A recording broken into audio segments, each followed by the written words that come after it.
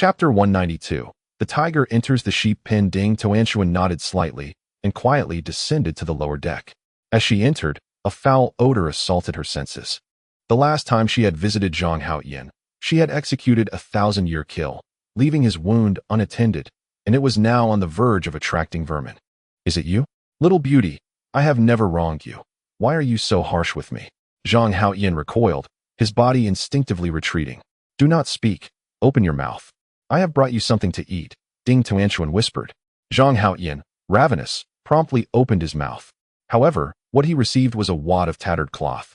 Zhang Haotian's face was a mask of horror as he watched Ding Tuantuan pull various knives and instruments from her backpack. That night was destined to be a sleepless one for Zhang Haotian. Ding Tuantuan played for over 3 hours before finally returning to rest. As dawn approached, she stealthily rose again, feigning a night watch on the deck. The next morning, under Yi Feng's orders, the military ship and the large vessel set sail downstream. For their supply of salt had run out, necessitating a team to venture to the beach to harvest salt. In the past, such a task could have been entrusted to just 2 individuals, without the need for full mobilization. However, Yi Feng was wary of Ma Xikong. Hence, every action required the entire crew's involvement to prevent being picked off one by that rogue. It was all Zhang Haotian's fault. Had he not discharged the crossbow, Ma Xikong would already be dead. After 5 hours of navigation, the large vessel arrived at the location of the cave. "Brother Feng, there's something on the shore," Cheng Libin announced, lowering his binoculars and pointing 200 meters away. Yi Feng hurried over. He observed a dozen members of the Gay tribe approaching the beach. Upon sighting the large ship behind them, their expressions shifted dramatically, and with a swish, they fled into the forest. Clearly, after their encounters with Yi Feng, these brave Gay warriors had come to recognize his formidable prowess and the terrifying nature of modern civilization. In the past, the Gay tribe could roam the entire Heishu River basin without concern, unlike the Tu Ba tribe, who lived in constant fear. "Are these fellows here to harvest salt at the beach?" Yi Feng pondered aloud. Behind him, Helly shook her head. "No, we Gay. Oh no. They Gay have never harvested salt at the beach. They simply lick a particular stone by the riverbank to replenish their salt intake." It was evident that Helly had completely distanced herself from the Gay tribe. "You all cover me with your guns by the shore. I will capture one of them for interrogation." With that, Yi Feng descended the rope ladder into the canoe, paddling with vigor, his speed rivaling that of a propeller. Upon reaching the shore, Yi Feng, armed, pursued the indigenous people. The rainforest soil was soft, and the footprints of the natives were distinctly visible. After a kilometer of pursuit, Yi Feng finally spotted a group of indigenous individuals huddled together, engaged in discussion. "Hello there." Yi Feng emerged from the thicket. The group of natives startled, rising simultaneously to flee. Yet, upon realizing that only Yi Feng stood before them, their faces twisted into malicious grins. "The foreign tribesmen, you possess quite the audacity. Arriving here alone. Leading the charge are 2 formidable figures, distinguished by their 5 stripes, indicating their status as high chieftains. It is no wonder they dared to confront Yi Feng directly. I merely came to extend a greeting and inquire about your intentions on the beach." Yi Feng slung his rifle across his back. It was unnecessary to resort to firearms against these minor adversaries. After all, ammunition in the underground base was a precious commodity, and he intended to spend his life here, making every bullet count. As for manufacturing bullets on this deserted island, that was a mere fantasy. Given the state of the industrial base here, it would take at least 5,000 years to meet the prerequisites for bullet production. What we do is none of your concern, Yi Feng. Today, since you have the audacity to come here, we shall claim your head and present it to the high priest as a trophy. Upon finishing their declaration, the 2 high chieftains began to encircle Yi Feng with strategic intent. Yi Feng sighed. "Must we resort to violence? The Black Tree River Basin is vast. Why can't our 2 factions coexist peacefully? There are ample fish, meat, minerals, and forests here to sustain both our communities." He had another objective this time, to see if he could negotiate a ceasefire with the indigenous people and perhaps recruit some native women to help maintain cleanliness aboard the ship, as the odors above were rather unpleasant, and the ship was far cleaner. "Are you dreaming, foreigner? What right does your inferior race have to coexist with our esteemed Godder tribe?" With that, the 2 charged towards Yi Feng simultaneously. "Damn it! Am I really deemed an inferior race?" Yi Feng did not reach for any weapon but instead assumed a stance of Bejiquan. Suddenly, a spear lunged towards his chest. the force of the wind sending Yi Feng's hair into disarray. Truly, this high chieftain possessed immense strength. The thrust must have carried a force of 1,000 pounds. However, it paled in comparison to Yi Feng's prowess. With a single hand, he grasped the spear and yanked it back forcefully. The high chieftain was helplessly propelled into Yi Feng's embrace, but instead of a warm welcome, he met the impact of a size 43 boot. With a resounding thud, the chieftain was sent flying over 10 meters, crashing into a tree as thick as a thigh, incapacitated in an instant.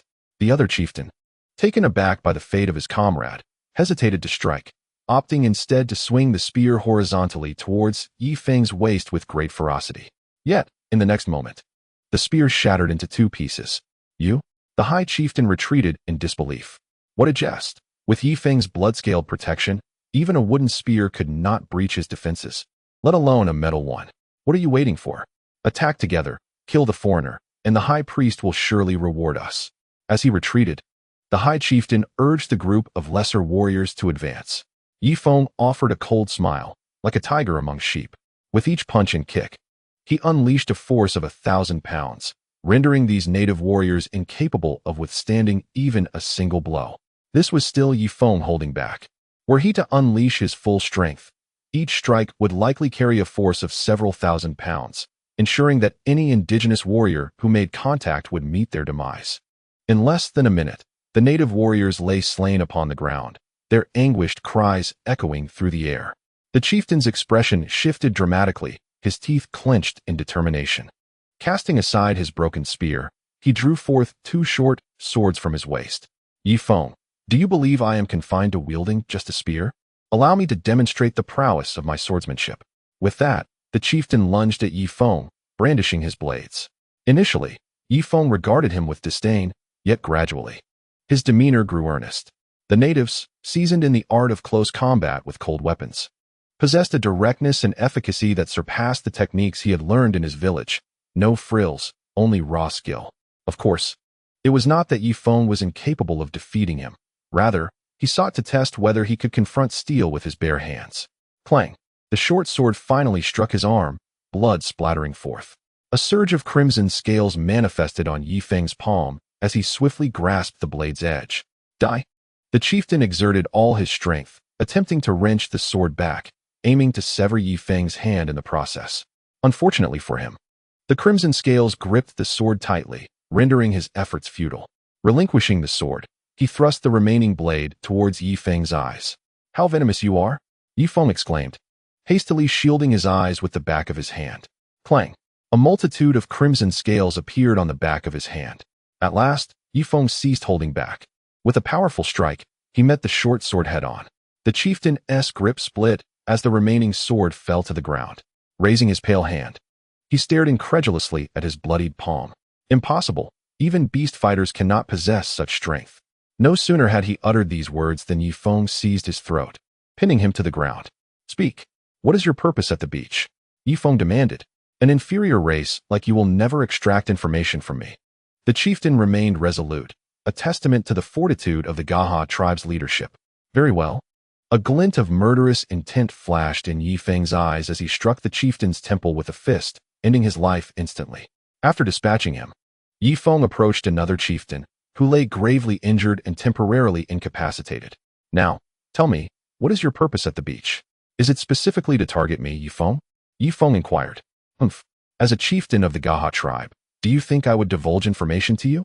Yi Feng was taken aback. These chieftains exhibited far greater resilience than the elders, preferring death over betraying their tribe's secrets. Bang! Another strike, and Yi Feng ended this chieftain's life as well. He then seized other natives, declaring, I shall ask but once. Answer me, and you shall live. If you aspire to be a warrior, the fate of these 2 will be yours. He gestured towards the lifeless bodies of the 2 chieftains. One after another, Yi Feng dispatched 6 natives, until the 7th finally cracked under pressure. Please, spare me. The high priest said that fortune has shifted to the beach. We were sent there to seek the poisonous fruit. Upon the conclusion of the indigenous man's speech, he appeared utterly drained of energy. The prideful glimmer in one's eyes invariably fades when dignity is trampled upon. Yi Feng gazed into the eyes of this native, and indeed, they had transformed into lifeless orbs. Once filled with a certain sharpness, Their gaze had now vanished. Did not your chieftain proclaim that the poisonous fruit is inedible? Yifeng retorted. Indeed, the poisonous fruit is not to be consumed. Yet the high priest and the chieftain instructed us to gather it for the purpose of crafting poisoned arrows, intended for you. Oh no, for the aberrant beasts. The indigenous man answered fluidly, as if his psychological defenses had been breached. Are you foolish? That is not a poisonous fruit. It is a fruit that bestows strength upon those who consume it. Your high priest and chieftain have deceived you into harvesting this divine fruit for their exclusive enjoyment. Yifeng asserted, giving the man's cheek a gentle pat. Impossible. The aftermath of consuming the poisonous fruit is ghastly. I have witnessed it firsthand, as has the entire tribe. The native shook his head in disbelief. You? Yifeng was poised to elaborate further, but decided against it. It was akin to traversing back 2 millennia to inform Emperor Qin Shi Huang that the earth is round. A complete upheaval of their understanding, potentially inciting further animosity towards oneself, as the truth clashed with the education he had received since childhood. Very well, I understand. You may proceed to gather the poisonous fruit, Yifeng concluded, patting the man's head. The remaining 6 indigenous individuals rose, casting puzzled glances at Yifeng. Foreigner, will you not partake of our brain pulp? One of them inquired. Eat brain pulp? I have no desire to contract a cerebral virus. Come now, I am quite merciful. Yifeng waved his hand dismissively. After retreating several dozen meters, the native group swiftly dashed toward the beach, their speed astonishing. Upon exiting the tribe, the high priest had warned them that outsiders were fond of consuming human brains, advising against idle chatter upon meeting. One must either kill or be killed. However, witnessing Yifeng's recent actions seemed to contradict the high priest's words. Let us not question the high priest's declarations. She speaks for the divine, and can the divine ever be mistaken? After a brief deliberation, they resumed their sprint toward the beach. Meanwhile, Yifeng returned to the grand ship, opting to forego the military vessel for now, as he was disinclined to ascend the lengthy rope ladder. Brother Feng, did you acquire anything of note? Bao Qifeng approached him. After Long Wu sustained severe injuries, Yifeng had appointed him as captain aboard the grand ship. Indeed, that group of natives is off to the beach in search of white fruit. Once they gather a sufficient quantity, we shall seize it for our own enjoyment. Yifeng grinned mischievously. But those natives are not foolish. Will they truly leave any for us? Bao Qifeng questioned, perplexed. Rest assured, the natives will not consume the white fruit.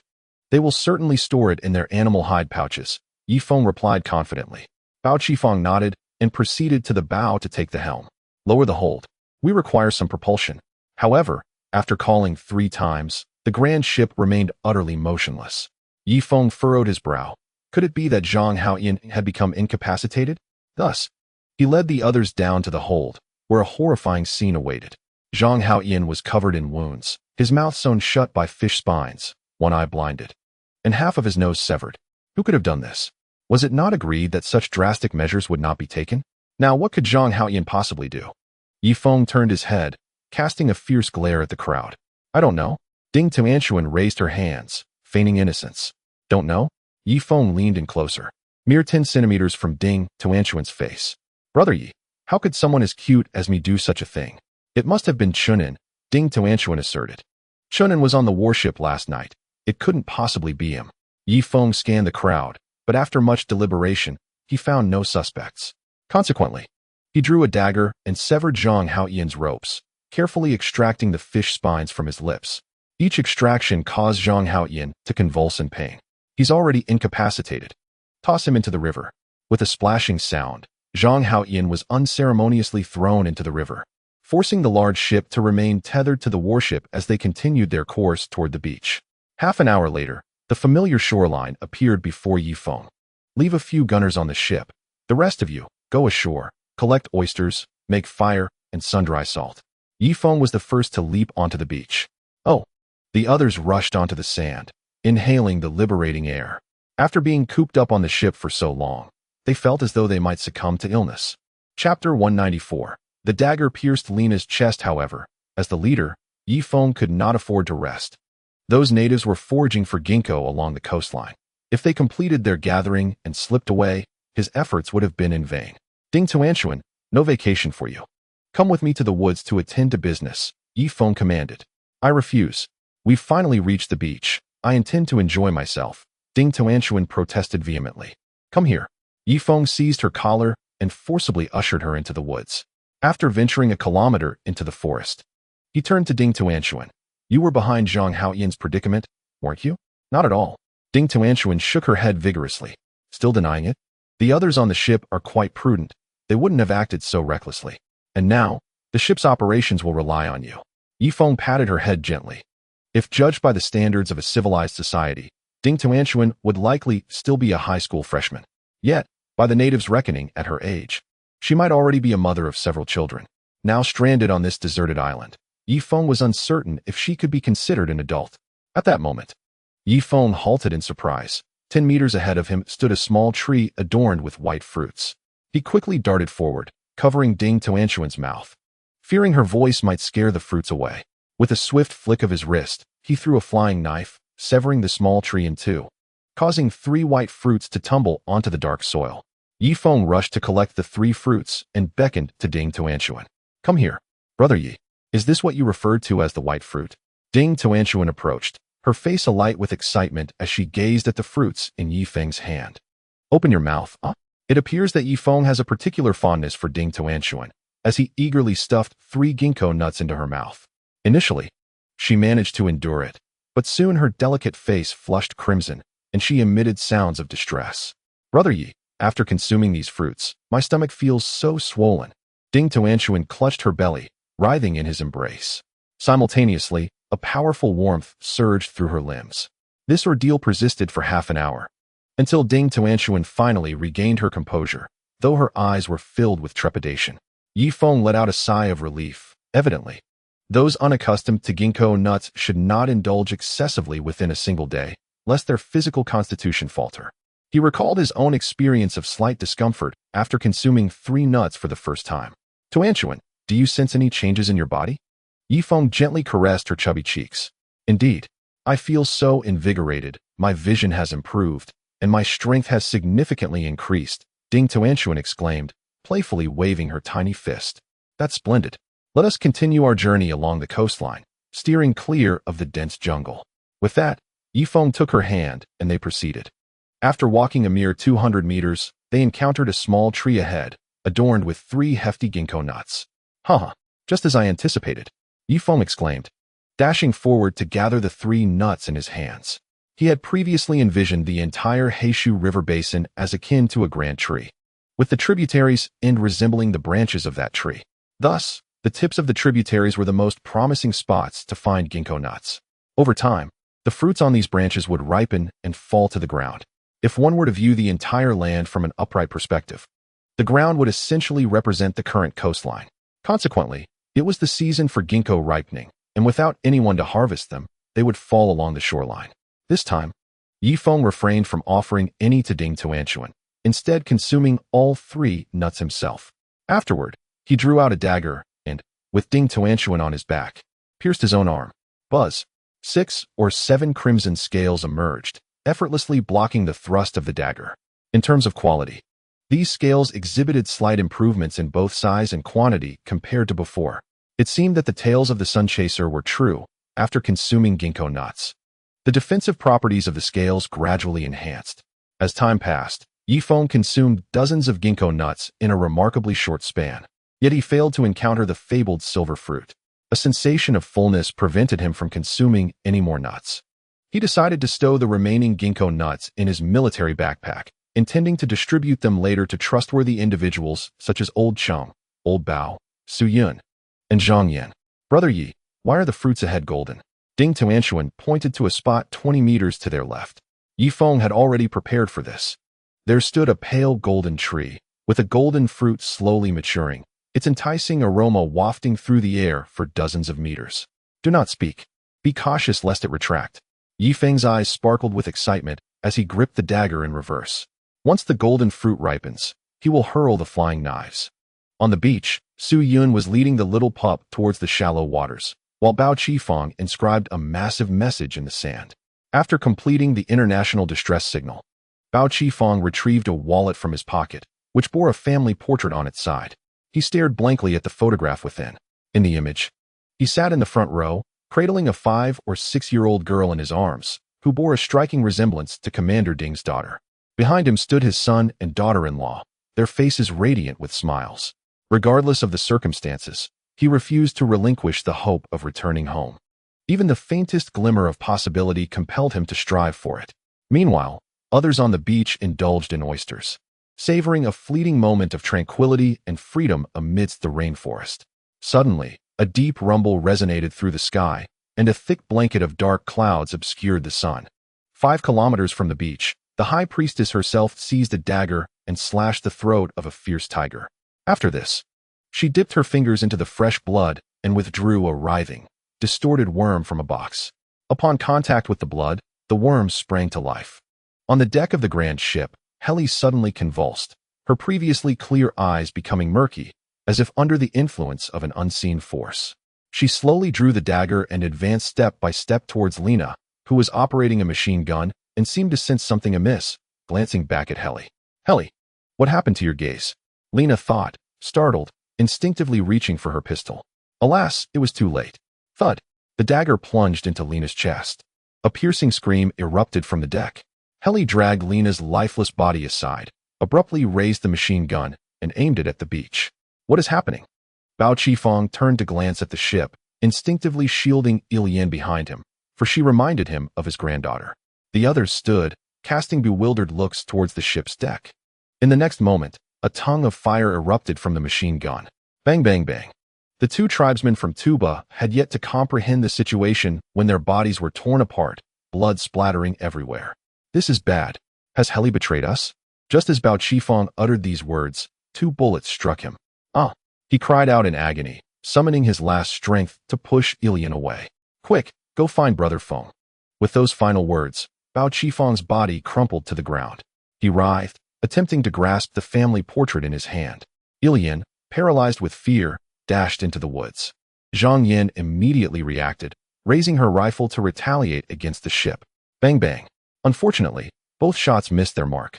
In the next instant, Zhang Yin felt herself propelled backward, blood mist erupting from her abdomen and chest. "Ah, Heli, it was her," Zhang Yin managed to utter before losing consciousness. As she closed her eyes, her entire life flashed before her like a rapid succession of scenes. Abandoned by her parents at the tender age of 10, spiraling into the depths of debauchery at 20, uniting with Wang Xiong at 25, and finally encountering Yi Feng at 28. "Ah, Feng." Zhang Yan's lips trembled slightly, her body remaining eerily still. The relentless barrage of bullets from the Maxim machine gun tore through the air, sending the masses on the beach scattering like headless flies. Simultaneously, on the deck of the warship, Susan had also come to her senses. She hurriedly raised her rifle, aiming at Heli's back. Bang! Bang! 2 shots rang out. Yet Heli merely paused for a moment before continuing to unleash a torrent of bullets onto the beach. Hearing the gunfire, Su Yun rushed over, leading her loyal companion. Heli, spotting Su Yun on the deck, swiftly redirected her weapon, aiming at her. Just as the flames of gunfire erupted, they abruptly ceased, as the barrel had turned red-hot, leading to a catastrophic malfunction. "You traitor, I will fight you." Long Wu, upon hearing the gunfire from the deck, burst from the infirmary. The horrific scene before him rendered him momentarily speechless. Ignoring his severe injuries, he grasped Heli's back, and the 2 engaged in a brutal melee on the deck. The beach, ravaged by the machine gun, had become a pockmarked wasteland, with a small grove of trees shattered and accompanied by 5 or 6 lifeless bodies. Su Yun and the others cautiously emerged from their cover, gazing in shock at the devastation on the beach. Bao Gong. Raimai rushed over, embracing the lifeless form of Bao Qifeng. Though he was dead, his hand remained steadfastly pointed in one direction. Raimai glanced at the photograph 2 meters away, quickly retrieved it, and placed it upon Bao Qifeng's chest. Ugh! Su Yun, witnessing the tragic scene, covered her mouth, stifling a sob. Yanjia? Chen spotted Zhang Yan's corpse. On the deck of the massive ship, Long Wu was still locked in combat with Heli. Susan paced anxiously on the warship, contemplating firing her weapon but fearing for Long Wu's safety. "Quick, let us board the canoe. We cannot allow Heli to kill Long Wu," Raimai exclaimed, leading the charge onto the canoe. Yet it was already too late. From the dense trees along the coastline came the sound of rustling, accompanied by the crushing of various underbrush. Turning back, Raimai's eyes widened in horror. She could no longer concern herself with anything else and vigorously paddled. The beach was swarming with a multitude of indigenous people, the wailing children rendering it impossible to see the end. In the rear, four wailing children emerged, carrying a palanquin, within which sat the high priestess. Luke and the remaining 3 elders stood obediently beside her. "Charge!" a chilling voice commanded, and the wailing children surged towards the canoe like a relentless tide. No, the canoe cannot move that swiftly. Tuba gritted his teeth, suddenly leaping from the canoe. Spear aimed at the throng of wailing children behind. His fellow tribesmen exchanged glances, and one by one, they too jumped from the canoe. "Sister Suyun, Miss Raimai, you must escape. Today, I, Tuba, shall repay you." Tuba bit his finger, letting the blood smear across his forehead. Yet, before he could assume a combat stance, the vengeful children surged forward like a tempest. In scarcely 2 seconds, Tuba and his kin were engulfed by the tide of the vengeful army. Nevertheless, the onslaught did not cease. They waded through the water, directly seizing the tail of the canoe. Bang, bang, bang. Rimiko, wielding dual pistols, continued firing until her ammunition was exhausted. On the deck of the warship, Susan and Chung Li-bin also raised their rifles. However, the sheer number of vengeful children rendered their limited bullets utterly ineffective. Thankfully, these vengeful beings did not employ blow darts. Otherwise, those aboard the canoe would have perished instantly. From the moment the vengeful children appeared until the battle's conclusion, not even a minute had elapsed. Suyun, Rimiko, Chenin, and Tuba were all captured alive by the vengeful children. With a wave of his hand, Ruk summoned several natives who bound them with ropes, rendering them helpless. Moreover, a multitude of vengeful children crawled slowly onto the large ship from the shallow waters. 2 minutes later, Longwu was also bound. Susan gasped for breath, incredulous at the unfolding chaos, almost doubting her senses. Just moments ago, they had been joyfully playing on the beach, feasting on oysters and basking in the sun, but suddenly, their world had crumbled. Some vengeful children leaped from the large vessel, swiftly swimming toward the warship. "Susan, should we leave now or wait for Fengge to return?" Chung Li-bin anxiously inquired, his eyes darting to the approaching vengeful children. "Susan, don't hesitate. Several vengeful children have already climbed aboard the warship." Chung Li-bin's voice became urgent. "Let us go. Head to the deep sea." Susan could only issue the command. The enormous warship slowly began to move toward the depths of the ocean. However, 5 or 6 vengeful children clung to the ship's underside, using their powerful limbs to gradually ascend the deck. At Susan's command, gunfire erupted on the deck. Yifeng was sprinting toward the beach, a golden dragon swirling around his legs as he ran. As for Ding Tuantuan, he had temporarily settled her in a tree. The cacophony of gunfire on the beach had undoubtedly attracted numerous enemies, and Yifeng could not risk Tuantuan's safety. Upon reaching the coconut grove, Yifeng was met with a terrifying sight. The deck of the large ship was teeming with vengeful children. Some were leaping about, while others had climbed the tall mast. In the distance, the warship was gradually departing from the beach, its stern belching thick smoke. Most alarming of all, the beach was inundated with vengeful children, nearly completely overtaking the sandy expanse. "No, Susan, don't leave. I'm still on the beach." Yifeng gasped, his expression one of shock as he stared at the distant warship. Creaking sounds echoed as the vengeful children seemed to sense something, simultaneously turning their heads to cast venomous glances at Yifeng. "Kill!" Ruk commanded. Chapter 196. A forceful swipe. The incessant wails of the vengeful children surged towards Yifeng like a relentless tide. With a fierce punch, Yifeng sent 3 of them flying, yet a multitude more followed in swift succession. They attacked from the front, flanked him on both sides, and some even leapt onto the coconut trees, descending from above. Within a mere 5 seconds, Yifeng found himself engulfed by an ocean of vengeful spirits. With a series of thuds, he was unaware of how many blows he had endured. The crimson scales on his body manifested every second. "This cannot continue. I will not survive if this persists." Resolutely, he clenched his teeth and broke through the encirclement, fleeing deeper into the dense forest. Even so, one of the vengeful children clung to his back. "Shall I personally capture Yifeng, High Priest?" Lu Ku inquired. "You are insufficient, Beast Elder. Bok Elder. You shall accompany him. Ensure he remains alive. He will be of great use to me," the High Priest replied calmly. Lu Ku nodded and pursued alongside the 2 esteemed elders. On the beach, the vengeful children parted, revealing the center where Rimiko and others were bound like rice dumplings. Yifeng dashed through the forest with the speed of the wind, quickly creating distance from his pursuers. However, whenever he attempted to rest, the vengeful children would invariably find him again. In desperation, he leapt into a large tree to conceal himself. As anticipated, 5 minutes later, a throng of vengeful children gathered beneath the tree, seemingly aware of Yi Feng's presence. This is peculiar.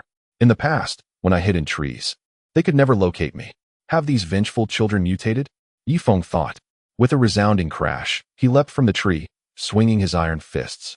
Several vengeful children fell dead instantly, yet the blood scales on his body manifested 5 or 6 times as well. In the dense forest, the vengeful children held an inherent advantage. Their climbing ability surpassed Yi Feng's, and their slender forms allowed them to navigate the underbrush with ease. In contrast, Yi Feng often had to circumvent thorny bushes or leap over them, resulting in greater physical exertion. Clang! A spear struck Yi Feng's back with precision. A multitude of blood scales emerged, and the force of the blow propelled him 3 meters forward. Gasping, he spat blood, feeling his insides jolt. Yet, there was no time to lament the pain. He pressed on, continuing his flight.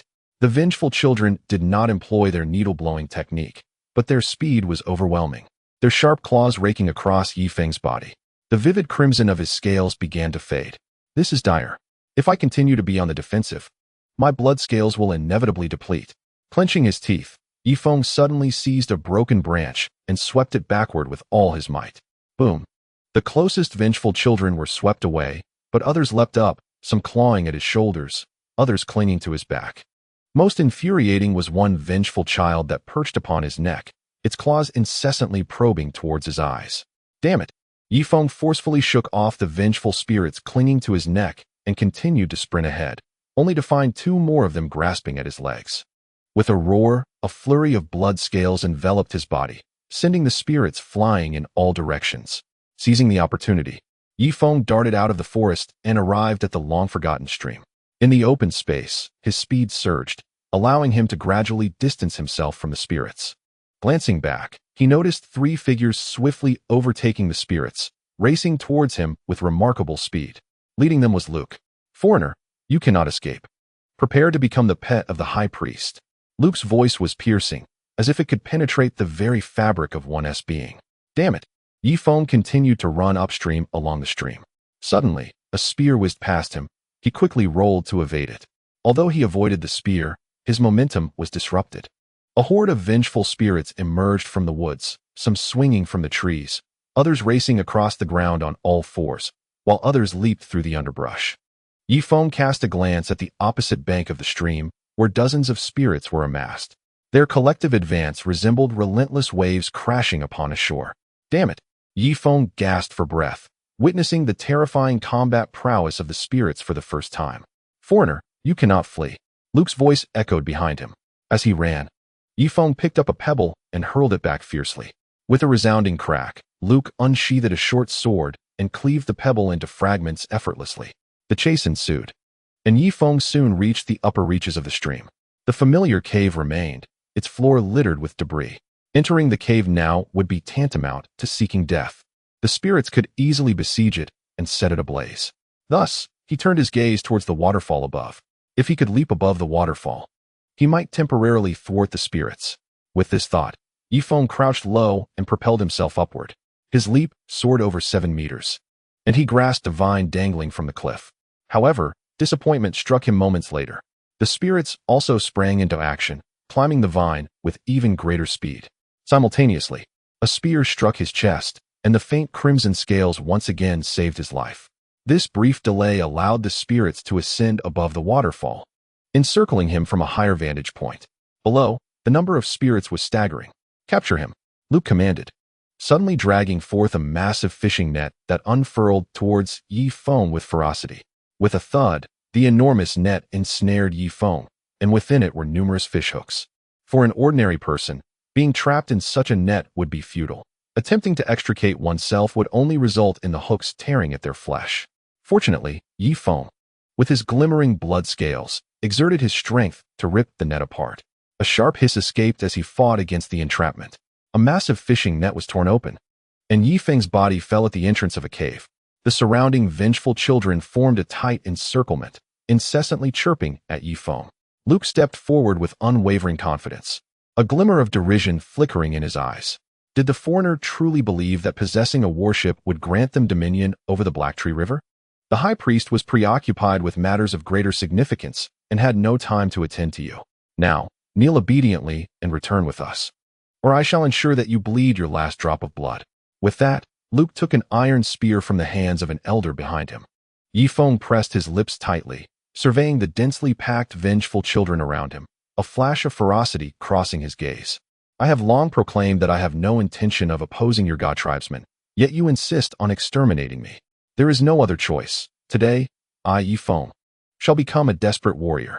Chapter 197. Upon returning, speak the truth. With that, Yi Feng bound a dagger to a wooden stick and directed a piercing gaze at the adversaries encircling him. Humph! Luke scoffed, slowly stepping back. A horde of vengeful children surged forth like a tidal wave, nearly burying Yi Feng beneath their numbers.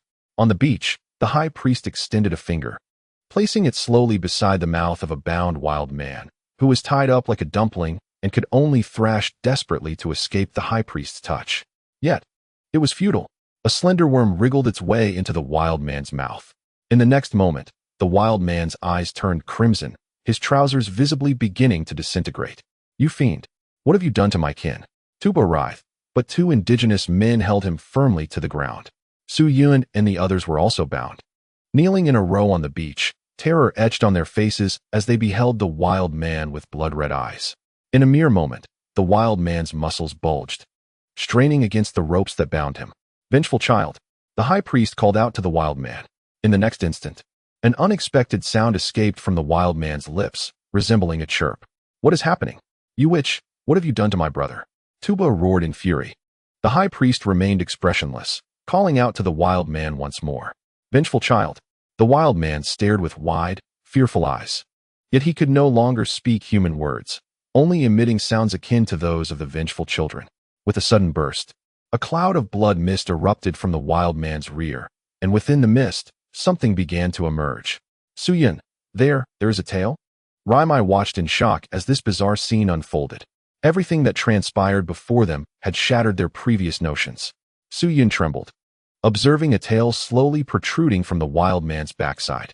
Not only that, but dark fur began to sprout from his previously smooth skin, on his hands, arms, neck, and finally, his face, all emerging in a cascade of black hair. Vengeful child, the wild man cried out once more, his once blood-red eyes now filled with malice, transforming into a pale green hue. He was turning into a vengeful child.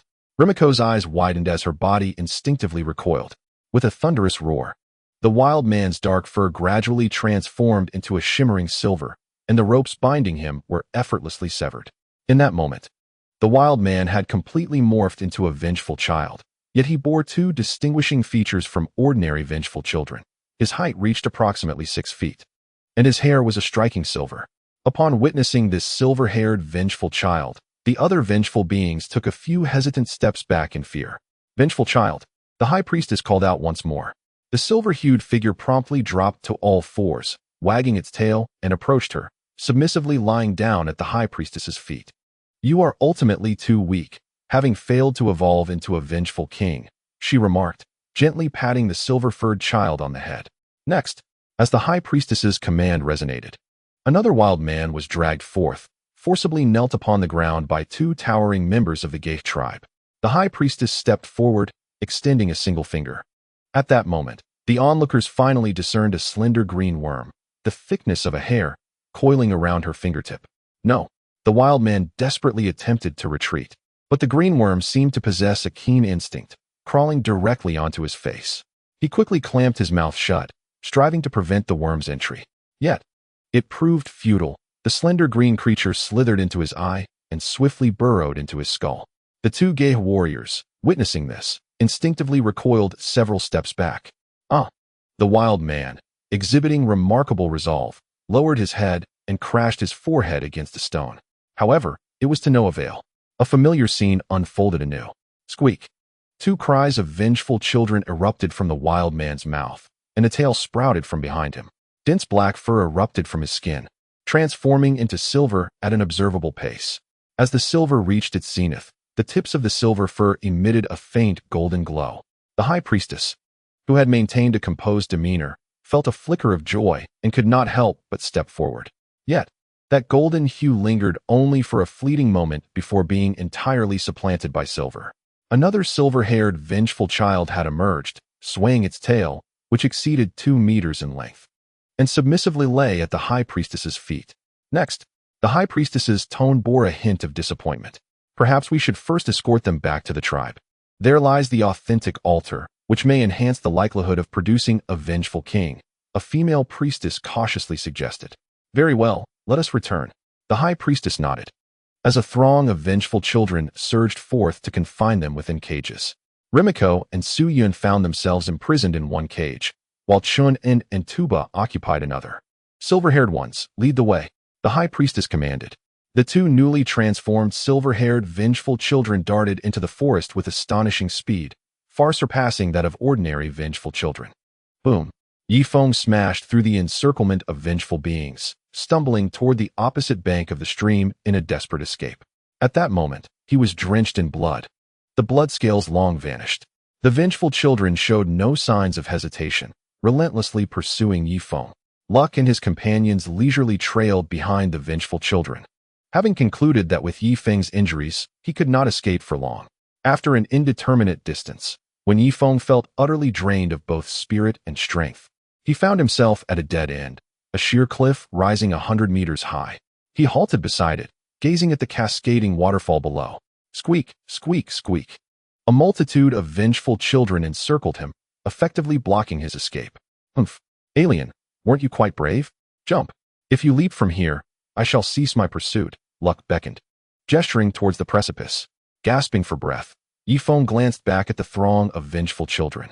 Gritting his teeth, he took a run-up of 5 or 6 meters. Whoosh. He launched himself like a cannonball towards the river below. With a resounding splash, water erupted to a height of 5 or 6 meters. In that moment of descent, Yifeng lost consciousness.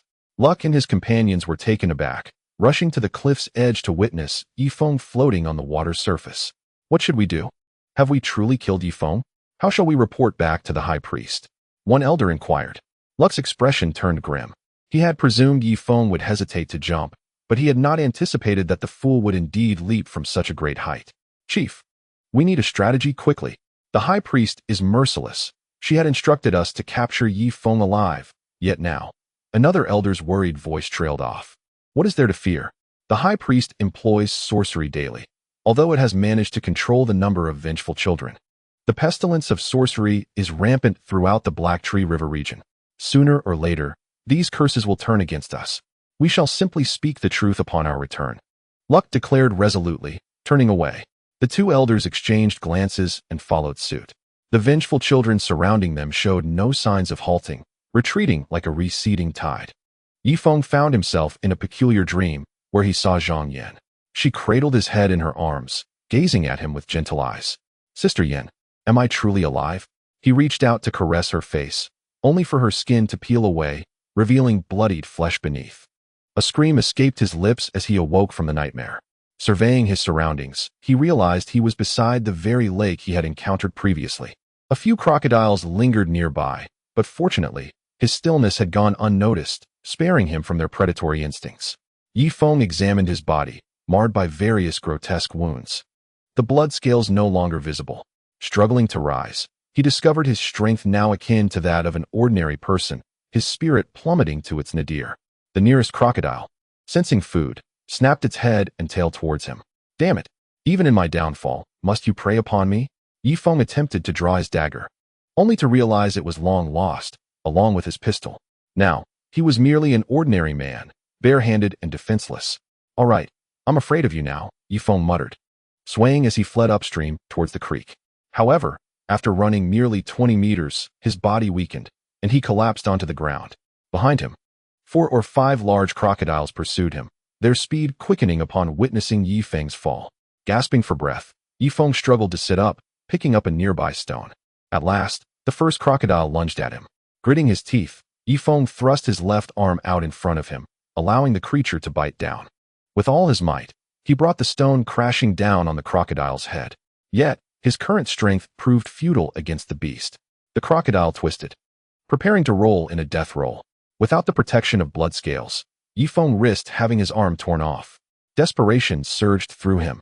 He found the strength to mount the crocodile's back, rolling along with its momentum. But the death roll was relentless, twisting again. Crack! Yifeng felt as though his bones might shatter.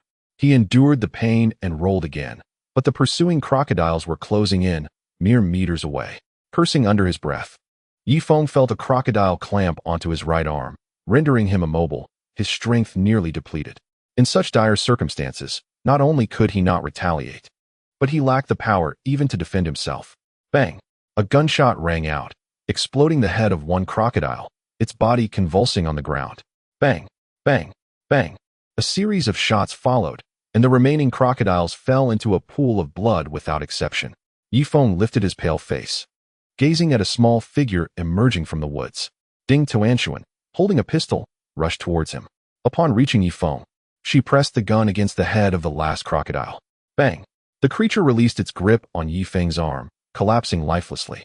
"Brother Yi," Ding Tuantuan exclaimed, embracing him. Her eyes filled with helplessness and terror. As a young girl lost in the woods, even after consuming 3 ginkgo nuts, she was still profoundly frightened. "Tuantuan, I can't move right now. Place my hand into the crocodile's wound, quickly." Yifeng spoke weakly.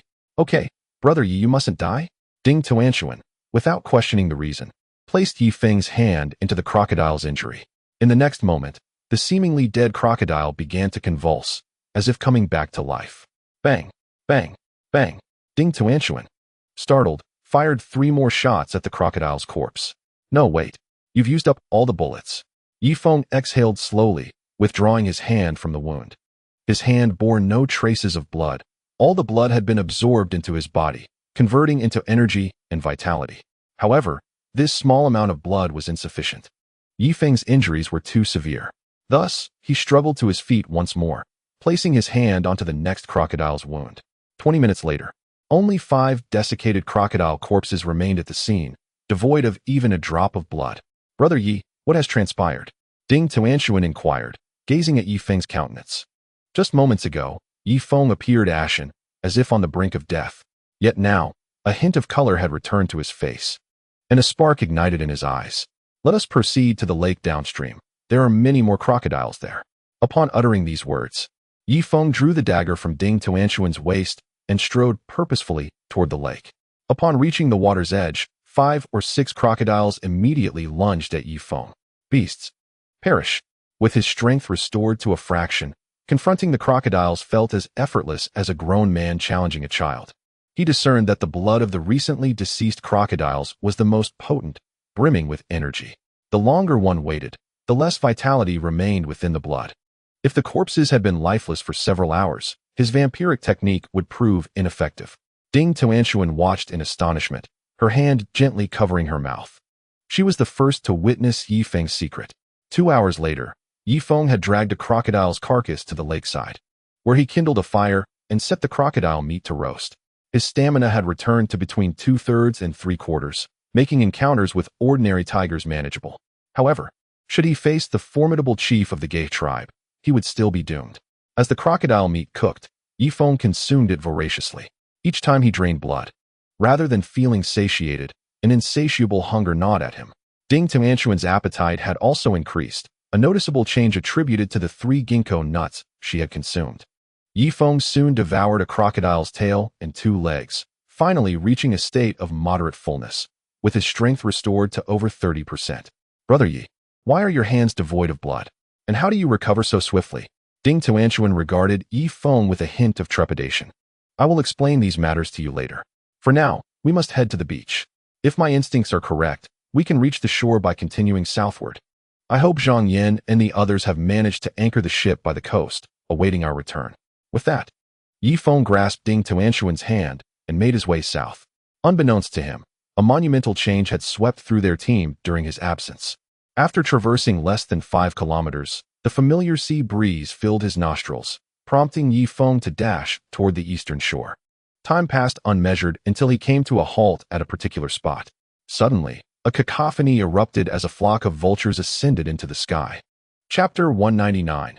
A trial beyond endurance. On the ground lay a dozen spotted hyenas feasting upon corpses. One of the bodies appeared vaguely familiar to Yifeng. This, Zhang Yan. A roar erupted from the beach. Brother Yi, this is Uncle Bao's corpse. Ding Tuantuan's voice trembled with sorrow. Yifeng sank down onto the sand, bloodied and overwhelmed. What had transpired within the team? How could so many lives have been lost? If even Zhang Yan has perished, what of Su Yun? What of Susan? What of Engineer Cheng? It must certainly be that high priestess. Her calculations are unfathomable. This cursed woman. Yifeng yearned to utter some harsh words. Yet he felt such an action would be too juvenile. Brother Yi, what shall we do now? The warship has vanished, and the large ship is nowhere to be found. Ding Tuantuan tugged at Yifeng's sleeve. Rising to his feet, Yifeng gazed blankly at the sea. There, he discerned a floating corpse, with two vultures incessantly pecking at it. Lena? He recognized her tawny hair. At that moment, his world crumbled. The team he had painstakingly assembled had nearly disintegrated with a single strike from that high priestess. Uncle Yi. Just then, a timid voice resonated from the jungle. Ilian emerged, her small frame trembling violently, her eyes brimming with terror. Upon realizing it was Yifeng, she hurriedly threw herself into his embrace. Yifeng's heart sank to the depths, mechanically stroking Ilian's head. What to do? With both the warship and large ship gone, and 3 vital members of the team dead.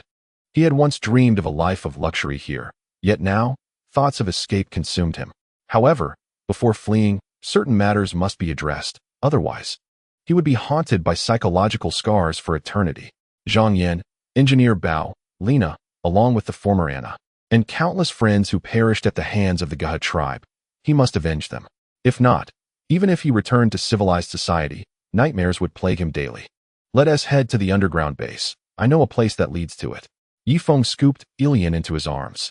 At that moment, Ding Tuantuan suddenly pointed towards the depths of the ocean. Brother Yi, look, that seems to be our warship, she exclaimed, jumping and directing her finger towards the sea. Yifeng felt a jolt of surprise and turned his gaze towards the distant vessel, his heart racing with anxiety. Quick, let us hide in the woods. With that, Yifeng cradled Ilian in his left arm while grasping Ding Tuantuan's hand with his right, retreating into the foliage. Time passed, and at last, the warship anchored in deep waters, approximately 200 meters from the shore. A canoe was lowered, and Susan was the first to leap into it, followed by Cheng Li Bin and Yang Li, who paddled with wooden oars. Meanwhile, Susan stood alert, rifle in hand, vigilantly watching the beach. Yifeng let out a sigh of relief, emerging from the coconut grove with the 2 young girls. Susan, it's me. What of Su Yun and Raimai? Yifeng shouted on the beach, his heart racing with exhilaration. Moments ago, he had witnessed 3 vital members of his team fall and feared the warship had changed hands. It seemed he had been overly anxious. Ah Feng, Brother Feng, Yifeng. The trio rejoiced upon spotting him, their paddling quickening. Once the canoe was secured, they rushed towards him. The 6 of them embraced tightly, conveying their mutual concern. Yifeng, a grave situation has arisen. My sister has been captured by the Ga tribe, along with Raimai Zi, Tu Ba, Chenan, and Susan. With each name that was uttered, Yifeng felt his heart sink deeper. What about the large ship? Ding Tuantuan inquired. The large ship has also been commandeered by the natives. Now we are left with only the warship. Susan's voice trembled with a hint of suppressed tears. The combat prowess of those resentful children had instilled a sense of despair within her. And the heavy machine gun? Yifeng pressed for the crucial detail. It was destroyed. The barrel exploded. Yang Li shook her head. Yifeng deflated like a punctured balloon. The heavy machine gun represented his most formidable firepower. And now it seemed as if they had regressed to a state of utter helplessness. Yifeng, what shall we do now? Yang Li asked anxiously. Yes, Brother Feng. We must devise a plan quickly, or there will be scarcely anyone left aboard our warship, Cheng Li Bin added, his voice hoarse. He had witnessed the brutal murder of Bao Qifeng, a colleague of over a decade, leaving him with an indescribable ache in his heart. My thoughts are in turmoil. Let us board the warship first. The beach is not safe, Yifeng declared, cradling Ilian as he leapt into the canoe. The others quickly followed suit, paddling furiously. 10 minutes later, Yifeng found himself seated on a deck chair. Here's the situation, Brother Feng. At that time, Lena was guarding the machine gun on the large ship, but Heli launched a surprise attack from behind and pierced Lena through, seizing control of the machine gun and firing upon our own people on the beach. Who would have thought that Heli, so wild and untamed, would turn against us? Those natives deserve their fate, Chung Libin snarled. Heli? She has betrayed us? Yi Feng's eyes widened in disbelief.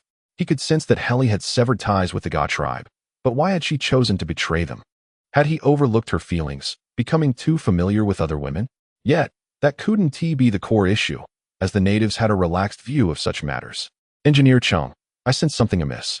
I shot Heli twice from behind, yet she seemed unaffected and continued to operate the machine gun.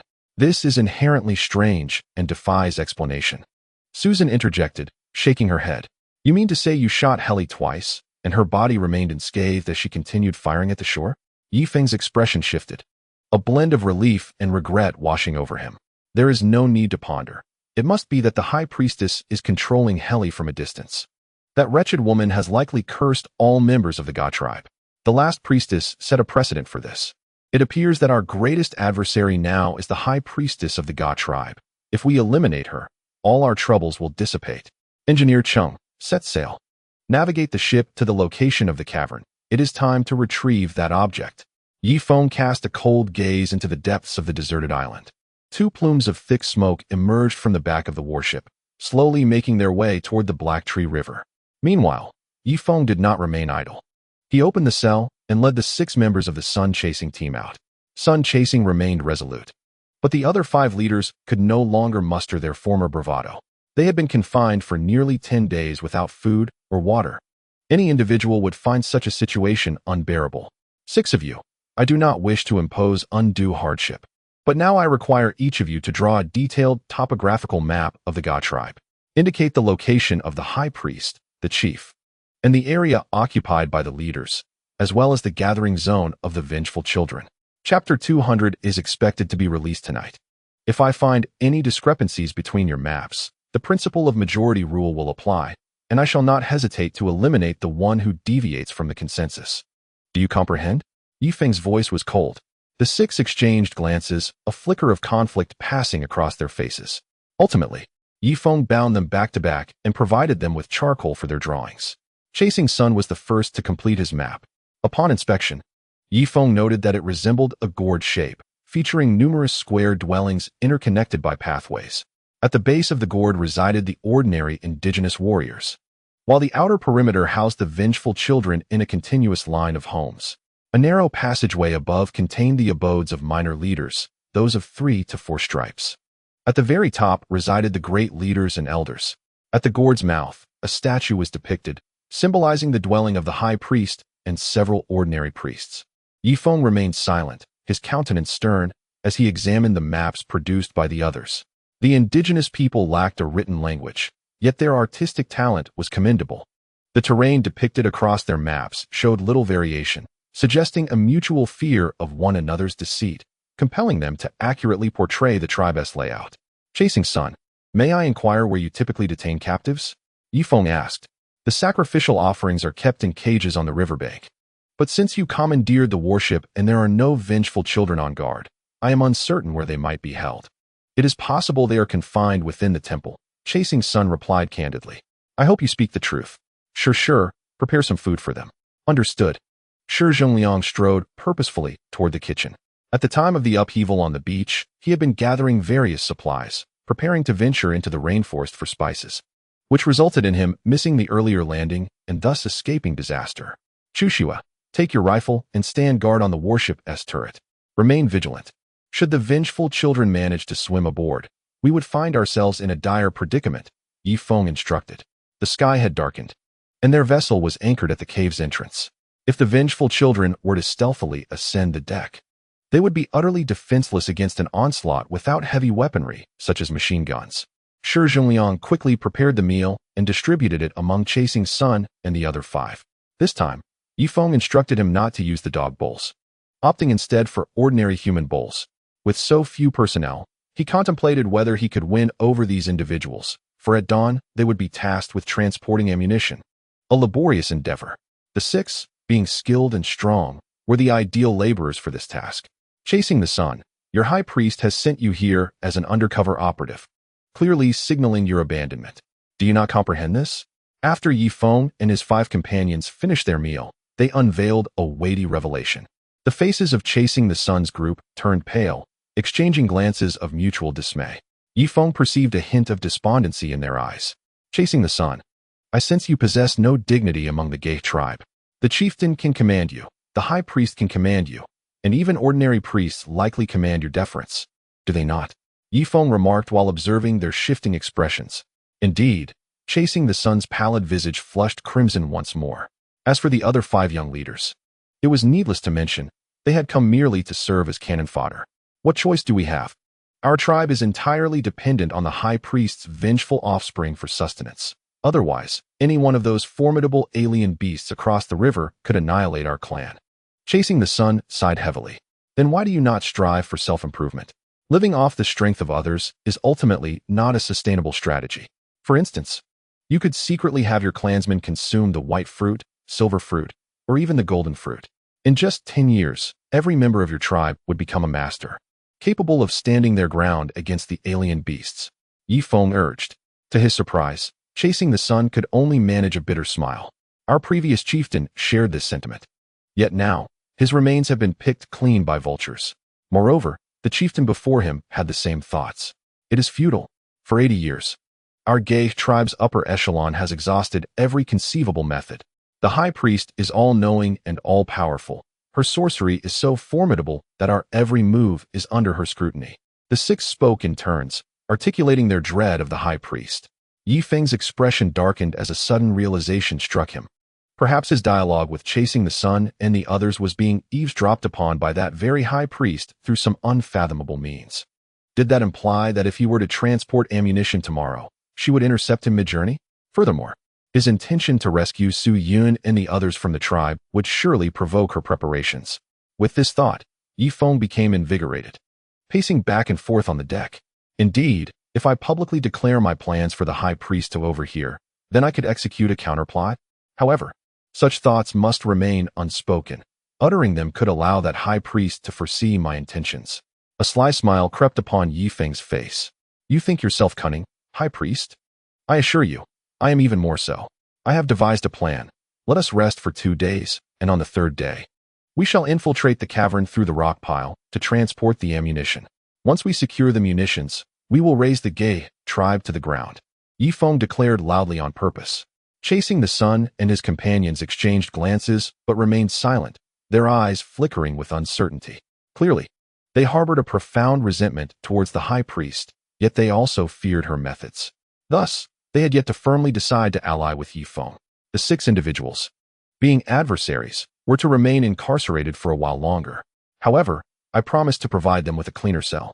Should they find themselves hungry, they could merely tap their fingers against the walls, and I would instruct Shirshir to deliver their sustenance. After uttering these words, Yifeng refrained from unshackling them, and instead gestured invitingly. The indigenous people, proud by nature, required a semblance of dignity to facilitate their compliance. The 6, recognizing the unspoken understanding, promptly rose and made their way toward their new quarters. Once they were securely confined, Yifeng returned to his own chamber. The once vibrant warship now felt desolate, devoid of Chun En's rhythmic snoring, Zhang Yan's graceful dances, or the raucous cries of Tuba and others on deck. A suffocating sense of loneliness enveloped Yifeng, filling him with nostalgia for his former companions. Upon entering his dormitory, he meticulously secured the doors and windows, then took up charcoal to inscribe his thoughts upon the floorboards. He had already proclaimed his intention to transport ammunition from the cave 2 days hence. If the high priest possessed eavesdropping capabilities, she would likely position her personnel near the cave this very night. Chapter 201. A kiss on Yifeng's cheek. With this in mind, Yifeng dismissed the notion of sleep. He summoned Susan and Chung Li Bin, yet instead of speaking, he opted for written communication. On the floor, he penned, Susan, old Chung, the high priest may have the ability to overhear us. Thus, I can only convey my thoughts through writing. I plan to lie in wait at the cave entrance to observe whether the high priest will set traps or position her forces there. Should she do so, it would confirm her eavesdropping capabilities. Moreover, if she indeed assembles a multitude of skilled warriors and vengeful children at the cave, we shall seek assistance from the Gaha tribe and Su Yun. After rescuing the captives, we can return to transport the ammunition once the high priest realizes her personnel have been diverted. This strategy serves as a feint, effectively countering her surveillance abilities. From now on, for matters of importance, let us refrain from speaking and communicate solely through written words. I refuse to believe the high priest can comprehend our language. Yifeng concluded his writing. It had been some time since he had last penned words, and his handwriting appeared uneven, the strokes seemingly at odds with one another. Susan and Chung Li Bean exchanged glances, nodding in understanding, and replied on the ground, "We comprehend." Yifeng armed himself with a rifle and 2 handguns, then quietly submerged into the waters beneath the warship. Some leeches and parasitic catfish attempted to latch onto him, but his blood scales thwarted their advances. He opted against using a canoe, as its size would make it an obvious target, should any indigenous observers be present on the shore. His midnight landing would be tantamount to suicide. At last, he reached the shoreline, inspecting his body to find not a single leech or parasite upon him. Once ashore, he tread lightly, stealthily approaching the cave's location. Passing a tree of the ailanthus genus, he crushed its leaves to extract a juice, which he applied to his body to mask his scent. Following the battles of the day, Yifeng had come to realize that the vengeful children possessed an exceptionally keen sense of smell. The sap of the tree of heaven emits an unbearable stench that compels any creature to instinctively filter it out, turning instead to the scent of humans. After applying the foul sap, Leaf Maple ascended a banyan tree, camouflaging himself with its leaves. All that remained was to wait. As time gradually passed, the moon soon reached its zenith. Half asleep, Leaf Maple suddenly stirred, directing his gaze upstream. In the forest, pairs of green eyes illuminated the darkness as the army of vengeful children approached, accompanied by the hushed murmurs of the Gaha tribe. Leaf Maple quickly held his breath, endeavoring to suppress his panting. Moments later, a multitude of vengeful children congregated beside a pile of stones, followed by the appearance of 3 figures. In the moonlight, Leaf Maple recognized them as the very ones who had relentlessly pursued him during the day, led by the tenacious Luke. "Stay hidden," Luke whispered, and the vengeful children concealed themselves among the scattered stones, some burrowing into the underbrush while others began to ascend the trees. At that moment, one of the vengeful children started climbing towards the banyan tree where Leaf Maple was concealed. "Oh no, don't come over here," Leaf Maple thought, filled with both urgency and anger. Why must this stubborn child choose to approach him? After climbing 5 or 6 meters up the banyan tree, the vengeful child suddenly widened its green eyes, its short nose twitching as it seemed to catch a whiff of something. Although the tree of heaven masked most human sense, if the child drew too near, it would still reveal Leaf Maple's presence. With a resolute determination, Leaf Maple lunged forward, seizing the child by the neck. The creature emitted a half-hearted squeal, but Leaf Maple swiftly silenced it. With a swift motion, he twisted its head off, green blood cascading down the banyan tree. This sight horrified Leaf Maple, for the vengeful child's blood glowed like phosphorescent powder in the night.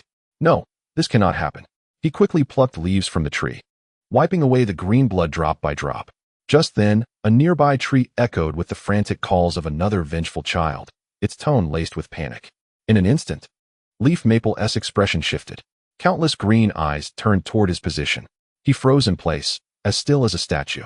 After 5 agonizing seconds, those green eyes vanished, seemingly redirected elsewhere. With a sigh of relief, Leaf Maple gently descended to the ground, making his way toward the riverbank with cautious steps, where he buried the vengeful child's body in the mud. Once buried, he plunged into the river, swimming stealthily toward the warship. He held his breath, covering a distance of 200 meters without surfacing. This newfound ability, a result of consuming the golden fruit, had significantly enhanced his breath-holding capacity. Finally reaching the warship, Leaf Maple hurriedly made his way to Susan's quarters. "Susan, gather everyone in my dormitory." "Understood." Before long, Leaf Maple's dormitory was filled with people, all gazing at him with solemn expressions. Yifeng remained silent, erasing the inscriptions on the floor and inscribing new ones with charcoal. The high priest truly possesses the ability to eavesdrop on our conversations. Earlier, while I waited in the tree, I observed a multitude of vengeful children approaching the cave, lying in ambush. Upon reading Yifeng's words, everyone was taken aback, and Bai Chushue covered her mouth, fearful of making a sound. Susan also picked up the charcoal, inquiring, "What shall we do next? From now on, you need not concern yourselves with anything. I shall handle it all. I am heading ashore alone to rescue Su Yun and the others from the Gay tribe. The warship will remain here, creating a fade for the Geich people. While I am away, you must remain vigilant and prevent the vengeful children from boarding the ship. Otherwise, we will lose our home. Yifeng wrote before tossing aside the charcoal and standing once more. However, Ding Tuantuan grasped Yifeng's arm, sketching a figure in the dirt, an adult holding a child's hand, implying her desire for Yifeng to take her along. Yifeng smiled wryly, shaking his head and gently patting her chubby little head. This venture into the Geich tribe is fraught with peril. Bringing an additional person only heightens the risk. Ding Tuantuan would be of no assistance and might even hinder him. I am leaving, he inscribed, penning the final 3 words. Suddenly, Susan stood up, tightly embracing Yifeng and planting a kiss on his cheek. Yifeng, we will all be waiting for you. Brother Feng, please stay safe. Brother Feng, prioritize your safety. If you cannot save them, then let it be. Bai Chuxue was the last to speak. Yifeng nodded and once again submerged himself into the depths of the water. It was around 2 in the morning. At his current pace, he would reach the Geich tribe in less than 2 hours. Rescuing the individuals would likely take an hour, and returning could take 3 to 5 hours. By then, dawn would have arrived. Chapter 202. Yifeng did not wish to miss this opportunity yet. Yifeng was determined not to let this opportunity slip away. With Rook and 2 skilled fighters stationed at the mouth of the cave, this was the optimal moment for him to effect a rescue. After swimming to the shore, Yifeng immediately applied the oil from the tree of heaven over his body. All the while racing upstream, he soon arrived at the swamp, where only a few crocodiles remained scattered about. Most had migrated elsewhere. Currently, his strength was at merely 30% of its peak. It was essential to eliminate these crocodiles. With this thought, Yifeng drew his dagger and stealthily approached the crocodiles under the moonlight. Without any doubt, one by one, these crocodiles fell to Yifeng, their flesh rendered into dried meat. One crocodile bit into his arm, an act Yifeng had intentionally allowed to happen. Indeed, the blood seeping from the bite was faintly tinged. His strength had likely recovered to around 30 to 40%, as crocodile blood has limited restorative properties. The blood of elders or the chieftain, however, would possess far greater efficacy. Additionally, Yifeng realized that the amount of blood he could absorb each day was finite. Since he could only absorb a limited quantity, why not seek out the blood of more formidable beings? Having made up his mind, Yifeng stealthily approached the position of the Geich tribe. After navigating around 2 tributaries, he finally stood at the downstream of the last one. In this spot, aided by the luminous full moon above, he could faintly discern a few canoes moored upstream. Along the way, he encountered a leopard and 2 spotted hyenas, but they were intimidated by his imposing presence and fled in terror. Now was the moment. Yifeng leaped into the mud and rolled, covering his body entirely in the muck. This transformation rendered him nearly unrecognizable, facilitating his movements under the cover of darkness. Given that this tributary lay within the territory of the Geich people, Yifeng proceeded with utmost caution, traversing 2 kilometers upstream in 20 minutes. Indeed, relying on his instincts, he soon spotted 2 sentinels perched in a large tree. They were a male and a female Geich, seemingly bored during the long night, indulging in their own merriment. The female native supported herself on a branch while the male beat out a primitive rhythm behind her. Concealed within a thicket, Yifeng grew increasingly impatient. It was already 4 in the morning, and if these 2 did not succumb to drowsiness, he would be unable to cross this perilous zone to rescue Su Yun and the others. There was no choice left. Gripping his dagger in reverse, he aimed at the couple in the tree, waiting for the opportune moment when their bodies overlapped. With a swift motion, he hurled the dagger. A muffled grunt escaped as the blade shot through the air with meteoric speed. The female native had yet to react when the dagger pierced her chest. Its momentum carried it further, penetrating the male's abdomen. A cry of agony escaped his lips as he prepared to alert the tribe. Yifeng's expression changed drastically. It seemed his throwing skills were not yet perfected. If only Susan were here, but she lacked his strength. Thus, he rolled once more and sent another stone hurtling through the air. Bang! The male native's head burst apart. The 2 bodies plummeted from the 5-meter-high treetop. Yifeng quickly spread his arms, adopting a horse stance to brace for the impact. Thud! The 2 corpses landed simultaneously in his embrace, and he gently laid them down on the ground. The Geich tribe lay merely 100 meters away, and some of the more prominent leaders, possessing keen hearing, could detect unusual sounds. Should they come to investigate, Yifeng's plan would be in jeopardy. With the high priest's cunning intellect, he would surely unravel Yi Feng's ruse, making any future attempts to rescue the captives exceedingly difficult. Most critically, how many days could Su Yun and the others survive? Given the natives' open attitudes towards sexuality, it was likely that Su Yun and Rai Mai had already. Yi Feng's heart ached with anguish as he suppressed his discomfort, quietly making his way to the entrance of the Gate tribe. Such primitive tribes typically had only 2 sentinels at the gate. The entire settlement was encircled by tall wooden stakes, adorned with sharp thorns, forming a protective barrier akin to the walls of a civilized society. Yi Feng did not enter through the main entrance. Instead, he stealthily approached the neck of the gourd-shaped structure, pressing his ear against the wall to listen intently. Indeed, he heard a series of squeaks emanating from within. The remnant spirits of children must reside there. If he were to recklessly leap inside, he would immediately alert the legion of vengeful spirits. With this thought in mind, Yi Feng circled the lengthy wall, stopping every 10 meters to press his ear against it. He continued onward until he reached the upper section of the gourd-shaped terrain, where he finally detected no sound from the spirits. A surge of joy filled his heart, and he bent his knees slightly. In the next moment, Yi Feng propelled himself 7 meters high, just clearing the towering wooden wall. Upon landing inside, he quickly rolled to dissipate the momentum of his fall. It was not that his legs could not bear the force. Rather, he feared the noise might attract unwanted attention. Almost as soon as he regained his footing, a native suddenly appeared before him. This individual appeared to be an ordinary native, albeit situated in the upper section of the gourd. The native's reaction was sluggish as he stared curiously at Yi Feng, who was smeared in mud, mistakenly believing him to be a woman from his tribe who had fallen into a mire. He barely uttered a word before Yi Feng lunged forward, grasping his throat in a vice-like grip.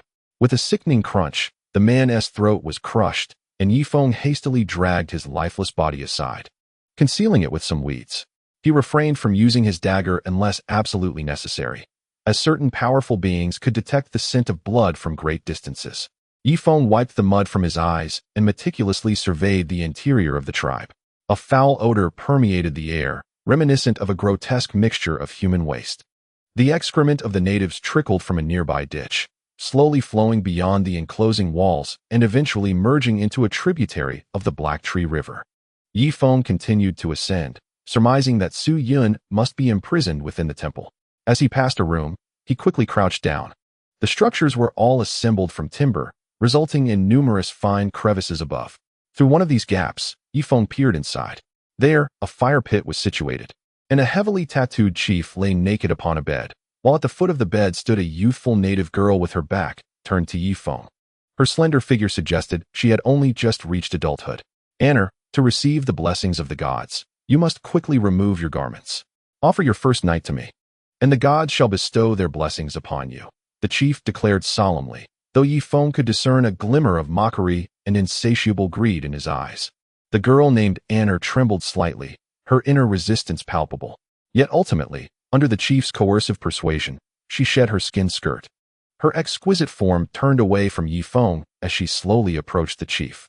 A flash of murderous intent crossed Yi Feng's eyes. Had it not been for the imperative to rescue someone, he would have intervened to save the girl. But now, to act would jeopardize Su Yun and the others. As he contemplated, Yi Feng circumvented the dwelling and ascended further. After traversing several rooms, his furtive glances revealed that the occupants bore at least 4 or 5 tattoos each. These leaders indulged in extravagant pleasures, often engaging in arrangements of one man with 2 women, or even one man with multiple women, reveling in lavishness. Upon moving past a few more chambers, Yi Feng suddenly lifted his gaze towards the apex of the gourd-shaped entrance. Before him loomed a majestic stone hall. Above the hall stood the statue of a towering man, bare-chested, with his garments draped across one shoulder, exposing a dense tuft of chest hair, and wielding a spear that extended 10 meters in length. A mere glance at the statue enveloped Yi Feng in an overwhelming sense of oppression. While the other natives' abodes were constructed of wood, this stone hall was hewn from massive blocks of stone, each weighing no less than several tons. Yi Feng's expression darkened. If Su Yun and the others were imprisoned within, what if he recklessly ventured in to rescue them and ended up captured himself? No. He needed to seize a native and inquire about the precise location of Su Yun and her companions. With this thought in mind, Yi Feng stealthily approached a wooden hut. Inside resided a prominent leader adorned with 5 tattoos. After a moment's hesitation, he continued his descent. At last, he spotted his target, a minor leader marked with 4 tattoos, who had just finished frolicking with 6 women and was now languidly reclined on his bed, appearing fatigued. Once the 6 women noticed his slumber, they donned their leather skirts and vacated the room one by one. Yifeng swiftly concealed himself in the shadows. After they had distanced themselves, he quietly opened the door to the hut, which creaked softly. The minor leader remained in a daze, his eyes still closed. "Leave. I have had enough fun," he murmured, slowly opening his eyes. In the next instant, he jolted upright in alarm. Unfortunately, it was too late. Yifeng had already seized his neck with one hand. A dagger pressed against his throat. "Tell me, where are the individuals you captured on the beach?" Yifeng hissed, leaning closer to his ear. The minor leader, unable to move with Yifeng's grip tightening around his neck, had his shifty eyes darting about. "Now, I will release your neck, and you shall promptly divulge the information. If you dare to scream, I will slit your throat," Yifeng warned. The minor leader blinked rapidly. At last, Yifeng gradually relaxed his grip. The leader gasped for air as if attempting to inhale the very atmosphere surrounding him. "Speak quickly," Yifeng commanded, pressing the blade into his skin. "Help!" The minor leader managed to utter before Yifeng decisively slashed his throat, covering his mouth with one hand while plunging the other into the gaping wound. In an instant, the leader's body convulsed violently, his legs thrashing against the furs on the bed. Merely half a minute later, as Yifeng drained him of his blood, the minor leader shriveled to half his size, reduced to a desiccated corpse.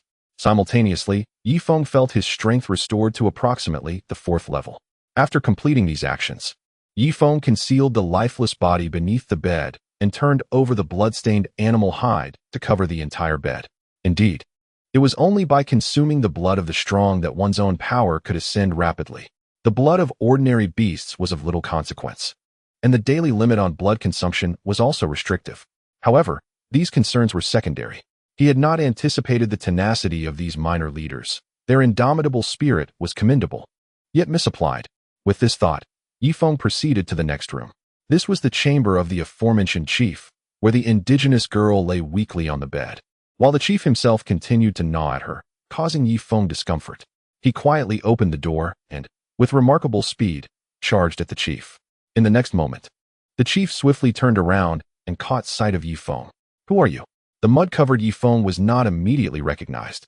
Yet as the chief, he could sense the murderous intent. Just moments ago, he had perceived a faint trace of this deadly aura, initially attributing it to the girl. It was, in fact, emanating from this black man. "Die!" Yifeng lunged forward with his dagger. The chief was not slow to react. After evading Yifeng's weapon, he grasped his spear with a quick motion. Thud! The spear pierced Yifeng's abdomen but was halted by his blood scales. "What? You are?" Yifeng. The chief momentarily froze, and in that instant, Yifeng surged forward, slashing with his dagger. Thud! A massive wound appeared on the chief's abdomen. Unfortunately, there was a fundamental disparity in strength between the chief and the minor leaders. Even severely injured, the chief managed to retreat a few steps.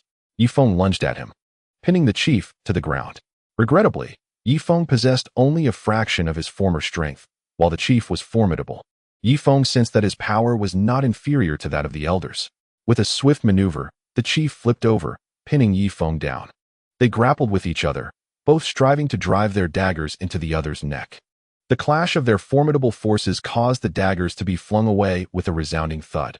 Gritting his teeth, Yifeng seized the chief's throat. The chief, unwilling to yield, reciprocated by grasping Yifeng's neck, transforming their contest of skill into a battle of brute strength. Despite Yifeng currently possessing only 40% of his power, he could have easily concluded the fight within 10 moves if not for the fact that this was the stronghold of the indigenous people. He had to avoid making excessive noise, while the chief showed no such restraint. Both exerted their utmost strength, attempting to choke the other to death swiftly. Thud! The dagger emerged from the chief's mouth. Yifeng felt the pressure on his neck suddenly diminish. He lifted his gaze to find the girl gripping the dagger with both hands, having plunged it into the back of the chief's head, the blade protruding from his mouth. "Thank you," Yifeng uttered, and without hesitation, he thrust his hand into the chief's mouth. The girl released the dagger, her hands stained with blood, her expression shifting uncertainly. Evidently, she had committed an act of betrayal against her tribe, primarily due to the brutal behavior of the chief, who had inflicted excruciating pain upon her. Disregarding her pleas for mercy, this left her with a simmering anger. Subconsciously, she recognized the wrongness of her actions, yet there was no turning back, for she had already taken the chief's life. After a brief moment, the chief's body had shrunk considerably. Yifeng took the dagger from Anna's hand. "Could you assist me in disposing of the body?" Chapter 204. Do not speak. Attract no attention. Anna remained silent, her eyes reflecting a mixture of terror and confusion. "Help me conceal the body, and I shall take you with me when I leave," Yifeng added. Having betrayed her tribe, Anna was destined to be discovered and executed. Yifeng's promise to take her away was akin to granting her a lifeline. Indeed, with a resolute bite of her lip, she nodded and dragged the corpse beneath the bed, tidying the disordered room in the process. "Anna, do you know where captives are typically held?" Yifeng inquired as he rested. "They used to be kept on the riverbank, but they are no longer there," Anna replied, pointing towards the location of the temple. "Thank you. I will rescue my companions and then take you with me," Yifeng said, grasping Anna's hand. Anna, however, collapsed into his embrace, appearing utterly helpless. "Do not worry. I will assuredly take you away," he assured her, gently stroking her head. She appeared to be no more than 14, yet within the indigenous tribe, she was considered a woman of age. "You must take me with you, or I will be." Anna's voice trembled. "Yes," Yifeng nodded, stealthily slipping out of the wooden hut and making his way toward the temple. An alluring aroma wafted through the air, indescribable yet tantalizingly enticing, evoking a strong desire to eat. Simultaneously, he noticed a colossal object positioned beneath the temple. Good heavens, it was an enormous bomb, measuring over 3 meters in length, with a rusted tail and bound with numerous vines, as if dragged there by the indigenous people. In the center of the massive stone hall lay a broad entrance, resembling the gaping maw of a beast, sending a shiver down Yifeng's spine. "No, I cannot enter." He instinctively decided against stepping into the stone hall. The structure bore the semblance of a dungeon, and should the stone door close behind him, he would be ensnared. Considering this, Yifeng glanced around the periphery of the stone hall. 7 stone houses encircled the temple, presumably inhabited. With this thought, he stealthily approached one of the stone houses. The construction was so meticulously crafted that he could only cautiously pry open a corner of the window to peer inside. Inside was a large lamp, beside which stood a stone bed, not adorned with animal skins, but rather with a coarse fabric. The indigenous people could weave fabric? Yifeng found this peculiar. He had always imagined the Gay tribe to be in a primitive state, incapable of producing such textiles. As he cast his gaze toward the bedside, his eyes widened in astonishment. There lay a priestess, seemingly engaged in a moment of intimate need. Was it possible that even a priestess harbored such desires? He pondered whether the high priest shared the same inclinations. Despite being adversaries, he found himself irresistibly drawn to her grace and beauty. Realizing this was an opportunity, he quietly pushed open the wooden door. The natives appeared not to have the habit of locking their doors. In an instant, he rolled forward and landed on the bed, pinning the priestess beneath him, one hand covering her mouth. "Silence. Otherwise, I shall slit your throat," he whispered menacingly into her ear, a palpable threat lacing his tone. The priestess momentarily froze, her body contorting in surprise. Yet, the next moment, a glimmer of seduction flickered in her eyes as she skillfully ensnared his waist with a Brazilian jiu-jitsu hold. "Is it you?" he questioned, eyeing her.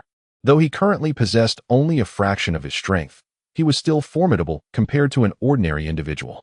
After consuming the blood-scaled fruit, his physique had become exceptionally robust. Moreover, the priestess was strikingly lovely, her skin pale and supple. While European women also had fair skin, theirs was comparatively coarse, with enlarged pores that paled in comparison to her smooth complexion. Alarmingly, her skin was warm to the touch, her body temperature perhaps 2 degrees higher than that of an average person. Was she a source of warmth? He mused that she could serve as a human heater in winter. He swiftly dismissed such thoughts and pressed his dagger against her throat once more. Simultaneously, another dagger was poised at her side. "Now, I require you to lead me to the stone chamber and release the captives. Should you dare to scream, I will not hesitate to open your throat. Do you understand?" he stated coldly. The priestess gazed at him with wide, glistening eyes. Just as she relaxed, he suddenly leaned in closer, eliciting an involuntary reaction from her. "Hey, do you comprehend what I just said? If so, blink twice," he demanded, suppressing the heat rising within him. The priestess raised her eyebrows slightly and blinked twice. He gradually released his grip on her mouth, though the dagger grazed her delicate neck. Regardless of her beauty or allure, should she scream, he would show no mercy. However, in the next moment, the priestess unexpectedly wrapped her arms around him, entangling them together.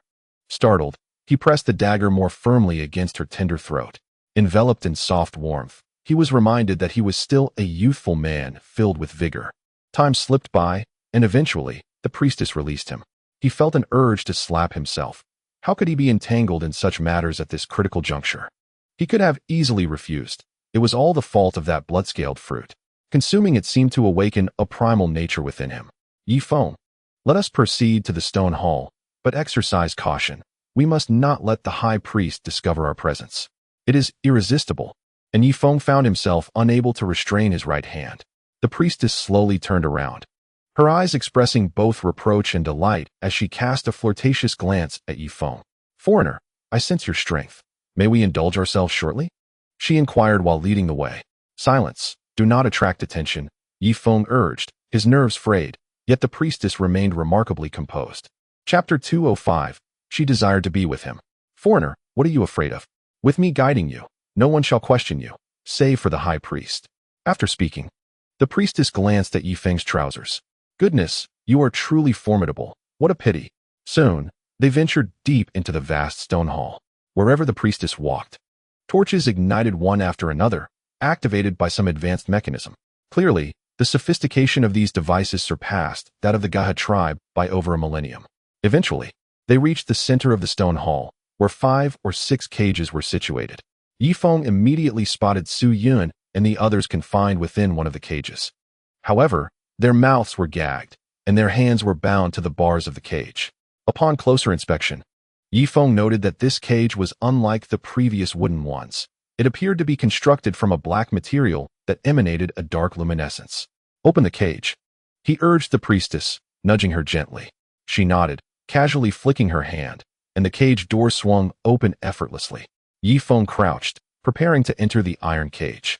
However, upon touching the material, he quickly withdrew his hand. The substance was incredibly hard. If the priestess were to lock the cage from the outside, he would find himself entrapped like Su Yun. Go inside and bring her and Raimai out for me, Yi Feng insisted, giving the priestess a gentle push. She slightly nodded, bending her waist, her backside facing him. Her lower half was merely secured by 2 slender fibers, causing Yi Feng's eyes to widen in astonishment as her trousers appeared to tighten visibly. The priestess finally ventured into the cage. Yet, in the next moment, a sudden click echoed. Before Yi Feng could react, several black iron rods shot up from the ground, their sharp ends pointing upwards, encircling him. Yi Feng quickly leaped into the air, attempting to escape the encirclement of iron rods. However, a thunderous crash resounded above as half of the cage descended from the ceiling, sealing him in place. Cursing under his breath, he refused to succumb to despair and charged forward. The heavy iron cage, weighing several thousand pounds, tilted to one side. Yi Feng pulled back and collided again. With a resounding crash, the iron cage toppled to the ground, and Yi Feng grasped 2 iron bars, straining with all his might. The bars emitted a creaking sound as they visibly bent under his force. Simultaneously, a golden dragon illuminated his arms, darting swiftly along his limbs as he exerted his strength. With a resounding roar, the iron bars were pulled apart by 20 centimeters. Yi Feng attempted to squeeze out, but while his shoulders slipped through, his head remained ensnared within. Suddenly, a cacophony erupted as countless torches ignited around him, and a multitude of indigenous people encircled him. Each of them was accompanied by 10 to 20 resentful children. Lock it, commanded the elder at the forefront, his hand sweeping through the air, as another iron cage descended from above, reinforcing their confinement. Ha, Yi Feng, how bold you are to venture into the territory of the Gahe tribe. Are you unaware? Even the exotic beasts regard our Gahe tribe as a forbidden land.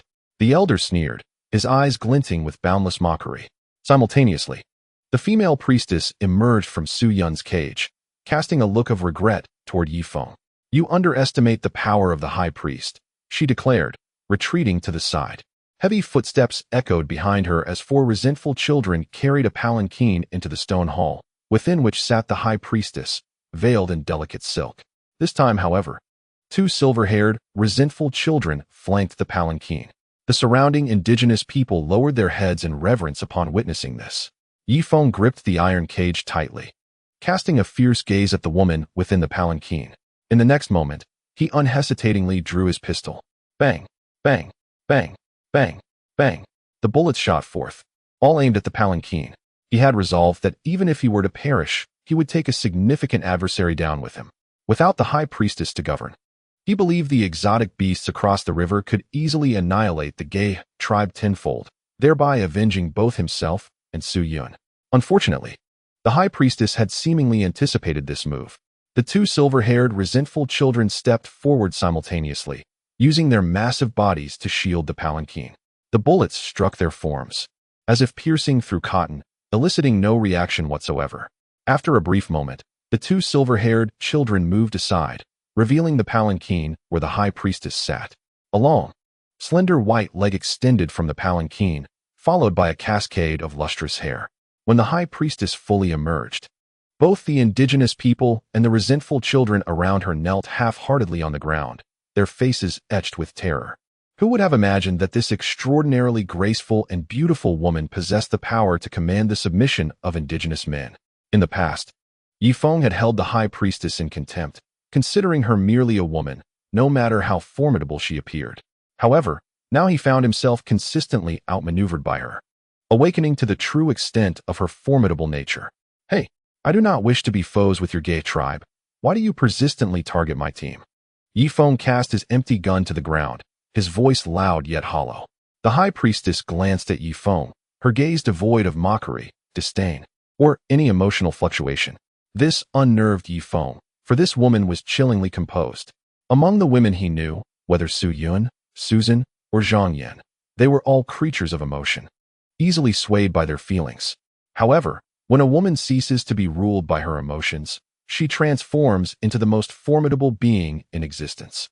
The high priestess commanded the others to leave. Her cold voice resonated like a chilling echo. The elder released a sigh of relief, bowed to the high priestess, and gestured for the others to depart.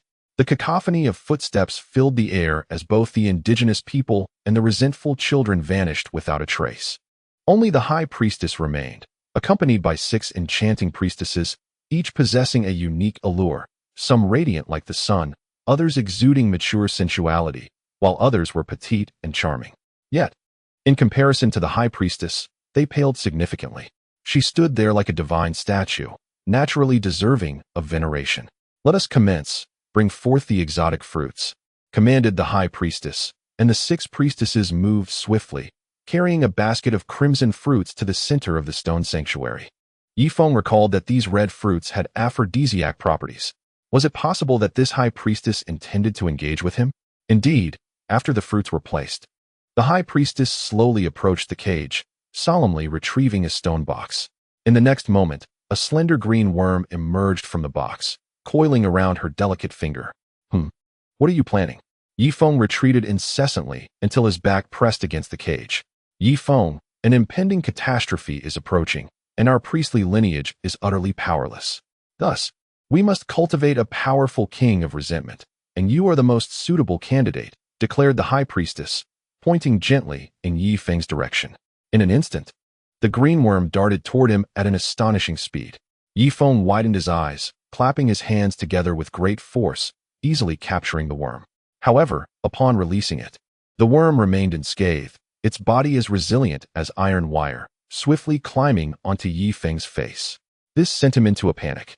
He did not wish to fall victim to a curse, destined to be enslaved by the high priestess for eternity. But it was too late. The green larva quickly burrowed into Yifeng's ear. Yifeng frantically slapped at his ear, attempting to dislodge the green worm, but to no avail. He felt a surge of searing energy explode within him like a nuclear bomb. In mere moments, his skin flushed a deep crimson, while his trousers visibly deteriorated. The most terrifying aspect was that his pituitary gland was secreting an overwhelming amount of fluid, which transformed into cerebrospinal fluid, pulsating against his coccyx. Su Yun finally freed herself from the rag in her mouth and shouted to Yifeng, "Feng, she intends to turn you into a resentful child." Yet, Yifeng was already in a semi-beastly state, feeling an intense itch at the base of his spine, waves of energy battering against his tailbone. However, his tailbone was as unyielding as steel, causing this potent energy to manifest as a tear in his trousers. The priestesses collectively stepped back, swallowing hard as they beheld the damage to Yi Feng's attire. Only the high priestess maintained her calm demeanor, surveying Yi Feng with an unperturbed gaze. Roar! A roar erupted from Yi Feng's lips, causing the entire stone hall to tremble slightly. In the next moment, a dense mass of black fur sprouted from his body, which swiftly transformed into silver. In an instant, the tips of the silver fur emitted specks of golden light. It was accomplished. The expression on the high priestess's face finally shifted, her eyes wide with astonishment as she gazed at Yi Feng. But wait, why were his eyes still normal? She scrutinized Yi Feng's eyes again. Logically, upon becoming a vengeful child, one would lose all rationality, heeding only their own voice. Yet now, a glimmer of humanity lingered in Yi Feng's gaze. At that moment, within Yi Feng's body, the blood-sucking technique was taking effect, gradually drawing in the energy within. With each absorption, the golden fur on Yi Feng diminished. After a series of over 10 absorptions, the golden fur faded to silver and the silver to black. Ultimately, even the black fur vanished. However, Yi Feng's trousers had become exceedingly unsightly. He felt that, given a fulcrum, he could lift the earth itself. Though the fur had dissipated, a radiant golden dragon now manifested around his form, swiftly darting about. With heavy breaths, Yi Feng glared at the high priestess, his eyes ablaze with desire. "Woman, give me a woman, quickly," he implored, extending his trembling hands toward the cage, his eyes radiating powerful longing. Yet, the high priestess took a step back, signaling the 6 female priests. The women exchanged glances and simultaneously shed their garments, performing a seductive dance before the cage. The primal dance was the most potent catalyst for igniting a man's base desires. Yi Feng felt as though his eyes might burst, yet his body could not reach the 6 enchanting figures. "Bring me a woman, hurry!" he roared from within the cage, sensing that without a woman, he would soon explode. Time seemed to stretch indefinitely until the 6 female priests halted their dance, tossing a basket of red fruits into Yi Feng's cage. For reasons unknown, upon seeing the red fruits, Yi Feng could not help but salivate. He immediately snatched up the fruits from the ground, devouring them with abandon. After consuming more than 30 red fruits, the aphrodisiac finally took effect. Suddenly, a surge of energy coursed through him, and a mist of blood erupted from his coccyx, as though a tail were attempting to emerge. However, just 2 seconds later, the blood-sucking technique activated again, retracting the tail. The potent aphrodisiac further strained Yi Feng's trousers. Now, he retained only a fragment of his sanity, feeling on the verge of explosion, and could only extend his hands forward, mechanically uttering the word woman. "What is taking so long?" The high priestess's expression darkened for the first time. To ensnare Yi Feng, she had laid an intricate net. The green worm she had fed him was cultivated from the essence of an entire exotic beast. Once Yi Feng transformed into a vengeful king, he would possess strength rivaling that of a beast fighter. Yet, it appeared that Yi Feng had not only failed to grow fur, but his tail had also retreated, diverging significantly from her expectations. What astonished her the most was that despite the immense trauma Yi Feng had endured, his spirit had not shattered. A glimmer of humanity still lingered in his gaze.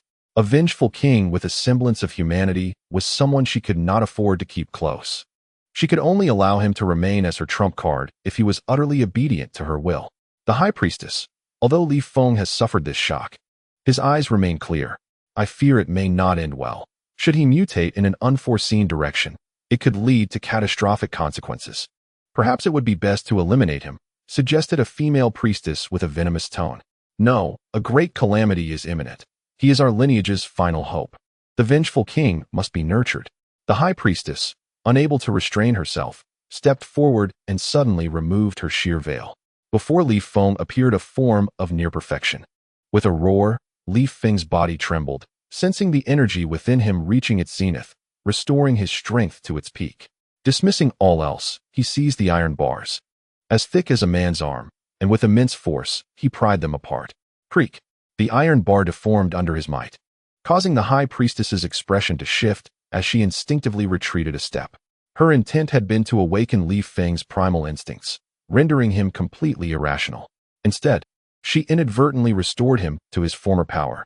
Creak! Yi Feng pulled again, creating a breach of 30 centimeters in the iron bars. Alarmed for the first time, the high priestess fled toward the exit of the stone hall, calling out for the silver-haired, vengeful child. Unfortunately, it was too late. With a thunderous crash, a towering figure blocked the exit. Li Feng extended his massive hand, pressing down on a protrusion on the wall, causing the heavy stone door to close slowly. Chapter 207. I will grant you anything, vengeful king. Sit. The high priestess commanded Li Feng, her throat dry with fear. His eyes now burned crimson, flames seemingly capable of incinerating the world itself. In such a state, to be merely glanced at by Li Feng would be perilous. Suddenly, two powerful hands gripped the high priestess's shoulders. No. In the next moment, Li Feng's lips sealed hers. The other priestesses gasped in horror. Frantic within the confines of the chamber, Li Feng forcefully pinned the high priestess to the ground, a red cord binding her wrist adorned with two silver teeth. Roar! Outside the stone door, the howls of the silver-haired, vengeful children echoed, as if they sensed the danger the high priestess faced. Battering the heavy stone door with their flesh and blood, Li Feng, release the high priestess, and I will grant you anything you desire. A voice from outside the door implored. Li Feng, if you dare lay a finger on the high priestess, I shall set your vessel ablaze and slay all your friends. A chief roared in fury. To them, the high priestess was akin to a goddess. They revered, feared, and adored her. Nearly all the indigenous men held her as their secret love. Now, the once powerless high priestess finds herself confronting the ferocious beast that is Yi Feng within the confines of the chamber. The outcome is all too predictable. Yi Feng is engaged in a violent display of strength as the high priestess attempts to intervene, only to be forcefully pinned against the stone table by him. The tumultuous struggle continues for an hour, ultimately rendering the high priestess unconscious. However, the primal force within Yi Feng remains unspent. He slowly lifts his head, casting his blood-red gaze upon the remaining 6 priestesses. Subsequently, the hall is filled with piercing cries of despair. Time passes, and finally, Yi Feng's eyes regain their clarity as he gazes at the lifeless bodies of 3 priestesses sprawled upon the floor. Though deceased, their faces are etched with serene smiles. The high priestess lies in a state of unconsciousness, having borne the brunt of Yi Feng's initial onslaught. The 3 surviving priestesses, still cognizant, recoil in terror, instinctively shielding their legs and retreating. High priestess, are you all right? The heartbroken voice of Elder Jie, he resonates from beyond the stone door. Moments ago, they had listened through the cracks, absorbing the sounds that emanated from within. Initially, the high priestess's voice had been one of resistance, swiftly transforming into a seductive melody, culminating in a cry of agony.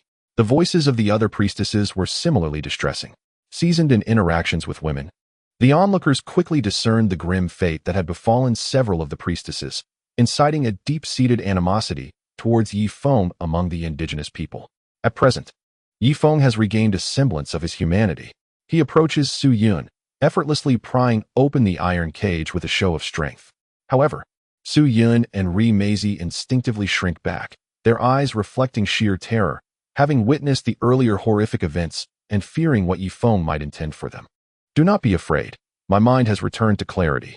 We must leave at once, Yi Feng urges, forcibly pulling the 2 women out. Following them are Chenin, Long Wu, Tu Ba, Xiao Mei, and 2 individuals from civilized society, along with 2 of Tu Ba's kin. Long Wu lies unconscious, appearing to have suffered abuse, prompting Yi Feng to direct a furious glare at the high priestess. Yet, he knows that she must be spared for now, as she still holds some utility. Chenin, carry Brother Wu, Yi Feng instructs, hoisting the limp high priestess onto his shoulder. Once everyone is gathered, Yi Feng activates the mechanism. With a thunderous rumble, the colossal stone door creaks open, revealing Elder Jie He and a throng of chieftains, with a dense crowd of indigenous people behind them. Outside the hall, the sound of wailing children echoes ominously, indicating that the entire Jie He tribe has gathered nearby. You foreigner?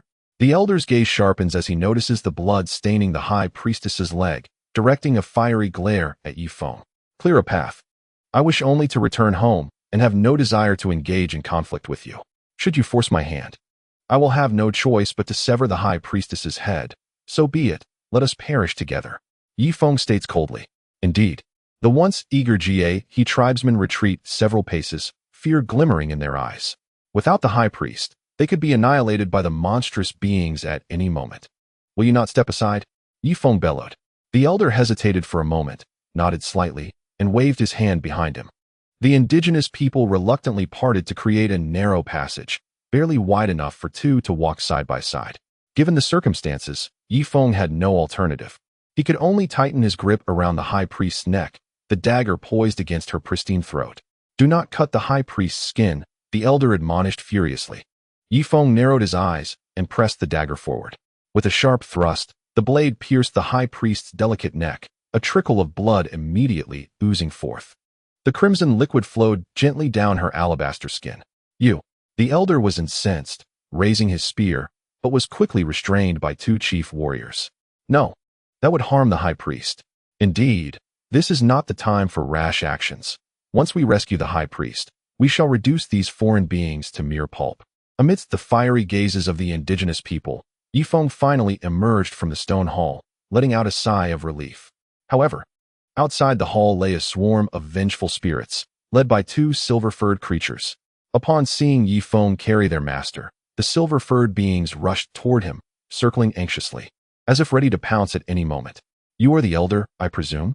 Command these beasts to stand aside, or I may inadvertently take the high priest's life. Yifeng stated coldly. Humph. I have no power over them, the elder panted, his expression malevolent as he glared at Yifeng. Suyun hastily grabbed a stick, attempting to drive the two silver-furred creatures away. Yet, with a mere flick of their claws, the thick wooden stick was effortlessly severed into 3 pieces. Their claws were even sharper than those of the black-furred vengeful spirits. Yifeng mused that even with the protection of blood scales, he might not withstand more than a few strikes from the silver-furred spirits. Fortunately, he had taken the high priest hostage. Otherwise, he wouldn't have been able to leave the stone hall. The current step was to escape from the Gay tribe, and the next was to find a way back to the worship. One misstep, and all of Yifeng's efforts would be in vain. Just then, one of the silver-furred creatures suddenly lunged, launching a surprise attack on the rear of the group. Ah!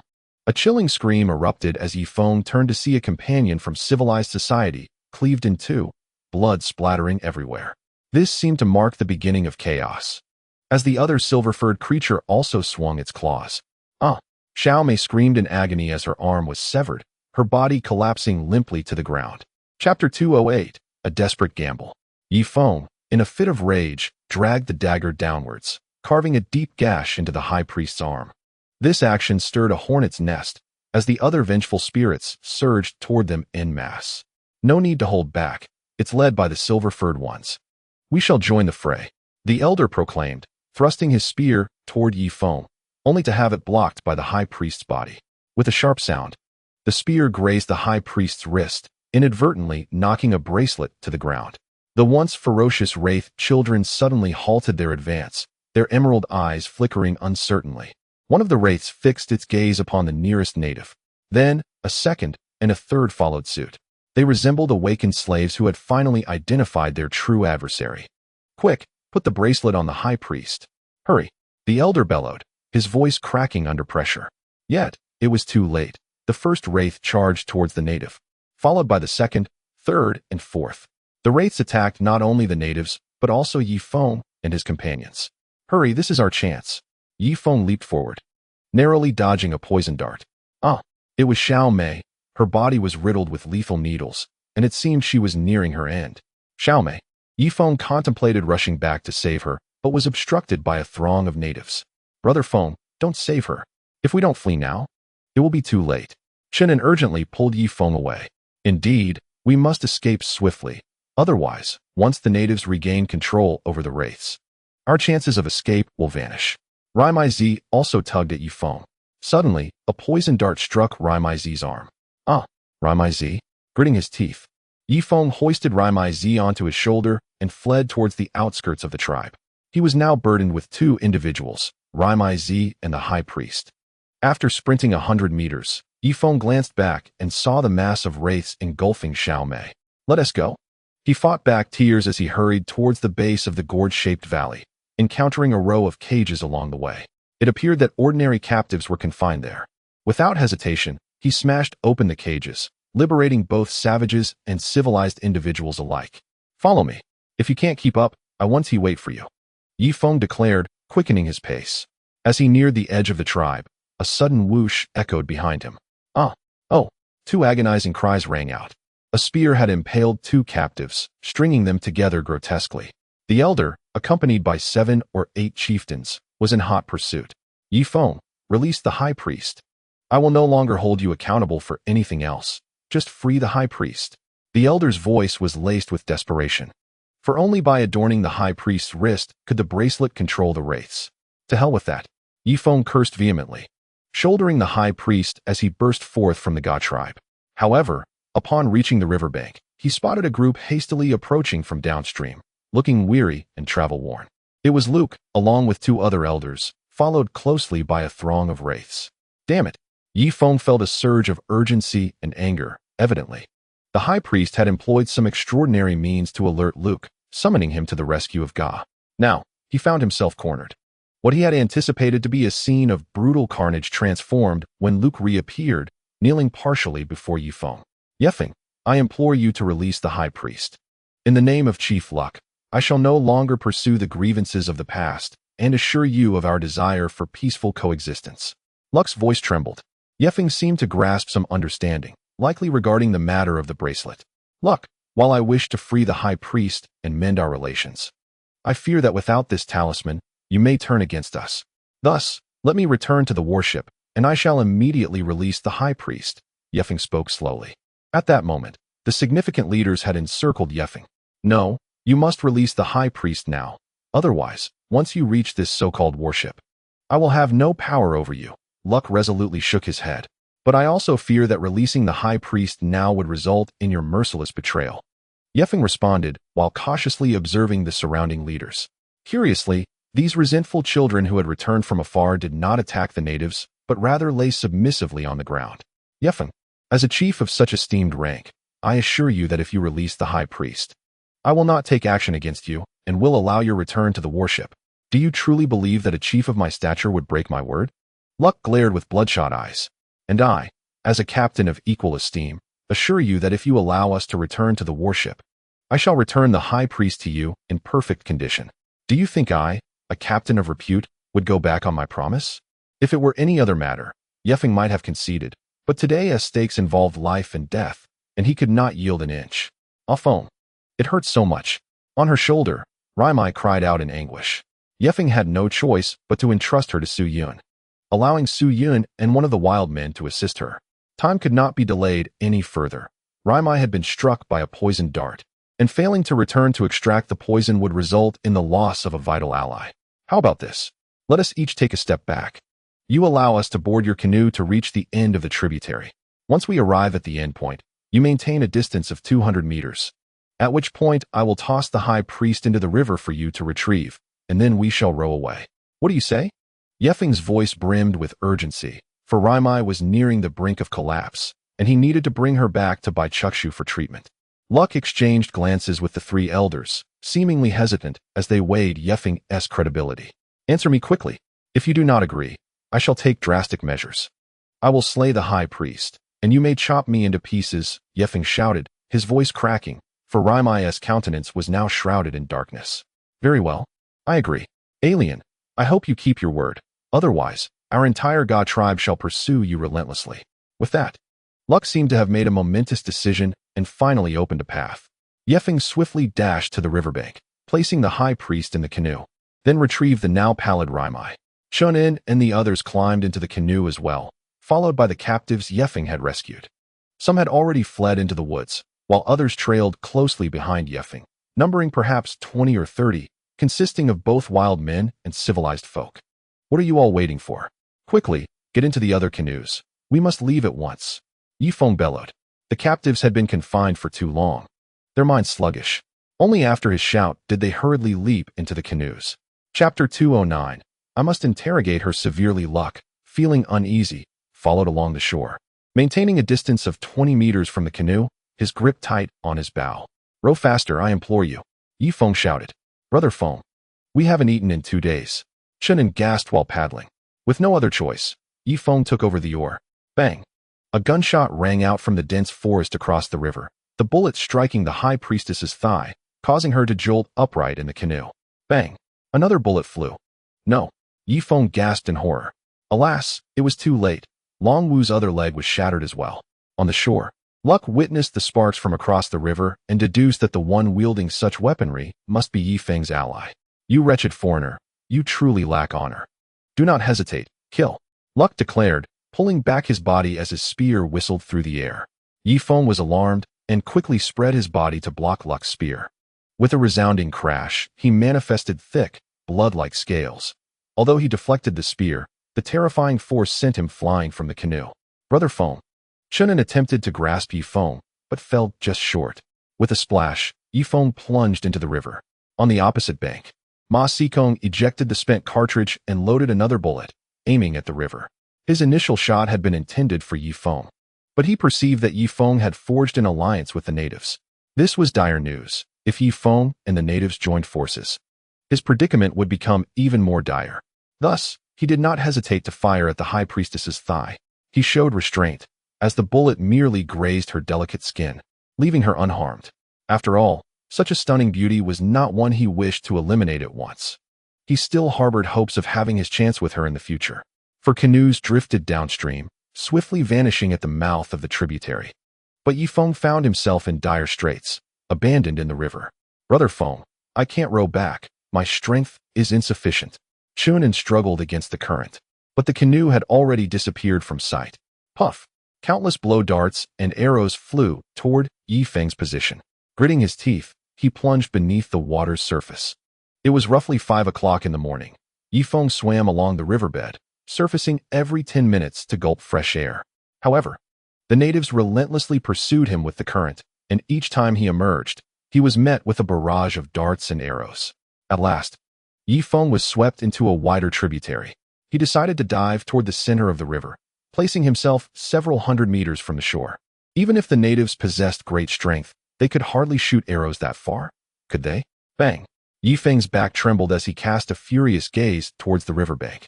It was unmistakably that scoundrel Ma Xikong, relentless as ever. Bang! Another gunshot rang out, striking Yifeng's shoulder.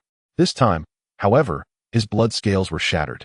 A mist of crimson spraying into the river. He realized that if he allowed Ma Xikong to continue his assault, his blood scales would inevitably vanish. With this thought, Yifeng dove once more into the depths. Meanwhile, the indigenous people on the bank erupted in a thunderous cheer, but after a while, they retreated. Yifeng let out a sigh of relief. Now, only Ma Xikong remained as his adversary, though he longed to eliminate Ma Xikong. The torrent in the central stream was too fierce for him to swim to the opposite bank. Bang, bang, bang. This time, Ma Xikong unleashed a 3-round burst, causing Yifeng to taste blood in his throat and cough it out. Fortunately, the great priest's green insect had completely healed his wounds. Otherwise, those 3 shots would certainly have claimed his life. After a while, Yifeng veered into a secondary stream, lying flat on the water's surface, head downstream, feet upstream. At last, he spotted a small black dot racing along the riverbank, none other than that scoundrel Ma Xikong. Upon reaching the end of the tributary, Ma Xikong was over 700 meters away from Yifeng, rendering even a sniper rifle ineffective. Damn! In the river, Yifeng slowly closed his eyes. Time passed, and when he finally opened them, dawn had broken. He had been swept into the main river channel, but was now near the center.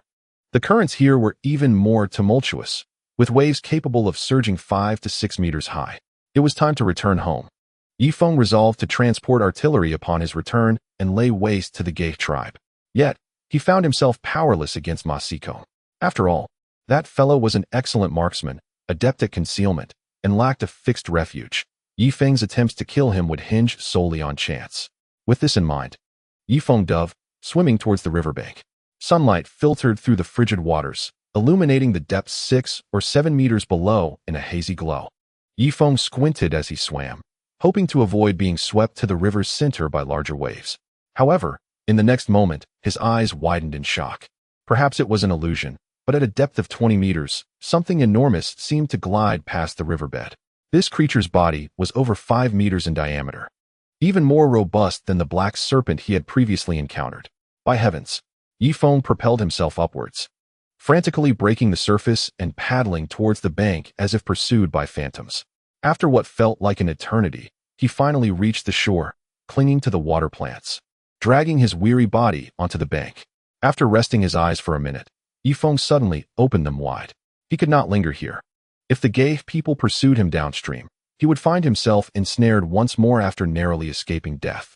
Walking a kilometer downstream, Yifeng's spirits soared. There, on the bank, a fire pit blazed, and 4 dugout canoes were tethered to the trees. Chunin was embroiled in a heated debate with several captives, his face flushed with fervor. Upon noticing Yifeng, his expression shifted dramatically, nearly bringing him to tears. Chunin, realizing Yifeng's presence, looked up only to accidentally drop the pig's leg he was holding to the ground with a thud. "Brother Feng," he exclaimed. In a moment of sheer elation from their narrow escape, the 2 men rushed towards each other, finally reunited. "Who allowed you to start a fire here? Are you not aware that the gay people could arrive at any moment? Hurry, we must return to the warship." Yifeng reprimanded Chun, and before he could embrace him, the captives, caught mid-meal, turned pale at his words, hastily discarding their food and scrambling into the canoe. Yifeng followed suit, leaping into the vessel. "We must return to the warship. Though we have lost several key figures, we have at least captured the High Priestess. Upon our return, I shall employ rigorous interrogation to extract the secrets of her sorcery." Chapter 210. Enough, do not speak further, Yifeng said coldly. "Ah, Brother Feng, I have already released the High Priestess," Chunin said, his face a mask of horror. "What?" Yifeng suddenly turned, his icy gaze locking onto Chun and like a predator poised to strike. "Brother Feng, please do not look at me like that, it frightens me." At that moment, those vengeful children were relentlessly pursuing us on the shore. I had no choice but to cast the High Priestess into the river. It was my astute decision that forced their retreat. Otherwise, they might have chased us downstream, Chunin stammered. The murderous intent in Yifeng's eyes gradually faded until it vanished completely. He gently patted Chun and shoulder. "Thank you for saving everyone," he said. "Brother Feng, it is nothing. Our team has always relied on my support, has it not?" Chunin replied. "Although we lost the High Priestess, at least I managed to save the majority of our people. The only regret is for Xiao Mei. By the way, where's Raimai?" Yifeng suddenly recalled. "Raimai is in that canoe. One of the captives knows how to use needles. He has sealed several of Raimai's acupoints, preventing blood from flowing to her heart and brain. She should hold on until we reach the warship," Chunin explained. Yifeng stood on tiptoe in the canoe to take a look, and indeed, Raimai lay flat in the rear of the canoe. Her complexion remained ashen, yet she was still alive. "Speed up. Your strength is insufficient. Allow me," he declared, seizing the paddles himself. Meanwhile, in the dense forest upstream, Ma Wukong wiped the camouflage paint from his face and splashed water to wash it away. He had lost weight over the past few days, and his eyes lacked any spark of vitality. Without a team, he had to sleep with one eye open, fearing the unknown creatures that might hunt him in his dreams. Chronic sleep deprivation had left his eyes bloodshot, and with a gaunt face and disheveled hair, anyone unfamiliar with him might mistake him for a reincarnated evil spirit. "Yifeng, I shall ensure your demise and seize the warship for myself," Ma Wukong muttered to himself before vanishing once more into the forest. In the tribe of the Godar people, the bracelet was once again placed upon the wrist of the High Priestess. The rebellious child, who had shown defiance, suddenly became docile, as a wild glint returned to her eyes. "High Priestess, is your health intact?" Luke inquired cautiously. "Silence. Never speak of my health again," the High Priestess commanded, and with the assistance of 2 priestesses, she returned to the stone hall. Upon entering, she immediately submerged her entire body in a wooden tub, scrubbing vigorously to cleanse herself. How could she, a dignified High Priestess, allow herself to be tainted by a member of an inferior race? The thought of the vile substances that had been introduced into her body sent shivers down her spine. The implications of potential pregnancy were too dreadful to contemplate. As this realization struck her, the High Priestess cast her gaze towards the distant upstream, a flicker of terror gracing her exquisite features for the first time. Slowly, she closed her eyes, the steam rising from the tub enveloping her stunning visage. Mere minutes later, she reopened her eyes and instinctively reached for her abdomen. No, this cannot be. As the High Priestess, her body was highly sensitive, and she could sense something stirring within her. "You despicable foreigner, how could you?" she exclaimed, splashing water furiously. Achoo! Yifeng wiped away his clear nasal discharge. The early autumn air had turned brisk. Su Yin draped a bare skin over Yifeng, glancing around the deck.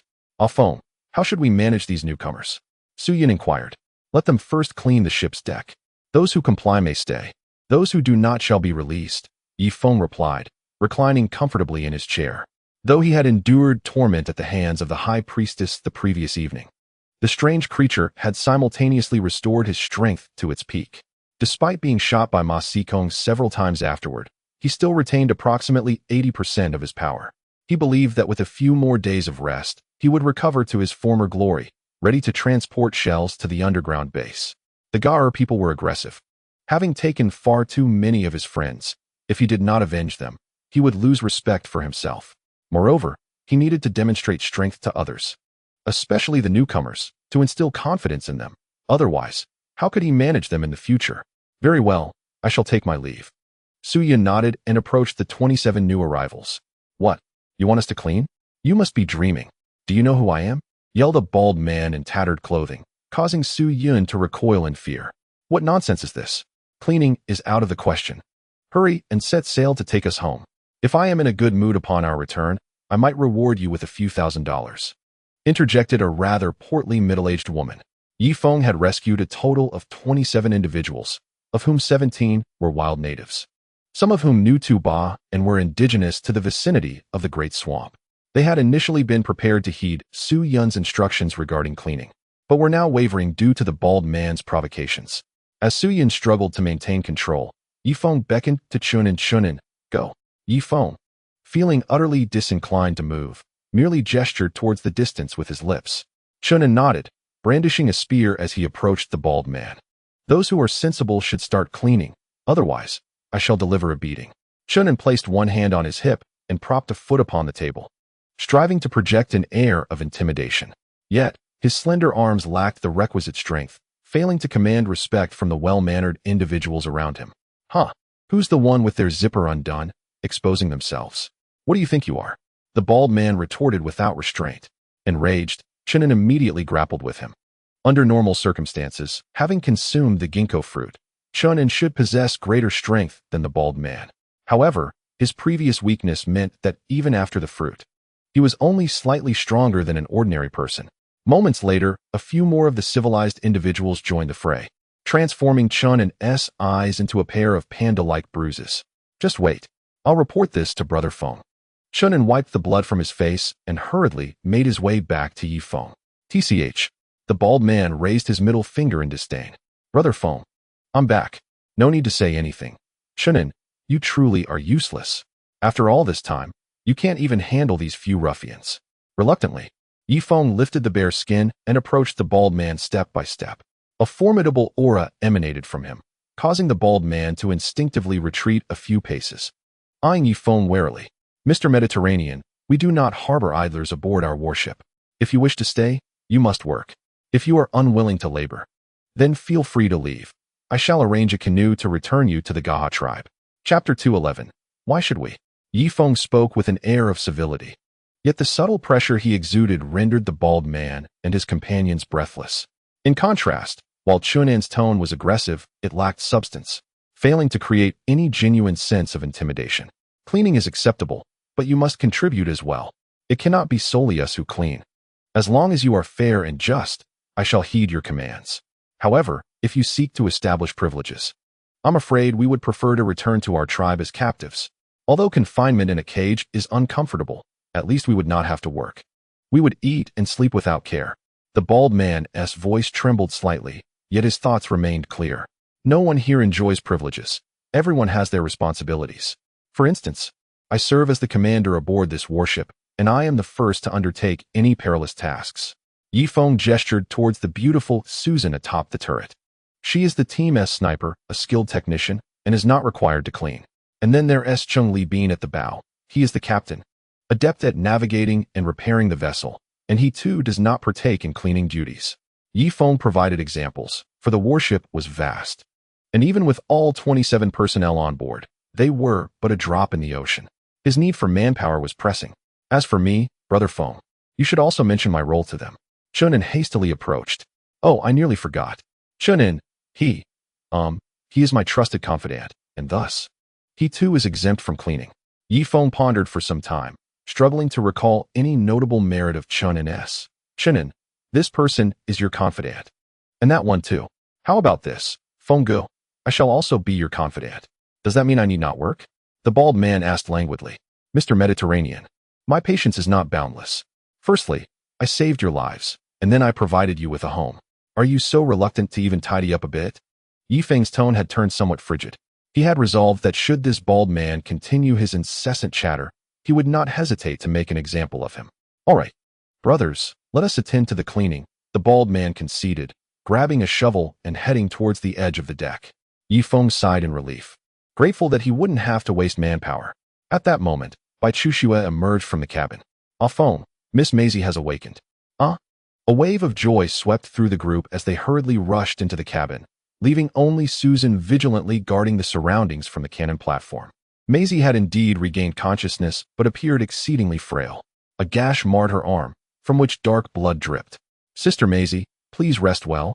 Do not worry about anything. Yifeng gently caressed Maisie's cheek. Maisie nodded slowly, her eyes drifting shut once more. Yifeng rose again, addressing the others in the room. The patient requires a tranquil environment. Could everyone please step outside? The group hastily exited the dormitory. Yifeng contemplated waiting a few days before venturing to the coastline for some ginkgo nuts, but he decided against allowing anyone else to disembark the military ship. He would undertake this task alone. After all, with his strength, he could flee if necessary, but where could the others escape to? Upon reaching the deck, Yifeng's nostrils flared in exasperation. The bald man and a group of 27 were seated on the ground. After half an hour, they had managed to clean barely 2 square meters. Their lackadaisical efforts could rival those of the laziest. Even so, the bald man continued to pontificate. Remember, where there are people, there exists a world of intrigue. On this military vessel, we newcomers are clearly marginalized. They believe that saving our lives grants them the right to treat us as slaves. Not a chance. Therefore, during cleaning, anyone who dares to exert themselves will find themselves at odds with me, Wang Zhihai, and with all fellow newcomers. Such a person will become the target of collective disdain. And to those among you who dare to play the role of a traitor, I regret to inform you that you shall face our collective retribution.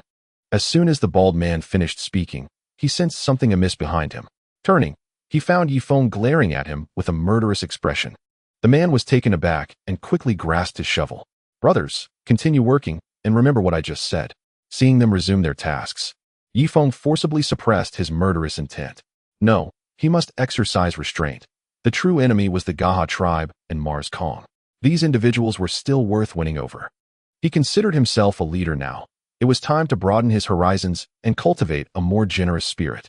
Feng Ge, why don't you throw that Mediterranean fellow off the ship for openly forming cliques? Chunin inquired. Yifeng reclined once more in his chair. The fellow spoke truthfully. Wherever there are people, there exists a world of intrigue. Presently, their cohort of 27 newcomers has effectively formed 2 factions, the old and the new.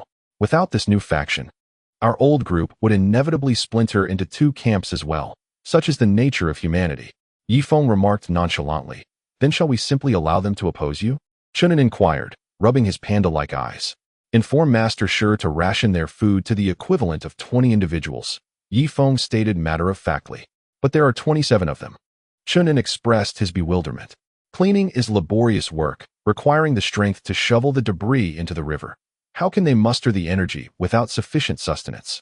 Yifeng continued with a sly grin, then subtly informed them that each day they will be assessed. Those who work swiftly and effectively will earn high marks, while those who labor slowly and poorly will incur deductions. At the end of each day, the scores will be tallied, and the bottom 7 will receive no food. He was confident that the newcomers would compete fiercely for their daily provisions, ensuring at least that they would not land in the last position, thereby fracturing their new faction from within. Brilliant. I understand now, Chunin exclaimed joyfully as he set off to convey the message. As time meandered on, night fell swiftly, and Tuba and the others gathered on the deck to kindle a fire. However, this evening, instead of dancing, they sang haunting melodies that echoed with a sense of forlornness, as if calling forth spirits. How outrageous! Why should they have food while the 7 of us starve? In the distance, Wang Zhihai hurled his bowl to the ground, glaring at Shi Zhongliang. I apologize, but there is only a limited amount of food aboard this vessel. Some of my people are also without meals. We are all in this together, Shi Zhongliang replied with feigned sincerity. You? But I am the leader of the newcomers. If you deny us food, it is a blatant disregard for our kind. Starting tomorrow, I shall lead them in a collective strike. Let us see who will clean then, Wang Zhihai retorted angrily. That is not my concern. I am only responsible for distributing the food, Shi Zhengliang shrugged nonchalantly. As 3 days slipped by, Wang Zhihai found himself painfully hungry, his stomach growling in desperation, having consistently placed 7th from the bottom, surviving solely on water. His position as leader now precariously hung in the balance, and a middle-aged man had taken his place. Let us all work diligently. The goal is simply to avoid the 7th position. Otherwise, he shall be next. The new leader indicated towards Wang Zhihai, naturally seeking to suppress the former leader to prevent any resurgence of influence. Traitors, you despicable traitors, I fought for your interests, and this is how you repay me? From now on, each of you shall do less, allowing me to rise into the top 20, or I shall perish from hunger. Wang Zhihai declared vehemently. His words stirred fear among the crowd, prompting them to work even harder. As night fell, Wang Zhihai found himself ranked 7th from the bottom once more, forced to sip water beside his companions who feasted heartily on meat and soup. Regret washed over him. Had he known, he would not have taken the lead. Sighing, he took a sip of lukewarm water, feeling a fiery discomfort within his stomach. In that moment, an enticing aroma of meat wafted toward him, prompting him to turn his head. A wild chicken leg hovered tantalizingly close to his mouth, mere inches away. Are you hungry? Yi Feng squatted down, gazing at Wang Zhihai with a look of compassion. I am famished, Brother Feng. I'm utterly starved, Wang Zhihai replied, swallowing hard. His eyes fixed on the chicken leg. Unfortunately, aboard the ship, food is a portion per person.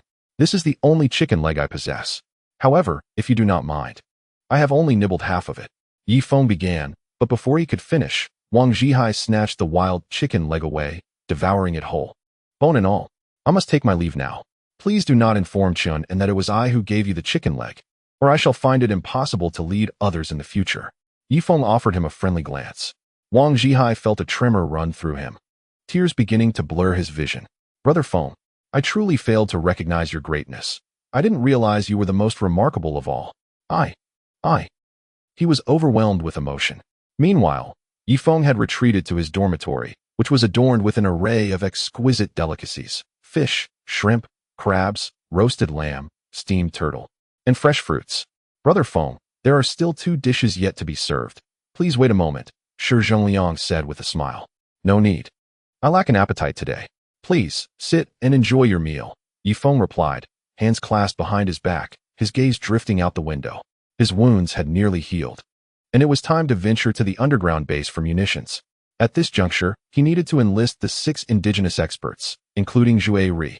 As for the others on deck, their numbers were insufficient. Having too many would draw attention, for it is not the quantity of soldiers, but their quality that matters. Brother Feng, I also find myself disinterested in eating. I have been dieting lately. The tropical rainforest offers an abundance of food, yet I must focus on my health, Shi Zhengliang remarked. Then dispose of it through the window, but be cautious not to let those newcomers witness it, Yi Feng replied without turning back. Understood. Shi Zhengliang pushed the dining table outside. Yi Feng exited the dormitory and proceeded to the 2nd level S cells, where he brought out Zhui Ri and the other 5, summoning Susan to his chamber. This was a conversation among the top leaders and the gay people. Zhui Ri and his companions had been faring well. Their cells were cleaned daily, and food was provided when hunger struck, leading to a gentler gaze directed at Yi Feng, particularly among the younger leaders. There was a glimmer of gratitude in their eyes. Such is human nature. Endure a modicum of hardship first, and then grant them comfort, and they will perceive you as a benefactor. Zhui Ri, tomorrow there is a matter requiring your assistance. Are you willing to help me? Yi Feng inquired. What sort of assistance? Zhui Ri asked, warily. Do not worry. I am not sending you to your doom, but it will require some effort. Are you willing? Yi Feng pressed on, refraining from mentioning the transportation of munitions, uncertain if the high priest might be eavesdropping. Zhui Ri exchanged a resolute glance with the 5 little leaders, nodding affirmatively. No problem. Very well, I shall escort you back. Yi Feng confined the 6 individuals back into their cell, allowing them to walk under their own power, thus bestowing upon them a semblance of dignity. After securing the cell, Yi Feng returned to his quarters, ensuring the doors and windows were shut tight, and communicated with Susan through written words on the floor. An hour later, Susan departed, having been assigned a crucial task by Yi Feng, to guard the warship and prevent any of the resentful children from ascending to the deck. The next day, he intended to lead Zhueri and the others to the underground base to transport ammunition. The Gay tribe, Yi Feng, shall raise your entire clan to the ground. Avenging the fallen, he thought, a cold glint of murderous intent flashing in his eyes. The night passed uneventfully, and dawn arrived swiftly. Yi Feng opened the armory. The ammunition was alarmingly scarce. While there were a few hundred rounds for the rifle, the machine gun was absent. The stock of rifle cartridges dwindled to under 100, and the pistol rounds to fewer than 200. Nevertheless, Yi Feng armed himself with a rifle and 2 pistols, securing the weapons around his waist before ascending to the deck. Upon reaching the deck, he was taken aback. Wang Zhihai was there, rolling up his sleeves and diligently shoveling debris into the river. Everyone worked with fervor, striving not to disappoint Feng Ge. Previously, I misjudged Feng Ge. It turns out he is the rightful leader, someone mused. Hey, you lazy bum, stop slacking off. And you, need to take a dump? From now on, bathroom breaks are limited to 2 minutes. Wang Zhihai commanded, raising his voice. Don't just stand there, sing the team song with me. He exclaimed, belting out the lyrics. Work like a dog, and when scolded, do not bark like a dog. How amusing, to be scolded and not bark like a dog. Yi Feng observed, noting that Wang Zhihai seemed like a transformed individual, finally exhibiting a commendable change. It became evident that being a leader required not only a compassionate heart, but also a certain degree of cunning. Otherwise, it would be impossible to manage this motley crew. Sure. Today, ensure that the new recruits receive ample provisions. Each person deserves their share, Yi Feng whispered. Understood, Shi Zhengliang nodded in agreement. Yi Feng then retrieved Zhueri and the 5 others from their cell, unshackling them. However, the safety catch on his pistol remained disengaged. While it was unlikely they would rebel, caution was prudent. Let us proceed to the lower hold and prepare for the canoe, he instructed. An hour later, the canoe anchored at the shore, and Zhueri and his companions were the first to disembark, awaiting Yi Feng at the water's edge. Forward, follow my lead. I will guide you from behind. He cleverly positioned himself at the rear of the group to thwart any potential ambush. Turn left ahead. You should know the way, he called out, providing directions as they navigated through the rocky terrain. Before long, the 7 of them arrived at a pile of rubble. In truth, Yi Feng could have utilized a secret passage to expedite the transportation of ammunition, merely needing to hoist it with ropes. However, he chose a more profound approach. Opting not to take the easier route, he squeezed through the crevices of the stones, gesturing towards the pile of rubble. However, the 5 little leaders paled, retreating in unison, as if gripped by an overwhelming fear of the cave. After all, they had been indoctrinated since childhood to believe that the cave was the eye of hell, from which the vengeful child had emerged over 80 years ago. Who knows what terrifying creatures lurked within? Did you not comprehend my words? Yi Feng emphasized, his tone growing firmer. If these individuals were unwilling to enter the cave, they would hold no further value. I will heed Brother Feng's words, Zhuang Ri declared, immediately crawling into the pile of stones without a trace of psychological burden. Seeing this, the other 5 little leaders followed suit, one after another. Yi Feng smiled faintly, brandishing his torch as he ventured in after them. Upon entering, Yi Feng squinted, noticing fresh footprints on the ground. From their size, they did not belong to the men of the Gay tribe, who were at least 2 meters tall with feet measuring over 42 centimeters. Nor did they belong to the women of the Gay tribe, who were shorter than 1.5 meters. The prince before him appeared to be approximately size 42. Massacong. Yi Feng's expression shifted, and he quickly drew his pistol. The potential ambush of Massacong in the cave posed a danger comparable to that of the great black serpent from before. What's wrong, Brother Feng? Zhuang Ri inquired. Glancing back, nothing, just keep moving forward, Yi Feng replied, keeping his pistol raised and vigilant of his surroundings. Zhuang Ri nodded, and under Yi Feng's guidance, they gradually arrived at the subterranean steps. The area was covered in a layer of hard mud, yet stepping on it would still sink them by a foot. The 7 of them navigated carefully, soon reaching the location where the shells were stored. Brother Feng, what are we doing here? Are we transporting these? Zhuang Ri pointed at the long shells. Wait a moment. Let us search the entire underground base first, Yi Feng instructed, leading the 6 others deeper into the sprawling, subterranean level. He handed the torch to the foremost Zhuang Ri and took up the rear, concealing himself in the shadows with his pistol drawn. His objectives were twofold: to ascertain the whereabouts of Massacong and to seek another machine gun. With the Germans having brought so many men to this desolate island, It was improbable that only one machine gun existed. If they could find one or two more, they could replenish their previous losses. They searched from morning until afternoon, thoroughly scouring the entire second level. Not a single machine gun was found, and even the ammunition for rifles and pistols amounted to fewer than 200 rounds. The remaining bullets had succumbed to moisture and rust, rendering them incapable of firing. Placing the usable ammunition in a military backpack, Yifeng led the 6 individuals to the shell storage. "Each of you take one of these and follow me outside," he instructed, pointing at the shells on the ground. "All right, I'll do it," Zhuang Ri said, hoisting one shell onto his shoulder, although it weighed over 60 kilograms. For an expert like Zhuang Ri, carrying 3 at once was no challenge. He proceeded to grab a second shell. "Stop. Just take one at a time," Yifeng quickly cautioned. "Brother Feng, this object is so light, I could carry 5 at once." "Why only take one?" Zhueri exclaimed, slamming the shell down onto the ground with a resounding thud. "Goodness, be gentle," Yifeng shouted, alarmed. Zhueri, bewildered, could not grasp why Yifeng was so anxious. "I warn you, this item is quite fragile. Do not let it be damaged. Treat these shells with the same tenderness as you would your beloved woman. Handle them gently and place them down softly, understood?" Yifeng illustrated his point. The 6 nodded in agreement, each carrying a shell as they made their way out of the cave. Once outside, Yifeng guided them to the shore, where he personally placed the 6 shells into the canoe. "Susan," Yifeng called out to the warship. On the deck, Susan nodded and, accompanied by a few others, began to pull the rope tied to the canoe. Shortly after, Yifeng witnessed the shells being loaded onto the warship before he led the 6 back into the cave. From afternoon until dusk, Yifeng managed to transport only 4 loads, totaling 24 shells. He himself did not carry the shells, as he was to assist in guarding against any sudden appearances of beasts or captains. "You all have worked hard. Let us return to the warship." Yifeng took a seat in the canoe and brought Zhueri and the others onto the deck. This time, he did not confine them, allowing them to roam freely on the deck and breathe in the fresh air.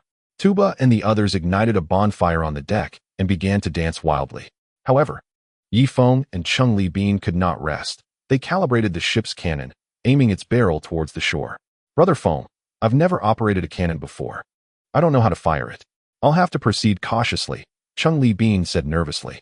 The shell weighed over 60 kilograms, and if it exploded in the barrel, both he and Yifeng would be obliterated. Susan and the others watched from 30 meters away, a flicker of fear crossing their faces. After all, the cannon had not been used in many years. If the shell were triggered and failed to fire, it could detonate on the warship. Yifeng strained to recall fragments from World War II, inserting the shell into the rear of the cannon, then sealing the breech. "This seems to be the mechanism to trigger the shell." Cheng Li Bin pointed to a lever nearby, subtly retreating until he was 20 meters away. "Wang Zhihai, come here," Yifeng called out from a distance. Upon hearing his name, Wang Zhihai rushed over, assuming Yifeng needed something. "What is it, Brother Feng?" he inquired. "I have a bit of a stomach ache and need to use the restroom. After you count to 100, pull this lever all the way down. Then cover your ears," Yifeng said nonchalantly. Wang Zhihai looked at him suspiciously. "Oh no, I can't hold it any longer. My stomach really hurts." "You should start counting now. After you reach 100, pull the lever." With that, Yifeng dashed towards the rear of the warship. Wang Zhihai scratched his balding head, gazing at the lengthy cannon barrel that stretched over 10 meters, casting a glance at the latch below, an ominous premonition creeping in. Yet, this was his moment to shine. Feng Ge had entrusted him with his first task, and he was determined to accomplish it at all costs. Chapter 214, Something's Amiss. Feng Ge, as the countdown reached 100, Wang Zhihai placed his hand upon the latch. Yifeng, ostensibly heading to the restroom, had been discreetly observing from behind. Upon witnessing the scene, he quickly crouched down, clasping his head with both hands. Gritting his teeth, Wang Zhihai pulled the latch all the way back. The rusty firing pin struck the tail of the shell, igniting the primer instantly. With a sharp crack, akin to a blade slicing through the air, a fierce tongue of flame erupted from the cannon, shaking the entire warship. Wang Zhihai yelped as he toppled from the gun platform. Yifeng, releasing his hands from his ears, stared in astonishment at the trail of fire in the sky. This fiery arc traversed a vast expanse of tropical rainforest, swiftly vanishing from sight. Boom! In the distance, a massive fireball erupted in the dark of night. Everyone gradually gathered at the ship's railing, gazing in awe at the spectacle 20 kilometers away, each person rendered speechless. Yi Feng was equally astonished. The naval cannon could fire over several dozen kilometers. What an incredible feat. Did this mean they could strike deep within the Gaha tribe's territory from the second tributary? Quick, let us inspect the cannon, Yi Feng urged. Leaping onto the gun platform, the entire cannon was emitting smoke, the surrounding temperature rising by several degrees, while the barrel itself reached over 100 degrees. Thank heavens it didn't explode inside the barrel. Otherwise, our warship would have been destroyed. Cheng Li Bin approached from a distance, his face alight with astonishment as he caressed the cannon barrel. Ouch! He exclaimed, having burned his palm, forming several blisters. At that moment, Wang Zhihai groggily stood up, resembling a man intoxicated. He had forgotten to cover his ears during the cannon fire, and now his head swam with dizziness from the shock. Someone, take Wang Zhihai into the cabin to rest. He needn't work today and will receive double rations, Yi Feng commanded. A group of individuals assisted the dazed Wang Zhihai into the cabin. Let us conduct another test shot. Once assured of safety, Yi Feng loaded another shell into the cannon. Cheng Li Bin, seeing no signs of danger, positioned himself behind the cannon, brandishing a stick and gesturing forcefully forward. Fire! Yi Feng promptly pulled the latch down. With another sharp crack, another shell was launched, exploding far in the distance, a fireball soaring nearly 100 meters high. Yi Feng observed the explosion through his binoculars, gradually stating, "The power of this shell is considerable. I estimate no survivors within a 50-meter radius of impact. Fenggu, what are we waiting for? Let us set sail for the Gaha tribe now to avenge our fallen comrades," Cheng Li Bin proposed. Indeed, now is the time, Susan nodded in agreement. However, Yi Feng shook his head, stating that it was too late in the evening to witness the dire state of the Ga tribe. He decided to wait until dawn to fully appreciate their plight and ascertain whether the shaman had been killed. The shaman referred to the high priestess. Yi Feng was not afraid of the indigenous people of the Ga tribe. Although they were formidable, they were merely physically strong. The high priestess, however, was a different matter altogether. She possessed the art of witchcraft, making her unpredictable and capable of eavesdropping. Yi Feng regarded her as a formidable adversary. Furthermore, there was also the matter of massacre. Thus, he suggested they rest for the night, as there were 22 cannons on the deck, sufficient to raise the Ga tribe to the ground. Cheng Li Bin nodded in agreement. The evening gathering on the deck continued until around midnight, at which point everyone retired to their quarters. Yi Feng, however, turned his attention to the 6 individuals, Zhue Ri and his companions. The high priestess had the ability to control others. Should she remotely manipulate these 6, it could deliver a devastating blow to Yi Feng. Therefore, he could not allow them the freedom to roam. To the 6 of you, I express my gratitude for transporting the artillery today. However, I have certain reservations. I hope you will remain in your quarters for the night. You may rest there, and I will grant you your freedom come daylight. What say you? Yi Feng felt a pang of guilt. It was all the high priestess's fault. Had it not been for her, he would have already won over the 6. Yet now, even if Zhue Ri and the others sincerely wished to follow him, he was concerned about the risk of their remote control. Indeed, the faces of Zhue Ri and the others darkened, a flicker of humiliation crossing their eyes. Rest assured, this is merely a temporary measure. Once the high priestess is eliminated, I promise you will never again be confined and will be treated as brothers, Yi Feng hastily explained. Humph. Zhue Ri scoffed, leading the way toward the cells. The other 5, resigned, followed closely behind. After securing the 6, Yi Feng finally breathed a sigh of relief. Tomorrow, they would bombard the Ga tribe. And to mitigate any unforeseen events, he stationed himself at the door of the cells, anxious about potential complications. The high priestess might have already discerned their plans for artillery transport during the day, leaving Yi Feng uneasy. If she truly could eavesdrop on his information, she would undoubtedly flee the Ga tribe to evade the impending assault. No. Yi Feng abruptly stood up and hastened to the captain's cabin. Cheng Li Bin had one foot on the helm, snoring softly. Old chum, wake up, Yi Feng urged, rousing him from slumber. What is it, Fenggu? I was in the midst of a pleasant dream, Cheng Li Bin grumbled. Yi Feng seized a piece of charcoal and inscribed a few words on the deck. Now is the time. Navigate the ship to the tributary of the Ga tribe. We shall launch a night assault on their settlement.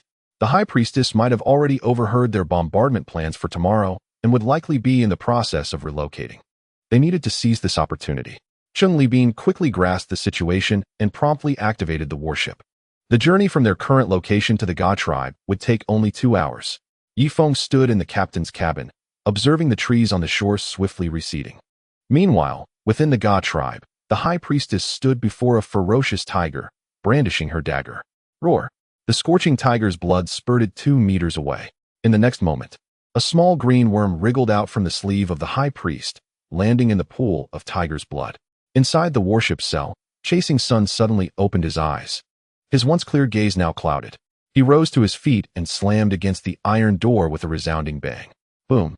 The iron door was dented, and Chasing Sun's shoulder buckled under the impact. Yet, he seemed impervious to pain, continuing to batter against the door.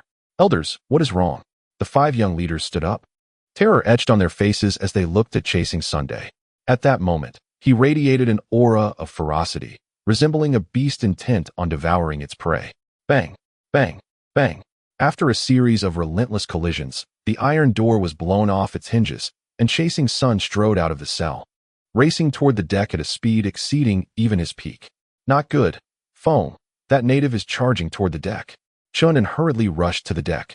Yifeng was calculating the cannonball's range when he turned to see a figure bursting from the cabin. Chasing Sun, blood streaming from his shoulder.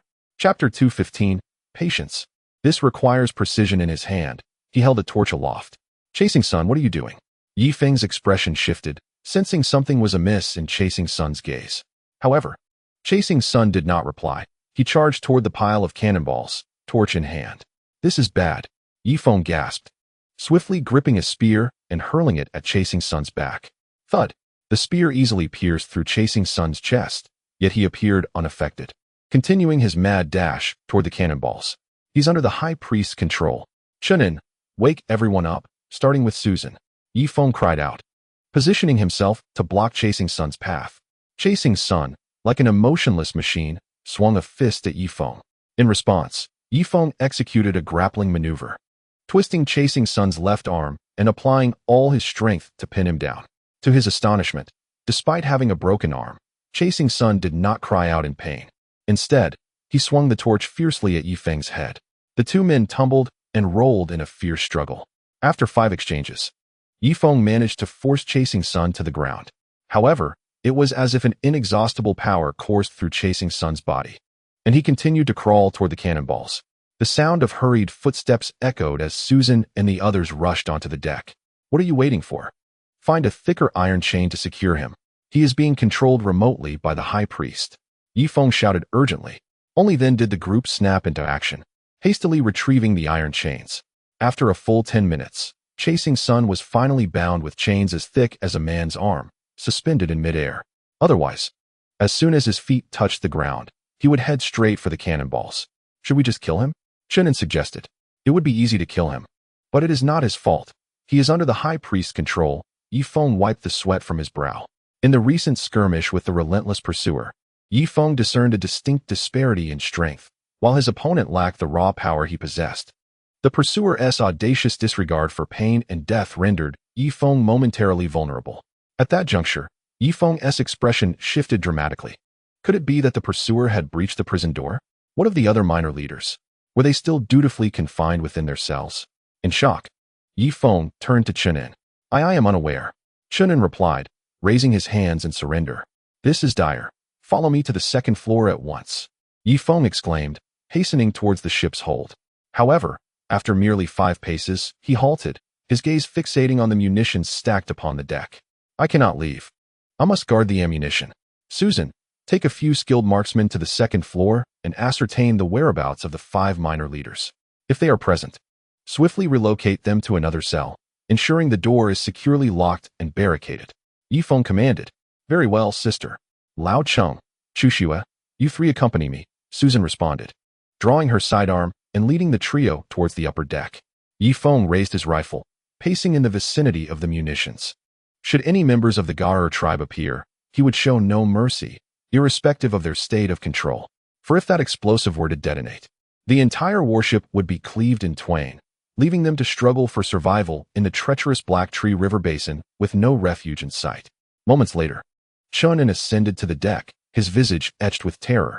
Upon witnessing his pallor, Yifeng's heart sank. Feng, brother Feng, there is not a soul left in the cells. I cannot fathom where they have concealed themselves, Chunin stammered. Damn it, Yifeng seethed, filled with regret and ire. Had he known, he would have taken the high priestess's life the moment she was captured. Now, they faced insurmountable repercussions. Hurry, we must search, Yifeng urged, his temper flaring. With such a vast warship, how do you propose we search? Moreover, those 5 individuals are formidable. If we disperse, they could pick us off one by one. Yet if we gather, our noise would alert them, enabling them to evade us. Chunin lamented. There is no other choice. Summon everyone to the deck, including Raimai and the unconscious 5th brother. We must bring them all up, lest we fall victim to their stealthy onslaught, Yifeng declared, leaping atop the artillery platform while cradling a shell. Understood. Chunin rushed back into the hold.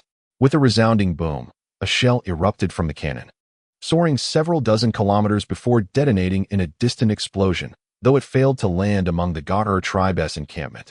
The angle of elevation for artillery requires extensive practice to achieve precision. Yifeng had not been oblivious to the workings of artillery. Thus, he adjusted the barrel upward slightly and loaded another round. With another thunderous discharge, another shell was propelled forth. Yet again, a fireball erupted 10 kilometers away, still missing the Gaur encampment. Gritting his teeth, Yifeng elevated the cannon's angle once more.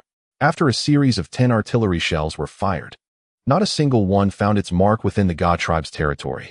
This grim outcome darkened Yifeng's expression as the ammunition was dwindling, leaving only 12 rounds. The precision of the shells relied entirely on the calibration performed by the artillerymen, without 2 to 3 years of artillery experience. Accurately directing the naval cannon to its intended target was nearly impossible. At that moment, the deck was crowded with people, while Long Wu lay unconscious on a makeshift stretcher. However, Rimiko had regained consciousness, albeit in a weakened state. Yifeng once again loaded a shell into the chamber and leaped onto the deck. Is there anyone among you who has served in the military?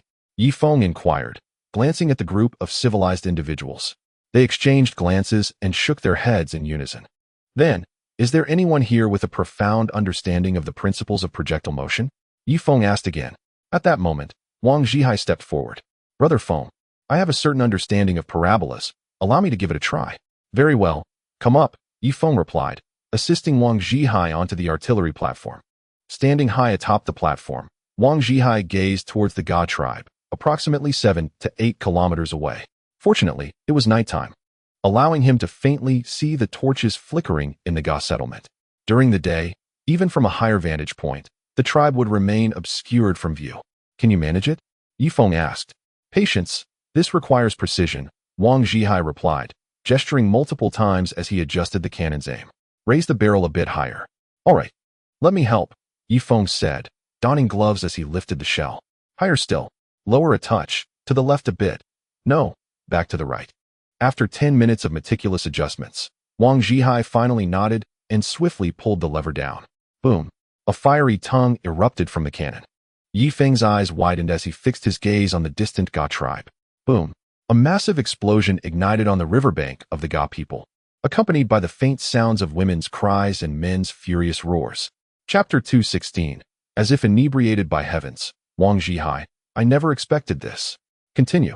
Yifeng exclaimed, elated, as he heartily patted Wang Zhihai's shoulder. Ouch. Brother Feng, you've dislocated my shoulder. Wang Zhihai yelped, clutching his shoulder in pain. My apologies.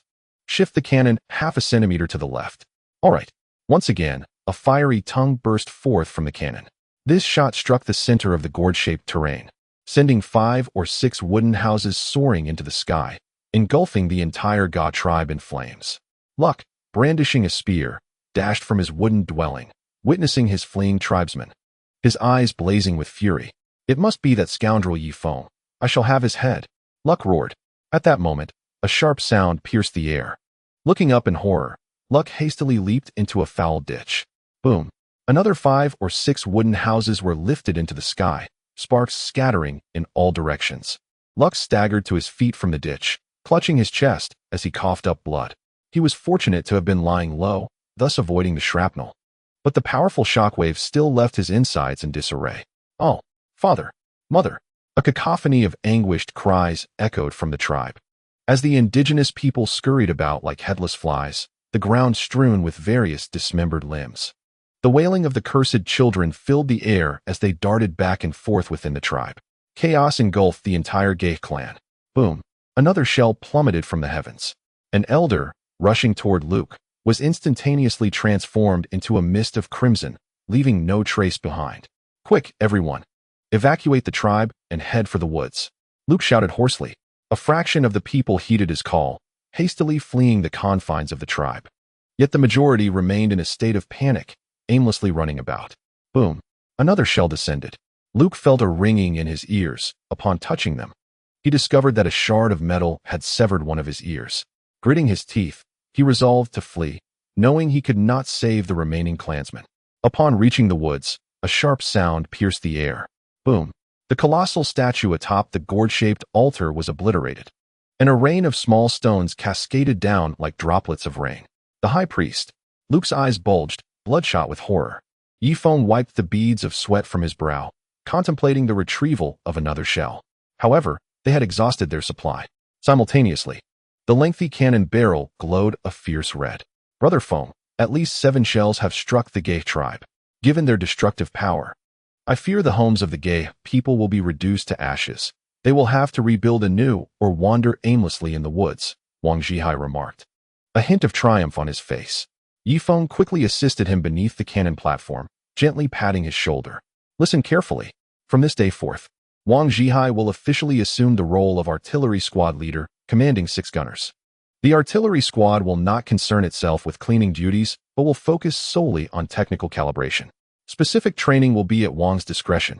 I shall no longer intervene.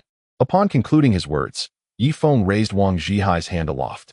Wang Zhihai beamed with joy, casting a scornful glance at the middle-aged man among the newcomers. The current leader of the new faction, with whom he had previously vied for leadership. It appeared he had ascended to a higher echelon, no longer consorting with the cleaners. The middle-aged man's expression soured momentarily, yet he quickly masked it with a conciliatory smile directed at Wang Zhihai. Brother Feng, I too wish to join the artillery squad. Chunin volunteered, stepping forward. Yifeng hesitated momentarily. However, Wang Zhihai interjected coldly. I'm sorry, but the artillery squad is the most critical department aboard the ship. Only those who pass rigorous selection may join, as I prefer to train only the elite and have no desire to waste my time on the incompetent. Do you consider me incompetent? Chunin seethed with fury. No, no, no, I wasn't targeting you. I meant everyone present here is incompetent. Bang, bang, ouch, stop hitting him. Brother Feng, Wang Zhihai was left battered by the crowd. Yifeng retracted his fists and amended the appointments. Chunin will serve as the main leader of the artillery squad, while Wang Zhihai will be the deputy leader. Thank you, Brother Feng. Chunin exclaimed, elated. Wang Zhihai, what time is it, and you are still playing here? Those 5 Gay tribesmen have yet to be found. The warship is so vast, if they choose a random hiding spot, we could be searching for months. At this moment, Susan spoke up. A hush fell over the group, and hearts sank.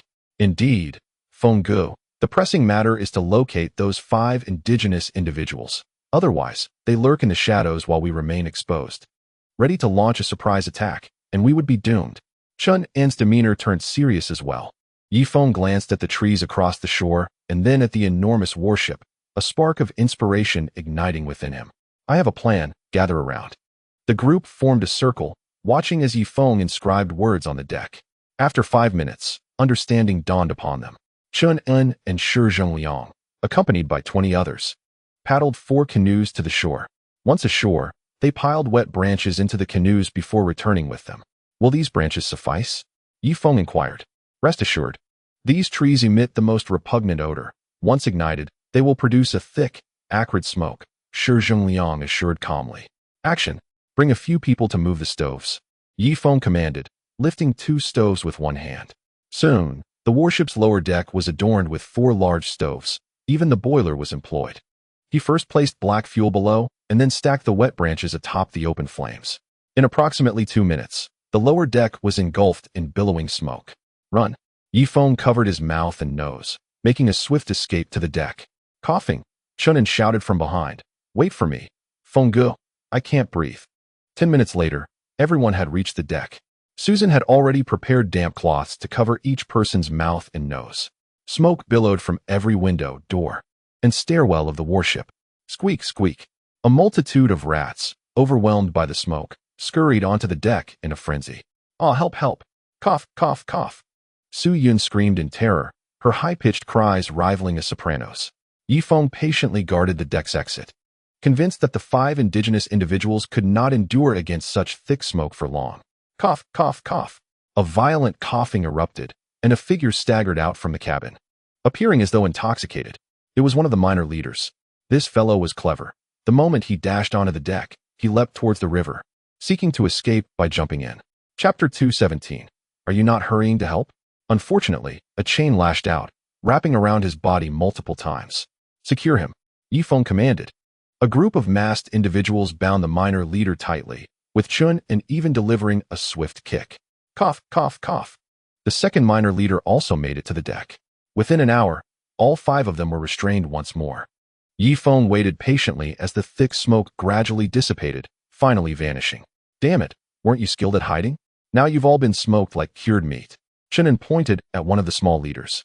Brother Feng, under those circumstances, anyone would have fled. However, we have sincerely repented and are willing to follow you wholeheartedly. The small leader earnestly declared. Yifeng, with his hands clasped behind his back, harbored a flickering murderous intent in his eyes. For the sake of security, he ought to eliminate these 5 small leaders immediately. Who knew when they might cause trouble again? Yet, with the ship's ammunition depleted, he still needed to procure more artillery. And these 5 individuals still held some value. Contemplating this, Yifeng looked up towards the east, where the first light of dawn was beginning to break. If you wish to follow me, you may. However, your future depends on your performance. If you excel, I shall keep you. If you falter, I will have no choice but to let you go, Yifeng stated coolly.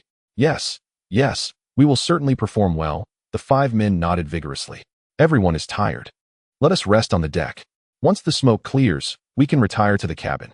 At the riverbank of the Gaha tribe, countless refugees had gathered, most of them injured, with some suffering severe wounds, including lost limbs. Luke, spear in hand, was conducting post-battle consolation. A rough tally revealed that the number of fatalities from the previous night's bombardment equaled 1/3 of the entire Gaha tribe. Since Yifeng had struck the Gaha tribe at night, many had perished in their sleep, resulting in devastating casualties, comparable to an assault by monstrous beasts. The most pressing concern was that winter was approaching. Their homes lay in ruins, and they would have to endure the cold in the wilderness, likely leading to further illness and death. Look, the high priest is here. At that moment, all eyes turned towards the upstream of the riverbank. Luke felt a surge of relief. Thankfully, the high priest had survived. Had the high priest perished, the wrath of the vengeful spirits would become uncontrollable and could retaliate against the warriors of the tribe, leading to catastrophic consequences. However, as he focused his gaze, he noticed the high priest had lost her former grandeur. A strand of hair fell across her forehead, giving her a somewhat disheveled appearance. Luke, I need you to take a group to the ghost cave and set fire to the black oil within, destroying it completely, the high priest commanded. Yet, Luke narrowed his eyes, a sense of resentment brewing within him. He had previously respected the high priest for her astute foresight, but now it seemed she was no longer as capable. High priest Duoyen, perhaps you should send the vengeful spirits instead. Do you not have 2 silver spirits with you? They should be put to work as well. Luke's tone had begun to slip into disrespect, directly addressing the priest by her surname. Duoyen Nahe slowly raised her gaze, calmly regarding Luke. Ever since her encounter with Yifeng, she felt her abilities had been compromised. The high priest must remain unburdened and focused. However, she now harbored thoughts of one person, Yifeng. After all, he was her first man, and this emotional attachment had slowed her calculations, ultimately leading to the tragedy that befell the Gaha tribe. Chief Rook, there must still be numerous beasts on the other side, right? Duoyen Hina remarked lightly. You? Rook felt a heavy sinking in his heart, a mix of anger and helplessness. Truly, as the high priestess, she had swiftly identified his vulnerability.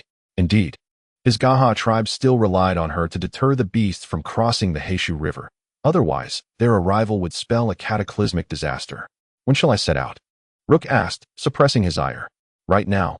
Take along an elder and 5 chieftains. The sooner, the better, Duoyen Hina replied calmly. Very well. Rook had no choice but to comply. Move swiftly, do not linger. I require speed, and each person must carry 2 shells. Li Feng urged the 5 individuals from behind, each of whom hoisted 2 shells. Previously, he had feared that grasping the tail fins of the shells might cause an explosion, but after some explanations, he understood that holding the tail fins would not trigger detonation. Thus, this time, he instructed them to each carry 2, making for a total of 10 shells per trip. There was ample time today. They could easily make several trips.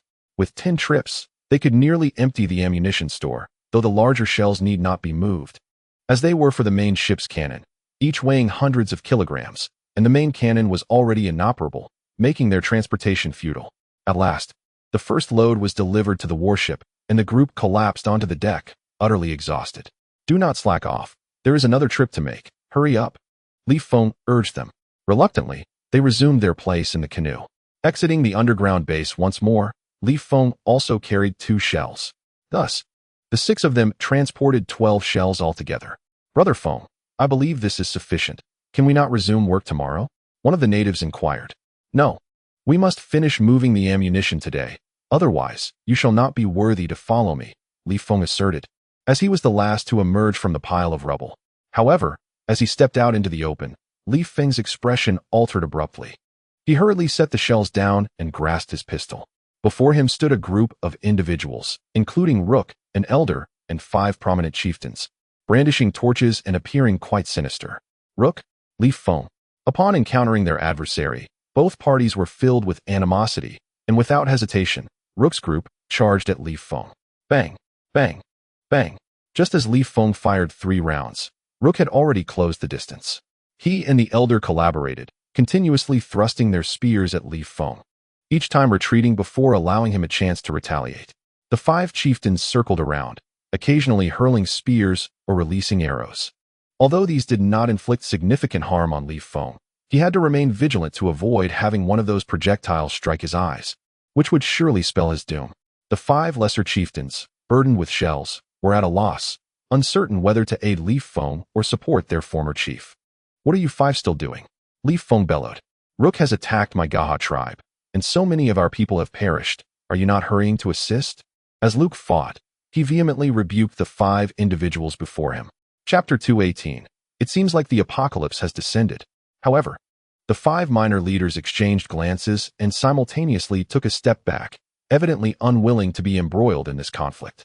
Prior to boarding the warship, they had underestimated Yi Feng. But after a period of engagement, they discovered that whether through cunning schemes or brute force, Yi Feng consistently managed to subdue them, instilling a psychological shadow over the 5. Even when they witnessed Yi Feng at a disadvantage, they dared not act recklessly. Do you really think I am powerless against you? Yi Feng gritted his teeth and raised his arm defensively before his neck. Clang! The elder's short sword struck Yi Feng's arm, causing a profusion of blood scales to appear. In response, Yi Feng seized the elder's neck with a swift motion, applying pressure with his fingers. The elder's neck was nearly crushed, blood spraying everywhere, only to be swiftly absorbed by Yi Feng's skin. Bok elder? The 5 chief leaders seethed with anger, abandoning their ranged harassment to engage in battle with their short swords. Due to the Gay clan's long history of collective combat, their coordination was remarkably intricate. As Yi Feng charged forward, they would strike from behind with their swords. Yet, when Yi Feng turned to counter, they would retreat momentarily, only for the frontline fighters to launch surprise attacks from behind. Consequently, Yi Feng found his back constantly sprouting blood scales. Damn it! Yi Feng gritted his teeth. Enduring the stabs from the short swords behind him, he rolled forward, directly seizing one of the chief leaders. You, the alien, you have slain my entire family, and I will see you dead. Surprisingly, the chief leader displayed remarkable tenacity, although Yi Feng had grasped his neck. The dagger in his hand relentlessly plunged toward Yi Feng's abdomen. Each time blood scales emerged, Yi Feng's movements faltered. Crack! Yi Feng twisted the chief leader's wrist, breaking it, and then wielded him like a weapon, swinging him forcefully forward. Indeed, the other 4 leaders recoiled a few steps in fear of injuring their own. Following the bombardment the previous night, the number of chief leaders in the Gay clan had been halved, making each leader all the more precious. Luke, catch him. With that, Yi Feng hoisted the chief leader above his head, tightening the muscles in his body, and blood scales adorned his upper body. Simultaneously, a golden dragon shadow swiftly danced across his torso. Boom! The chief leader's body shot forward like a cannonball, crashing violently into Luke. Luke gritted his teeth, squatting in a horse stance, summoning all his strength to catch the chief leader. Thud! Uft! Although he managed to catch the chief leader, Luke felt a crushing blow to his chest, causing him to clutch his chest and cough out blood, collapsing to the ground alongside the chief leader. Luke checked for the chief leader's breath and found him lifeless. Alien, you cursed alien, I will see you dead. Luke struggled to rise, spitting more blood. The four chief leaders exchanged glances, unable to resist taking a step back in unison. Chieftain, this Yi Feng is too formidable. Perhaps we should return and report to the high priest, one of the chief leaders suggested. Rook gingerly touched his injured chest, casting a reluctant glance at Yi Feng before nodding in acquiescence. The five of them retreated in unison towards the upstream position. Yi Feng clenched his fists, yet ultimately relented. The immediate priority was to transport the artillery shells. As for Rook and the others, they could return for now. He believed that in a matter of days, these indigenous people would reconstruct their homes, and once their constructions were sufficiently advanced, he would fire a few rounds at them to keep them perpetually occupied. Bang! Yi Feng's heart raced as he turned his attention to the shells ahead. A dent had formed at the tip of one of the artillery shells. Goodness! Yi Feng was momentarily paralyzed with fear. Bang! Another gunshot rang out, and a dent appeared on the tail of the shell. He turned his gaze upstream, and there, perched in a large tree, was a figure cloaked in vines, gripping a rifle and aiming directly at him. Mars Kong. Yi Feng was taken aback, instinctively shielding the shells with his body. Bang! A splatter of blood erupted on Yi Feng's chest, with a trickle of crimson spilling forth. Bang! Another shot rang out, but this time it was not aimed at Yi Feng. It targeted another artillery shell. There were 12 shells in total, and Mars Kong had plenty of choices. What are you five dawdling for? Run! Yi Feng shouted, and with a swift movement, he darted towards the warship. One of the small leaders snapped to attention, discarding the shell he was holding and preparing to follow Yi Feng. Alas, it was too late. A bullet struck with uncanny precision, piercing the ammunition chamber of the shell. Boom! The small leader was obliterated in a cloud of blood mist, and his four companions met the same gruesome fate, torn apart in the explosion. A shockwave surged outward, and Yi Feng felt a jolt at his back as a bloodied arm landed on his shoulder. Yet, he pressed on, desperately fleeing towards the great river. Boom! Boom! Boom! The relentless explosions echoed, and the surrounding trees cascaded down like a house of cards, emitting a cacophony of creaks. Boom! A deluge of stones and timber was hurled into the sky by the shockwave, only to descend like rain from hundreds of meters above. Bang! Yi Feng was struck to the ground by a massive log. He glanced upward at the warship, where Susan and the others were frantically waving at him from the railing. Yi, run! Hurry! Susan shouted. Big brother Yi, quickly run! Ding Tuantuan hopped anxiously on the deck. Puff! Yi Feng coughed up blood as one foot splashed into the river. Moments ago, the sight of the 12 exploded shells ignited into a towering inferno. It turned out one of them was an incendiary shell. A crater measuring several dozen meters in diameter formed on the ground, gradually collapsing and finally revealing the underground base that had been buried for 80 years to the light of day. A torrent of flammable oil seeped into the underground facility. Reacting with the black fuel, under the searing heat, these black substances ignited instantaneously, spreading throughout the entire subterranean base. At this moment, Yi Feng had leaped onto a canoe, struggling to paddle with both oars. In the next moment, the entire world seemed to fall into silence.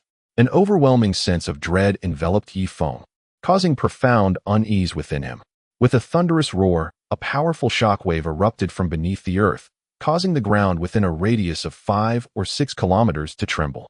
This was dire.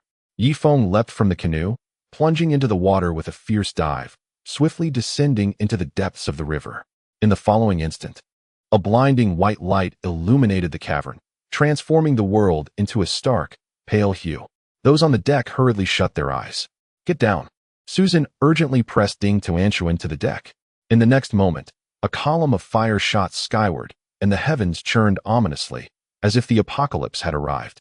A colossal hurricane spread from the cavern in all directions, the river surging to heights exceeding 50 meters, even causing the massive warship to tilt to the left under the pressure of the shockwave. Help! Save me!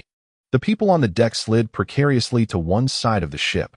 Some fell into the water, while others were flung over 20 meters, crashing into the center of Black Tree River. The explosion seemed unrelenting, continuing for a full minute before gradually subsiding into silence. Yi Feng emerged from the river, the water now only reaching his thighs, as the powerful shockwave had pushed the rest away. Creaking, the tilted warship righted itself under the buoyancy of the water.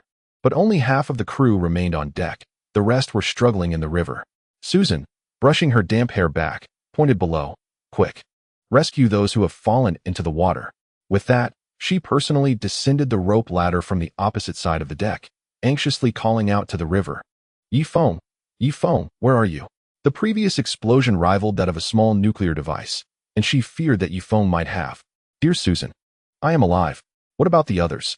Yifeng suddenly surfaced from the water, startling Susan, who raised her rifle in alarm. Don't shoot. It's me. Yifeng struggled to climb back onto the canoe. Though he had survived the blast, the powerful shockwave had still affected him.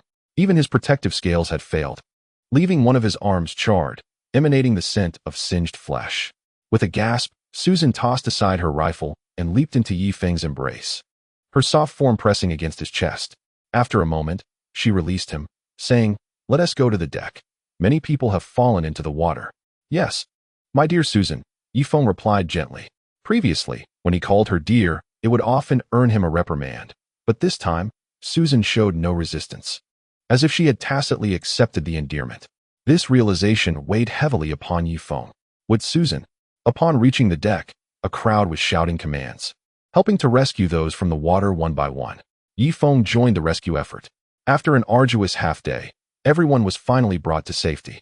Fortunately, the warship had been far from the epicenter of the explosion, so most were only lightly injured, with no serious harm done. The deck is remarkably pristine, exclaimed the new leader, the middle-aged man, with evident delight. Just moments ago, the warship had capsized, and the turbulent waters had swept away the debris, mud, excrement, and corpses, leaving only a few stubborn stains behind. How wonderful! We no longer need to clean. Unexpectedly, fortune had smiled upon us amidst calamity. We are finally liberated. A group of newcomers erupted into cheers on the deck, while Yifeng observed them with a furrowed brow.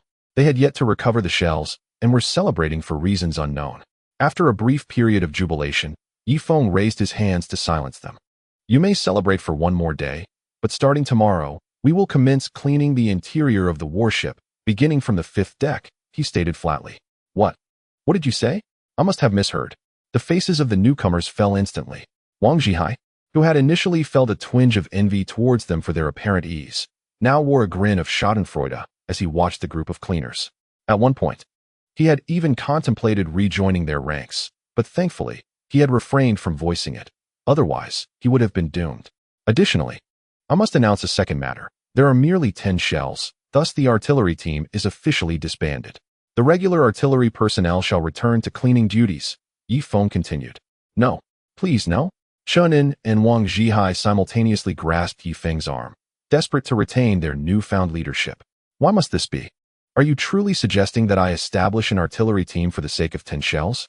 Yifeng frowned, finding their narrow-mindedness alarming. They were too focused on self-importance, neglecting the pressing needs for manpower in other areas, such as sailors, lower deck watch personnel, sentries, and kitchen workers, all of which required substantial staffing. Brother Feng, I beseech you, I have never held a leadership position before. Please allow me to remain as the artillery team leader. Chunin pleaded. Very well, from this moment forth, Chunin shall remain the artillery team leader, as well as an artilleryman, a night watchman, a kitchen worker, and a boiler attendant, Yifeng proclaimed, issuing a series of appointments. Brother Feng, I have reconsidered. Let Wang Zhihai take the artillery team leader role while I pursue other duties. Chunin, disheartened, stepped aside. Indeed, Wang Zhihai, you shall be the artillery team leader. Should the need for firing arise, we will assign temporary workers to assist you in transporting the shells, Yifeng affirmed. Understood, Wang Zhihai replied weakly.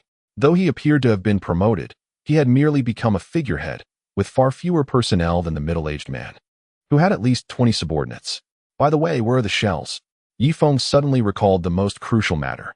Yes, quickly, search for them. We must not allow the shells to fall into the river. The group began to frantically scour the disordered deck. 2 hours later, 4 shells were found and placed beneath the gun platform, while the rest had likely plunged into the river. 4 shells are of no use at all, Wang Zhihai exclaimed in frustration. At that moment, Tubo approached and said, No worries, I'll make a mark on the ship, and once we've crafted a long rope, we'll dive to the riverbed to retrieve it. After speaking, Tuba drew an equilateral triangle on the deck with his dagger. Tuba, you truly are quite clever. There's no need for a mark. The shells from World War II lack waterproofing, and the explosives within may have already been dampened. Nevertheless, we should conserve these 4 shells and refrain from using them unless absolutely necessary. Yifeng stroked his chin, feeling a growing desire to return home. Upstream on the Black Tree River, a man of African descent was sprinting rapidly, his left hand clutching a sniper rifle while his right arm dangled limply from his shoulder, blood seeping profusely through his skin. The recent explosion had engulfed Masikong in flames, yet his resolve was formidable. He endured the searing pain and ran 10 miles upstream. Upon reaching his destination, Masikong hastily set his weapon down and splashed his face with river water. His face bore extensive burns, and the icy water elicited a grimace of agony from him. He then submerged his injured right arm in the water. The frigid river water met his wounds, prompting a pained cry from upstream. Chapter 220. The timing feels right. Luck and his companions happened to be nearby. Upon hearing the cry, they hurried to the riverbank and discovered the unconscious man. This individual seems somewhat familiar, though his skin tone is slightly off, mused one of the leaders. He is Mr. Ma. Quickly, let us carry him back to the tribe. This man knows Yifeng's secrets, and presenting him to the high priest may yield significant rewards. Thus, they fashioned a makeshift stretcher and transported Masikong toward the Gay tribe. Time flowed slowly, and 3 days passed in the blink of an eye. Yifeng returned to the riverbank with Susan and the others. Before them lay a vast sinkhole, filled with river water, resembling a small lake. I told you there couldn't possibly be any bullets left here. Do you not believe me? Look, even if there were bullets submerged in water, they would surely be rendered ineffective. Yifeng pointed to the water pooling in the sinkhole. Susan nodded, disappointment etched across her face. Her standing within the team relied on her commendable marksmanship, but now it seemed she would have to practice archery and other skills instead. After all, the ship only carried a few hundred rounds of ammunition, hardly sufficient for a protracted conflict. Once the bullets were exhausted, they would have to revert to primitive weaponry. Brother Feng, shall we return now? Shannon inquired. Since we've come this far, returning empty-handed is not an option. Do you see those branches? Let us select some sturdy wood and chop it down to craft several bows. And those bamboo stalks, let us find some straight ones to fashion arrows. It appears we must return to our primal roots. Yifeng sighed as he spoke. With that, the group busied themselves. Some chopped trees while others caught chickens. For the feathers from wild chickens could be fashioned into fletchings for arrows. After a bustling day, canoes began to paddle back. Susan, either intentionally or unintentionally, cast glances at Yifeng, causing his heart to skip a beat. It is noteworthy that Susan had always maintained a stoic demeanor, yet since 3 days prior, her gaze towards him had undergone a peculiar transformation, imbued with a hint of allure. As she continued to observe Yifeng, she suddenly sensed that he was avoiding her gaze, leaving her to wonder if her abrupt change had startled him. This realization brought a tinge of sorrow to Susan. She had been trained solely in the art of assassination, oblivious to the nuances of seducing a man. However, the stark reality lay before her. This desolate island was clearly not of Earth, implying that the individuals aboard their ship would naturally age and perish here. Consequently, it also signified that she would inevitably marry and bear children here. If she were to wed and procreate, it was only natural to select a pleasing partner, and Yifeng was undoubtedly her ideal choice. As for her sister, Su Yun, Susan felt she could no longer afford to be passive. Some things must be actively pursued rather than idly watched as they are snatched away by other women. In truth, she had contemplated the option of yielding Yifeng to her younger sister. However, when she began to consider alternative suitors, despair quickly enveloped her. Chenin, a mere weakling, lacking the strength she possessed. Cheng Libin, though he possessed some skill as a captain, if he were 20 years younger, perhaps she could tolerate him. But the current state of Cheng Libin was that of a decrepit old man, barely able to stand. As for Shi Zhengliang, he was even less worthy of consideration, being short and not even reaching her shoulder. Long Wu, if not for his broken legs, might have been a suitable contender. As for the others, they were even less appealing. None resembled a worthy human being. With no other options, her focus inevitably fell upon Yifeng. Not only Susan, but even Rimai Zi frequently hinted at her affections for Yifeng. Just as they arrived on deck, Rimai Zi approached to massage Yifeng's shoulders, inadvertently pressing her ample bosom against the back of his head. The tender, soft sensation caused Yi Feng to squint his eyes in comfort. Yi Feng, I've brought you some foot-soaking water, she said. Upon opening his eyes, he saw Su Yun carrying a wooden basin filled with warm water. President Su, please don't be like this. You are a dignified CEO. How can I accept such treatment? Yi Feng felt a wave of discomfort, as the actions and gazes of all the women today felt rather unusual. Ah Feng, drink some water. Ding Tuantuan suddenly extended a water bottle toward him. Yi Feng smiled slightly and was about to take the water bottle when he realized, aren't you supposed to call me Brother Yi? Why the sudden change to Ah Feng? Well, Brother Yi, I'm actually an adult woman now, so I can't call you brother anymore. From now on, I'll call you Ah Feng. And you can call me Tuantuan, darling. Ding Tuantuan leaned in closer. Ding Tuantuan gazed at Yi Feng, her eyes filled with the yearning of affection. Though merely in her early teens, she was far from naive. She had keenly observed the interactions of the women aboard the warship. In such circumstances, she understood the importance of not falling behind, lest she remain forever cast in the role of the little sister and never ascend to the status of the matriarch. The choices of women differ significantly from those of men. If a man fails to win the affections of the most beautiful woman, he may settle for a lesser option. However, women are distinct. When choosing, they seek only the finest, the strongest. If such a selection proves unattainable, they would rather remain single than accept anything inferior. Much like lionesses, who typically support a single lion, unless in extraordinary circumstances, they would only consider nurturing 2 males. Yi Feng, evidently, was the epitome of strength among them. Yi Feng surveyed the cluster of women around him, his heart racing with uncertainty. Was he to embark on a life akin to that of a polygamous ruler so soon? Yet, as an upright man, the thought of having multiple women by his side felt overwhelming. In the distance, Chunin observed with envy, devoid of jealousy or resentment. For he had been thoroughly awed by Yi Feng and had become his devoted admirer. Brother Feng is truly fortunate, surrounded by so many women. Thankfully, I, Chunin, am not picky. There are still plenty of wild women available. Turning to Lao Chong, he said, cover for me for a moment. I shall demonstrate my skills in wooing. With that, Chunin strolled confidently towards a wild woman, hands in his pockets. My dear, I love you. Would you be mine? He asked coolly. The wild woman glanced up at Chunin, a blush creeping onto her cheeks. Despite his slender frame, his fair complexion and delicate features rendered him more appealing than the men of the tribe. At that moment, a burly wild man approached, staring at Chun and with a fierce glare. If you wish to marry the beautiful Ahua, you must first defeat me, he challenged. The two locked eyes, commencing a battle of wills upon the deck. Before long, Chunin lay sprawled on the deck, his face bruised, while the burly wild man triumphantly raised his arms, letting out a triumphant roar. Wang Zhihai sensed the opportune moment had arrived and stepped forward onto the deck. It has become apparent that this place is far from Earth, signifying that we shall reside here for an extended period and propagate our lineage.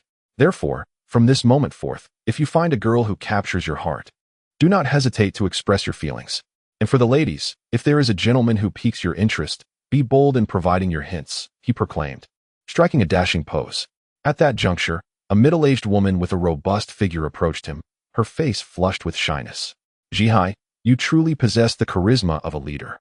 Although I am already 46, as the saying goes, a woman 3 years older than a man is like a golden brick, and a woman 30 years older can offer a kingdom. Perhaps we could make a comfortable arrangement together? She suggested earnestly. Wang Zhihai's expression instantly soured. I apologize, but I have grown weary of home-cooked meals. I desire to sample the wild flavors. Chunin is a fine choice. Seek him out. Though he may not possess my remarkable prowess, at least he is youthful and appealing. After speaking, Wang Zhihai strode directly towards a female wildling. At that moment, Shi Zhengliang burst out of the kitchen, spoon in hand. You bunch of bastards. You didn't even notify me when pairing up. That strong woman is mine. I have a preference for robust ladies. With that, Shi Zhengliang let out a roar and charged onto the deck. Yi Feng initially intended to make new appointments, but seeing everyone having such a good time, he decided to let them enjoy themselves for the night and announced the new assignments the following day. Without rules, there can be no order. Moving forward, he needed to ensure they understood their ranks. The revelry on the deck continued deep into the night. It was only then that Yi Feng returned to his quarters. Just as he was about to lie down, Susan pushed the door open and walked in. Today, she wore a rather revealing outfit, covering only the essentials with leaves, her athletic figure igniting a fire in Yifeng's eyes. "Feng, I fear we may never return. Do you understand?" Susan hesitated, this being her first confession to a man, appearing somewhat flustered, a stark contrast to her usual composed demeanor. Please, continue." Yifeng settled comfortably on the bed. "So, you don't plan on getting married and having children here?" Susan perched at the head of Yifeng's bed, emanating a delightful fragrance. The scent of a woman is perpetually alluring to men. "But I, Yifeng, am without wealth, not particularly handsome, and somewhat unfaithful. Who would ever fancy me?" Yifeng shrugged. "You? What need is there for money on a deserted island? Besides, I find you quite handsome. As for being unfaithful, what man isn't?" Susan replied. "Sister Susan, truth be told, I have always been somewhat of a free spirit, do you understand? Even if I am genuinely fond of a woman, I hesitate to profess my love, fearing the temptation of encountering someone better." Yifeng paused, seeking to convey his intentions to Susan. Indeed, Susan stiffened momentarily, her affection morphing into ire. "Men are truly no good. I'm leaving. Go find your Rimaizi. By the way, I've heard the high priestess is with you. Why not pursue her? She possesses far more elegance and beauty than I do," Susan declared angrily, seemingly ready to leave, yet hesitating at the door. "Not just the high priestess. You are quite remarkable as well." Yifeng felt he must tread carefully, sensing that this was indeed Susan's first experience with such emotions, and he didn't wish to hurt her feelings. The repercussions could be dire, after all. Susan was second in command of the team, and if she were to retaliate during his absence, it could lead to disastrous consequences. "Really?" Susan, originally not intending to depart, settled back onto the bed. Yifeng remained silent, instead locking his gaze on his Susan's eyes. Slowly, Susan lifted her head, their eyes meeting. 3 seconds later, their bodies collided, sending the bare skin on the bed into disarray. An hour later, Susan rested her head on Yifeng's sturdy chest, tracing circles with a finger. "Yifeng, do I count as your wife now?" Susan inquired. Well, we have yet to procure our marriage certificate from the Civil Affairs Bureau. Thus, strictly speaking, we have merely established an oral agreement between us." Yifeng felt a twinge of resistance within, for these very words had been uttered by Chushua as well, rendering his situation quite perplexing. "I knew you would act in this manner. However, it matters not. As long as I am present, you are forbidden from flirting with other women, let alone engaging with them in such a manner. As for when I am not around, you must exercise restraint. In summary, you must not allow me to catch you. Otherwise, I shall have no choice but to confront you." At this point, Susan's gaze turned icy. "Oh dear, my wife. Fret not, I shall not." Yifeng sat up, his expression one of sheer terror. "Knowing fear is a good start. I shall be staying here tonight, and come morning, I intend to emerge from your room before everyone, so they may know you are already taken," Susan declared. "Very well, I concede to your will." Yifeng sighed, feeling as though he had boarded a pirate ship. That night, Susan finally settled down, transforming from an iron lady into a gentle young matron. It was not until noon the following day that the two awakened from their sweet slumber. "Wife." Yifeng, upon opening his eyes, found Susan resting upon him, her beautiful eyes fixed intently upon him. "Do not call me wife. It sounds so mundane. Instead, refer to me as Shaner," Susan replied, her cheeks flushing once more. The previous night, they had nearly explored each other's bodies in their entirety, yet Susan still blushed. "Shaner, the sun is already high. We ought to rise early. For I must attend to nature's call," Yifeng remarked. Giggles erupted from her lips. "You are insufferable. Allow me to assist you with your attire." With that, Susan eagerly began to help Yifeng don his clothes, kneeling to assist him in pulling up his trousers. The trousers were in tatters, the zipper long broken, leaving only the option of folding them to keep them somewhat secure. "Out." Susan abruptly flung open the door. Oh dear. A group of men stumbled into the room. Among them were Chun En, Chung Libin, Shi Zhongliang, and Wang Jihai. To Yifeng's astonishment, even the seemingly honest Tu Ba was eavesdropping outside. "Good morning, everyone." Yifeng greeted them with a smile. "Good morning, Feng Ge. We have no pressing matters. We shall take our leave." Chun En chirped, exuberantly heading for the deck. Yifeng excused himself to the restroom, then followed to the deck, where he found Chun En enthusiastically broadcasting the news of his relationship with Susan. Chapter 222. No need to rush. I have yet to finish my words. You may not be aware, but Feng Ge and Susan Jia have solidified their relationship. In my opinion, only Susan Jie possesses the stature to assume the role of our matron. However, it is well understood that our legal system upholds monogamy. Thus, it appears that the likes of Su Yunjie, Miss Li Maisie, and Yang Li shall not be able to take on the role of matron. As Chinan spoke, his gaze shifted towards the several women whose complexions had turned a shade of deep discontent. Susan, seated nearby, placed a rifle upon the table, which rendered the women unable to voice their indignation. Chinan, from now on you shall serve as the captain of the security team, responsible primarily for managing various trivial matters, including overseeing Wang Zhihai, Susan remarked with a smile. Having received Chun An's assistance in promoting her endeavors, she felt compelled to extend a favor in return. Thank you, Sister Susan. No, thank you, sister-in-law, Chunan responded, brimming with delight. Flatterer, I can no longer restrain myself, Ding Tuantuan declared, brandishing a stick as she charged towards him. Ouch, why are you hitting me, little Tuantuan? Chunan exclaimed, evading her by circling a pillar, with Tuantuan hot on his heels. Sister Susan, am I responsible for Tuantuan too? He called out while fleeing. Tuantuan is a core member. Do you think you can manage her? Not only her, but also Su Yun, Rai Mai Zi, Engineer Cheng, Master Shi, Tuba, fifth brother, and Bai Chuxiue. All of them have made significant contributions to the team or possess exceptional skills. Thus they fall outside your jurisdiction. Susan reclined in her chair, propping her long, elegant legs upon the table, exuding an air of authority. Ultimately, Chinan found himself with a head full of bumps, yet he discerned the hierarchy well. After all, Ding Tuantuan was the most cherished younger sister of Yi Feng. Should he retaliate, not only would Susan be displeased, but Feng would not let him off easily either. Yi Feng felt an acute embarrassment, realizing that Chun An had inadvertently revealed everything about his relationship with Susan. Now, the question loomed, should he ascend to the deck? And if so, how would he face Su Yun, Bai Chuxiue, Rai Mai Zi, and the other women? What did it matter? With resolute strides, Yi Feng marched onto the deck, feigning ignorance of the earlier events. Noticing his demeanor, Susan quickly retracted her authoritative stance, gently placing her legs back on the ground, and offered him a piece of fruit, which she playfully inserted into his mouth. Darling, come here. Did you not promise me something last night in bed? Without rules, there can be no order. Today, you shall appoint everyone. However, in your absence, I took the liberty of appointing Chun An as the captain of the security team, she said softly, linking her arm with Yi Feng's, eliciting gritted teeth from the other women, particularly by Chuxiue, whose chest heaved in frustration. Fortunately, Susan had held the position of second-in-command long enough to earn a degree of respect. Otherwise, she would have faced opposition long ago. Yi Feng, maintaining a stern expression, seated himself at the table. Esteemed compatriots and friends, you must have discerned that we are far from Earth. We must prepare ourselves for a prolonged existence here. Henceforth, we shall function as a small society. A society must have rules, and each individual must fulfill their own responsibilities. From this moment, we shall vote to elect the leader of our team, the head honcho. Those in support of me, please raise your hands. With 27 newcomers joining, Yi Feng felt the need for fairness, lest the newcomers perceive him as a tyrant.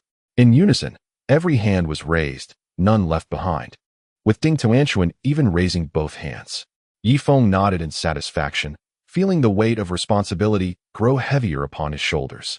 It is rare for everyone to hold me in such high regard. Thus, I, Yi Feng, shall not shy away from this role. From now on, I shall be the leader of the team, and the second-in-command shall also be elected. Those in favor of Susan as the second-in-command, please raise your hands.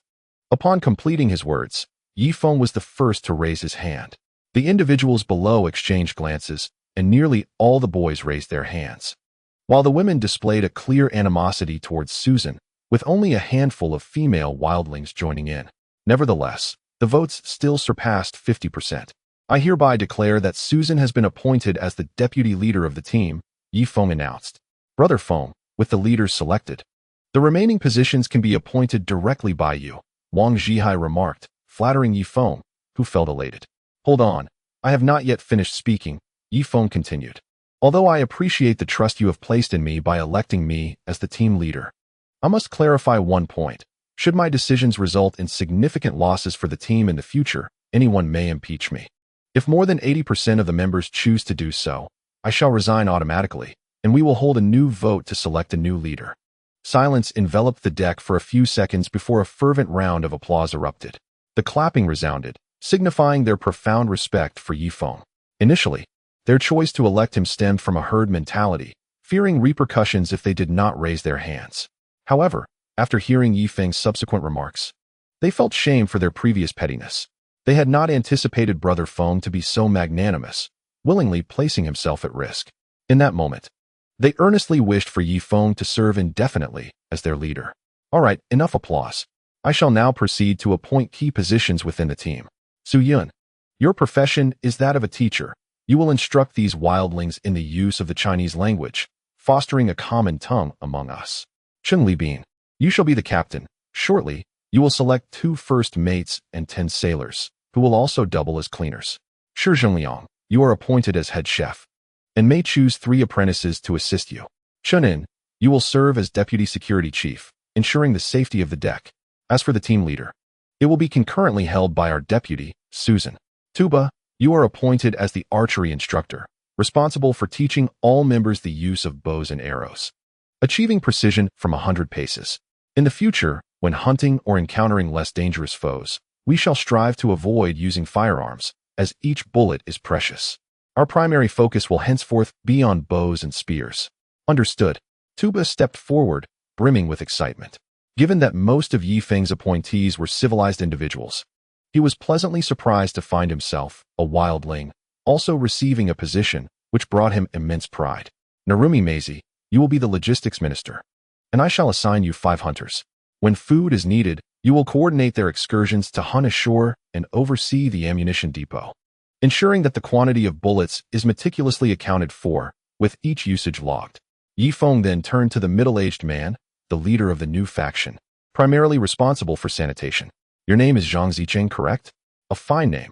You will henceforth serve as the supervisor of the cleaning department. Apart from the core members I have just named, all others will report to you, as cleanliness is an extensive undertaking. Not only must we conduct daily cleaning, but we must also systematically tidy the entire ship. Do you have any objections? Yifeng inquired. None whatsoever. Zhang Zicheng stood up, brimming with excitement and confidence. Chapter 223. The Green-Eyed Monster. Brother Yi, what about me? Ding Tuantuan leapt forward, her face brimming with anticipation as she gazed at Yifeng. Yifeng felt a headache coming on. Aside from her adorable charm, Ding Tuantuan seemed utterly lacking in any other merit.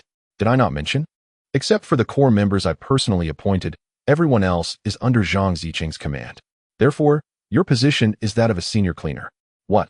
Even Chun En has been promoted to vice captain, and you expect me to be a cleaner? Ding Tuantuan retaliated with a swift punch, leaving Yifeng with panda eyes. Unsatisfied, she grabbed a spear nearby and unleashed her fury upon him. Hey, stop. Spare my life. Someone save me. Yifeng dashed around a pillar, with the furious Ding Tuantuan in hot pursuit. Laughter erupted from the deck, for it seemed that only Ding Tuantuan dared to lay hands on Yifeng aboard the entire warship. One indigenous man laughed the loudest. Ha ha ha ha, cough, cough, cough. Suddenly, amid his laughter, the wild man was seized by a violent fit of coughing, his face turning crimson as his mirth vanished. In the next moment, his eyes rolled back, and with a thud, he collapsed on the deck, his head striking the cannon platform. What followed was a scene of sheer horror. His head burst open like a watermelon, blood spraying everywhere. Several shrieks pierced the air as the female tribeswomen clamped their hands over their mouths in terror. Yifeng ceased his flight, his expression grave as he approached the lifeless body. Goo worm disease. It's contagious. Tuba stepped back a few paces, his face marked by dread as he stared at the corpse. Yifeng picked up a spear and prodded the head of the deceased. 5 slender worms writhed on the spear's tip, but upon contact with the air, they quickly perished. Ugh! A wave of revulsion washed over Yifeng. He was unafraid of snakes or tigers, yet the sight of these minuscule creatures unsettled him deeply. Is this the parasitic infectious disease? Yifeng turned to Baichushua. Baichushua suppressed her nausea and stepped closer to scrutinize the dead worms. It appears so. It is indeed contagious. Her revelation shocked everyone, including Susan, prompting them to distance themselves from the body, fearful of infection. Chushua, how can this infectious disease be treated? Yifeng inquired, having just witnessed the man's head explode. Ordinarily, even if a person's head struck an iron surface, it would merely produce a dent or a bump. Yet this individual's bones had become so brittle after contracting the goo worm disease that they shattered upon impact. Infectious diseases cannot be cured. They must be isolated first. Additionally, we must clean the deck promptly, as maintaining cleanliness can mitigate the risk of contagion, Bai Chushuer explained. And what else? Yi Feng, resolute, toppled the stove onto the corpse. In an instant, flames engulfed the body. Moreover, everyone must bathe regularly, brush their teeth frequently, and wash their clothes often. The cleaner one is, the less susceptible they are to infection, Bai Chushuer continued. Did everyone hear that? From this moment forth, it is imperative that everyone bathes daily. As for the cleanliness on the warship, we must hasten our efforts. Therefore, after breakfast, all, including myself, shall join the ranks of those engaged in cleaning. The most diligent will be rewarded, while the least effective shall go hungry. Yi Feng's tone grew stern as he concluded. In times of chaos, one must enforce strict measures. He would no longer consider the feelings of others, as the cleaning task must be expedited. Understood. Thus, after the meal, Yi Feng was the first to charge into the 5th level, using a shovel to remove excrement, dirt, and gravel, all of which he cast out of the window. A portion of the crew utilized buckets to draw water from the river, pouring it in successive loads to wash the floors. However, the warship had endured 80 years of storms, and the stubborn stains were numerous. Merely using clean water proved to be laborious. Let us fashion brushes from the bamboo flowers and scrub the floors and walls, then rinse with water, or else we shall never achieve cleanliness. Yi Feng continued to issue orders. Meanwhile, on the riverbank of the Gay tribe, 6 corpses had accumulated. At the command of the high priest, flames engulfed the bodies. A native woman coughed twice, covering her mouth in terror, yet she was discovered by the high priest. Bring her forth. Several native warriors, poised for battle, thrust their spears toward the woman, forcing her beside the pyre. In the next instant, their blades fell, severing her head from her body. Only a small amount of blood remained, as a multitude of parasites emerged from her neck. Burn it, the high priest coldly instructed, though a flicker of panic danced in his eyes. At that moment, Luke approached, saying, High priest, while the parasitic worms have indeed controlled the population of the vengeful offspring, it has morphed into another great calamity. What shall we do next? How can we cure this parasitic infection? Luke's tone was thick with suppressed anger. This priest has his methods. There is no need for your questioning. Without the worms, your Gay tribe would have faced annihilation by the beasts countless times. You are unworthy of guidance. When times are prosperous, you honor us priests daily. Yet when adversity strikes, you cast all blame upon me. Duoyan Hina retorted without reservation. Luke fell silent, retreating to the side, though his expression remained defiant. Yet in the next moment, Duoyan Hina's tone softened. Chief Luke, at this juncture, there remains but one solution. We must leave the Black Tree River basin and venture into the mountains to the north of the Great Marsh, where the climate is arid, unfavorable for the propagation of these worms. However, to traverse the Great Marsh, we must secure a large vessel. Do you comprehend? The implication of the high priest's words dawned upon Luke. Was she suggesting they seize Yi Feng's warship? His expression shifted. Previously, he regarded the warship as mere scrap, but since Yi Feng had taken to the skies with it, envy had begun to stir within him. With such a vessel, not only could they reach the northern expanse of the Great Marsh, but they might also have the opportunity to cross to the other side. What precisely should we do? Luke inquired. Now, you shall dispatch a few trustworthy individuals to feign expulsion by the God tribe, and then infiltrate Yi Feng's warship to disseminate rumors, claiming that I intend to embark upstream for a second grand sacrifice. Given the avaricious nature of the foreign tribesmen, they are bound to follow suit. And I shall have my own arrangements in place. The high priest spoke in a nonchalant tone. However, Yi Feng is not so easily deceived. The last time I sent someone, Zhui Ri, he was promptly imprisoned. It proved utterly futile. Luca shook his head. His God tribe could scarcely afford further losses. Do not fret. This time, I shall send Aino along. With her beauty and Yi Feng's lecherous disposition, he would undoubtedly spare her life, thus enhancing our probability of success. Duoyan Hina concluded, gesturing towards the sole surviving priestess beside her. Chapter 224. Are they still seeking to target me? There had originally been 3 priestesses remaining, but Yi Feng had bombarded the God tribe a few days prior, resulting in the demise of 2. High priest, I fear my abilities may falter, and I might be exposed by Yi Feng, the priestess exclaimed, her face etched with terror. You have no choice, Duoyan Hina replied coldly. Yi Feng was covered in muck, diligently shoveling mud into the river. Others were not idle either. They first used bamboo brushes to scrub the areas they had excavated before rinsing them with water. They toiled from dawn until dusk, and then from dusk until dawn. After 2 days and nights of relentless labor, everyone, with the exception of Yi Feng, had collapsed from exhaustion. However, the results were somewhat disappointing. They had only managed to clear 1/10 of the 5th layer. Even under such strenuous efforts, should they proceed at a normal pace, it would take 1 to 2 months to completely clear the 5th layer. Cough, cough. At that moment, a middle-aged woman with a face full of flesh coughed a few times. A flurry of gazes converged upon her countenance. Do not look at me like that. I merely have a slight cold. I am not infected with parasitic disease, the woman said, her body retreating incessantly as the murderous intent in everyone's eyes intensified. On the desolate island, devoid of medical facilities, an infection with the worm disease was tantamount to a death sentence. Leader Yi, do not let them come near me, the middle-aged woman implored, advancing towards Yi Feng, whose expression shifted, prompting him to step back hastily. A flicker of despair crossed her face as she turned towards Zhang Ziqing. Zhang Ziqing, you are our supervisor. You must believe me. Zhang Ziqing swiftly grasped his spear, prodding the woman with its tip. Stay away from me. Or do not blame me for being impolite. Faced with the threat of contagion, everyone was on high alert. Zhang Ziqing glanced at the spear's point, then suddenly hurled it out of the window, fearful of the possibility that it too might harbor the virus. You? I told you, I merely have a cold. How can you treat me this way? Fine, I shall show you what it means to perish, the middle-aged woman declared, suddenly advancing towards the window. In the past, whenever she quarreled with her husband, she employed this tactic, hoping he would rush over to embrace her and forcibly pull her back. Cough, cough, cough. At that moment, she erupted into a fit of violent coughing, and her previously flushed complexion drained of color. This is not good. Tubba was taken aback, thrusting the spear in his hand forcefully. No, Tubba. Unfortunately, Yi Feng's warning came too late. The spear pierced the chest of the middle-aged woman, but curiously, only a trickle of blood flowed out. Yi Feng, infuriated, spat blood. Tubba's actions were excessively ruthless. He hurriedly took the spear and pulled it out. The blood on the spear appeared peculiar. Normal human blood should be a bright red, yet the woman's blood was notably dark and even somewhat viscous. Bring the torch, Yi Feng commanded. Chunin quickly approached with the torch, illuminating the spear's tip. Everyone leaned in closer. Oh my goodness. Chunin stumbled back several steps in terror. Yi Feng felt goosebumps rise on his arm.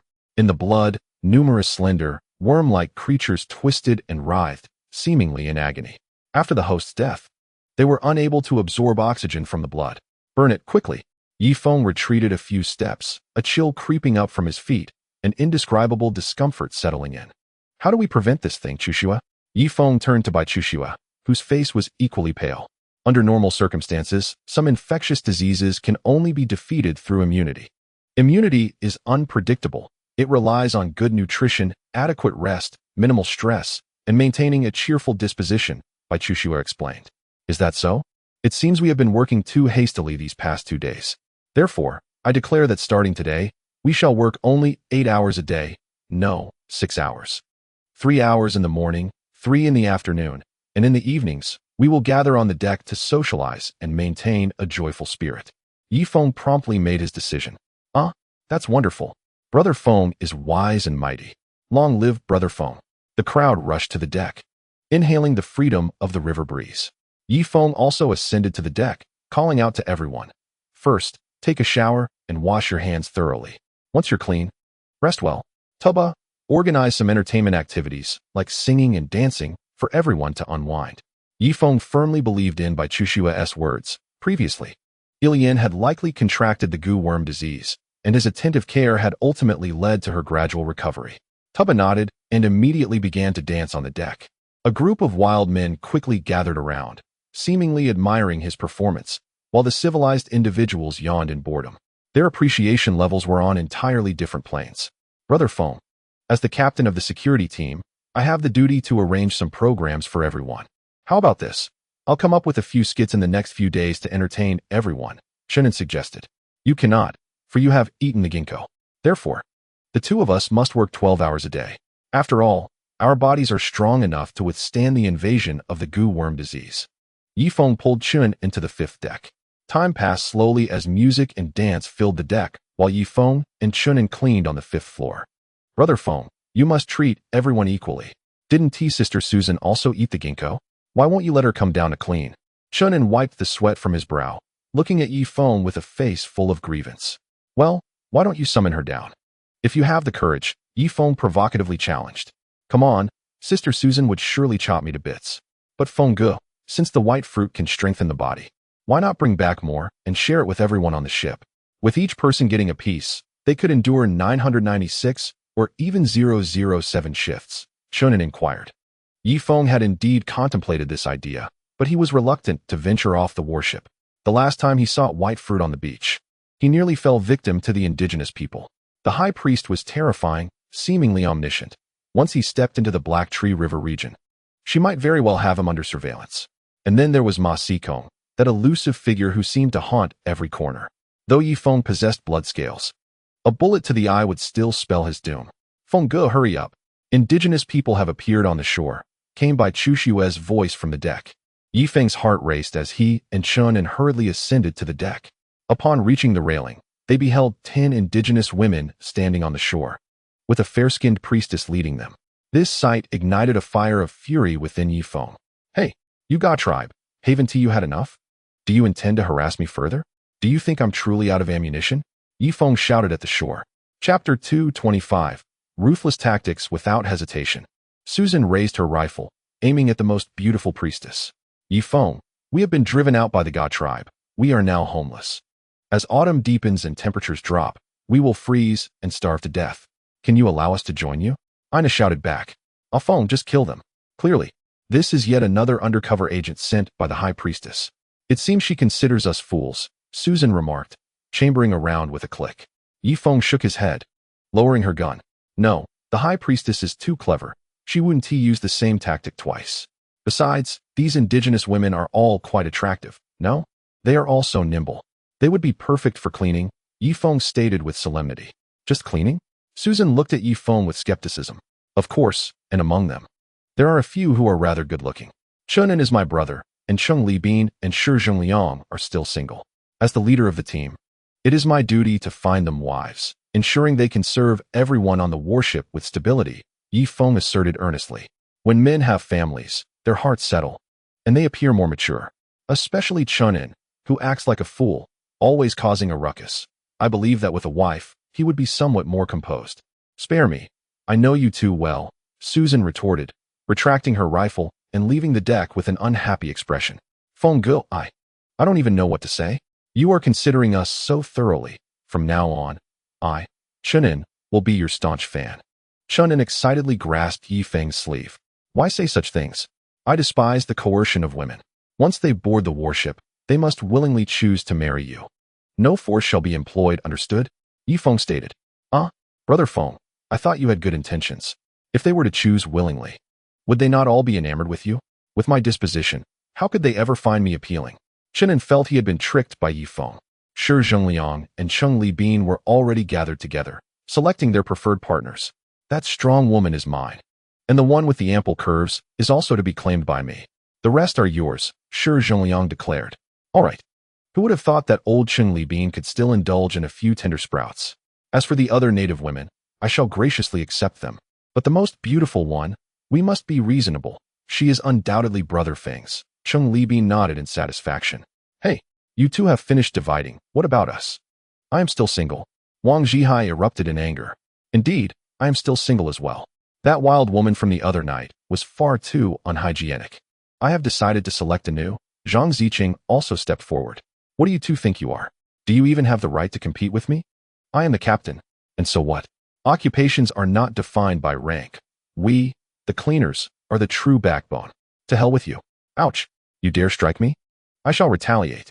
Before long, a group of men erupted into a brawl on the deck over the uneven distribution of partners, leaving Yi Feng utterly astonished. Not even the situation has fully developed, and these hormone-fueled individuals are already in a scuffle. Truly, how absurd. Enough. I cannot endure your antics any longer. The women have yet to board, and we are already fighting amongst ourselves. This will only provide others with fodder for mockery. Cease this at once. Yi Feng forcibly separated the quarreling men. He shifted his gaze back to the shore, where Aina, along with several beautiful native women, was watching him eagerly. Yifeng had a lingering impression of the female priestess. After all, during his previous escape, he had experienced an unforgettable encounter with her. Thus, in a strict sense, the priestess belonged to him. Shunin, take a few brothers and board the canoe to capture those women. Once secured, bring them aboard the warship, Yifeng commanded. Understood. Brother Feng. By the way, Brother Feng, the female priestess is quite remarkable. I, Shunin, have taken a liking to her at first glance. May I have her as my wife? Bang. Ouch. Brother Feng, why did you strike me as well? Did you not say not to give them a reason to laugh at us? Shunin covered his panda eyes, obediently boarding the canoe. Yifeng signaled to the others, and 6 or 7 rifles were raised, aimed at the native women on the shore, prepared for any sudden aggression. Fortunately, the situation was without peril. Shunan's team successfully bound the women and escorted them back to the canoe. Aina gazed intently into Yifeng's eyes, her heart racing with uncertainty. Last time, Yifeng had an encounter with her, which was indeed her first night. Thus, she now felt a blend of fear and anticipation towards him. After all, that experience had nearly rendered her unconscious due to his overwhelming prowess. 20 minutes later, the group of indigenous women was brought to the deck. Chung Li Bean and the others quickly surrounded them, commenting on their appearances. With lips so full, their desires must be equally intense. I, Chung Li Bean, am too old for this. Perhaps I should let you have her. I have a penchant for fuller lips. They tend to be more adept at pleasing. That woman who is only 5 feet tall is mine. Her petite stature makes her delightful to hold at night. The indigenous women all bowed their heads, a flicker of humiliation crossing their faces. Have you never seen women before? Stop gaping and get on with what you need to do, Yifeng admonished. He then turned his gaze toward the leading priestess. I still do not know your name, he inquired. I am Aina, she replied, her cheeks flushing slightly as memories of their previous encounter in the temple resurfaced. In the days that followed, she had initially felt some resistance, but as time passed, those images kept replaying in her mind. Aina, if you genuinely wish to join my team, you are most welcome. We operate on a 6-hour workday, and every evening, we hold festivities on the deck to foster a joyful atmosphere. However, let me be clear, if you have ulterior motives, I regret to inform you that we employ ruthless methods against our enemies. So I must ask you again, what has the High Priestess sent you for? Yifeng fixed his gaze upon Aina. Indeed, even among the indigenous people, a priestess's eyes would not betray her.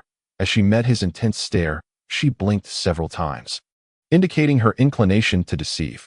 The High Priestess sent me here. Oh no, rather, we escaped.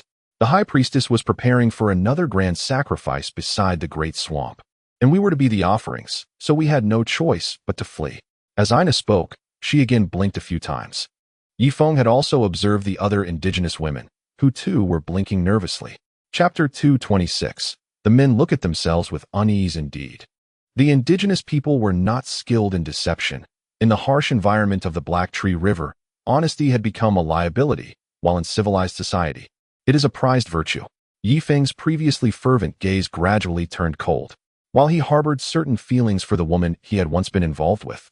If she were here to undermine his ship, he would have no qualms about exploiting these women, only to dispose of them afterward. Aina, I believe your words. But to join my team, there is a rule.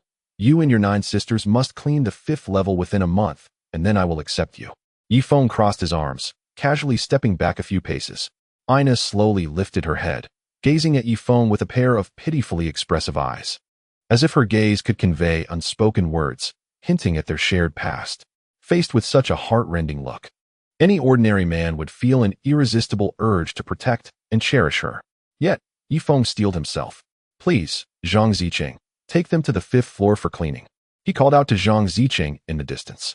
Thank you, Brother Feng, for your kindness. Zhang Zicheng exclaimed, his hair standing on end with excitement. One look at him revealed his intentions for the 5th floor. Wait, I warn you, under no circumstances are you to force the women into anything unless they consent. Even if they belong to our enemies, they are not to be coerced. Otherwise, I will personally see to your demise. Yifeng's tone turned icy at the last words. Zhang Zicheng recoiled, acutely aware of the palpable aura of menace emanating from Yifeng, which nearly unnerved him. Yes, Brother Feng, I am a civilized person. How could I ever force them?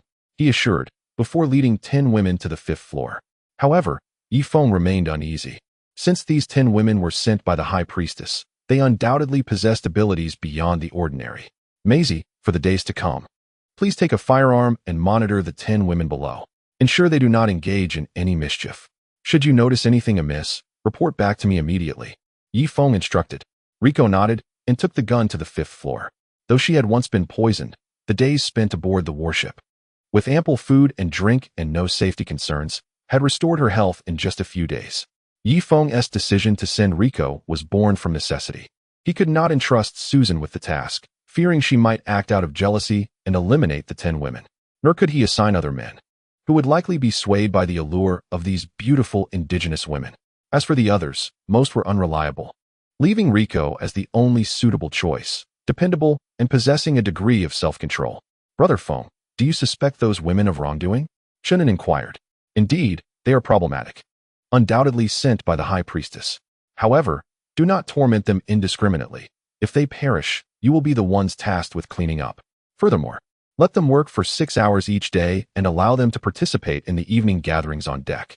As for food, do not impose any hierarchy. They shall dine as we do, Yifeng concluded, turning his gaze to Shi Zhengliang. Brother Feng, you are courting danger by nurturing a tiger, Shi Zhengliang sighed. Just follow my orders. I have my own plans, Yifeng replied, casting a deep look toward the opposite shore. The high priestess may send her agents to undermine me, but I shall not be thwarted. He discerned her intentions clearly. The high priestess likely aimed to use these women as pawns, utilizing the camaraderie within my team. I shall gradually influence these women, ensuring that once they experience the warmth of our collective spirit, they will hesitate to abandon their vessel and will willingly confess their undercover intentions. In times of conflict between nations, it is not always necessary to resort to physical confrontation. Rather, it suffices to make these infiltrators aware that residing with us is infinitely more comfortable than enduring the harshness of their own camp. Most importantly, Yifeng has already had an encounter with the priestess. No matter how hardened his heart, he cannot harm a woman with whom he has shared intimacy. As for the other indigenous women, each possesses a certain charm, undoubtedly chosen with care by the high priestess. Their demise would be a lamentable loss. We must work diligently to prepare these rooms today, for without this labor, there will be no sustenance. Zhang Ziqing, a man of intelligence, strictly adhered to Yifeng's orders and refrained from any inappropriate actions towards these women. On the sweltering 5th floor, Ina toiled diligently alongside 9 other indigenous women, swiftly clearing the rooms. Yet, she had resigned herself to this fate. Just then, Shi Zhengliang stealthily descended, whispering a few words to Zhang Ziqing. Ina's heart sank. Something was amiss. The gaze of these men was unsettling. Were they contemplating her? Chapter 227. Let it come at me. At this moment, Ina was engulfed in panic. If she had to endure Yifeng's advances, she would rather perish than be sullied by these inferior beings. I comprehend, Master Shi. Zhang Ziqing nodded, stepping forward to scrutinize Ina. Now heed my command. Proceed to the deck. With no other option, Ina fell in line, following the 9 beautiful women up to the deck, where Raimai had been awaiting their arrival. A room was opened, releasing a wave of steam, revealing numerous wooden tubs filled with water heated to approximately 40 degrees. It is time to bathe. Our custom dictates that one must cleanse oneself before nightfall, Raimai instructed. Gesturing towards the tubs, Ina felt a surge of anxiety. Were they to cleanse themselves only to present themselves to those men? The other indigenous women also felt a twinge of apprehension, as they were the selected beauties of their tribe. Although not particularly tall, their figures were exquisite. The Ga tribe, having long dominated the Heishu River basin, harbored a certain pride, often looking down upon the savages residing near the marshes, including Yifeng and his companions, who seemed to have appeared from nowhere. After bathing, Raimai led them back to the deck. At that moment, Tuba was singing and dancing joyfully, with a barbecue setup prepared. Shi Zhengliang and several apprentices were seasoning skewers of meat, and an array of delectable aromas wafted through the air, making Ina swallow hard. She quickly scanned the crowd and spotted Yifeng seated comfortably, mingling with the common folk, devoid of any authoritative demeanor. What are you standing around for? You've worked for 3 hours. Are you not hungry? Come and eat. Shannon beckoned them towards the barbecue. Ina, though resigned, noticed the other indigenous women brimming with excitement. This was nothing short of paradise. In the past, within their tribe. The women had to wait until the robust men of the household had finished eating before the children could partake, followed by the elders, and finally, the adult females. At night, they would fend off mosquitoes for the strong laborers, burdened by an endless array of tasks. However, aboard the warship, they found themselves sharing meals with Yifeng, the food he consumed scarcely differing from their own. In that moment, the indigenous women began to question their existence. Jimei, I feel the chief's description differs from reality. Did he not say that Yifeng is a demon, one who feasts on human hearts, drinks blood, and expects us to serve as his carpet? I too sense something amiss. Could it be an illusion? This is far superior to our tribe. Some of the women began to converse cautiously. Yet all their murmurs reached Yifeng's ears. Since consuming the blood scales, his senses, both sight and hearing, had sharpened beyond that of an ordinary person. Tuba, one hand clutching a skewer and the other embracing a wild woman, commenced a wild dance upon the deck, with others unable to resist joining in. Even Chun En and other individuals from civilized society found themselves drawn to the dance floor, reveling in a carefree manner. Gradually, the joyous atmosphere began to infect the undercover group led by Aina, who found themselves swaying in rhythm with the music. If you wish to dance, then dance freely. Do not suppress your innermost desires, Yifeng proclaimed, pushing one of the indigenous women into the throng. Don't go, come back, Aina called out. Although she too longed to join the revelry, she could not forget the task assigned by the high priestess. Come on, let loose. Shonen began to perform drunken boxing on the dance floor, where the wild dances followed no strict rules, allowing anyone to join. Before long, two more indigenous women entered the dance floor. Aina sighed, sensing she was on the verge of moral corruption. As the evening progressed into the deep of night, the revelers reluctantly departed the deck. Especially Chunan, who had taken advantage of the festivities, was met with shrill cries from women. Aina and her companions stood dazed on the deck, uncertain of how Yifeng would proceed. Come with me. I shall show you where to sleep, Yifeng smiled, revealing his gleaming white teeth. The indigenous women immediately huddled together in fear. The inevitable had arrived. Yifeng was indeed a beast. How could he spare them? Yifeng, please spare them. They are still innocent maidens. Let your wrath fall upon me instead. Aina stepped forward, having already experienced once, believing a second time to be of little consequence. What are you saying? Yifeng replied, leading them toward the second floor. Several cells had been prepared, all securely locked with iron doors. However, considerate of their need to relieve themselves during the night, Yifeng had left two openings in the windows for them to access the river. This is drinking water. You may quench your thirst at night. This is for sanitation purposes, and as for this torch, I shall leave it here. Extinguish it once you retire for the night, Yifeng said, planting the torch into the wall. Now off you go. The heavy iron door was firmly shut.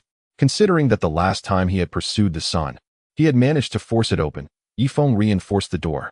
In the dimly lit cell, 10 women formed a circle. Priestess, this is not what the chief described. Their cell is even cleaner than our living quarters, one remarked. Indeed, and Yifeng has treated us fairly. What we eat, he consumes as well. Facing the inquiries of the 9 women, Aina felt momentarily lost. Yet, she soon solidified her resolve. Let us not forget the task entrusted to us by the high priestess. Regardless of circumstances, Yifeng is and will always be a villain. After pondering for a while, Aina could not pinpoint any faults in Yifeng, and could only label him as a villain.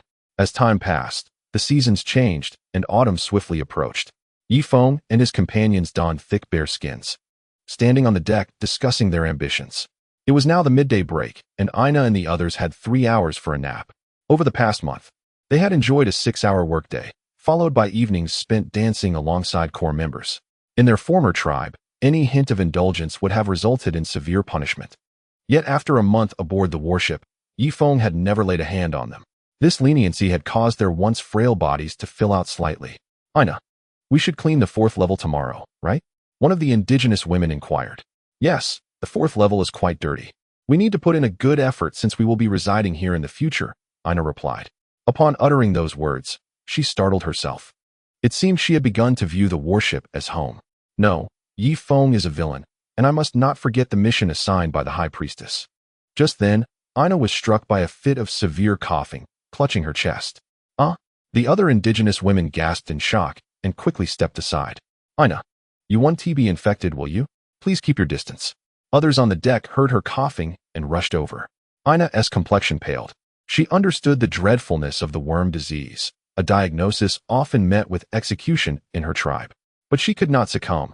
The high priestess's task remained unfulfilled. Yifeng was aware of the impending grand sacrifice near the Great Marsh, yet had refrained from dispatching anyone to seize the fruits of victory. Yifeng, I yield. Do as you will. Ina closed her eyes.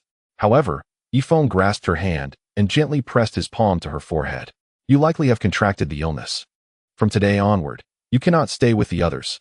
I will arrange a separate cell for you and ensure a doctor stands guard by your side at all times, he stated earnestly.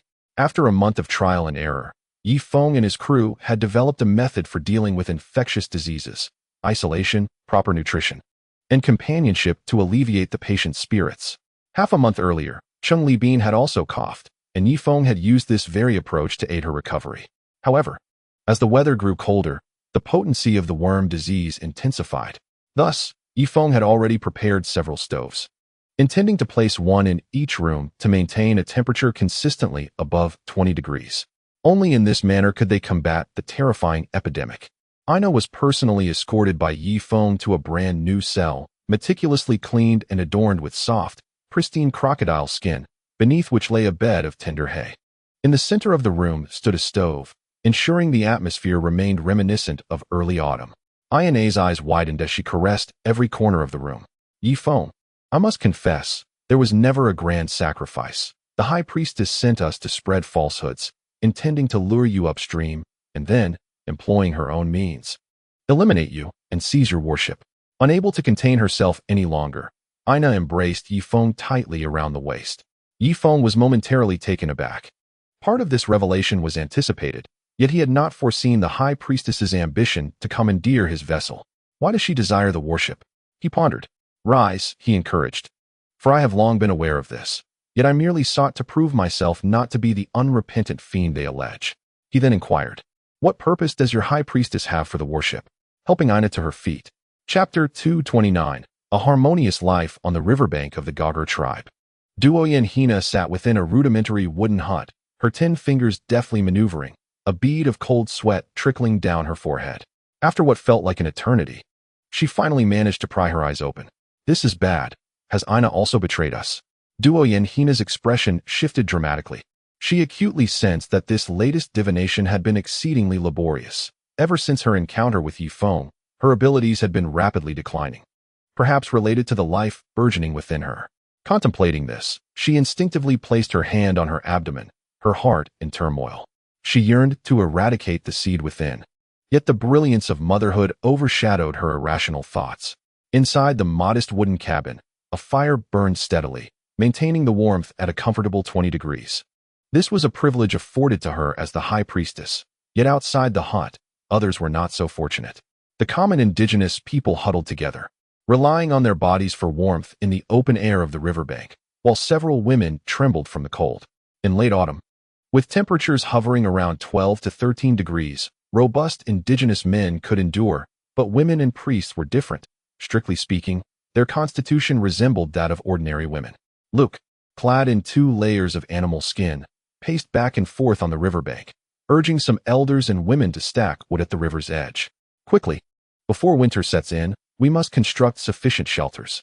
Once the houses are completed, we must also hunt to store provisions for the winter.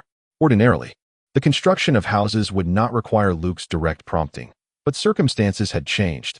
Building shelters had become a matter of utmost importance. In the wilderness, warmth took precedence over food. Chief, when shall we hunt? Many animals are migrating northward. The high priestess has foretold that this severe winter may endure for 3 to 5 years. Having shelters will be of little use if we do not stockpile enough food. A prominent leader approached, his face marked by urgency. The seasons of the Black Tree River are notoriously unpredictable. At times, they encompass a full year of cycles, while on other occasions, they may stretch into 3 years for a single season, or even 5. Luke faintly recalls 2 decades past when he was but a 10-year-old child. During that summer, which lingered for 2.5 years, winter endured for 1,000 days and nights. During that bleak period, the number of tribespeople succumbing to the harsh cold and hunger exceeded half. Take some individuals to hunt. Do not allow those creatures to migrate northward to warmer climes, commanded Luke. Yes, replied the great chief, who departed upstream with 20 companions. In the Black Tree River basin, temperatures rise as one travels north. However, the journey is obstructed by vast swamps, confining their existence to the southern banks of the river. The opposite shore remains unaffected by the climate. Yet the main current of the Black Tree River presents a formidable barrier, its waters swirling with a velocity nearing dozens of kilometers per hour. Often, brave warriors from their tribe would challenge the river, attempting to traverse the turbulent waters in canoes. Yet most would either be swept beneath the surface or devoured by monstrous creatures. Consequently, the people of the Ga tribe are restricted to a mere 100 kilometers downstream of the Great Swamp, unable to reach the opposite bank of the Black Tree River. Accelerate construction. You artisans are woefully inadequate, far inferior to the craftsmen of the previous generation. Those seasoned builders could erect 50 houses in a month, while you have barely managed 30. How shall we endure the winter? Luke gestured at the craftsmen. The Ga tribe's tributary position was dominated by the presence of colossal warships docked there. Yifeng leapt atop the artillery platform, peering through a telescope towards a distant point several kilometers away.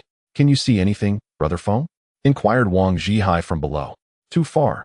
We shall wait until nightfall. They will surely light torches then, and at that moment, they will become living targets for us to bombard, Yifeng replied, lowering the telescope and allowing the warships to remain anchored in place. He had learned of the Ga tribe's machinations from Ina, who revealed their intent to relocate their warships further north into the swamps. I apologize, but if you seek to undermine me, I shall retaliate in kind. While you have just erected your rudimentary structures, I shall unleash a few more cannonades upon you.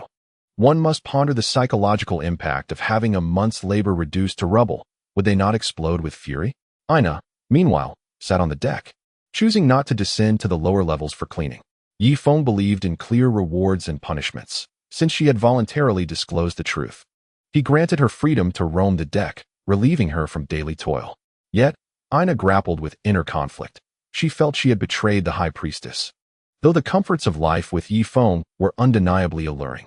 As for Luke's tribe, the population of men and women had dwindled to fewer than 2,000. Once a formidable tribe of 5,000, half had perished due to Yifeng's bombardment. Others had succumbed to the cursed insect disease, dealt with on the spot, while a portion had perished from the cold or exhaustion in the past month. Luke had mandated that these indigenous people, regardless of age or gender, labor intensively for 18 hours each day to withstand the harsh winter. After a month of arduous effort, their dwelling has begun to take shape, with an additional month. It shall be fully constructed, providing them with a modest refuge. However, they must hasten their hunting endeavors, for once the animals migrate northward to the Great Marsh, their chances of survival will diminish. Maple, we must urgently stockpile provisions. Look at the fish in the river and the deer along the banks. Tuba pointed towards the water and then to the shore. Upon closer inspection, Yifeng noticed a herd of deer already heading north. Even the fish in the river seemed to be swimming upstream. Would these fish also seek warmer waters after winter? Yifeng's expression shifted slightly.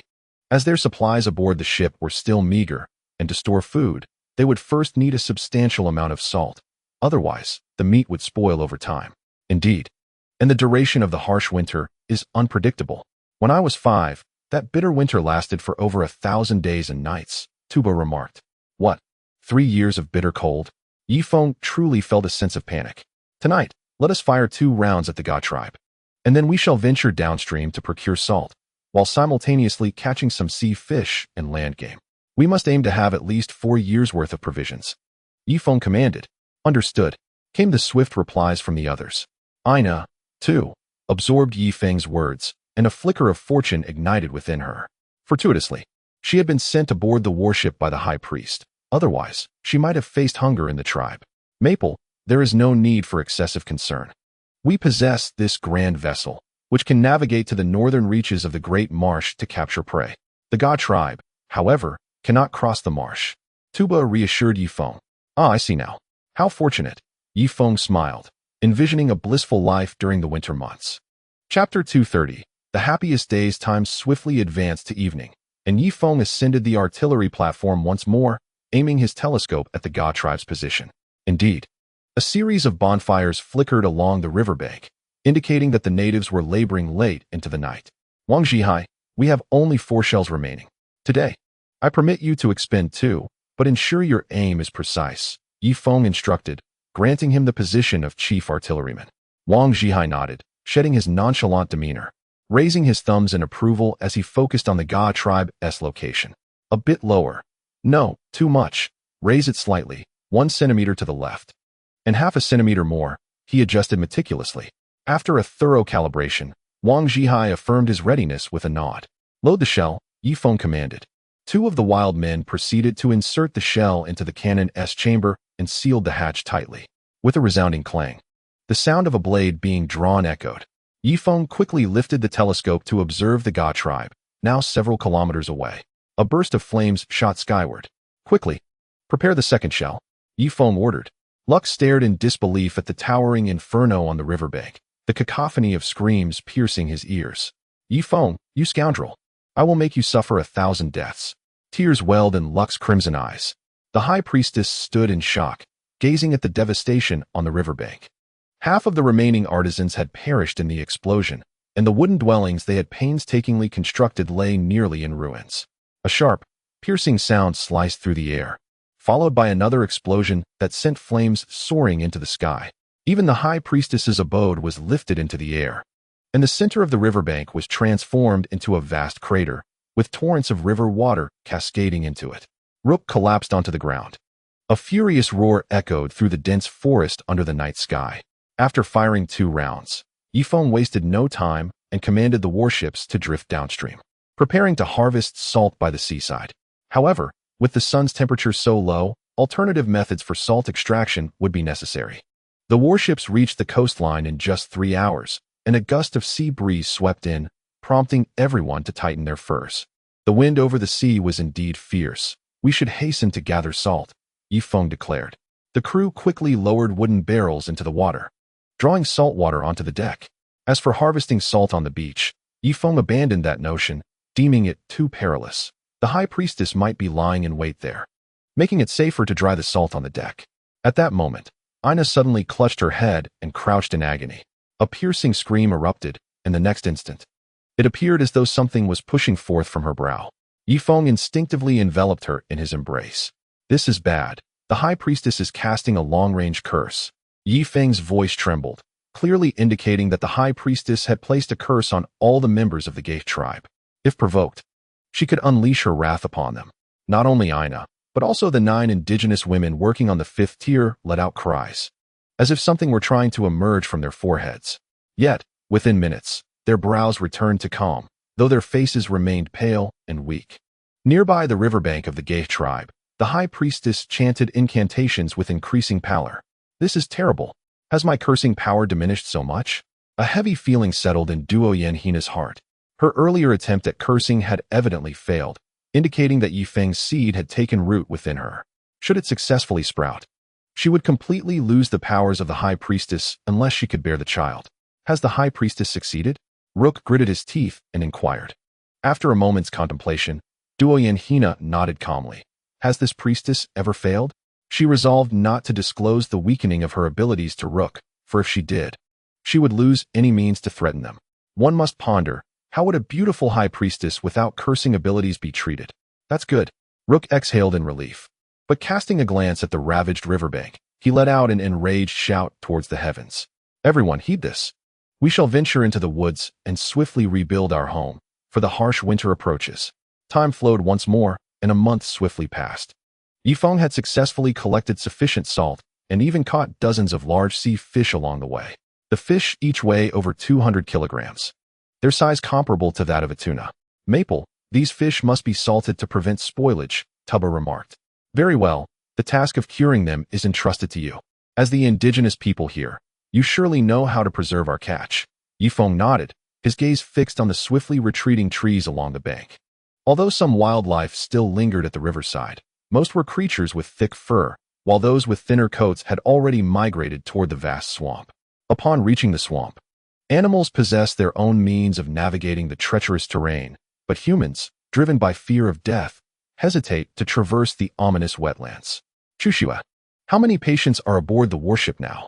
Yifeng turned to Baichushua beside him. Approximately 20, they have all been isolated. I have assigned 2 caregivers for each patient, Baichushua replied. Has Wang Zhihai been infected as well? Yifeng inquired further. Yes, indeed. Alas, Yifeng sighed. As temperatures plummeted, the potency of the parasitic disease intensified, with infection rates soaring. The isolation rooms were located on the second floor, with an average of 4 individuals per room. Wang Zhihai sat on his bed, wearing a smug expression. Hee, have you all learned? Just pretend to be sick. And you can avoid work, living a life of luxury with 8 people attending to you. It is utterly delightful, Wang Zhihai chuckled mischievously. After witnessing Yifeng's treatment of the ill, he decided to feign illness himself to escape daily labor. It's all thanks to you. These past few days have been the happiest of my life. Look, I've even gained some weight, he proclaimed. Brother Wang, shall we continue this charade? This way, we can avoid work every day. However, Wang Zhihai shook his head. We cannot maintain the act indefinitely. Feigning illness every 5 or 6 days will suffice. A person devoid of long-term utility will inevitably be discarded by the team. We must gauge Maple's psychology. He is merely performing, attempting to foster a sense of warmth within the group, and we can exploit this policy for our benefit. Opportunities are always reserved for the astute, and clearly, I am the most discerning among us, while you are merely my followers. Yet, do not challenge Maple's patience. If one proves entirely devoid of value, he will cast them aside. Upon hearing Wang Zhihai's words, the 3 companions in the room raised their thumbs in approval. This scene was inadvertently overheard by Susan outside the door. Chapter 231. Close the door. Let us hold a small meeting. She quietly retreated to her room. A fortnight prior, she had openly cohabited with Yifeng, the 2 residing in a dormitory on the 5th floor. The dormitory had been meticulously decorated. Yifeng, there are matters I wish to discuss with you, Susan said, gazing at Yifeng, who wore a troubled expression on the bed, and leaned in closer. 10 minutes later, Yifeng stood up, his face flushed with anger. Wang Zhihai, this scoundrel, truly cannot change his ways. I wondered why, of late, there have been a succession of illnesses, only to see a swift recovery after a few days, followed by a recurrence. It appears they are exploiting my policies. Yifeng is now genuinely inclined to eliminate Wang Zhihai. The ship's sanitation remains unattended across 6 entire decks, while the number of patients exceeds a dozen, necessitating over 20 caretakers, effectively draining more than half our manpower. It turns out, Wang Zhihai is the one orchestrating this chaos. Summon the heads of all departments. I shall reformulate the regulations, Yifeng stated coldly. Susan nodded and gathered all those adorned with flowers. Once Chun En, Su Yun, Ding Tuantuan, Rai Mai Zi, Chung Libin, Shi Zhengliang, and the rest had assembled, Yifeng disclosed Wang Zhihai's misdeeds to the assembly. What? Brother Feng, do not concern yourself. Leave this matter to me. Chun En declared, reaching for his pistol, only to be restrained by Yifeng.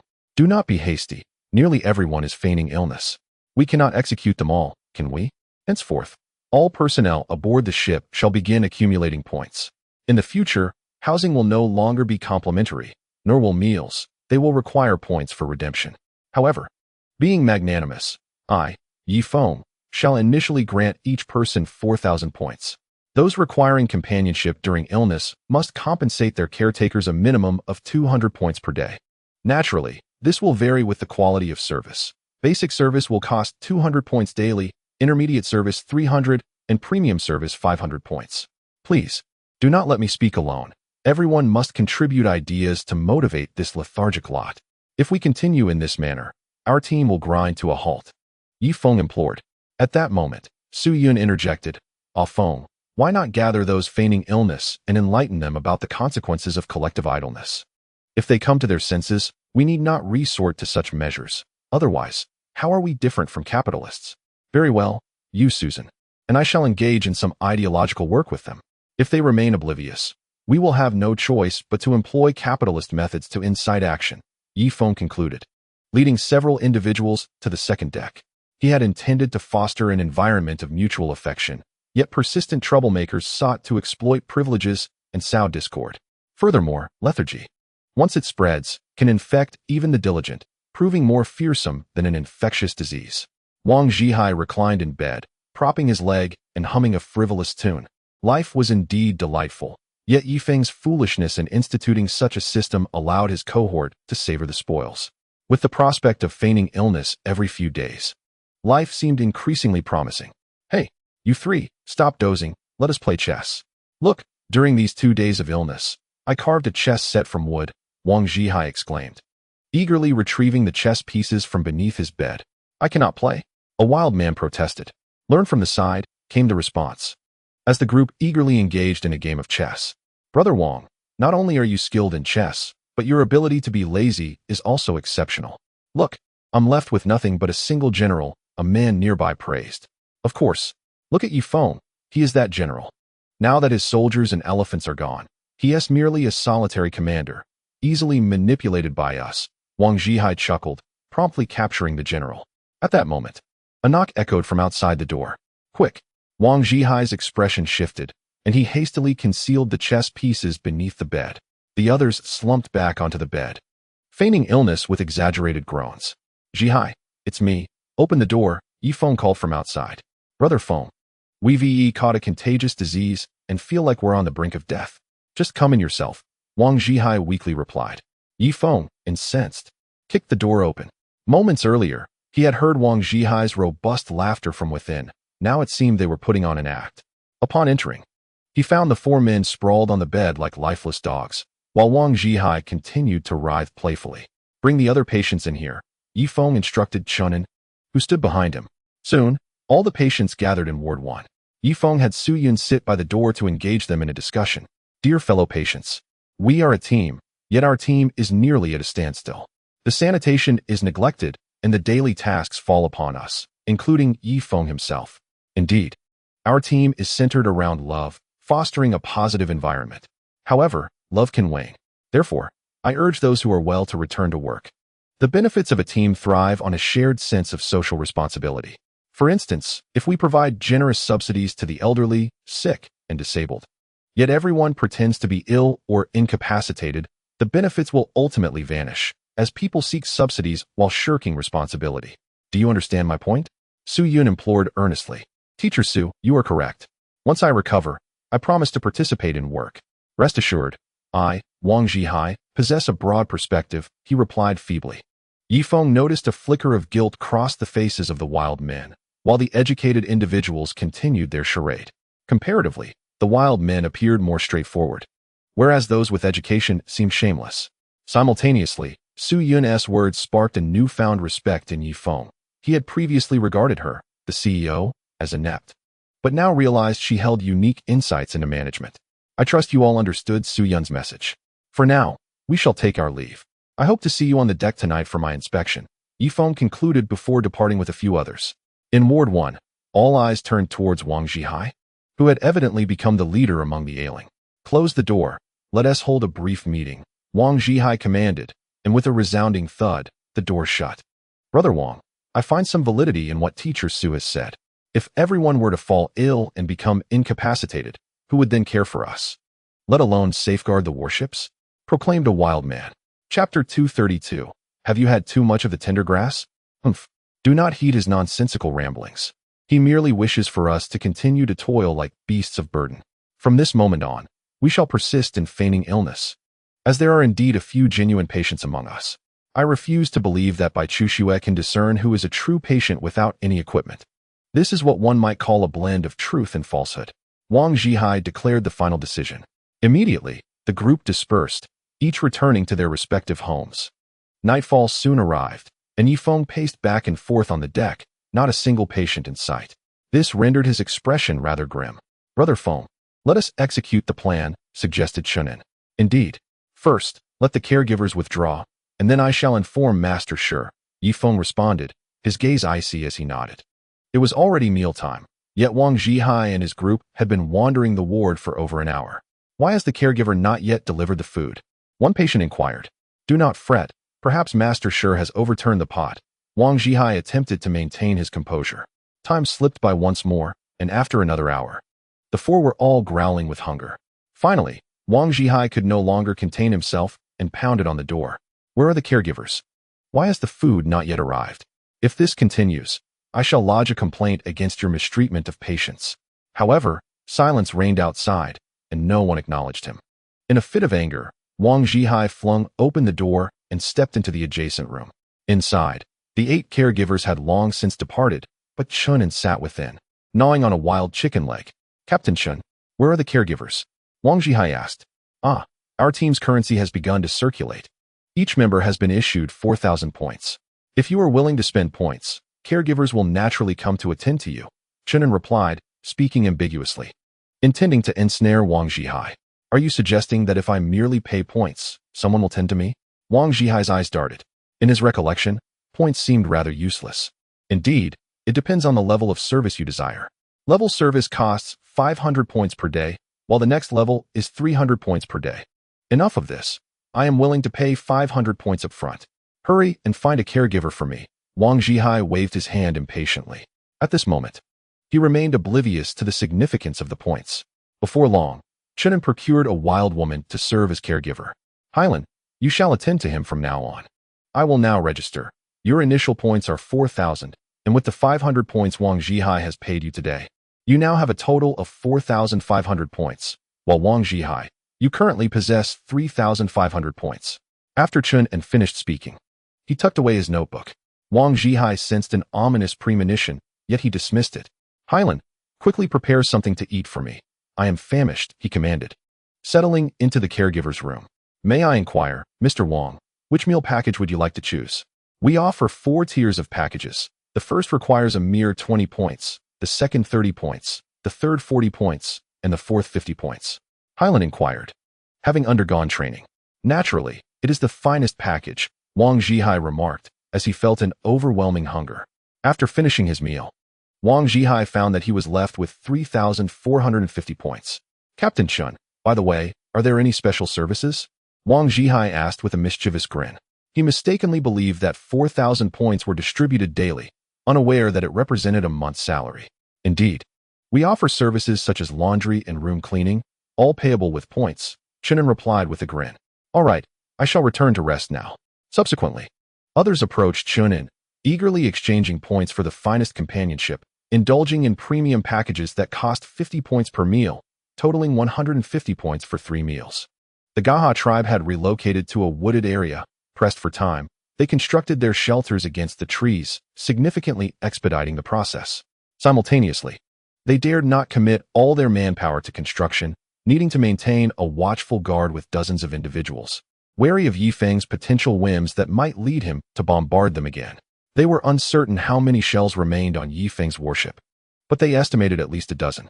Within a modest wooden cabin, the high priest and Rook were gathered around a bed where an unsightly figure lay. After a moment, the grotesque individual slowly opened his eyes. His face bore extensive burns, fortunately sparing his eyes.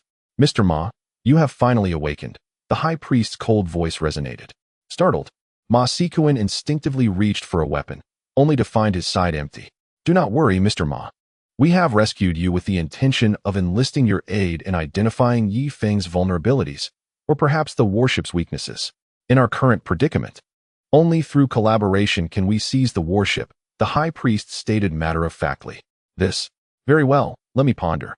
By the way, the warship's fuel is propelled by that black substance, but it has all been consumed. Thus, I surmise that Yifeng's crew will seek alternative fuel sources, otherwise the existing fuel will only sustain them for a few hundred kilometers. Ma Sikuin, displaying his sharp intellect, quickly identified Yifeng's critical flaw. Downstream of the Black Tree River, Yifeng stood with his hands clasped behind his back, listening to Chun An's report. Brother Feng, Wang Zhihai has only 600 points left. That fellow enjoys showing off. Last night he treated everyone to meals, resulting in his depleted points, Chunin informed. No matter, we shall wait until tomorrow. After that, his points should be exhausted. Let him endure a few meals without sustenance, then facilitate a small loan for him, with daily interest of 1%, Yifeng replied coldly. Understood. Chunin ascended to the second floor once more. Sometimes, dealing with such rogues necessitates cunning methods, as they are beyond moral persuasion. At that moment, Chung Libin approached with a troubled expression. Old Chung, have you indulged in too much tender grass? Your complexion appears quite dire, Yifeng jested. No, Feng, the fuel. Our fuel can only allow the warship to travel 50 kilometers at most, and not at full speed. Chung Libin's words instantly shattered Yifeng's good mood. What? Only 50 kilometers? Yifeng felt a wave of despair wash over him. He should have anticipated this. Now, with the black fuel entirely destroyed, he thought to himself, was there any alternative to replace it? We can only resort to burning charcoal, but producing charcoal requires a significant amount of time. and its power cannot match that of black fuel, making it impossible for the warship to maintain a speed of 11 kilometers for an hour. Zhang Haotian replied helplessly. By the way, didn't Master Shi mention that he could extract solid alcohol using distillation? Quickly, let us find him. With that, the two made their way to the kitchen. Chapter 233. The weak have no right to speak of dignity. Shi Zhongliang was now the wealthiest person aboard the warship, as he was the chef earning a daily salary of 1,000 points. On the fourth day since the issuance of points, he had amassed a staggering wealth of 8,000 points. Upon arriving at the kitchen door, Yifeng overheard a wild woman negotiating with Shi Zhongliang. Master Shi, I only have 2,000 points left. I fear I won't make it to the end of the month. Could you lend me 1,000? No way. These points are earned by my own effort. If you want 1,000 points, you'll need to barter something in return. After saying this, Shi Zhongliang looked at the wild woman with a mischievous glint in his eyes. The wild woman smiled seductively and promptly removed her clothing.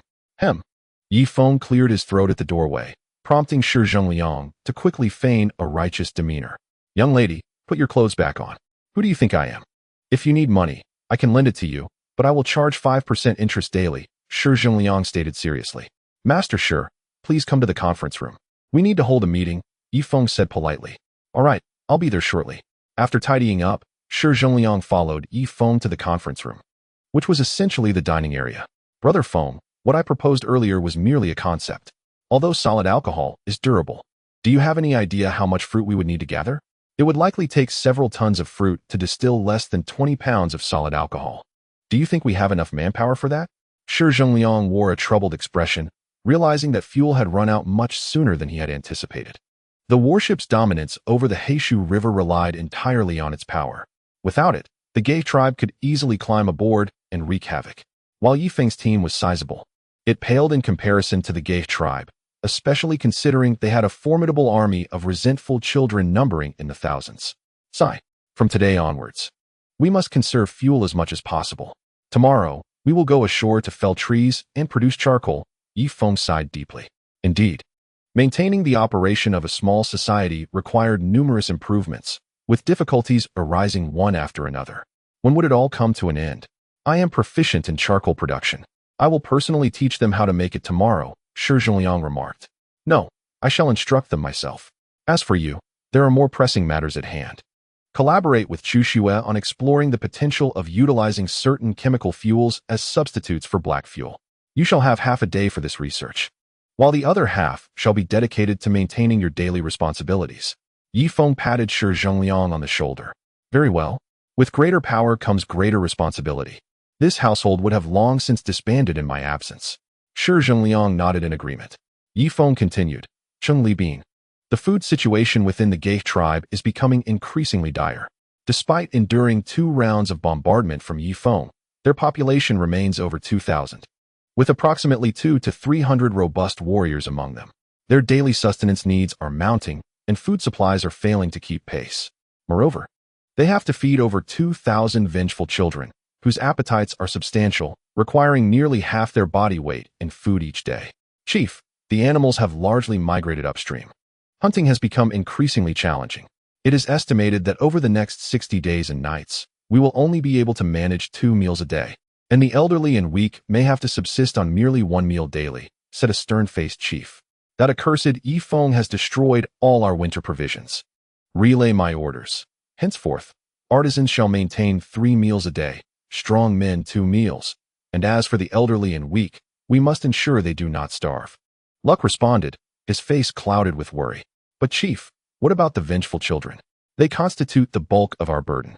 As the weather grows colder, their consumption only increases, and I fear we will run out of food. Even the high priest may be unable to control them, the chief remarked. What then? Should we release them? Luck suggested. Would the high priest agree? Furthermore, if we were to set the vengeful children free, should the beast from across the river venture this way, our Gay tribe would face annihilation, cautioned an elder. Luck, agitated, rose and paced restlessly within the wooden hut. At that moment, they had constructed over 10 wooden huts, accommodating those of chief rank and above, while ordinary tribespeople huddled around the fire for warmth. The temperature had plummeted to 5 or 6 degrees. Although they had prepared numerous furs for winter, all had been obliterated by Yifeng's onslaught. Just then, Duoyan Hina entered from outside. Her abdomen had begun to swell slightly, constrained by her fitted garments. Upon seeing the high priest, several bowed their heads, feigning respect while harboring discontent within. I have overheard your earlier conversation. We must engage in negotiations with Yi Feng, Duoyan Hina stated, casting her gaze downstream along the Heishu River. What? High priest, Yi Feng harbors a profound enmity towards us. You, of all people, wish to negotiate with him? The chief-level leaders in the room widened their eyes in disbelief, fury igniting within them. What other choice do we have? Only Yi Feng's warships can navigate freely through the marshes, and only upstream can we find prey. Henceforth, let us arrange for them to supply us with game, in return for which we shall provide 10 of our tribe's beautiful women each month. Given Yi Feng's notorious appetites, he is bound to acquiesce, Duoyan Hina articulated. What? The high priest intends to offer our women to that scoundrel Yi Feng for his depraved amusement? Luke felt a surge of blood rise to his throat. Otherwise, what do you believe we possess to barter with him? I fervently hope this harsh winter passes swiftly. Once spring blossoms, we can allow other women to proliferate. And it will not be long before our population is restored, Duoyan Hina stated calmly. High priest, why not directly assault Yi Feng's warships? We would rather perish than endure such humiliation, Luke exclaimed in anger. Chief Luke, I nearly forgot. You have a sister, do you not? Yi Feng is quite discerning. Any woman offered to him must possess some stature. In a few days, bring your sister along with 9 other women to negotiate with Yi Feng and see if he is amenable. If he is not, we shall devise alternative strategies. Duoyan Hina concluded, departing the wooden hut slowly. Luke sank to the ground, grappling with the thought of offering his sister to the enemy responsible for his clan's annihilation. Chief, you must come to terms with this. The weak have no right to dignity.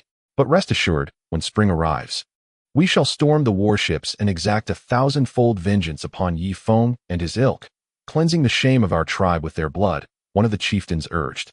Chapter 234. I, Yi Feng, am a man of integrity. The following morning, Yi Feng arose early, gathering over 20 men and women to embark on a journey in a canoe to harvest timber and produce charcoal. This was an intricate endeavor that would undoubtedly consume a considerable amount of time. Hey, wait up, Fengge. Wang Zhihai rushed onto the deck, accompanied by a group of patients, each appearing spirited. Ah, is that not Mr. Wang Zhihai from Ward 1? What services does Mr. Wang require? Yi Feng taunted without reservation. Wang Zhihai's face flushed crimson as he stammered. Fengge, I didn't eat last night, nor have I eaten this morning. Must I really use points to redeem food? Of course, points are our currency. You have exhausted your 4,000 points. Who can you blame for that? Yi Feng replied coldly, shouldering his rifle and preparing to descend the rope ladder. Wait, Fengge, please allow me to have a warm meal first. The weather is growing colder, and I fear I might contract the plague, Wang Zhihai pleaded. Yi Feng smirked icily. I'm afraid the cafeteria does not offer free meals. Use your points to redeem food. Don't come to me, for I have little to spare. I've already spent 300 points over the past few days, and there are still over 20 days until the month's end. I must conserve my resources. But you can't just watch us starve. Wang Zhihai lamented pitifully. Alas, such misfortune. Here's what I'll do. I'll arrange a new job for you. If you wish to earn points, join me on the shore to cut timber. No slacking off. If you perform well, you will earn 300 points for a day's work, Yi Feng declared with a sweeping gesture. I'll do it. Me too. Fengge. We both want to sign up. A group of previously lethargic individuals, now realizing the significance of points, became agitated. Apologies, but our lumber team is only hiring 10 workers. As for the rest, we shall discuss it tomorrow. Yi Feng picked at the black dirt beneath his nails, presenting himself with the demeanor of a capitalist.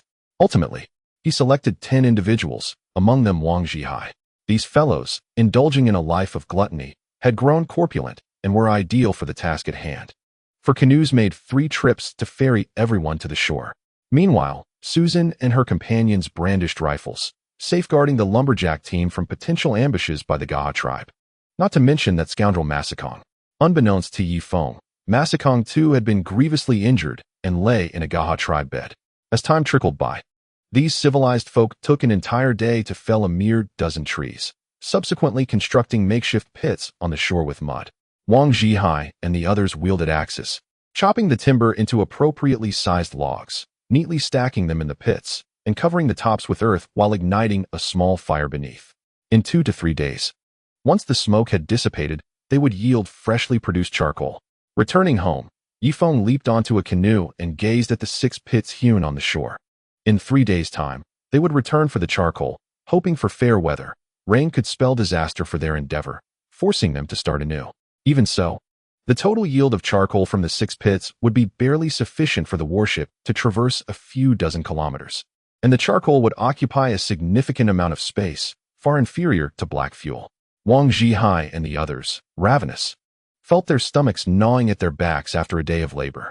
They had endured hunger, gnawing on some grass by the shore, and now awaited their compensation with eager eyes fixed on Yifeng. Come, let me settle your wages. Wang Zhihai, 300 points. Go buy something tasty, but spend wisely. After a brief moment, Yifeng recorded 300 points for Wang Zhihai in his ledger and announced it on the deck, synchronizing with the kitchen and various sections. Li Daniu, 300 points. Be frugal. In no time, Yifeng had completed the allocations, totaling 3,000 points. The remaining 3, without assigned tasks, could only scrounge into the kitchen, each ordering a basic meal to satiate their hunger. Look out by the shore. Susan shouted from the battlements. A wave of alarm surged through everyone as they aimed their firearms and bows toward the shore. There, dozens of torches appeared, led by Rook, who stood flanked by 10 indigenous women, one of whom was notably attractive. Following them were 20 indigenous warriors and nearly 100 wailing children. A flash of murderous intent flickered in Yifeng's eyes as he loaded bullets into his rifle. To capture the thief, one must first seize the king. Eliminating Rook would have his troubles. This group was truly obstinate, determined to bring about his demise, even at this juncture. Yifeng, do not resort to violence. I, representing the noble Gaha tribe, have come to negotiate with you and offer some assistance, Rook proclaimed, attempting to bolster his own standing. What is there left to discuss? We find ourselves in a situation of relentless conflict. Yifeng rubbed his finger on the trigger, poised to fire at any moment. Yifeng, our gay tribe is numerous and exceedingly hospitable. As outsiders, it is imperative for us to assist you, perhaps through trade. Let us begin by negotiating a shipment of provisions. If you can provide us with 10 boats of fish and 10 boats of meat daily, we shall offer you 10 beautiful women in return. Do not gaze at me in such a manner. Our gay tribe has no shortage of food. Our intention is solely to aid you. Rook's heart bled, yet he continued to boast. What would I want with women? Yifeng asked coldly. Are you a man who does not appreciate beauty? Rook raised an eyebrow. At that moment, he longed to disregard all caution and rend Yifeng into pieces. Forgive me, but it is well known that I, Yifeng, am a man of integrity, far from the lecherous fiend you imagine. However, I shall permit those women behind you to reside aboard my warship, as I am guided by humanitarian principles. Yifeng responded loudly.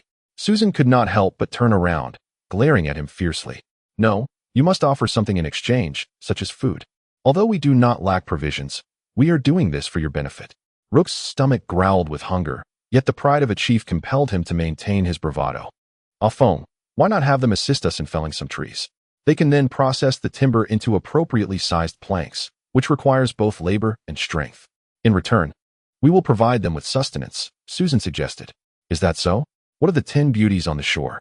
Shall we not rescue them? Yifeng's brow furrowed in concern. Spare me your protests. I know you well enough. Follow my instructions, or I will not spare you come nightfall, Susan threatened. Very well, I shall comply, Yifeng conceded. Once again casting his gaze toward the shore, the savages ashore listened intently. If they desired food from us, they could assist in gathering some red fruits for our winemaking, and also fell a considerable amount of timber, 1,000 pounds of wood in exchange for 100 pounds of food. Furthermore, should you procure white fruits, silver fruits, or even golden fruits, 1 white fruit shall yield 100 pounds of food, 1 silver fruit 1,000 pounds, and 1 golden fruit 10,000 pounds. An epiphany struck Yifeng. These fruits might very well be found along the coastline, and he resolved to make an attempt. With such divine fruits, he could bestow a certain immunity upon everyone, alleviating fears of infectious diseases in the future. Rook felt a surge of relief, grateful that he would not have to part with his sister. Are you referring to the felling of these trees? I agree to your terms, but I expect you to uphold your end of the bargain. Should you deceive me henceforth, I assure you, I will mobilize the full might of my tribe to ensure you pay a heavy price. Rook's tone dripped with menace. Enough of your meddling. If you are unwilling to trade, then kindly depart. I am capable of felling trees myself, Yifeng replied coolly. Very well, I shall lead the effort. Rook nodded and personally took his team into the woods. Before long, Yifeng observed numerous trees toppled, accompanied by a cacophony of creaking sounds from the riverbank. The indigenous people exhibited remarkable efficiency in their labor, prompting Yifeng to ponder whether he should further negotiate the prices. As darkness descended completely, several campfires ignited along the shore, with Luke and his crew diligently toiling away, as their tribe was in desperate need of sustenance. Additionally, the orphaned children required nourishment, for neglecting them could lead to chaos and rebellion. Contrastingly, the atmosphere on the deck was jubilant. Yifeng had organized a bonfire gathering where tuba and others reveled in song and dance, their spirits soaring. Shi Zhengliang expertly grilled an array of meat skewers, the tantalizing aroma wafting through the riverside, reaching several miles away. On the shore, Luke's sister, Baya, caught a whiff of the delightful scent and exchanged glances with a few other women. Since they had not engaged in trade, they joined the logging efforts. Their exhaustion evident as their eyes sparkled with fatigue and their stomachs growled in hunger. Look, aboard their vessel, there is an abundance of food, and they seem to be enjoying themselves immensely. We can only relish such luxury during the peak of summer when food is plentiful, remarked a beautiful indigenous woman. Pointing at the deck, Baya swallowed hard, a flicker of envy crossing her features, yet she quickly shook her head, reminding herself, they are not of our kind. Their hearts must be different. Let us not gaze at the deck, but focus on our labor, as many in our tribe still require sustenance. Thus, the 10 women resumed their strenuous work, occasionally stealing glances filled with envy toward the ship's deck.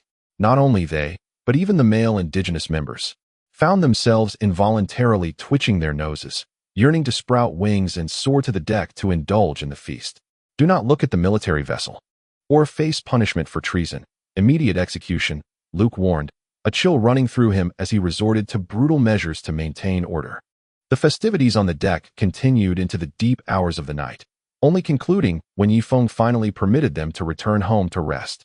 However, he and Susan could not afford the luxury of sleep, as Luke lingered near the shore, and the uncertainty of his intentions loomed, guarding against any potential threats. They remained vigilant until dawn, when Susan roused Yifeng from slumber. Awake, look toward the shore, she urged, pointing ahead. Yifeng rubbed his eyes and, upon glancing at the riverbank, was taken aback. The indigenous people's efficiency was astounding. There lay a vast pile of timber, meticulously arranged and seemingly weighing 5 to 6 tons. Luke stood at the shore, fatigue etched across his features. Yifeng, we have chopped the wood. Where is your food? Yifeng's heart leaped with joy. Those industrious helpers meant he no longer had to worry about fuel. Rest assured, I shall dispatch provisions immediately. An hour later, Shonen arrived at the shore with 7 companions, navigating a canoe laden with an abundance of fish, meat, and even the spices prepared by Shi Zhengliang. On the deck, Yifeng and his companions kept their rifles trained steadily on Luke and his group, prepared to fire without hesitation at any sign of treachery. Within his line of sight, the indigenous people hopped onto the canoe, transferring the various fish and meats ashore, while Luke, evidently famished, took a hearty bite of raw fish. Shonen kept his hand firmly on the pistol, his face as pale as death. Eventually, Luke completed the inspection and waved his hand at the God tribe members, instructing them to return the food to their settlement. A group of indigenous people, dragging their weary bodies, carried the provisions upstream. Although they had exerted themselves the night before, the food could not be consumed immediately.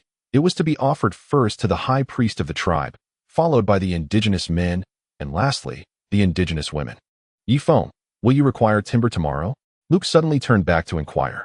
3 days hence, you may return to this spot to fell more trees, and I shall prepare sufficient food for trade. Yifeng replied earnestly, recognizing the value of such inexpensive labor. If Luke and his crew maintained today's efficiency, he would accumulate enough fuel for half a year for the warship within a month, provided the charcoal produced met the required standards. Shoner, I shall also head to the shore to prepare the charcoal, Yifeng stated. Go ahead, be cautious. I will ensure your safety from the deck. Susan replied with a smile. Yifeng could sense her relief. Brother Feng, yesterday Wang Zhihai and the others earned 300 points. Today it should be our turn, right? 3 ailing individuals emerged, their faces alight with anticipation as they looked at Yifeng. Today, there 1TB 300 points available. The high pay yesterday was due to the arduous labor of timber felling. Today, We only need to construct a kiln from mud. So the pay is only 250 points. Are you willing to proceed? Yi Feng countered. Absolutely, we are willing. Thus, the trio followed Yi Feng to the shore.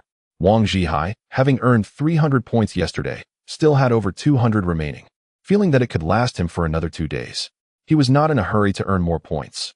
In his view, working for a day allowed him 3 days of leisure, a delightful existence. Moreover, points were not cash, and accumulating them served little purpose. He would work again once he spent what he had. At that moment, Cheng Libin approached. Wang Zhihai, please settle your rent for the past 5 days, totaling 100 points. Brother Feng mentioned that rent must be paid at 20 points per day. What? Rent for a house? Is there no justice left? Wang Zhihai fumed, gripping Cheng Libin's collar tightly. Meanwhile, Susan observed them with a cold gaze. Chapter 236. Rest assured. It will not happen. Wang Zhihai felt a surge of anger rising within him, but ultimately decided that a wise man does not suffer from immediate losses and released Cheng Libin's collar. Are there any cheaper rooms available? Wang Zhihai inquired. Indeed, there are uncleaned rooms. If you tidy one up, you can stay for a week free of charge, after which fees will apply, Cheng Libin responded. Humph, you think to exploit me? It won't be that easy. Let us head to the 4th floor and clean a room. Then all 8 of us can stay together, Wang Zhihai retorted with a scoff. I'm afraid not. A room can accommodate only 1 person. If 8 individuals stay together, we will reclaim the room and begin charging from that day forward, Cheng Libin stated bluntly. Ugh! A roar of indignation resounded from the deck. 2 hours later, Wang Zhihai, accompanied by the remaining individuals, ventured to the shore to construct a shelter. Ultimately, he succumbed to the harsh realities of life and reluctantly emerged to earn points. Oh, Brother Wang, you too have come to build a shelter? Chenin teased. You earn 250 points daily. If you endure for a month, you can enjoy a few days of privileges in the infirmary. Are you mocking me? Do you truly believe I wouldn't dare to confront you? If you have the guts, strike me here. Those who refrain from fighting are nothing but cowards. As Yi Feng neatly arranged the timber, Chenin engaged in a brawl with Wang Zhihai, and they quickly tumbled from the shore into the mud, resembling 2 clay figurines. A sudden headache overcame him. Have you 2 gluttons lost your minds? If you continue, I shall impose a fine of 50, Yi Feng bellowed. The 2 figurines, startled, hastily returned to shore to continue their construction. 3 days passed in a blur, during which Yi Feng and his companions even found time to catch a substantial haul of fish by the seaside. Given the cold weather, the fish piled on the deck would not spoil. However, the charcoal production was not as successful, yielding only a 50% quality rate.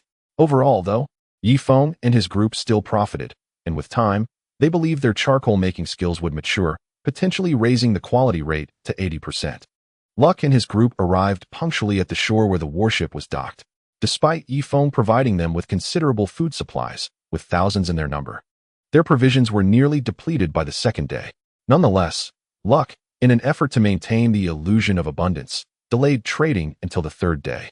Yi Feng, I have returned to trade with you. This time, I have brought the elderly, women, and children of my clan. I wonder if you have sufficient food for exchange. Luck spoke, his gaze darting toward the deck, where mountains of fish lay piled high. Yi Feng observed coldly. Luck appeared noticeably thinner than 3 days prior, and the frail figures behind him bore tightly cinched belts around their waists, revealing their gaunt bodies. Particularly, several elderly natives exhibited signs of malnutrition. Let us get to work. Enough with the chatter. Although Yi Feng could take advantage of the situation to drive down prices, seeing the emaciated forms of the native women stirred his compassion, prompting him to engage in a fair trade. As Luck directed his clansmen in felling trees, he cast a greedy eye toward Yi Feng's warship. This ship must be ours. Winter has not yet fully set in, and there is still some food available. Once winter truly arrives, the consequences could be dire. Yi Feng and his group would have to venture upstream in the marshlands to procure sustenance. At that point, trading timber for food would place us at a disadvantage. Should Yi Feng choose, he could starve my entire tribe. Furthermore, as a proud race, how could we allow ourselves to be subjugated? It is imperative that these inferior races comprehend the superiority of our kind. They toiled from noon until nightfall. When Luck glanced back, he noticed that Yi Feng's deck had commenced a festive gathering. The outsiders seemed to indulge in food and drink, living a life of such happiness, while the indigenous people endured a life of hardship. Luck's anger boiled within him. Intense jealousy compelled him to take reckless risks. Azur, you shall lead 20 individuals to swim 5 kilometers upstream to the opposite side of the warship, then stealthily board it, eliminating a few formidable opponents, preferably including Yifeng. Upon hearing the commotion, we will launch a frontal assault with the remaining 300, diverting their attention. With the assistance of the resentful children, we shall seize the warship in a single decisive move. Luke patted the shoulder of a prominent chief, who immediately straightened his posture, exclaiming, "Rest assured, Chief. The warship rightfully belongs to us. I shall reclaim it. However, should we spare those skilled in navigation? Otherwise, we might find ourselves at a loss. Indeed, it is prudent to retain them, but if the battle becomes too intense, do not concern yourselves overly. In times of encirclement, you may capture a few key figures. Once our people have boarded the warship, we will gain the upper hand, especially since Mr. Ma is also adept at sailing, being of the same kin as Yifeng." Luke stated solemnly. "Understood." Azur promptly set forth with his 20 elite warriors upstream. After traveling 5 kilometers, Azur commanded all the natives to strip down to their undergarments and enter the frigid waters. Swim vigorously. This will prevent you from succumbing to the cold. Azur led the way, occasionally diving beneath the surface. Fortunately, the current cold weather had rendered many leeches and parasitic catfish lethargic, or else they would have perished before reaching the warship. On the deck of the warship, Yifeng remained vigilant, observing the shoreline. For some inexplicable reason, he sensed a notable stillness in the woods by the shore. It seemed the natives had ceased their labor. "Shannon, cease your frivolities and lead the brothers to patrol the entire warship, conducting inspections every 2 hours," Yifeng instructed. "Brother Feng, is there overtime pay?" Chun inquired with dissatisfaction. "Well, yes. Each brother on patrol will receive 100 points, but they must remain vigilant throughout." After a moment's consideration, Yifeng decided to grant them the incentive. "Brother Feng, if there is overtime pay, I cannot be left out. I shall take a few men to patrol as well." Wang Zhihai chimed in, troubled by the recent loss of timber work to the natives, fearing he might have to resort to begging on the deck for sustenance. "Very well, but I warn you, you must be diligent during your patrols. If I discover you loitering in corners, I shall not offer you any work in the future," Yifeng cautioned. Wang Zhihai's face flushed. His prior thoughts had been unwittingly exposed. "Rest assured, I will be diligent. You 3, accompany me below for patrol." With that, Chun Zhihai took 3 individuals, while Chunin also gathered 3 comrades, and they commenced their patrol around the immense warship. Chapter 237.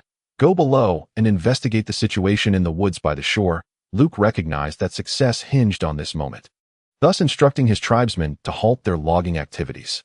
Once they achieved success, they would have no further need for timber. "Listen closely, everyone.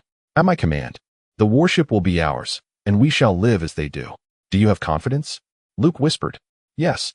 Hundreds of natives gazed with fervent greed upon the deck.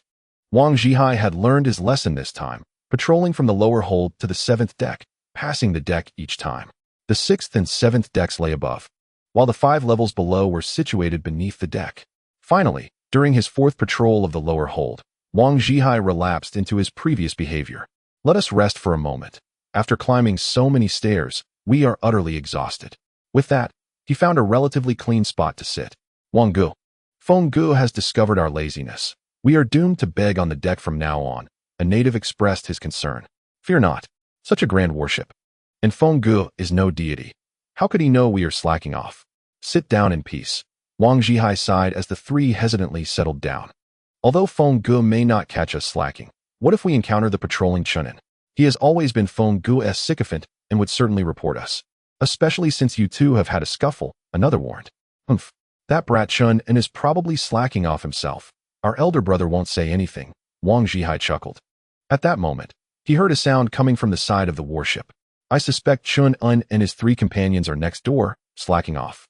Let us take the initiative and startle him, then threaten him," Wang Zhihai exclaimed with delight, leading the way toward the side of the warship. The river breeze slapped against the warship, causing it to sway slightly. Wang Zhihai inspected the side room, but found no sign of Chun Un and the others. Only some excrement and gravel within. Strange, that didn't sound like the wind. Suddenly, Wang Zhihai leaned out the window, but all he saw was the vast river, devoid of anything unusual. Could it be below? Just then, a rope ensnared his neck, yanking him downward with tremendous force. "Oh no!" Wang Zhihai felt a sinking sensation. Bracing himself against the window to steady his body, yet he was unable to utter a sound. Below was pitch black, and his three companions remained oblivious to his predicament, wandering about the room in search of a clean spot to hide. In the river, a native felt his rope catch on something and began climbing upward. Unbeknownst to him, the rope had ensnared Wang Zhihai's neck. In the darkness, visibility was non-existent. Finally reaching the window, the native caught sight of Wang Zhihai by the glow from within. Oh, so precise. The native swiftly squeezed through and pressed a dagger against Wang Zhihai's throat. This is bad. One of the others raised a handgun.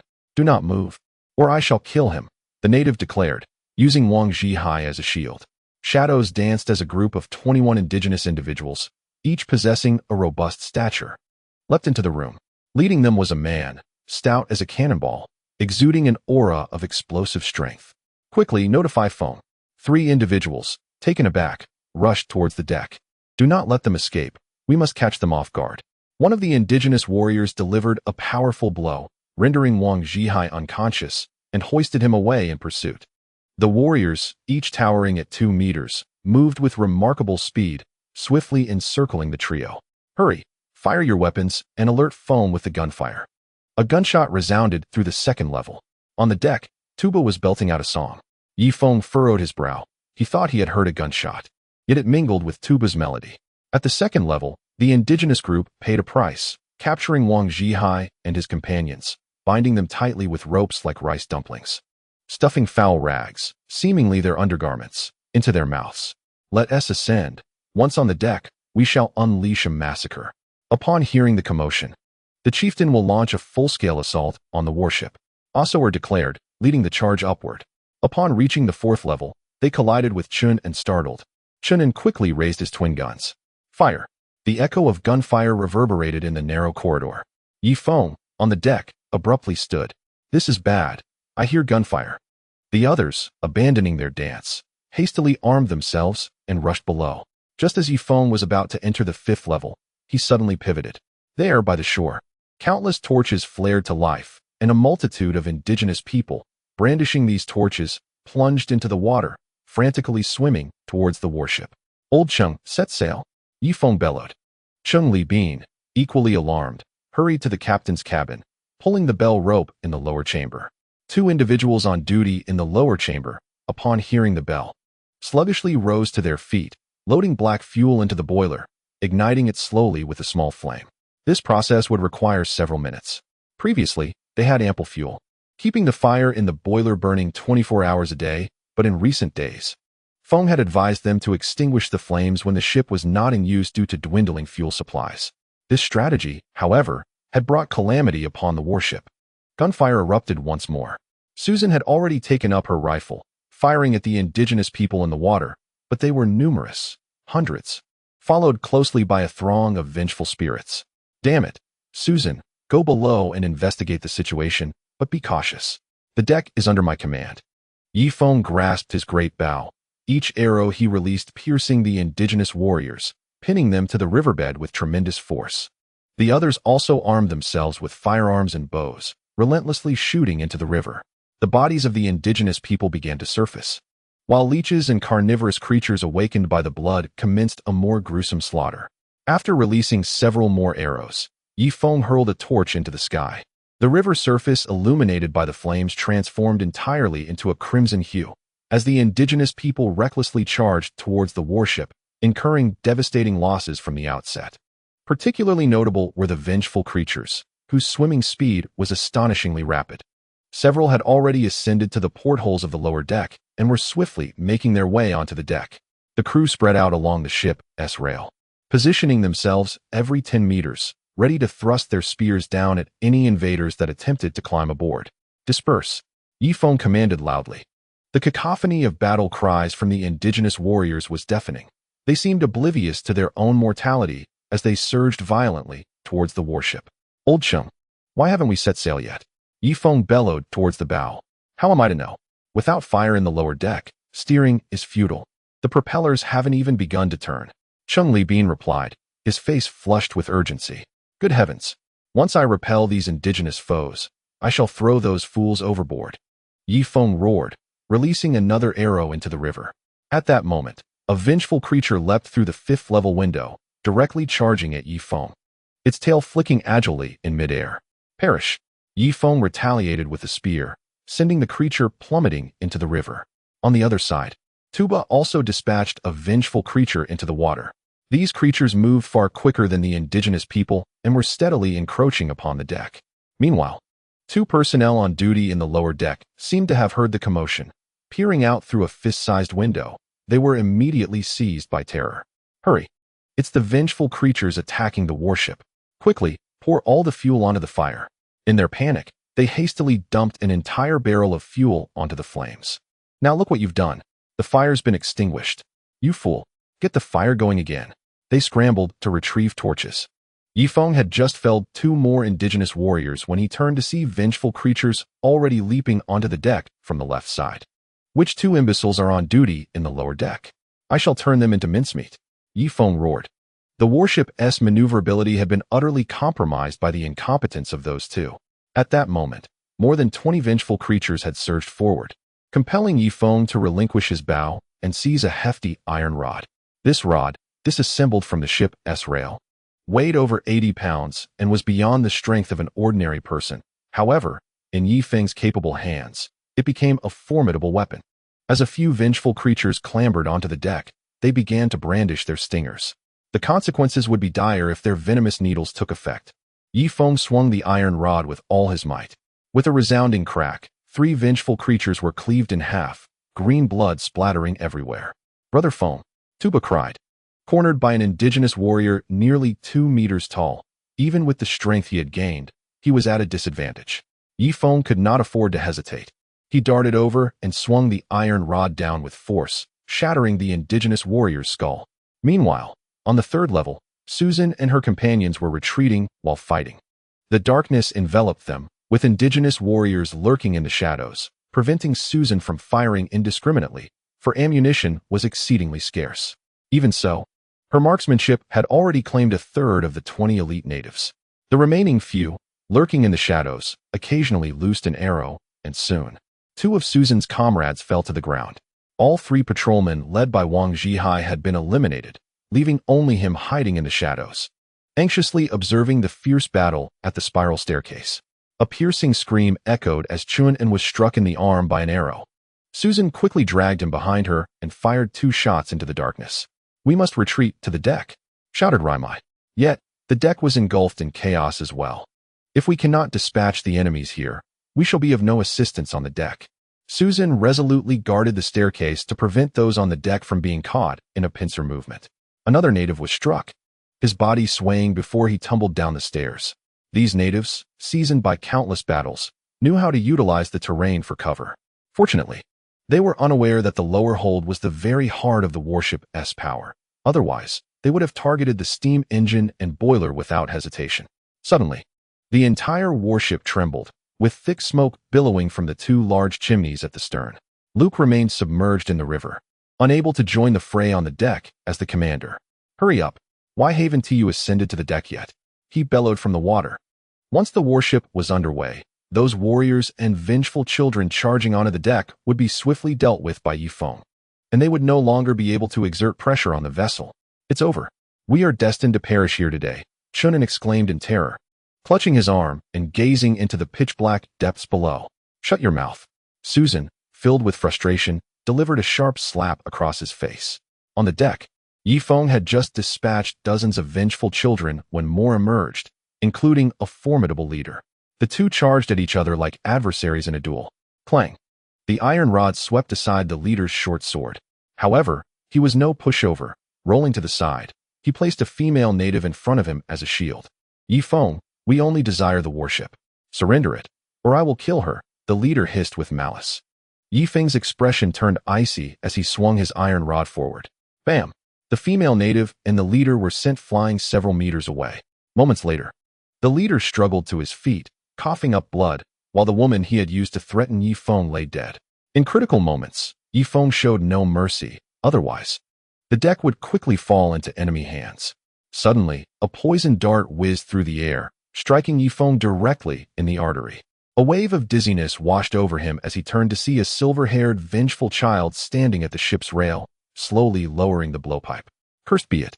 Unexpectedly, Despite his blood scales providing protection, he had been penetrated by such a small dart. The speed had been too rapid for the scales to react in time, allowing the dart to pierce his body. Yifeng staggered towards the silver-haired specter, but suddenly felt a jolt in his back. The chief leader's sword had struck him, though fortunately, it was blocked by the blood-scaled armor. Die! Yifeng retaliated, gripping the short sword tightly and yanking it back with force. Seeing Yifeng's strength, the chief leader promptly relinquished the sword and seized a spear from the ground. Thud! Another poison dart pierced Yifeng's neck. The toxin was potent, clouding his mind. He gritted his teeth against the excruciating pain and hurled the short sword with all his might. To his dismay, the weapon, imbued with incredible force, severed the chief leader's spear, cleaving him in two.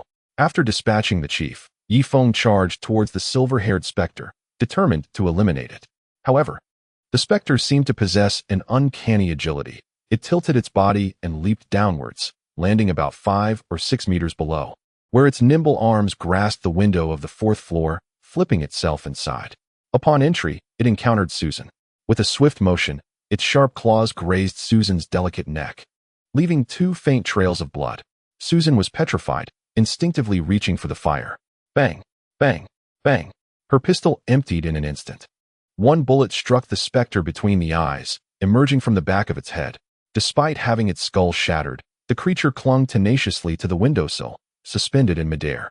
Chunin kicked it, and with a splash, the specter fell into the river below. Boom. Chapter 239. Is your neck uncomfortable? The warship finally set sail, gliding slowly downstream. No, please. Rook, submerged in the water, gazed in despair at the awakening vessel. He longed to board the ship, but feared being shot. In the river, more than 200 natives and nearly 1,000 specters lingered. Seeing the ship moving, Yifeng exhaled slightly in relief and charged toward the enemy once more. The battle on the deck raged until dawn, and finally, Yifeng and his companions, battered and bruised, vanquished all adversaries. However, on the 4th floor, the skirmish continued. A dozen natives lurked in the darkness, launching covert attacks, leaving Susan and her companions floundering like headless flies. In a grim moment, Yifeng approached a corpse. It was the priestess, her abdomen nearly hollowed out by the specters. Not only her, but also 5 or 6 other female natives lay dead in pools of blood, including 2 of Tuba's kin. Bang! Bang! Gunfire erupted again from below. Yifeng had no time to mourn. He hurried towards the cabin. Upon reaching the 4th floor, he found Susan and Rimiko, with Chun and wounded by an arrow but refusing to retreat. How many enemies remain below? Yifeng inquired. I don't know. It's pitch black down there. We dare not descend, and they do not dare to ascend. We can only hold this stalemate. Chunin replied weakly. Chunin, you must head to the deck. I will take care of things here, Yifeng said, picking up an iron rod and cautiously making his way down. Susan gasped, instinctively shielding Yifeng from behind. Riko originally intended to descend as well, but Yifeng called out to her. Maisie, you stay here and keep watch. The moment they show themselves, shoot directly. Susan and I will go down and clear out those natives. After saying this, Yifeng continued to make his way downwards. Wait, I'll phone. Bai Chushua handed him a torch. What are you doing? Yifeng did not take the torch. It's too dark below. It would be better to have a light. Bai Chushua said with concern. Oh, take the torch back. If we light it, wouldn't we be like live targets? They are in the dark. And we are in the light, Yifeng replied. Oh, I'm sorry. I didn't realize, Bai Chushua exclaimed, quickly retrieving the torch. Yifeng wasted no more words. Relying on his familiarity with the ship's layout, he ventured into the darkness with Susan. In the next moment, Yifeng's eyes widened. Logically, this 4th level had only a few small windows, and moonlight could hardly penetrate. Yet, he discovered that he could vaguely make out some shapes in the darkness. There was a bed, the handrail of a staircase, and a corpse. I'll phone. I can't see anything. Perhaps we should wait until dawn? Susan whispered close to Yifeng's ear, fearful of being overheard by the natives lurking in the shadows. You go up. I can manage alone, Yifeng said, pushing Susan away gently. She did not insist, stuffing her handgun into Yifeng's hand before quietly ascending to the upper level. Once he confirmed that Susan had left, Yifeng resumed his exploration of the 4th level. In such circumstances, a normal person would see nothing, but Yifeng's vision was exceptional, allowing him to barely discern objects within a 3-meter range. Suddenly, a crisp sound echoed, a piece of wood snapping underfoot, followed by hurried footsteps. Yifeng's hearing surpassed that of ordinary individuals. He followed the sound and spotted a shadow with outstretched arms, groping aimlessly in the dark. Judging by the figure's size, it was likely a native.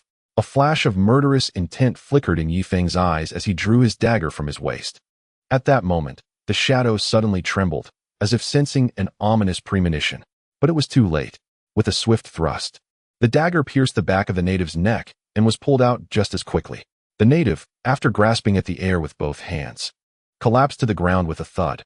After dispatching this native, Yifeng continued to feel his way toward the stern of the ship. The further he ventured toward the center, the more his vision was restricted due to the distance from the windows. Suddenly, Yifeng's ears perked up. He thought he heard a faint squeaking sound, akin to a rope being tautened. Though subtle, his keen hearing caught it. In the next moment, Yifeng's expression changed, and he quickly dropped to the floor. A gust of wind whooshed past his head. 7 meters away, odor knocked another feathered arrow, his prominent nose twitching vigorously. While he lacked Yifeng's terrifying eyesight, he possessed a unique talent, an acute sensitivity to the scent of blood. Earlier, odor had randomly shot an arrow guided solely by his instinct for blood. Did he miss? A subtle change crossed Azur's visage as he detected the familiar scent of blood, unchanged and unintensified, indicating the absence of fresh wounds. He inhaled deeply once more, knocking an arrow with precision. Squeak! Yifeng heard that familiar sound again and sprang into motion on the 4th floor, dancing left and right, forward and backward, ensuring he was an elusive target for his foes. How astonishing are these natives? Can they truly see me in such darkness? Yifeng's heart sank. Unaware of Azur's innate abilities, he presumed the natives possessed some extraordinary powers akin to those of the high priest. Whoosh! A gust of wind swept past him. Clang! A vast expanse of blood scales erupted on Yifeng's arm. This is not a place to linger. Resolving this, Yifeng hastened his retreat to the 5th level. Dawn had already passed. Once daylight broke, he would gather the remaining members, arm them with rifles, and secure the 2 exits on the 4th level before slowly capturing the adversaries below. Clang! Blood scales reappeared on his back. Blast! He dared not hesitate any longer and sprinted towards the interface between the 4th and 5th levels. How many enemies are below? Susan inquired. I don't know. They seem capable of seeing in the dark. Let's not descend. We shall guard this position. If the natives dare approach the 5th level, we shoot on sight. I need to rest for a moment. When dawn arrives, it will signal their doom, Yifeng declared, disregarding the filth of the floor as he dropped onto it to sleep. Susan settled beside him, placing his head upon her soft lap. After a brief slumber, Yifeng felt an itch on his neck, as if a chilling entity were burrowing into his skin. What is happening? He jolted awake, slapping at his neck. Are you feeling unwell, Yifeng? Susan asked. No, I sense. Just as he spoke, a thunderous sensation echoed in his head, causing him to stagger back, eyes wide with terror as he gazed at Susan. To his horror, she had morphed into a grotesque creature, its claws caressing his cheek. You? Chapter 240. Do you think I will let you survive until nightfall? Yifeng abruptly drew his dagger, shock etched on his face as he regarded Susan. Turning his head, he beheld that Rimiko, by Chu Shiwe, and Chun had all transformed into monsters, slowly encroaching upon him. Brother Feng, what is wrong? Chun stepped forward, anxiety gripping him as he sensed a fierce transformation in Yifeng, as if he were a beast ready to pounce. Yifeng fought against the urge to strike, cognizant that this was an illusion, yet it felt all too real. Bam! He tossed aside the dagger and forcefully pushed one of the creatures. It emitted a wretched scream, plunging into the river with a splash. Chunin. Susan quickly retreated, her gaze wary as she regarded Yifeng. Feng, what is happening to you? Please do not frighten us. Rimiko stared at Yifeng in disbelief. Yifeng felt a chill surging into his mind, an inexplicable sensation that strangely affected his vision. Yet, merely a minute passed before his skin began to contract, as a powerful suction drew the chill into his stomach, subsequently spreading throughout his entire body. After a shiver, Yifeng slowly opened his eyes. Susan remained Susan, and Raimai remained Raimai. I apologize, it seems I was under the remote control of the high priest. Yifeng's voice trembled, filled with the dread of the terrifying high priest, who seemed to possess boundless power. Clearly, his recent control was linked to the 2 poison needles belonging to the silver-haired figure. Could it be that the cursed insects crawled into his body through the needles, attempting to seize control of his mind? Quickly, save Chunin, He is still submerged in the water, Susan urged, tossing a rope into the river. Before long, Chen was retrieved, yet his gaze towards Yi Feng was laden with profound fear. Chen, I'm truly sorry. I did not intend to. Yi Feng stepped forward, wishing to pat Chen and shoulder. Whoosh. Chen recoiled, keeping his distance, eyeing him warily. Daylight has broken. It is time to descend and eliminate the remaining trash. Those indigenous people must perish, Yi Feng declared, seizing an iron rod and striding towards the 4th level. At that moment, the warship had anchored 5 kilometers off the shore, where the water flowed tumultuously. Azur and the remaining 10 elite warriors gazed out at the raging river, their expressions grim. What shall we do, great chief? Jumping into the river now would be tantamount to seeking death. The ferocity of these waters could drown us all, not to mention the multitude of monsters lurking within. An indigenous warrior inquired. They had now reached the 2nd level of the warship. Descending further would lead them to the area housing the steam engine. Thankfully, the indigenous people were oblivious to the steam engine's function. Otherwise, they would have surely sought to sabotage the system upon boarding the vessel.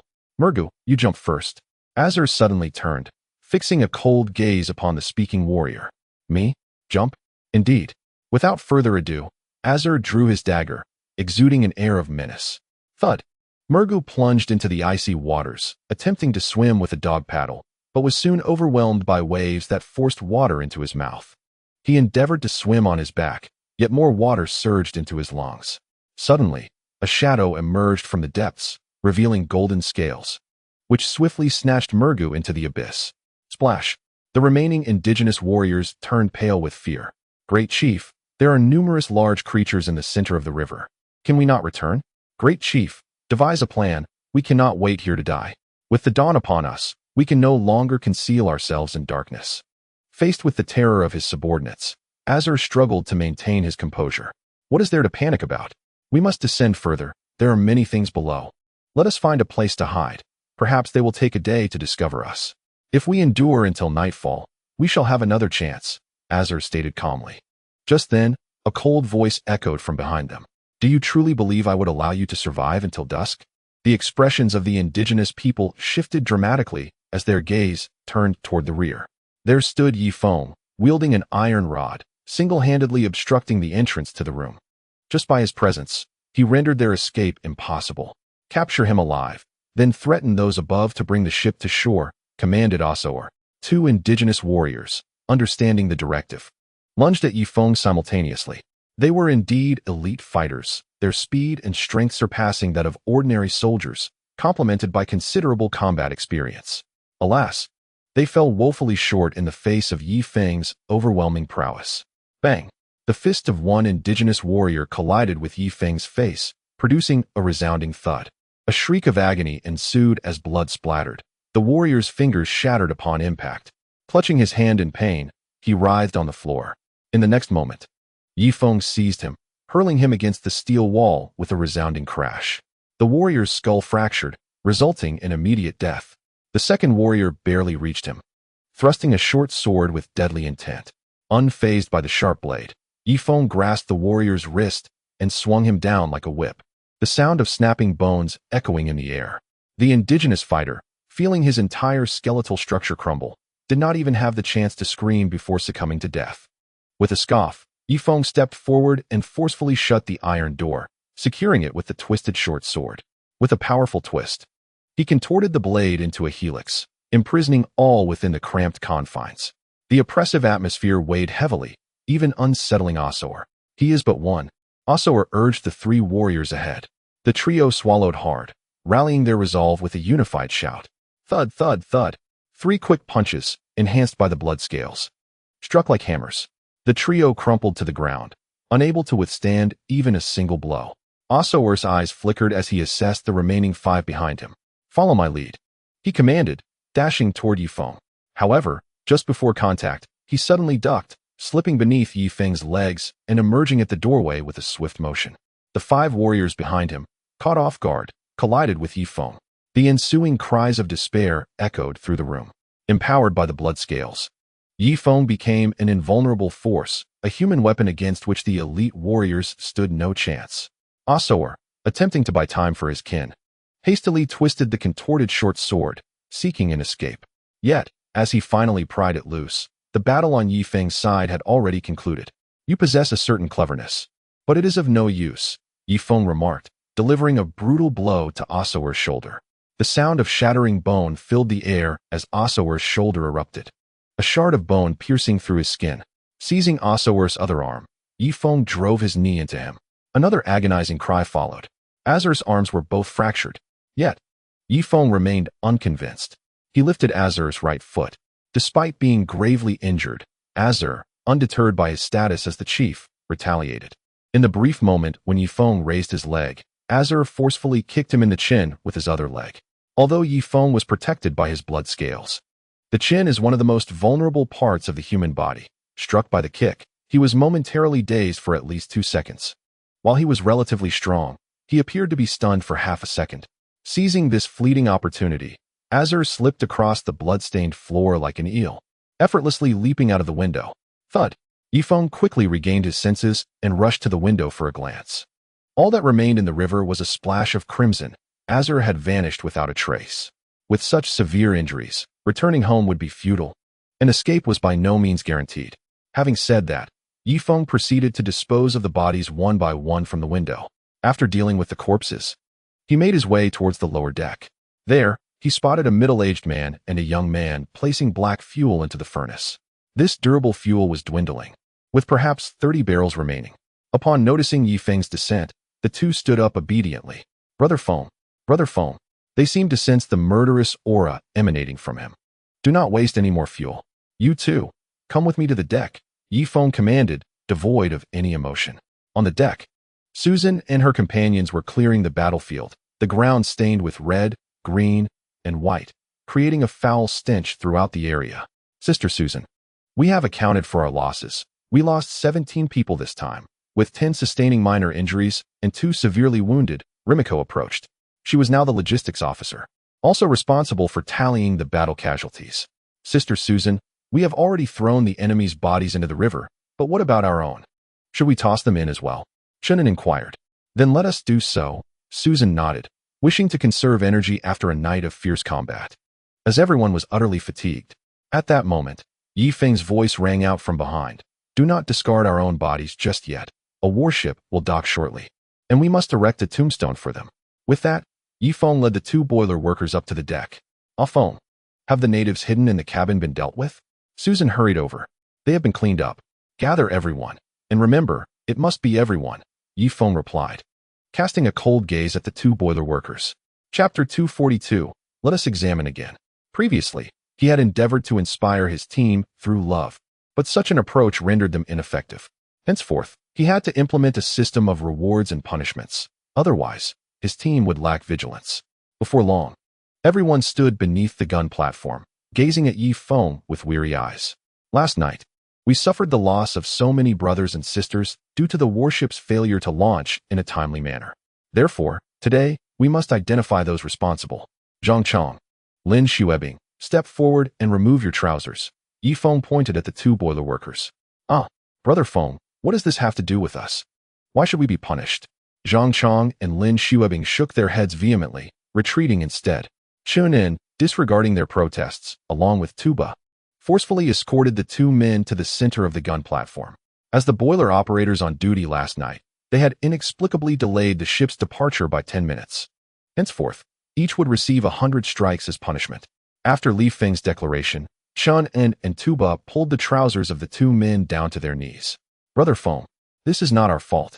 You stated that in the absence of the ship's operation, we should extinguish the fire in the boiler. And reigniting the fuel naturally requires considerable time. You cannot do this. Before they could finish their protest, another 5 or 6 individuals joined in, pinning them firmly to the deck. Strike them. Immediately, piercing screams echoed across the deck. Li Feng was aware of his own faults. However, at times, one must not dwell too much on the particulars. To assert authority, one must embrace the consequences of their decisions. After 100 strikes, the 2 men's backsides were left bloodied, and they glared at Li Feng with indignation. Having punished them, it is now my turn. Indeed, I share the blame. It was I who ordered the fire to be extinguished. Now, you may strike me. With that, Li Feng willingly positioned himself on the floor, presenting his back. The two boiler workers, observing the scene, experienced a gradual shift in their demeanor, from defiance to acceptance, ultimately evolving into respect. A leader who bears the brunt of responsibility demonstrates that the team is just and equitable. They deemed the 100 lashes worthwhile. Chinin, you come forward to strike. They received 100 lashes. As the leader who erred, my punishment must be thrice that. 300 lashes, Leaf Foam proclaimed, resting his forehead against the deck. Brother Foam, who would dare to strike you? Wouldn't we suffer your retribution later? Instead, how about this? You can atone for your mistake next time. Sister Susan, does that sound right? Chinin cast a pleading glance toward Susan. She gazed at Leaf Foam with a heart full of compassion, and upon hearing Chun and S' suggestion, her expression brightened. Ah Foam, Chinin is correct. Let us keep a record for next time when you can make amends. After saying this, she cast a grateful look at Chunin. Having supported her husband, she felt it necessary to express her gratitude. In Susan's heart, Leaf Foam had already taken the place of her husband in this world. Enough talk. There's no need for records. Let us proceed with the punishment. I can endure it, Leaf Foam urged, determined to establish the rules. After all, he possessed the protective scales of blood. Whether it be 300 or 3,000 strikes, he would not flinch. Chunin, you must strike. If you refuse, I will strike you instead. Leaf Foam continued to call out names. I refuse. Chunin quickly retreated to the back. Susan, you come forward, as the second in command. You possess the authority to enforce this. Leaf Foam insisted. I refuse as well. Susan shook her head. Chu Shui, your turn. Bai Chu Shui hastily shrank back. Those from a civilized society understand the nuances of social dynamics. To strike the leader would surely invite future repercussions. You all lack awareness. This is about establishing rules. No one is above the law, and if you do not strike, today's rules will be rendered meaningless. Do you understand? Yi Feng gazed at the group of wooden-headed individuals with a mix of frustration and resolve. If they were to establish a small society, he must lead by example. Otherwise, his subordinates would merely mimic each other, leading to the inevitable collapse of their fledgling community. Brother Feng, allow me. Tubba boldly stepped forward with an earnest expression. Very well. Tubba, you shall take on the task. Remember, 300 lashes, no less than one, and you must strike with all your might. Yi Feng instructed, nodding in acknowledgement. However, Susan narrowed her eyes, casting a menacing glare at Tubba. Yet, Tubba, being the straightforward individual he was, paid no heed to Susan's threats and grasped a metal rod in his hand. Brother Feng, every time you are struck, blood scales emerge on your body. We should use this tool, or else the pain will be minimal, he declared, raising the rod high. A sense of dread washed over Yi Feng. Tubba's honesty was bordering on foolishness. You? Yi Feng's expression shifted slightly. Given Tubba's forthright nature, it was likely that each blow would be delivered with full force, especially considering Tubba had consumed ginkgo nuts. Brother Feng, here I come. Tubba lifted the rod, his arms crawling with tension. Yi Feng's countenance paled. Wait, I almost forgot. There may still be some natives below. Now, heed my command and search every room thoroughly.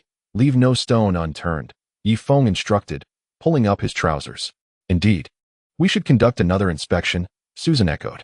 A group of bewildered individuals followed him to the lower deck. Chapter 243. Su Yun, I apologize this time. Yi Feng brought along two companions, Bai Chu Shui and Su Yun, who lacked experience in searches, necessitating Yi Feng's patient guidance. Susan also accompanied two newcomers, instructing them on how to conduct efficient and effective searches aboard the ship. These individuals had previously been sheltered and would need to start from scratch. Observe. When three individuals are searching, one should block the exit while the other two advance inward, maintaining a distance of 2 meters between one another to avoid being caught in a double bind. Yi Feng taught Su Yun and Bai Chu Shui. However, in the next moment, Yi Feng's expression shifted dramatically. He watched as Su Yun gently removed her clothing, stepping closer to him with each stride.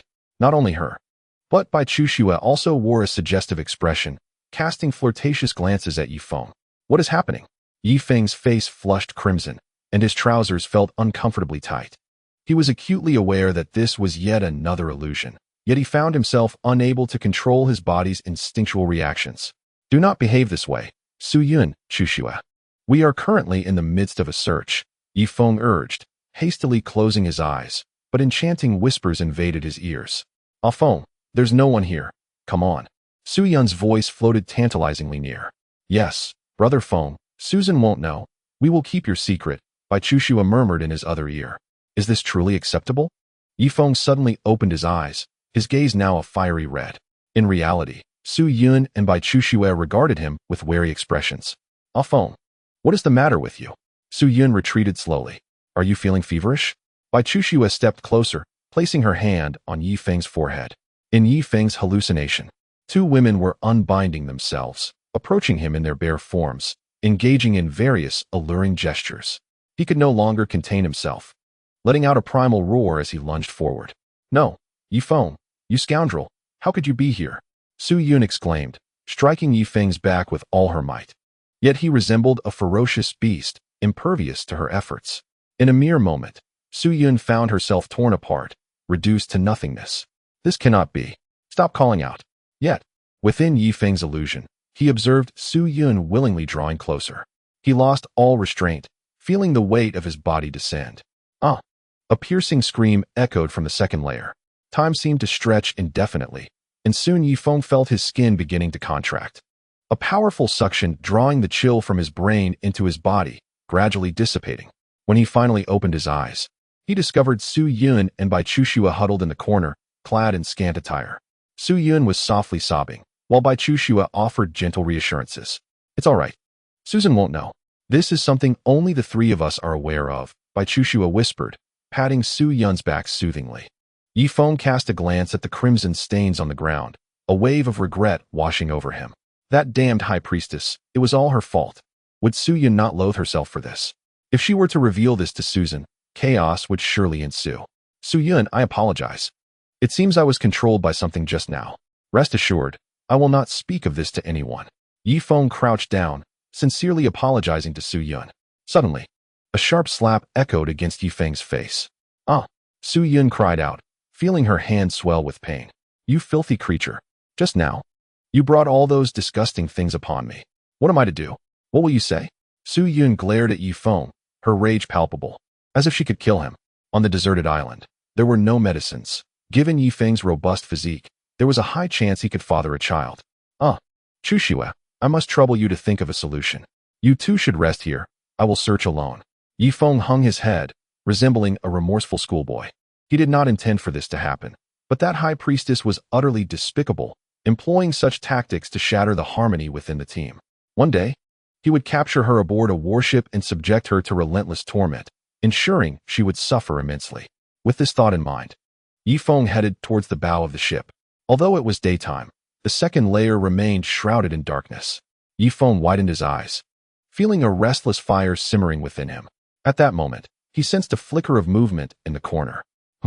Without hesitation, Yifeng grasped his spear firmly. Ouch!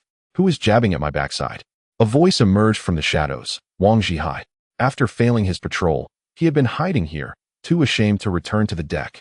Fearing Yifeng's retribution, he had been concealed for a day and a night, and just as hunger became unbearable, he had intended to sneak into the kitchen for a bite, only to be caught off guard by Yifeng's sudden approach.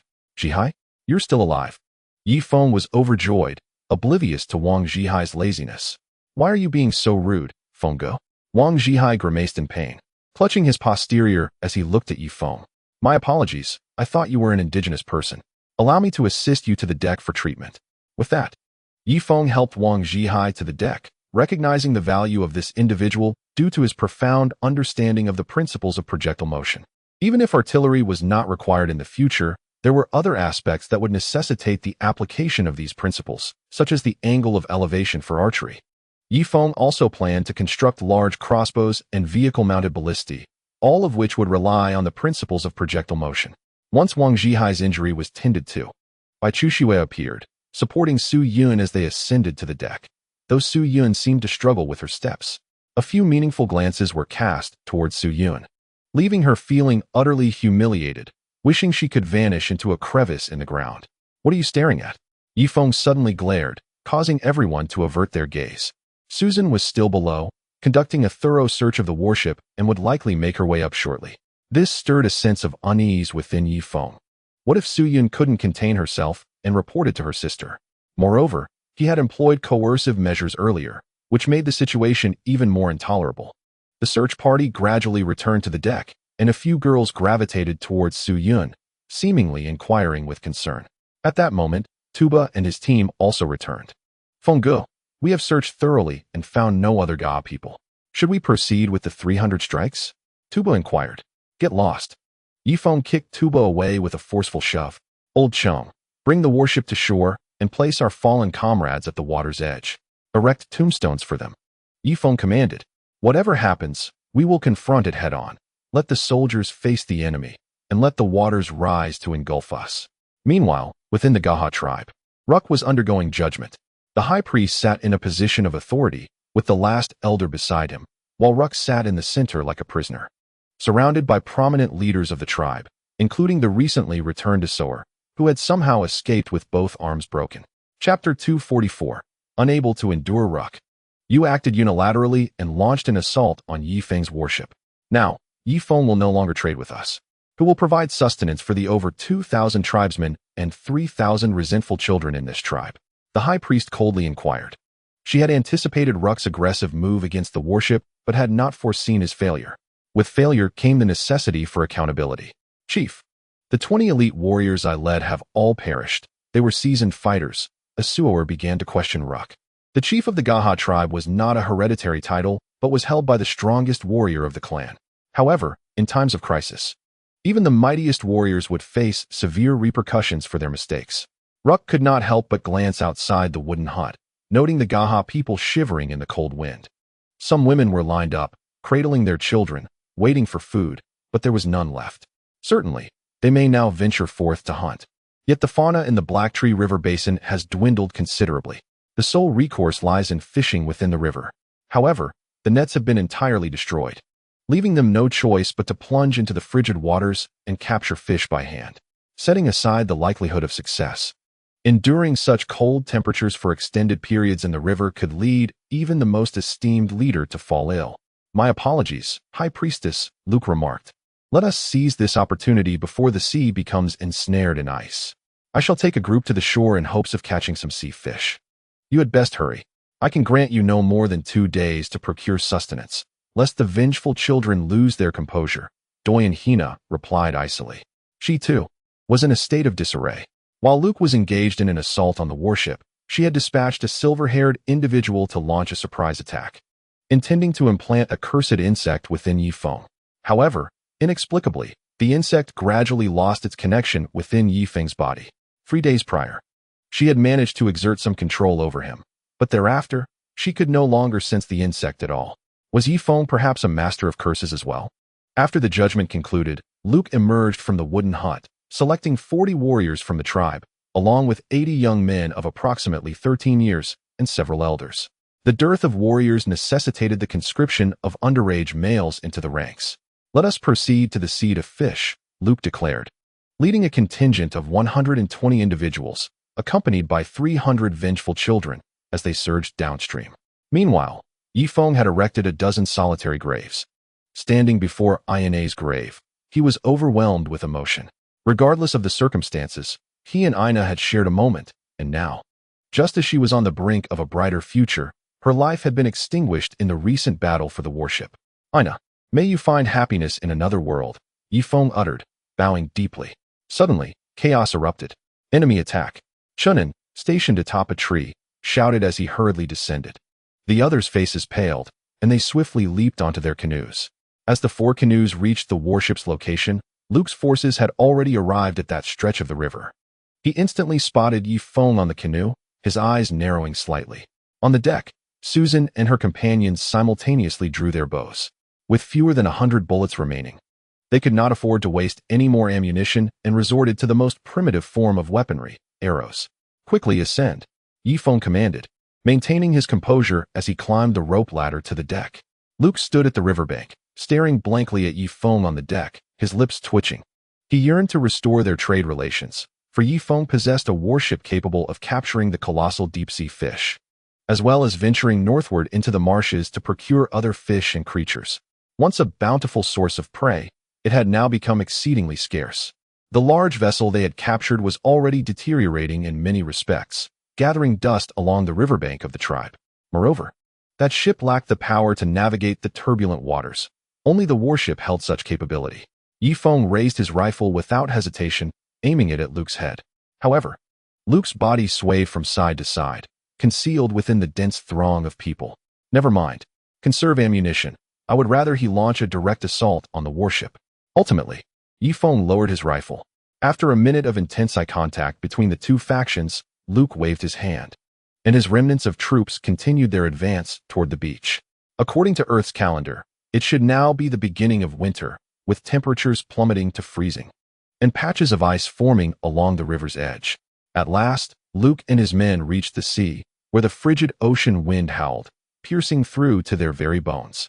While these formidable warriors could endure the chill, the ordinary indigenous people cried out in discomfort, as their winter furs had been destroyed in the great bombardment. "Enter the sea and cast the remaining nets," commanded Luke. The indigenous warriors shed their furs, left with only their undergarments. "Brr, it's so cold," they exclaimed, unable to withstand the icy air. Before even entering the water, they began to leap on the spot, hastily donning their furs once more. With no other option, Luke took it upon himself, walking into the sea with a prominent chief, spreading the fishing net. The icy water crashed against their skin, a sensation both invigorating and daunting. "The chief has entered the sea. We shall follow." Some young indigenous men gritted their teeth and joined, brandishing spears toward the depths, ready to strike at any fish that swam by. This fishing expedition continued until darkness fell, with temperatures dropping another few degrees. "Let us return," Luke declared, shouldering a 20-pound fish, the fruit of their labors over half a day for more than 100 men, likely sufficient for just 2. The future looked grim. How would they survive the days ahead? At that moment, the restless children, known as the Wailing Ones, grew frenzied, inching toward Luke, nearly pressing their noses against the fish. "Chief, we are losing control of the Wailing Ones. Should we not feed them first?" exclaimed the nearby chief in alarm. The Wailing Ones were akin to a pressure cooker. One spark could set off a chain reaction of chaos. Luke felt a weight in his heart and quickly used his dagger to slice the fish into pieces, tossing them into the throng of children. The Wailing Ones squealed with delight, their eyes gleaming with greed. However, a single fish was hardly enough to satiate the insatiable appetite of the Wailing Ones. "Quick, let us return to the tribe and seek the high priest's counsel," Luke urged, anxiety gripping him as he hurried ahead, fearing that the Wailing Ones might turn against their masters. Meanwhile, Yifeng and his crew had cleared the deck, now enjoying roasted meat and fruit wine against the river breeze. With a warship at his disposal, a single hunt could sustain the entire crew for half a month. If not for concerns over food storage, Yifeng could easily catch enough provisions for 2 months in one go. "Brother Feng, could you lend me 200 points?" asked Wang Zhihai. "Rest assured, my salary will arrive next month, and I will repay you without fail." Chapter 245. "You had better bring sufficient sincerity," Wang Zhihai approached. Swallowing hard, he had been indulgent and idle these past few days, having exhausted his points. "What a sin. I still have some unfinished food here. Take it and eat. You must work diligently from now on." Yifeng observed Wang Zhihai devouring the food with a face full of compassion. "Rest assured, Brother Feng. I will head to the shore to log tomorrow," Wang Zhihai replied indistinctly. Currently, there are 2 most lucrative professions on the warship. One is logging by the shore and then producing charcoal, and the other is working as a cleaner. Wang Zhihai, harboring a sense of pride, would rather log than engage in cleaning. The wages for a lumberjack are substantial, at 300 points per day, while a charcoal worker earns 250, and a cleaner only receives 100. Indeed, we have already severed ties with the Gay tribe, so logging can only be done by us. Charcoal is vital for the ship's power. The more we have, the better. Yifeng nodded in agreement. Just then, his eyes narrowed. He noticed the return of Luke's group at the shore, their lips pale and faces gaunt, with several natives casting envious glances at the deck. Luke's lips twitched as he contemplated lowering his pride to once more negotiate with Yifeng. However, after his previous breach of agreement and aggressive assault on the warship, Yifeng would certainly refuse to engage in trade with him again. No looking at the warship, return to the tribe. "Let the high priest first address the matter of the cursed child," Luke commanded, initiating a swift march. One elder native, having run less than 2 kilometers, began to cough violently. With each cough, his complexion grew increasingly ashen. After a series of relentless coughs, he nearly expelled his lungs. Having not eaten for 2 days, he had only nibbled on some grass the previous night. Now, he was dizzy from hunger, his immune system weakened, allowing the cursed disease to take hold. This is bad. He has become infected. An elder chief's expression shifted, and he thrust the old native out of the line with his spear. Chief, I merely caught a chill. I am not infected, the old native stammered before succumbing to another fit of coughing. Suddenly, an arrow pierced the air, striking the old native dead on the shore. Luke retracted his bow and arrow, scolding, Mogre, why have you become so sluggish? In such situations, you must shoot swiftly, otherwise the others will suffer. Mogre could only nod in agreement. At that moment, a cursed child fixed its green gaze upon the corpse of the old native, seemingly eager to approach. Cursed child, fall in line, Luke sharply admonished, sensing its intent. Should a cursed child feast upon a human corpse, it would surely influence the others, leading to dire consequences. Ultimately, the cursed child reluctantly followed the group after casting a lingering glance at the body on the ground. This time, Luke slowed his pace, allowing the elderly and weak to keep up with the group. After a grueling 5 hours, they returned empty-handed. Duo and Hina had been waiting in the woods. Upon seeing Luke and his companions return without any spoils, disappointment was evident on her face. High Priest, I apologize. The winds on the beach are too fierce for us to endure. We must devise alternative methods. Moreover, the Wraith children have been unusually reticent of late. There is no need for Rook to articulate this. Doyen Hina has already discerned the recent aberrations in the Wraith children's behavior. The army requires sustenance, and the Wraith forces equally demand provisions to sustain themselves. Should food become scarce, even the most docile of beasts may turn upon their masters, for at times, an animal's nature can transcend the constraints of sorcery. High Priest, please come and see. At this moment, a young chieftain approached, his expression grave. What is the matter? Doyen Hina inquired. Please, come here. A group of Ga clan leaders gathered at the northern bank of the river, where once lay a multitude of infected corpses. Now, however, those remains were gnawed upon, rendered grotesquely incomplete, with many innards hollowed out. What is this? Rook's eyes widened in fear as he surveyed the surrounding wraiths, a chill ascending from his soles to his very core. Doyen Hina's hands trembled uncontrollably. Rook, summon all leaders above the young chieftain to the wooden hut. Doyen Hina strode purposefully towards the hut. Without hesitation, the elite of the tribe followed her inside. Doyen Hina paused momentarily to dismiss the remaining silver-haired wraith. Inside the wooden hut, fewer than 40 individuals were gathered, all elite members of the tribe. Rook, starting tomorrow, let us construct a wall around this wooden hut, isolating the wraiths entirely. Doyen Hina declared. Her intentions were unmistakable. The wraiths were becoming increasingly uncontrollable.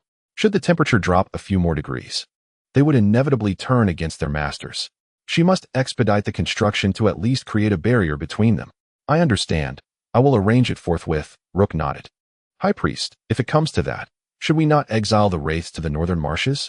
Otherwise, if they spiral out of control, their numbers would far exceed those of our Ga people, also proposed. No, the wraiths must never be sent to the northern marshes, Doyen Hina replied firmly, casting a reverent glance northward. There lies something far more formidable, and her own powers are drawn from the mountains beyond the northern marshes. What should we do if more succumb to illness? Rook asked.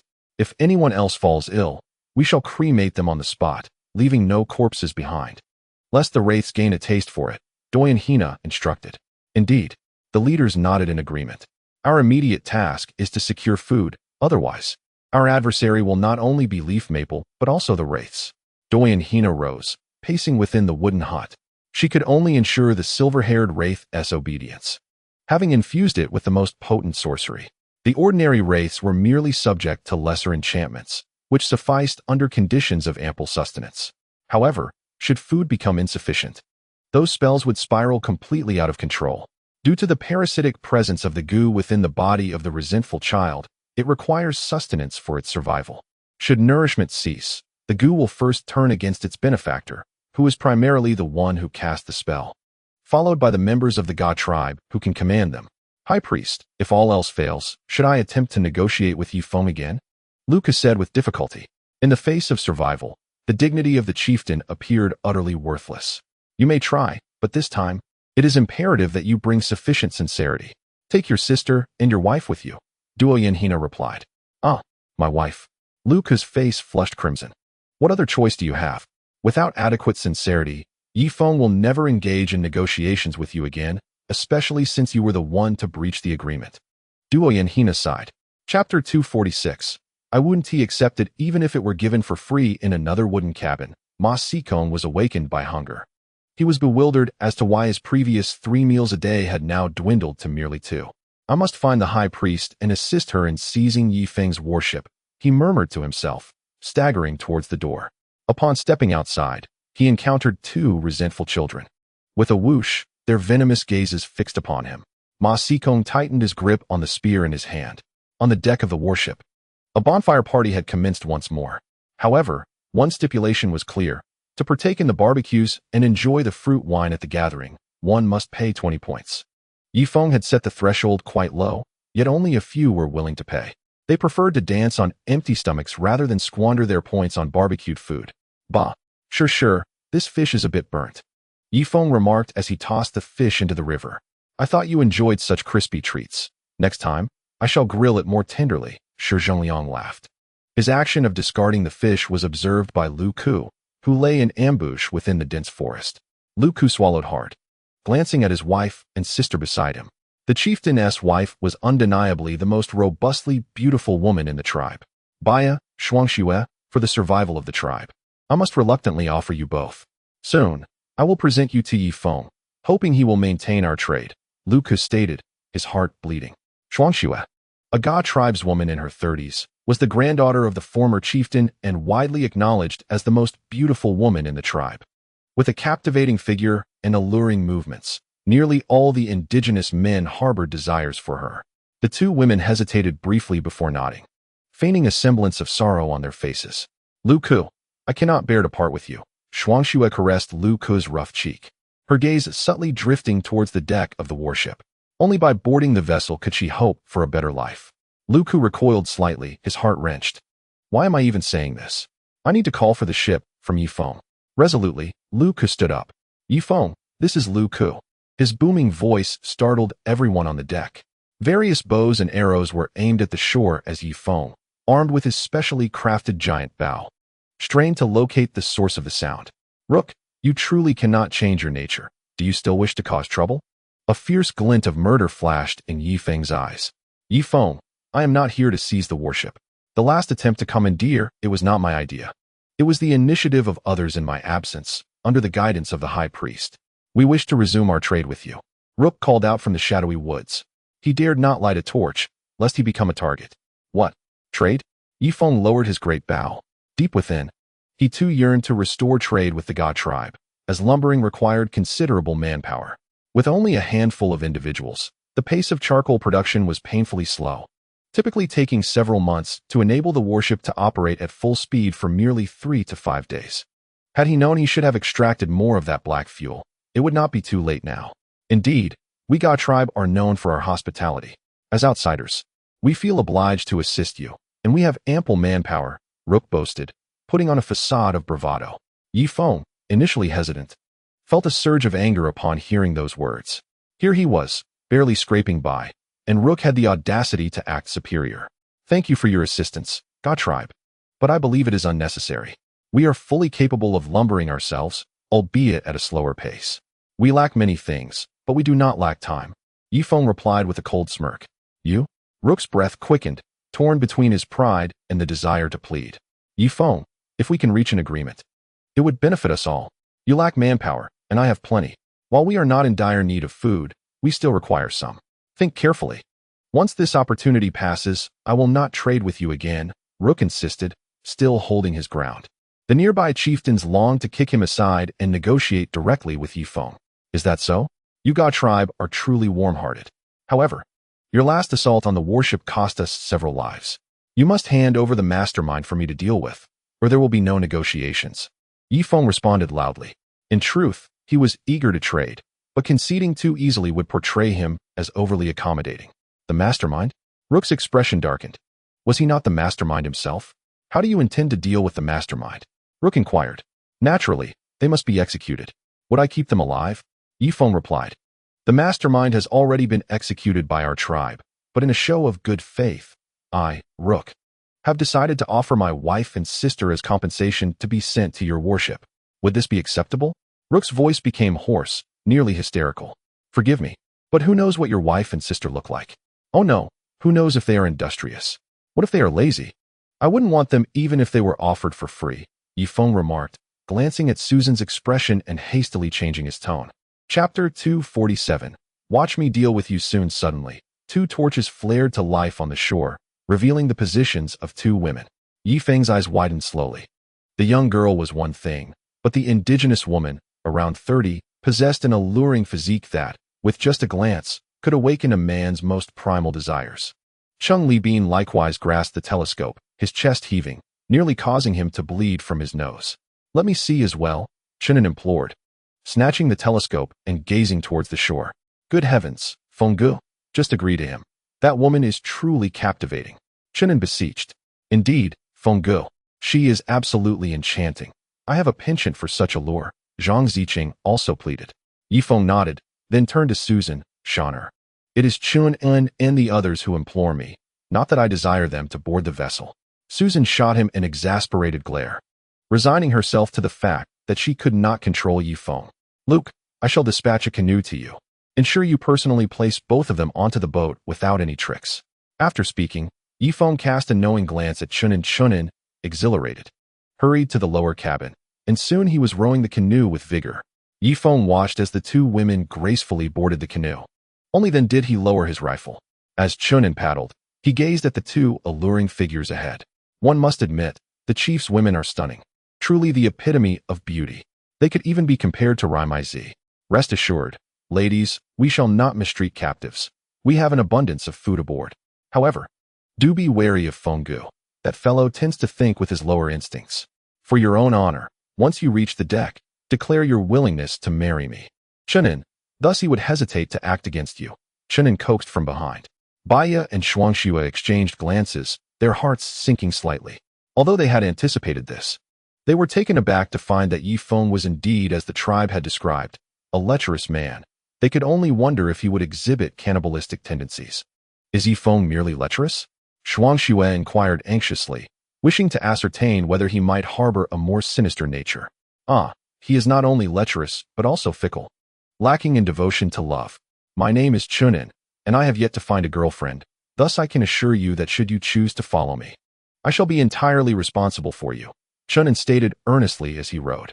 This was an opportunity. Once on the deck, he dared not speak ill of Yifeng.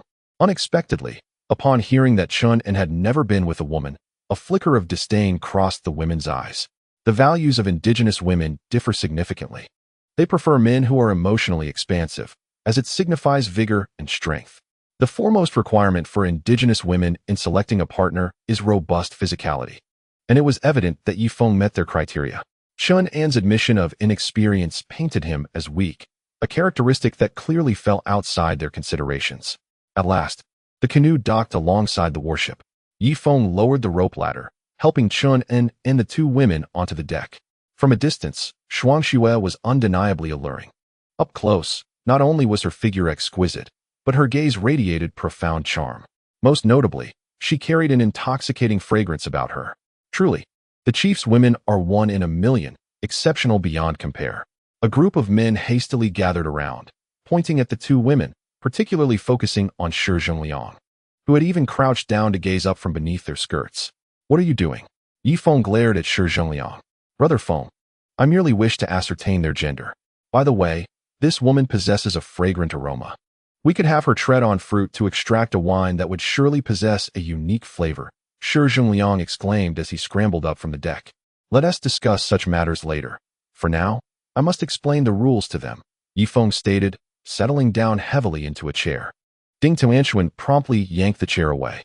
Oh dear, little Tuantuan, you mischievous rascal, just wait until I deal with you. Yifeng awkwardly climbed back to his feet and cautiously sat down in a different chair. Baya and Shuangxue exchanged glances, their faces adorned with large question marks. How could that little girl disrespect the leader without consequence? Why had Yifeng not punished her? It seemed at odds with the tribe's teachings. Firstly, you two are not our captives. You must understand this.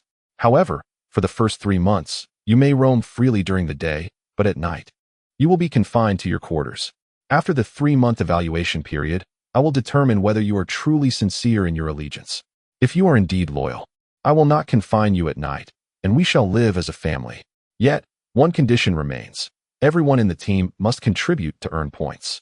As for you two, I will grant you 4,000 points to start with. These points will be distributed monthly and can be exchanged for food and various services. After an hour, Yifeng finally completed the elucidation of the team's regulations. Chapter 248. Ding Tuantuan's excitement. Is this for real? Yifeng, you wouldn't deceive us, would you? Baiya exclaimed, her face a picture of astonishment. If Yifeng spoke the truth, it suggested she and Yifeng would be treated as equals, something unimaginable in the Jie tribe. In the Jie clan, a patriarchal hierarchy prevailed. Even the chieftain's sister, upon marriage, was destined to live a life worse than that of pigs and dogs, her status inferior to that of the tribe's able-bodied men. Older men, and even children. She would languish at the very bottom of the social ladder. Whether it is true or not, you may observe over time. After 3 months, I shall grant you legal status, and you can gradually feel the atmosphere here, Yifeng said with a kind smile. At that moment, Chunan interjected, Brother Feng. The two ladies have already agreed to become my women. Although having two at once is somewhat challenging, it was their insistence that compelled me to reluctantly acquiesce. By the way, when shall we hold a wedding for the three of us? Nonsense. Do you really think they would choose you, you scrawny pup? Chung Li Bin retorted before stepping forward to the two women. Greetings, I am Chung Li Bin, the captain of this vessel, akin to the position of deputy chief in your tribe. Subordinate only to Brother Feng. As for Chunan, his rank is comparable to that of a women's director, 3 tiers below mine. Shi Zhengliang, unwilling to be outdone, squeezed his way into the crowd. Ladies, he declared, I am the head chef here. The meals you enjoy are all supplied by me. As for my standing, it is second only to Feng Gu and Sister Susan, surpassing these two gentlemen in rank. Old Shi, you need not belittle me to elevate yourself, Chung Li Bin retorted, his anger palpable. What do you mean by belittling? The head chef aboard a warship holds a position of distinction inherently superior to yours. Superior, my foot. Go to hell. With that, the two old men began to exchange blows on the deck, creating quite a ruckus. Laughter erupted intermittently, and the atmosphere gradually lightened. Yifeng, with a resigned glance at the moon above, remarked, just 5 more minutes of this. We need to fell trees tomorrow. Maisie, please escort our 2 new guests to their quarters. Old Shi, if you still have the energy, prepare a late-night snack for them. With that, a significant number of men vanished from the deck, eager to appease the newly arrived women. It was then that Yifeng finally turned his attention to the shore, where Luke awaited his response. Luke, he began, since you have shown such sincerity, I accept your proposal. Tomorrow, bring your men to assist with the timber. However, from this point forward, 100 pounds of wood will only exchange for 1 pound of food, and it must be quality timber of appropriate length. On the shore, Luke initially breathed a sigh of relief, but upon hearing Yifeng's terms, he erupted with fury. Yifeng, you are being unreasonable. 100 pounds of timber for a mere pound of food? That is a 10-fold reduction from our last deal. There's no other way. If you are unwilling, then we shall part ways, Yifeng replied, crossing his arms without a hint of concession. Under such terms, Luke's men would have to labor incessantly just to scrape by. A strategy that would keep them too occupied to cause trouble. I need to discuss this with the high priest. Yifeng, please return my 2 women. Luke shouted from the shore. Meanwhile, inside the dining area, Baiya and Shuang Xuan nearly bit their tongues in astonishment. They had never tasted such exquisite food, far surpassing anything prepared in their tribe. Take your time. If you find it insufficient, I shall prepare more. This is braised pork knuckle. That is bamboo tube soft meat. This is boiled wild vegetables. And here we have steamed turtle. Shi Zhengliang proudly introduced his culinary offerings, occasionally casting provocative glances at his rivals. Chun and Chung Li Bin, wearing grim expressions, remained silent. In this contest, Shi Zhengliang had emerged victorious. Have you finished? Allow me to pour you some fruit wine I personally brewed. With a hint of sweetness, he continued, pouring 2 glasses for them. After savoring the fruit wine, a charming blush appeared on the women's faces, enhancing their allure. In that moment, Shi Zhengliang felt triumphant. Ladies, be mindful of your portions. Overeating may lead to weight gain. Now, let me escort you to your quarters, Chung Li Bin suggested. And the 3 men led them away. Upon entering the quarters, a warm atmosphere enveloped them, with a fireplace situated in the center and the room impeccably clean. The frost and snow caressed the pristine walls, and as she glanced at the somewhat soiled animal hide draped across her body, an overwhelming surge of excitement coursed through her veins. This must surely be the abode of the divine. Only a deity could inhabit such immaculate surroundings. Even more so than the high priest's abode. Baya was so enraptured that words eluded her. She pressed her hand against the soft bedding, her eyes sparkling with delight. Sister, I wish to dwell here. I yearn to remain forever in this place. Indeed, this was undoubtedly a sanctuary, nay, even more pristine than a temple. Tears of joy streamed down the cheeks of the two women. At last, the day had come when women could rise and claim their rightful place. Yet, at that very moment, Ding Tuantuan arrived at the cell, her face aglow with excitement. Chenin, Feng Ge has instructed you to escort these two ladies to the deck, she announced. Why take them to the deck? The three men gasped in surprise. Chapter 249. Escorting two beauties to the cleanest quarters. It appeared that negotiations with Luke had faltered. He sought to reclaim his tribute. Ding Tuantuan regarded the two women with a hostile expression. Susan may have claimed Yi Feng, and I can accept that, for her contributions are significant. However, since the arrival of these two women, Brother Ye's gaze has been captivated, and that irks me greatly. Please, no?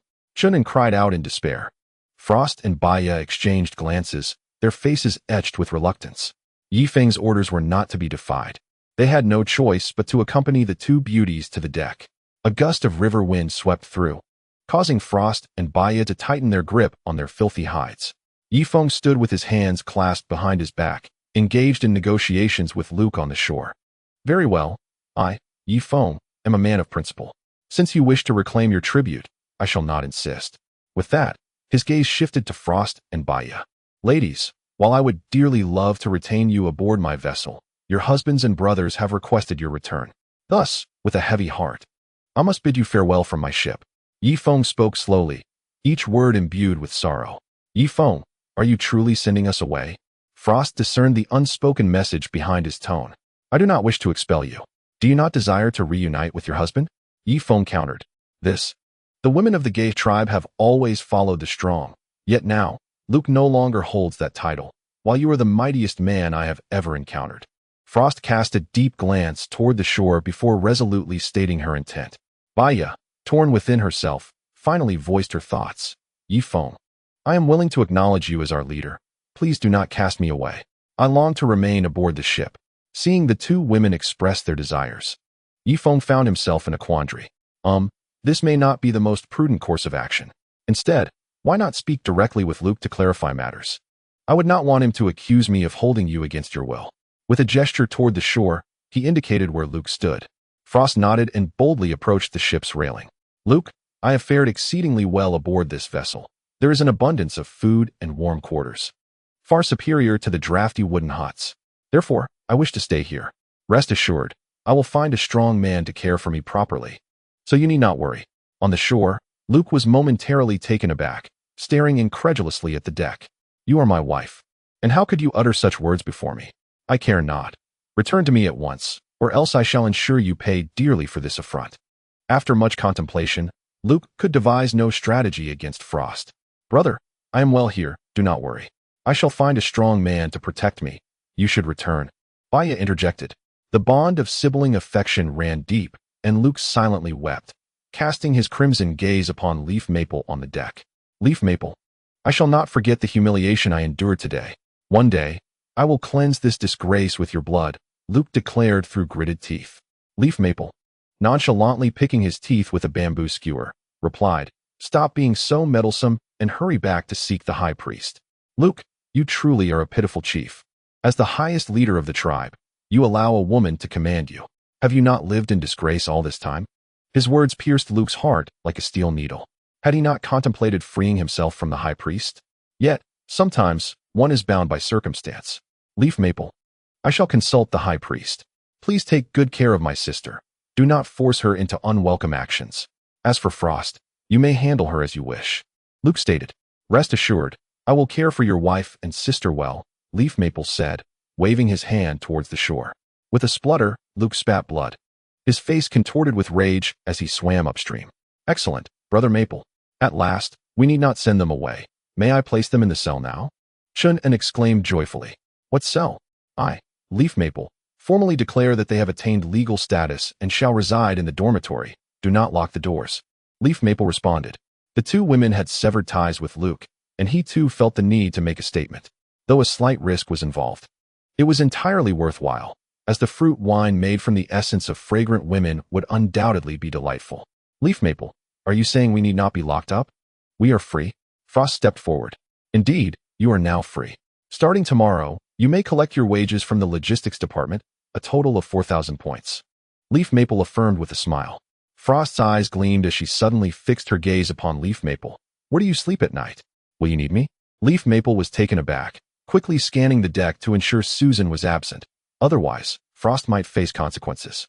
He had not anticipated that the indigenous woman would be so bold and open in front of so many. My apologies, but I, Leaf Maple, am a man of virtue. Let us postpone such matters, he replied. Chunin, please escort these two lovely ladies to find the cleanest dormitory. Oh, Chunin nodded dejectedly. Chapter 250. The others may retire for the night. Leaf Maple dared not sleep that night, having offended Luke so gravely. He feared that the man might act rashly and attempt to assault the ship. Tuba, remain with me. The rest may retire for the night. Upon hearing this, those who were supposed to keep watch rejoiced, and, yawning incessantly, returned to their dormitories to rest. On the vast deck, only Yifeng and Tuba remained. Tuba, while your straightforwardness is commendable, at times, it is prudent not to be so obstinate. Do you understand? Yifeng patted Tuba on the shoulder. This individual possessed remarkable execution. Whatever Yifeng instructed, he carried out with unwavering fidelity, devoid of any dilution. However, there are moments when such absolute adherence is inappropriate, particularly in the nascent stages of a team. During the initial formation of a small community, interpersonal relationships should take precedence. One cannot impose penalties today for one thing and tomorrow for another. They are not yet strong enough. Such actions may lead to disunity within the team. Brother Foam, I understand, Tuba nodded. You should return to your rest as well. There have been too many upheavals these past days. Look at you, you've lost some weight. Yifeng chuckled, gently patting Tuba's face. Everyone appreciates a person who obeys without question. Yes, Brother Foam, Tuba replied, striding back to the cabin. The entire deck was left to Yifeng alone. He tightened his bear fur coat and strolled along the length of the deck, occasionally glancing down into the depths of the water, wary of any lurking dangers. At that moment, Yifeng suddenly turned his head, casting a sidelong glance toward the dining area. A woman emerged from the cabin. Suyun, are you not going to sleep? Yifeng's tone was somewhat awkward. Suyun remained silent, standing alongside him draped in animal pelts. As night deepened, the temperature dropped a few more degrees, hovering around -3 to 5 degrees Celsius. Yifeng, are you going to trivialize what happened last time? After a moment, Suyun finally spoke, having once held the position of president. She was not one to suffer indignities in silence. She sought to hear Yifeng's explanation. Suyun, let me clarify. I truly was under some form of control last time. I was not in command of my actions. You must understand, Yifeng earnestly explained. Yet Suyun's expression grew increasingly grim. Do not say any more. From now on, let us consider this matter as if it never occurred. Do you comprehend? With that, Suyun stormed off the deck, her feelings for Yifeng tangled. On one hand, she needed to rely on him for survival. On the other, she had developed genuine feelings for him. Had Yifeng claimed that his actions were intentional, perhaps it would have pleased her somewhat. However, the fact that he continuously insisted he was controlled made her feel devoid of any allure in his eyes, a grave humiliation for any woman. Just as she approached the dining area, Suyun suddenly turned back, finding Yifeng standing at the entrance, his gaze fixed intently upon her. Suyun. Yifeng strode towards her, enveloping her in a warm embrace. What are you doing? Suyun allowed him to hold her, her heart racing.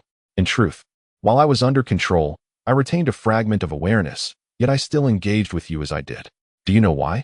Yifeng whispered softly into her ear. Why? Suyun felt a mix of shock and delight, realizing that Yifeng had long harbored desires for her.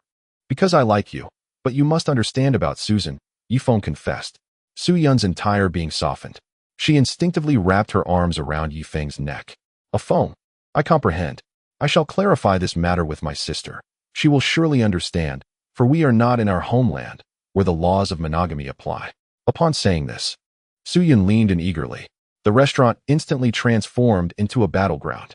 Unlike the previous occasion when Su Yun felt somewhat resistant due to Yi Feng's abruptness, this time, their connection flowed seamlessly into a delightful realm. An hour later, Yi Feng gently assisted Su Yun in donning her bear fur coat. "Yuner, you should return to rest. Don't catch a chill. I still have to keep watch tonight," he remarked, playfully pinching her small nose. "I'll accompany you," Su Yun replied, resting her head on Yi Feng's shoulder. "No, you are too delicate. If you catch a cold, I would be heartbroken," he countered. Yi Feng had become quite adept in the art of wooing women, effortlessly employing his charm. "Then I shall return to rest. Do take care of yourself," Su Yun said. And on tiptoe, she placed a kiss on Yi Feng's cheek. As she departed, Yi Feng wore a fond smile, surprised by Su Yun's obedience.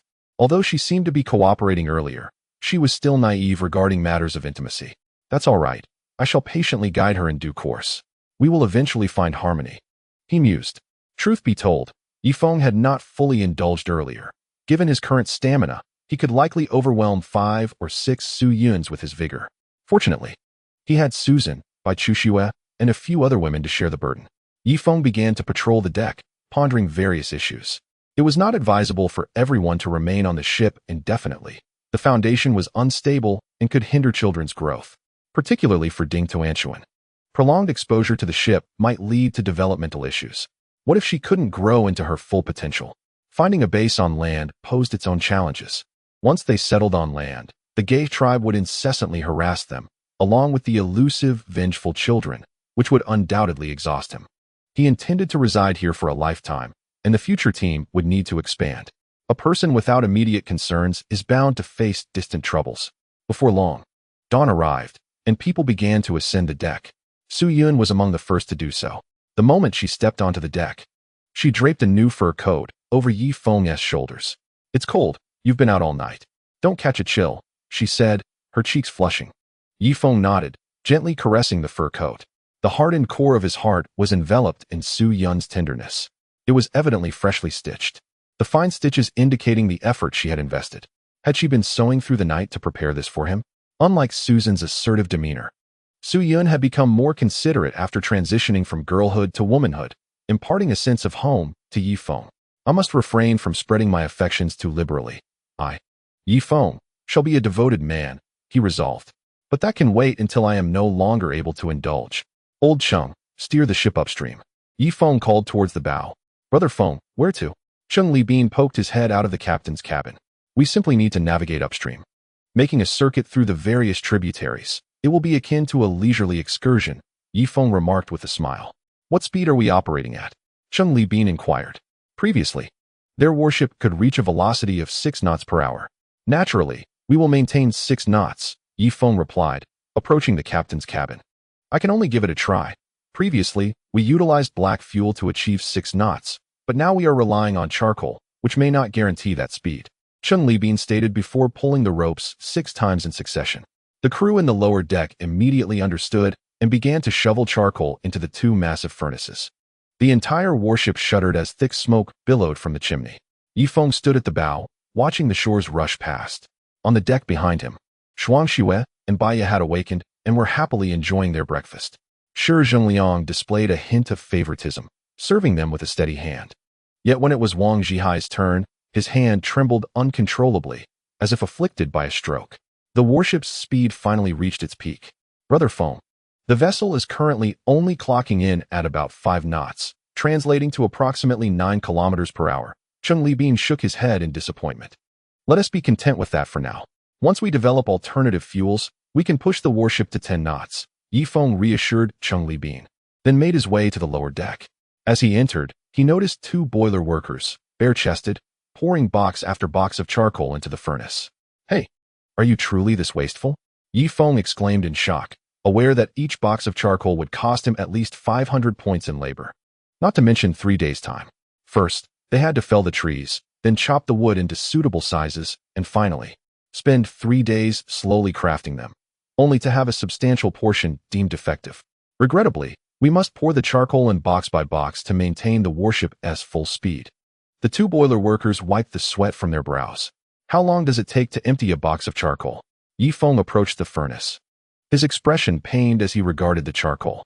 "It takes about 2 minutes to empty a box. Otherwise, How would such a large warship have the necessary power? Let us adjust that to 5 minutes per box, and instead of dumping entire boxes, just toss the pieces in individually.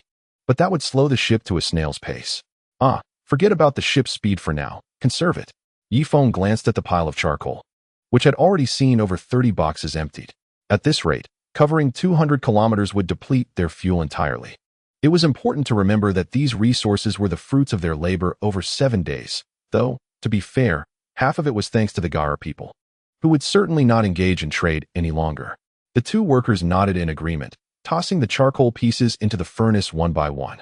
Zhang Haotian was at the helm when he suddenly sensed the warship's speed diminishing, with only a small amount of smoke escaping from the chimney.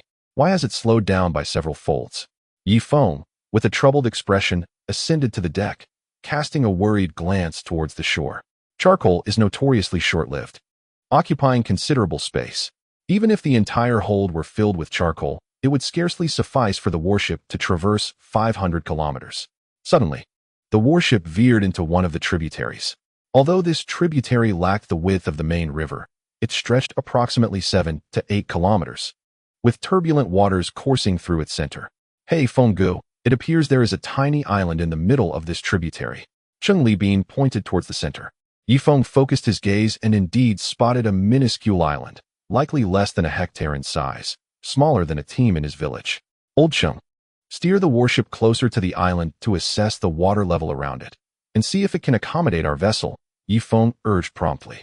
All right, I shall give it a try, Zhang Haotian replied, pulling the ropes 6 more times.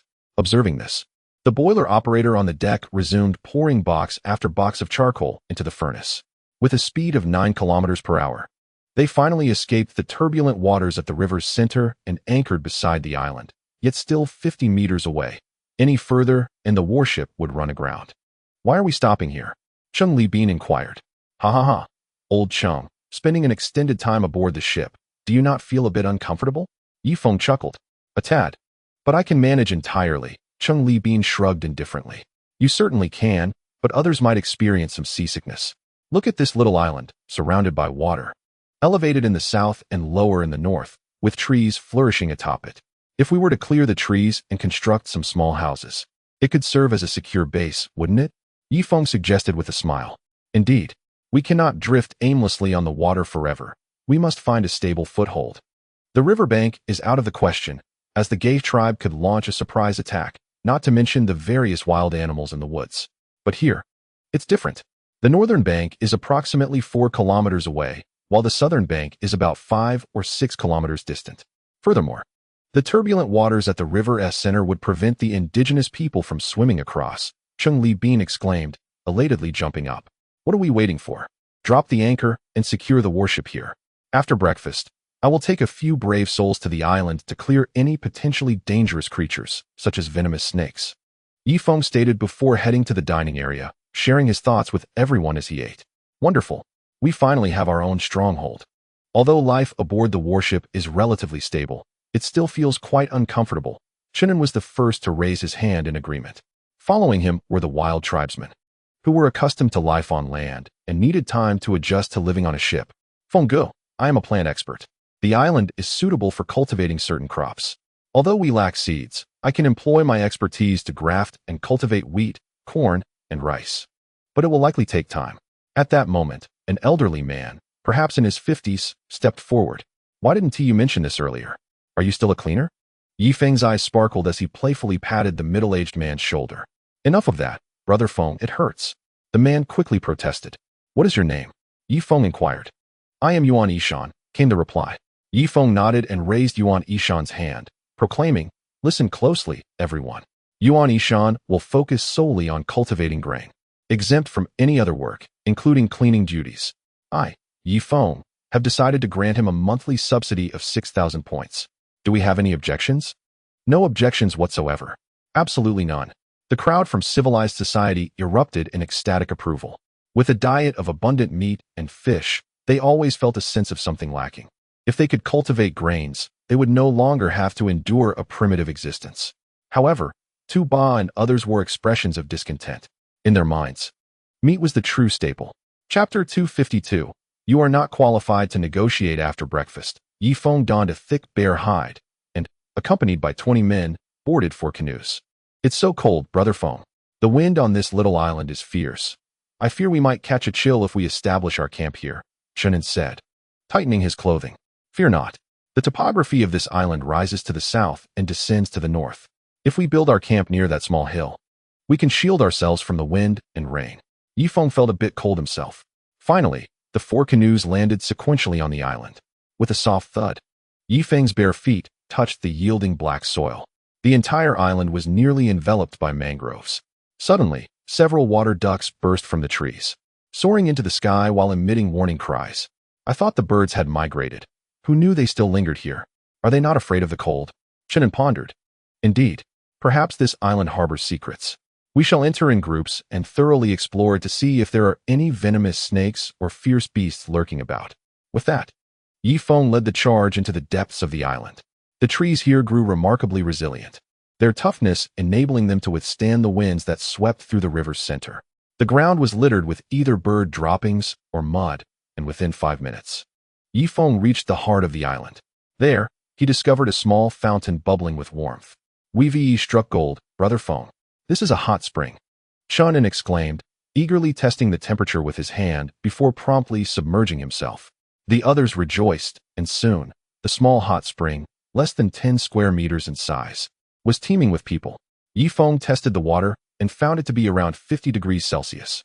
While it might not be suitable for summer, soaking in a 50-degree hot spring during winter was sheer bliss. Of course, for those unable to withstand such heat, they could excavate a lower pool to allow the hot spring water to flow down and cool. This hot spring is so lively, the water keeps bubbling up. No wonder those ducks Haven T migrated, Shannon remarked, vigorously scrubbing the grime from his body. When hot water softens the dirt, it can be easily scrubbed away. Yifeng has devised a plan to seize this small island and construct 2 pools, one for the girls above and one for the boys below. This way, during the frigid winter, everyone can bask in the warmth of the hot springs, undoubtedly bolstering their immunity. However, let us not rejoice prematurely. I will summon Chuchuet to test the waters for any harmful substances, as some hot springs contain significant amounts of sulfur, which could potentially harm the skin with prolonged exposure. Yifeng is also scrubbing the grime from his arms, unconcerned, as sulfur might even cleanse the mites from his body. Brother Feng, this island will be our stronghold.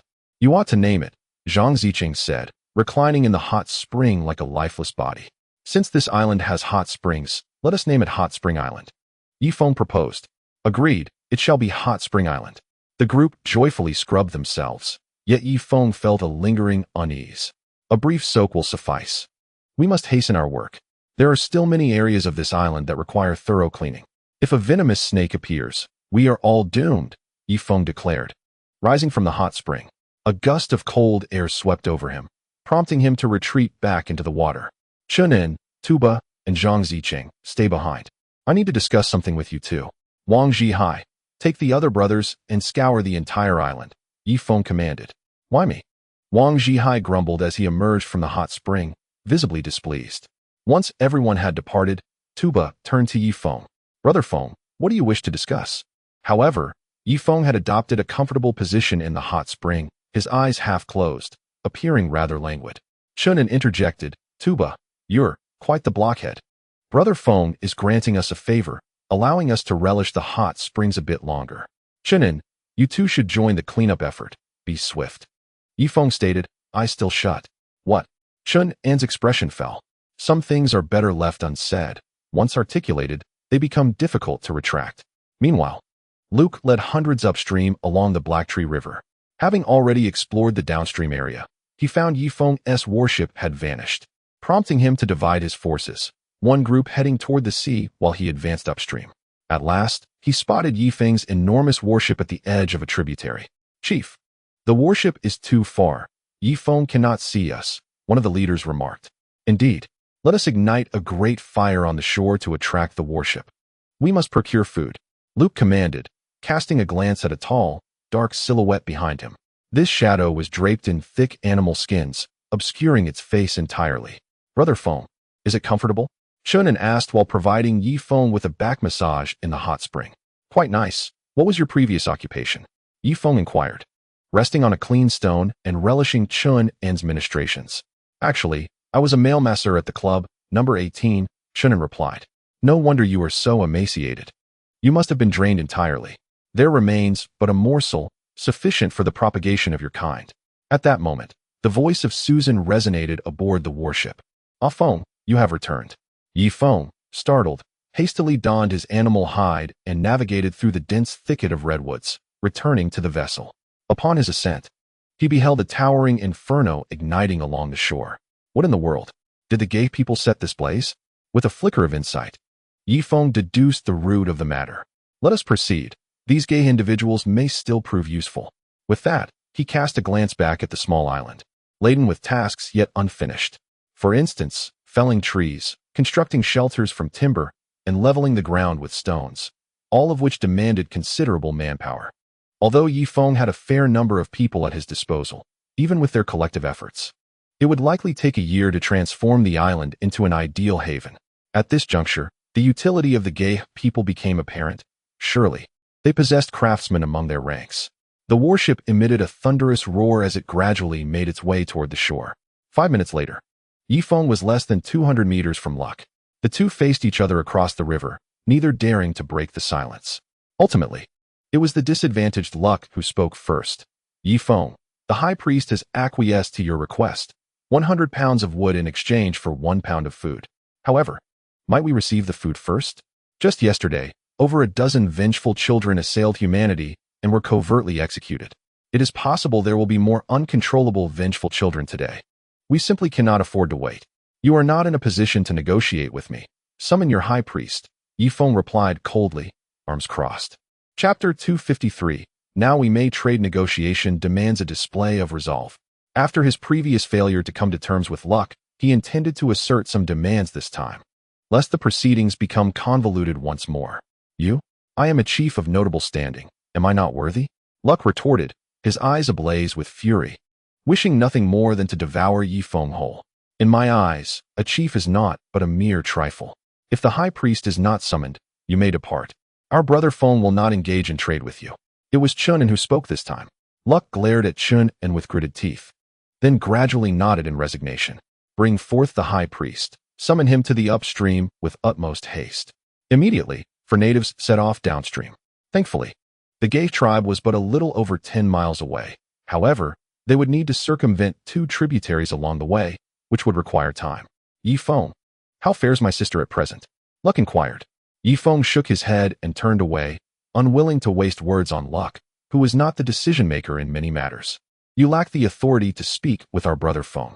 From now on, you, the second in command, shall negotiate with me, Chunin. Your wife and sister are faring quite well above, enjoying 3 meals a day and sleeping in warm chambers, Chunin responded loudly. Luck's initial fury was palpable, but upon hearing Chun-En's words, he exhaled in relief. As long as his sister was well, that was all that mattered. As for that wretched Shuang Shui, he would see to her demise in due time. When spring arrived, his people would be well fed, and then they would seize the warship with a fervor unmatched. At the edge of the hot spring island, the trees swayed, and a massive white python slithered forth. Its forked tongue flicked in and out, swiftly locating the hot spring, and it submerged its enormous body within, leaving only its nostrils above the surface to breathe. Its impressive size was attributed to the abundant food supply in the tropical rainforest, and during winter, it required no hibernation, relying on the hot spring to maintain its vitality. Chunin was engaged in negotiations with Luke, considering himself the second in command of the team. Luke, your sister is quite beautiful. Hence, I have decided that you, as her brother-in-law, and I shall become family, he declared. Chunin, employing the cunning tactics of civilized society, left Luke bewildered. Laughter erupted from the deck, as Luke, though not comprehending the term brother-in-law, could discern from Chun-En's flippant grin that it was not a compliment. Chun-En, you feeble man, like a stray dog in the forest. Do not harbor ill intentions towards my sister, or I, Luke, shall be the first to confront you, he retorted. Again, laughter echoed across the deck. Chun-En, initially intent on teasing Luke, found himself outmatched. Brother-in-law, why say such things? Though I may be slender, it does not equate to weakness. Rest assured, one day, your sister will reside with me, and we shall have a multitude of children, Chun-En countered defiantly. Behind him, Baya listened awkwardly, unimpressed by Chun-En. The indigenous women were far more pragmatic. If they sought a partner, they would choose the strongest, and it was evident that Yi Feng was her ideal candidate. As time passed slowly, several hours slipped by. Suddenly, the trees parted, revealing 4 resentful children carrying a palanquin to the shore. Duoyan Hina emerged, her delicate, fair feet touching the filthy black soil. The striking contrast of white against black widened Yi Feng's eyes. Brother Feng, the most exquisite woman has arrived. Why not lure her aboard with food? Then she shall be yours, Chunan whispered suggestively. Silence. Must you always think with your lower half? Yi Feng scolded, leaning against the railing. Finally, a person capable of shouldering responsibilities had arrived. High Priestess, we may now proceed with our trade, Yi Feng announced. Seeing this, Duoyan Hina gestured to Luke. The High Priestess expresses her willingness to trade with you. Might we borrow 5 ships' worth of food for now? Luke conveyed her message. Regrettably, we have no surplus provisions. Let us first achieve results. Presently, our warship requires 100 laborers to fell trees and construct homes on the hot spring island. Their daily compensation will be 20 pounds of food. They will consume 5, and the remaining 15 can be sent to your tribe, Yi Feng explained. He had initially intended to offer only 10 pounds, but reconsidered, recognizing the utility of these indigenous people for future charcoal production. It would not do to starve them entirely. Our High Priestess agrees. Yi Feng, please bring the warship to shore. I will promptly select 100 individuals to board, Luke called out. It is impossible to dock. At most, let the warship advance another 100 meters. Then, you will have 100 laborers swim over, and we will hoist them aboard with ropes, securing them before exiling them to Hot Spring Island. As long as they perform well, they shall not lack 20 pounds of food daily. Yi Feng shook his head. This is absurd. The High Priest is right on the shore. Who knows what extraordinary means that woman possesses? Luke turned back to consult the High Priest once more. Very well. Please bring the warship closer to the shore by 100 meters. Shortly thereafter, the warship began to move, edging closer to the land. Soon, Yi Feng observed nearly 100 indigenous people swimming towards the warship, tools in hand. All on alert. Susan, take 20 individuals armed with handguns. And the rest prepare ample ropes and iron chains. As each one is brought aboard, bind them securely. Do not allow them to roam freely on the warship. Yi Feng commanded. Chapter 254. Quickly, bind them with iron chains. Before long, the 100 indigenous individuals reached the vessel's underside, treading water while gazing eagerly at Yi Feng on the deck. Lower the ropes. Yi Feng scrutinized the 100 individuals, ensuring none held the stature of a chief before permitting the ropes to be lowered. As the first indigenous person climbed aboard, he was met with the barrels of 20 guns. What are you doing? Bind him, Yi Feng ordered, and the indigenous man found his hands and feet bound, forced to lie on the deck. At that moment, a towering figure, 3 meters tall, was hoisted up. He wore an iron mask, his eyes of vivid crimson, reminiscent of a beast. Yang Li, witnessing this creature, felt a chill in her heart and instinctively stepped back several paces. With a roar akin to a wild animal, the creature bellowed, Quickly, bind him with iron chains. Yi Feng was taken aback as several chains were thrown towards the beast. However, the creature swayed its shoulders, emitting a hoarse voice. Let me go? Though Yi Feng could barely decipher the words, they were mumbled and unclear. Doyan Hina, observing the commotion on the deck, softly recited an incantation. In the next moment, the 3-meter-tall creature knelt, obediently squatting down. I ask you, is this a human? Yi Feng pointed at the kneeling figure. Yes, he is human. His strength is remarkable, and he works quickly. That is why the high priest summoned him, an indigenous craftsman hastily explained. Indeed, since I will require labor for arduous tasks, such talents are essential. Yi Feng nodded, choosing not to dwell on the matter further. In his presence, size was no longer a concern, especially with firearms at hand. The 100 indigenous individuals were gradually secured on the deck, gathering in a cluster, their eager gazes fixated on the several individuals present. Yi Feng's team, having endured continual losses and replenishments, now numbered merely 42, with a small fraction being women. To be candid, Yi Feng was quite eager to tame these 100 individuals. After all, considering the size of his warship, accommodating 200 would be more than feasible. However, the Ga people have become irreconcilable enemies, and they cannot be subdued. Master Shi, take your disciples to prepare the food. Old Cheng, set sail. With a wave of his hand, Yi Feng prompted everyone on the ship into action. Yet, those armed could not move. Their task was to monitor the 100 Ga people. Although these humanoid weapons were bound hand and foot, there remained a possibility of rebellion should they become enraged. Even Yifeng dared not leave the deck. The warship gradually began its journey, and after a while, finally arrived at Hot Spring Island. Anchor the ship, Yifeng commanded, glancing at the group of natives. He first released one of them from their bonds and pointed to the water below, where a canoe awaited. Take this dagger. Soon, I will toss each of these individuals into the river, and you shall cut their ropes, bringing them all to the island. We will lower food down to you with ropes. Once you are nourished, you may resume your work. Upon concluding his instructions, Yifeng carefully handed the dagger to the friendliest native. A glimmer of lethal intent flashed in the native's eyes as he grasped the dagger. Click. Susan pressed the gun's muzzle against his head. Indeed, only the threat of firearms could ensure the native's compliance. He cast a lingering glance at Yifeng before climbing down the rope ladder to the canoe below. Next, it was Yifeng's turn. Ladies and gentlemen, we are in extraordinary times. Do not take offense at my harshness. With that, he seized two natives and unceremoniously tossed them into the river. Just as they were on the brink of drowning, the initial native used the dagger to sever his bindings. 1, 2, 3, before long. All 100 natives were cast into the river, where they freed themselves and gathered on the small island, gazing up at Yifeng aboard the warship. Brother Feng, the food is ready. Since they are our enemies, I merely boiled the meat in water and added a pinch of salt, Shi Zhongyang announced, directing a group onto the deck. However, when he looked down, he was nearly struck with terror. 100 fierce natives were staring intently at him. The weight of their gaze made his heart race uncontrollably. Lower the food. Immediately, the provisions were hoisted down in barrels. The famished natives, nearly delirious from hunger, rushed toward the food like chickens.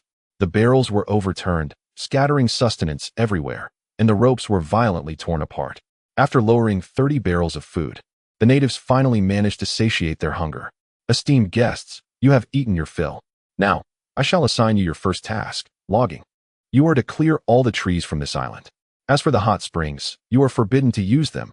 If you do, there will be no further food. Yifeng proclaimed from his elevated position. The natives exchanged uncertain glances, remaining motionless. This caused a slight unease in Yifeng. The Ga people were known for their pride. And what if they decided to dawdle on Hot Spring Island? I warn you, by nightfall, all the trees on this island must be felled. Stack the timber properly. Do not toss it into the river, or there will be no food come night. Yifeng's tone grew more resolute. Chapter 255. Do you have any other solutions? The indigenous people finally displayed a change in expression as one individual ventured into the forest, wielding their handcrafted stone axe. Where there is one, there follows another, soon. The other natives began to rally. Maple, these savages are beyond reformation. Once they establish their island, shall we not execute them collectively? Tuba suddenly approached. Do you harbor such animosity towards them? Yifeng retorted. How could I not? For the past 80 years, the Gar have been hunting us in the Great Marsh. The enmity between our people and the Gar cannot be resolved with mere words. A glint of malice flashed in Tuba's eyes. In the past, whenever the Gar conducted sacrifices, they would venture to capture wild men near the marsh. Tuba's kin had suffered immensely, with at least 80% perishing at the hands of the Gar, resulting in an average lifespan for wild men that scarcely exceeded 25 years. Despite Tuba's weathered appearance, he was merely 17. Very well, should any of them prove disobedient, I shall entrust you with their execution.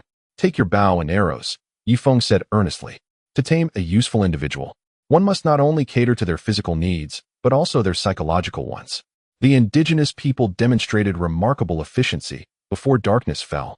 Their timber harvesting had reached the hot springs. One native wiped the sweat from his brow and approached the springs, his eyes gleaming with intense longing. Hey, I have already instructed you not to approach the hot springs, that is drinking water. Yifeng vigilantly monitored the group, apprehensive that they might contaminate the springs. Although the hot water continuously bubbled forth, the thought of savages bathing in the vicinity left him feeling repulsed. As twilight descended, the natives ceased their cutting, standing expectantly beneath the warship. Maple, they failed to complete the felling of trees on Hot Spring Island before nightfall. Per our agreement, we need not provide them with food. Tuba suggested. No, even though they did not finish the trees, they exerted their utmost effort. Sure, lower the food down. After dark, anchor the warship in deeper waters, distancing it from the island and the shore, Yifeng instructed. Understood. Once the indigenous people received the barrels, they seemed unsure of how to return them. Reluctantly, Shi Zhengliang had to pour the food from the barrels into the canoe, akin to feeding pigs. The natives were unconcerned, plunging their heads into the barrels and devouring the contents ravenously. In the dense forest along the shore, Ma Xikong crouched down, sketching a rough blueprint of the warship. Having been a small boat king, he possessed a degree of knowledge about naval vessels from various eras. High Priest, this is the bottom hold, the very heart of the vessel's power. Without those black fuels, they will resort to using charcoal instead. Given the size of the warship, a single excursion would likely consume several tons of charcoal. Thus, production must occur on the shore. Therefore, Yifeng holds leverage over us. In the future, when they produce charcoal, we can seize their kiln, compelling them to surrender a substantial amount of food. Ma Xikong analyzed the situation calmly, articulating his thoughts with conviction. Even Doi and Hina cast him a curious glance. Mr. Ma, your intellect is truly remarkable. Why did I not conceive of this idea myself? After they fell the trees, they indeed construct several pits along the shore. Rook suddenly understood, his eyes sparkling with realization. However, I am uncertain about the quantity of ammunition remaining on Yifeng's warship. Should he open fire on the shore, the Gay tribe would suffer significant losses, expressed Ma Xikong with his concerns. Let us not dwell on such matters. I estimate the amount will not be excessive. We shall proceed according to Mr. Ma's method. Once our 100 tribesmen return, we will renegotiate with Yifeng, offering 10 pounds of timber in exchange for 1 pound of food. Should he refuse, we shall seize the pits or even destroy them outright. Rook promptly made this astute decision. No, we shall first wait until Yifeng supplies the initial batch of food before we present this demand, countered Doi and Hina, whose suggestion would yield greater advantages. Simultaneously, she could not help but press her abdomen. It had been 2 months, and her condition was becoming increasingly noticeable. Fortunately, she had donned a loose animal hide to conceal her secret. Yet, time could not be delayed further. Once the Gay tribesmen discovered her pregnancy, they would surmise a decline in her abilities. Therefore, she must plan not only for the tribe but also for herself. It would be best to reclaim the warship within a month, and then she could live alone on the ship with 30 vengeful children for a year, ensuring no one witnessed her burgeoning belly during that time. The High Priest is wise. This way, we can initially secure a portion of food and subsequently use the pits to coerce Yifeng. Charcoal is likely the sole source of power for the warship at present, praised Rook.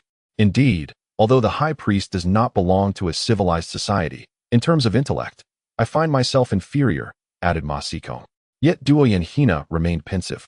Your short-sighted pursuit of immediate comfort is futile. Even if we threaten Yifeng with charcoal, it merely results in acquiring a bit more food. The fundamental issue remains unresolved. Reclaiming the warship is of utmost importance. Her words instilled a sense of shame in the men. They indeed possessed mere cleverness, while Doi and Hina demonstrated profound wisdom. Recognizing the core of the problem, High Priest, do you have any other strategies? Rook inquired. As a proud chieftain, he had never bowed to anyone, save for the High Priest. Chapter 256, Sister Susan, where did you emerge from? Doi and Hina ignored him and turned to Ma Xikong. Mr. Ma, the crossbow you crafted last time was indeed powerful. Now, I am assigning all the craftsmen to you. Can you create an even more formidable crossbow? How did I not consider this? If we fabricate a sufficiently large crossbow and attach barbed hooks at the front, we could ensnare the entire warship. Then, all the Gay tribe members, alongside the vengeful children, would charge toward the vessel. Surely, Yifeng's mere few dozen men cannot withstand an enemy force tenfold their number. Ma Xikong exclaimed with sudden clarity. If you deem this plan feasible, act swiftly. Rook commanded. Dispatch someone downstream to summon all the craftsmen and bring any usable tools. Fully supporting Mr. Ma, Doi and Hina spoke calmly, her face devoid of any joy. She was uncertain whether she could command the army of vengeful children. Immediately, the natives began to gather ancient vines from trees over 100 years old. These vines would later be affixed to the back of the crossbow bolts, ready to support them once they ensnared the warship. Ma Xikong did not linger either, hastening towards the rear to direct the natives in constructing a colossal siege crossbow amidst the trees. At that very moment, Yifeng's warship approached them. A pang of anxiety gripped Luke. Could the High Priestess have revealed any signs to Yifeng? It seemed unlikely. Doi and Hina gazed at the deck, her hand instinctively resting on her abdomen. A woman of formidable spirit, Even though she bore Yi Feng's child, she had no intention of revealing this to him. Those on the shore were aware that the 100 workers were laboring diligently. They had consumed 5 pounds of food today, leaving a total of 1,500 pounds for the 100 individuals, which she was prepared to send over. After speaking, Yifeng exchanged a knowing glance with Chunin. In Luke's line of sight, for canoes glided towards them, the aroma of meat wafting through the air. Was Yifeng truly so trustworthy? Doi and Hina's emotions became a tangled web, but in the next instant, her gaze turned icy once more. Chunin commanded 7 individuals, swiftly bringing the 4 canoes to the shore. He stepped onto the land, striding confidently toward Luke. Luke, our brother Feng is a man of his word. This time, he has brought 1,500 pounds of food for you. Please accept it. With that, Chunin gestured towards the rear, adopting an air of superiority. Given that Chunin had delivered the food, Luke refrained from striking him. Bring the food to the shore and give a portion to the vengeful children first, Luke ordered. A group of Gaur people, their eyes gleaming, rushed forward to transport the food. Meanwhile, Chunin respectfully approached the high priestess. You must be the noble high priestess, right? My heavens, up close, you are simply breathtaking. Chunin's eyes widened in awe. Doi and Hina shot him a cold glance. High priestess, the Gaur tribe is impoverished and filthy. Why not go aboard the warship? After all, you have already been subdued by our brother Feng. Why not become his concubine and enjoy boundless wealth and splendor? Look at the Gaur tribe, so destitute they can barely afford a meal. What are you hesitating for? Hurry, our brother Feng has a weakness for beautiful women. If you utter a few sweet words, he will surely overlook past grievances and take you into his embrace. Chunin chattered incessantly. You talk too much, Luke. Let him learn a lesson. Doi and Hina turned away. Luke, unable to contain himself any longer, approached with a sinister grin. What are you doing? I am merely delivering food. If you strike me, who will bring you provisions in the future? Chunin threatened confidently. Indeed, Luke cast an inquiring glance at Doi and Hina. Do not concern yourself with such matters. Our relationship with Yifeng is mutually beneficial. Even if you strike him, Yifeng will still send him to deliver food next time. Doi and Hina replied with composure, fully aware of human nature, and her guess proved accurate. I will strike. Luke raised his fist. On the deck, Yifeng waited anxiously until he finally spotted 4 canoes returning. He exhaled a long sigh of relief. Fearing that the natives had detained Chunin quickly, bring Chunin up. This lad has accomplished a great feat by daring to take people to meet the high priest. Upon finishing his words, Yifeng personally pulled on the rope. Soon, the battered Chunin appeared on the deck, his face bruised and swollen. Chunin, who was so cruel as to reduce you to this state? Yifeng gazed at him in astonishment. Brother Feng, it was the high priest's orders.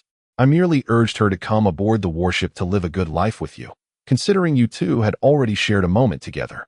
Yet, my good intentions were met with a barrage of blows. You must stand up for me. Chunin collapsed into Yifeng's embrace. You really have no sense of timing in your speech. Were there not many natives present at the time? In such a situation, even if she was willing in her heart, she could not agree outright. You brought this upon yourself. Yifeng patted Chunin's back. Just then, Susan approached with a scowl. Chunin, did you ever consider me when you spoke those words? Sister Susan, where did you come from? Chunin's face turned pale. And shortly after, his screams echoed across the deck once more. Chapter 257.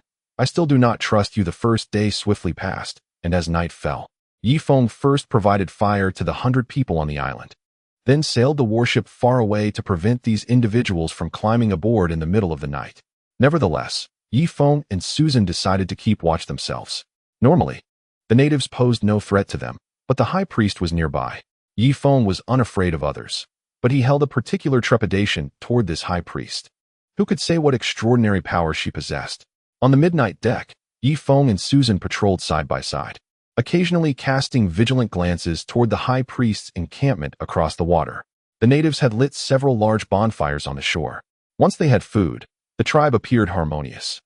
Feng, is there something you haven't told me? Susan suddenly inquired. Yifeng's expression shifted, his gaze becoming evasive. What is there to say? Are you still hiding? As if I don't know. Recently, her gaze towards you has been quite peculiar. Susan scrutinized Yifeng intently. That's perfectly normal. I'm the most handsome on the entire warship. So everyone looks at me strangely. Yifeng lowered his head. Are you still pretending? Su Yun has grown up before my eyes. She cannot hide anything from me. Susan seized Yi Feng's ear firmly. All right, I confess. Once I accidentally touched her hand, Yi Feng explained cautiously. Nonsense. Have you already? Absolutely not. Fine. Just don't let me find out. If I do, I will make you pay dearly. With that, Susan stormed off to the stern of the ship. That night, Yi Feng and Susan fell into silence, and it continued until the next day when Logistics Officer Rai Maiko stepped onto the deck. Ah Feng now faces the daunting task of sustaining 100 indigenous individuals, each requiring 20 pounds of sustenance daily, 5 pounds for their personal consumption, and the remaining 15 pounds designated for their tribe. Consequently, a total of 2 tons is consumed each day. Regrettably, the provisions aboard the warship will suffice for only 2 to 3 days. After Raimai Z presented the inventory, crafted from animal hide, Ah Feng found himself in a predicament, realizing that had he known earlier to allocate merely 10 pounds of food per individual, he would not be in this situation. Perhaps we should venture to the seaside while the weather remains tolerable, in hopes of catching larger fish.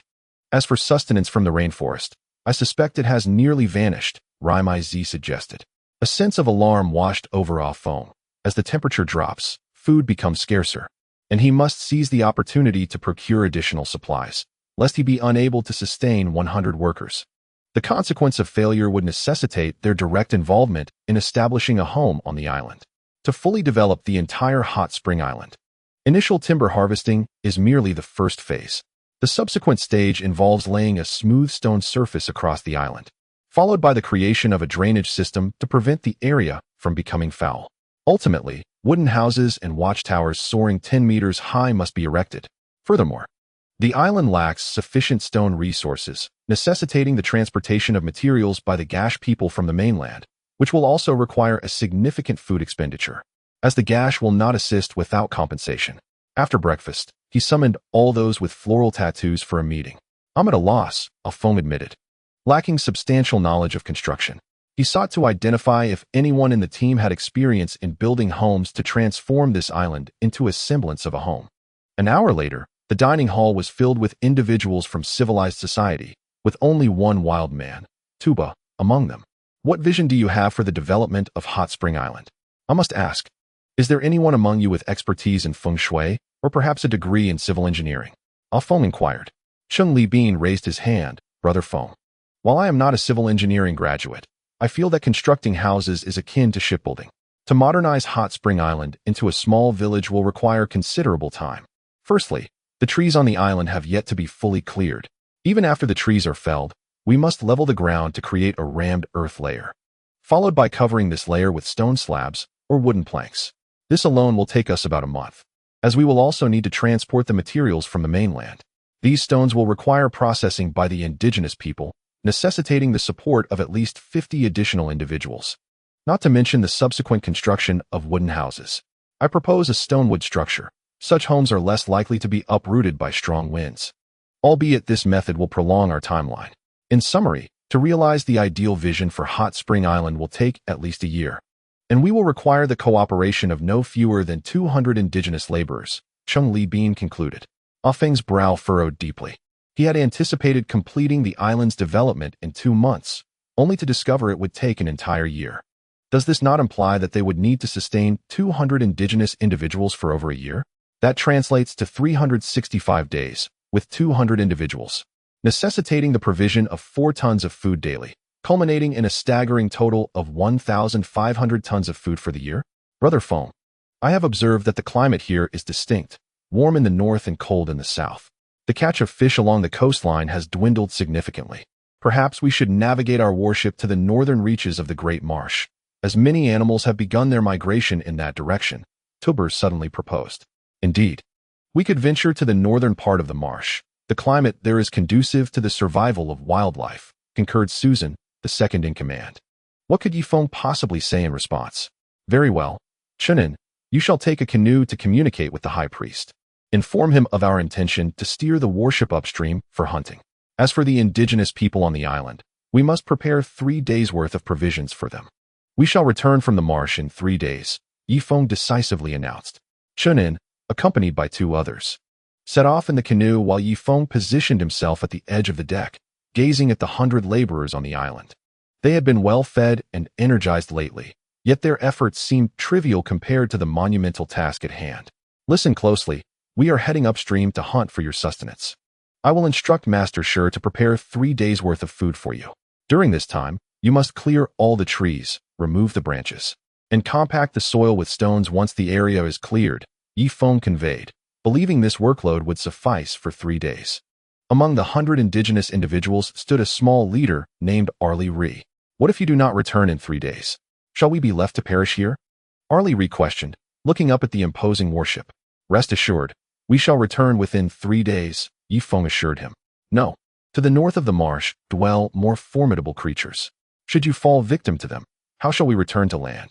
The waters here are treacherous, Arlie Ri replied, skepticism evident on his face. Fear not. Our warship is armed with cannons and firearms. What creature could possibly vanquish my ship? Yi Feng retorted confidently. Still, I cannot trust you. First, take us back to land before you embark on your hunting expedition, Arlie Ri insisted. Chapter 258. Exhausted and frustrated, I have extended you enough courtesy. Remain here and work diligently. Otherwise, I shall leave you stranded. Yi Feng's anger flared. Being too accommodating can be a flaw. Indeed, faced with Yi Feng's assertive demeanor, Arlie Ri fell silent. His face darkened as he resumed his labor. After a time, Chunin returned in the canoe. Brother Feng, Luke mentioned that since we will be away for 3 days, we must provide each person with 15 pounds of food, which totals approximately 4.5 tons, Chunin reported. Very well. That seems reasonable. Maisie, how much food do we currently possess? Yi Feng inquired. Less than 2 tons, Lamisi responded. Then we shall allocate the entirety of this 2 tons. No, first ensure there is enough sustenance for the laborers on the island, and send the remainder to the mainland, Yi Feng commanded. The ensuing negotiations were fraught with difficulty, yet the indigenous people reluctantly acquiesced to the terms. Otherwise, Yi Feng would be unable to pursue his hunting venture upstream, and they too would face hunger. By midday, the colossal warship finally set sail, heading towards the upstream location. The hold was stocked with sufficient charcoal to propel the warship over 400 kilometers, enough for a round trip, provided no unforeseen circumstances arose. 2 chimneys belched thick smoke as the vessel revved its engines to maximum power, achieving a speed of 9 kilometers per hour. It was believed that within 7 hours, they would reach the northern expanse of the Great Marsh. Brother Feng, are you cold? Asked Frost Snow, draping a magnificent fur coat over his shoulders, a garment once reserved solely for the chieftain of the tribe. At that moment, Yi Feng felt a warmth envelop his back. Frost Snow had affectionately begun to call him brother. Indeed, the coat was quite striking. He strolled back and forth on the deck, clad in the fur, marveling at the indigenous women's exceptional skill in hand sewing, a talent that had diminished in civilized society due to the advent of sewing machines. Brother Feng, as the leader, can you only have one woman? Frost Snow inquired suddenly. What is it? Do you? Yi Feng cast a wary glance around, relieved to find that Susan, who had stood watch the previous night, was now asleep. Indeed, we women desire to bear offspring for the strongest men. If Brother Feng is interested, you may seek me out any time. I've heard that in your civilized world, one man can only have one woman, but I will be discreet. Your primary partner need not know, Frost Snow said, pulling the fur down slightly, causing Yi Feng's trousers to tighten uncomfortably. As a young man brimming with vitality, he found Frost Snow irresistibly alluring, her physique embodying every man's nocturnal fantasies, complemented by her enchanting fragrance. Let us postpone this for now. I must focus my energy on the island's development, Yi Feng replied with difficulty. He certainly harbored desires, but had to consider Susan and Su Yun's feelings as well. Brother Feng, I believe we can mend the fishing nets aboard the warship, enabling us to catch some fish from the depths. Many fish hibernate at the bottom during winter, including some rather large specimens. At that moment, Tuba approached, dragging a fishing net behind him. You are familiar with this environment. I entrust this task to you, Yi Feng said, patting Tuba's shoulder. Indeed, with our warship, we can retrieve deep-water fish. In the past, even if we knew fish were beneath the surface, we were powerless to act, Tuba replied, having recently picked up some idioms from Chunin. All depends on you, Yi Feng affirmed with a nod. The warship sailed from noon until dusk, and Yi Feng gauged the ambient temperature around him, noting it was indeed 2 degrees warmer than downstream. One should not underestimate a mere 2-degree difference, as such subtle variations can lead countless creatures to discover sustenance. Goo goo goo. The long-forgotten calls of birds echoed from the shore, accompanied by the sounds of animals hunting. They were nearing the north. Beyond lay the vast, uninhabited marsh, where even birds hesitated to linger. At last, the final rays of sunlight vanished beyond the horizon, casting the sky into darkness. In the east, a slender crescent moon hung in the cool night sky. Brother Foam, there lies the great marsh, a realm that we wild folk can never hope to traverse. If it were otherwise, we would have long since migrated north to evade the Gacharin. Tuba gestured towards the flat expanse ahead, a flicker of trepidation crossing his gaze. Have none of your kind ever crossed the great marsh? Yifeng inquired. Only if one transforms into a bird. Yet, even as a bird, one cannot guarantee the endurance to fly 100 kilometers. Thus, it remains a forbidden zone for all living creatures. It seems only the beast fighters can traverse that territory. Tuba replied. Very well. Yifeng stood at the edge of the deck, appreciating the serene beauty of the great marsh. This was a region severely afflicted by soil erosion. With the warship navigating closely alongside the marsh, occasionally spotting a swimming elk in the river, the elk were clever. They preferred to swim north rather than risk crossing the treacherous marsh. The aquatic prowess of animals, in terms of both endurance and determination, far surpasses that of humans. Alas, no. Yifeng attempted to intervene, but it was too late.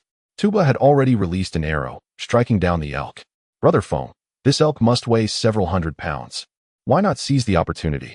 Tuba remarked as he lowered a rope to ensnare the carcass.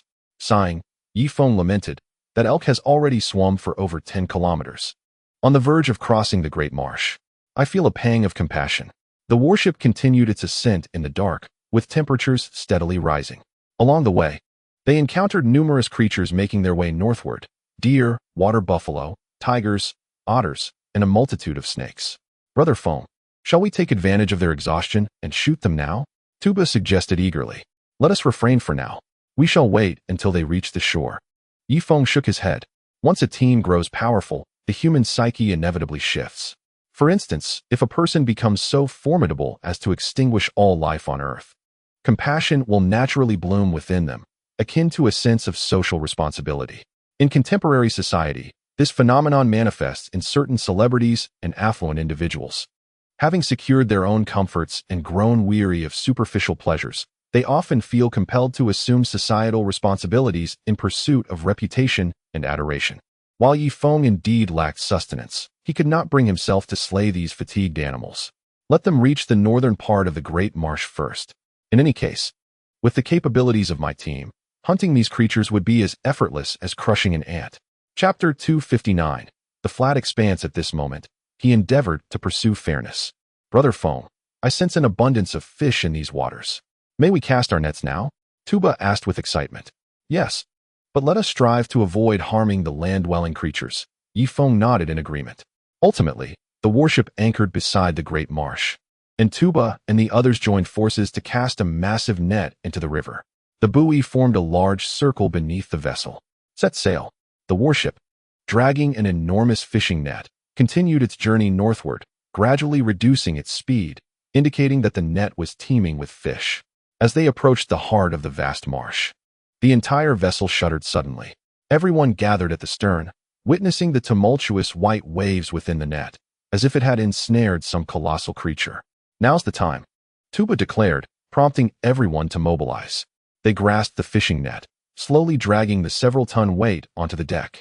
Inside, a dense mass of fish was revealed, including carp, Crucian carp, eels, loaches, and salmon, all impressively large and exceptionally plump. Wow, Brother Foam, look at this, Shonen exclaimed, lifting a gigantic lobster high above his head. Yifeng, upon seeing it, remarked, my goodness, it must weigh at least 10 pounds. Brother Yi, quick, look at this fish, it's even bigger than me. Ding Tuantuan strained to pull a large red fish by its tail.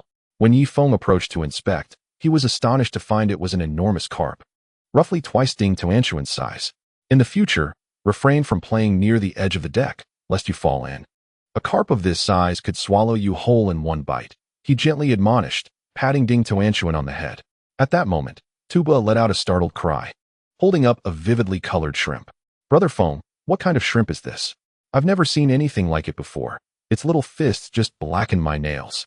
He then tossed a mantis shrimp before Yifeng. This creature has quite a powerful punch. let us assign it to Master Sure for processing.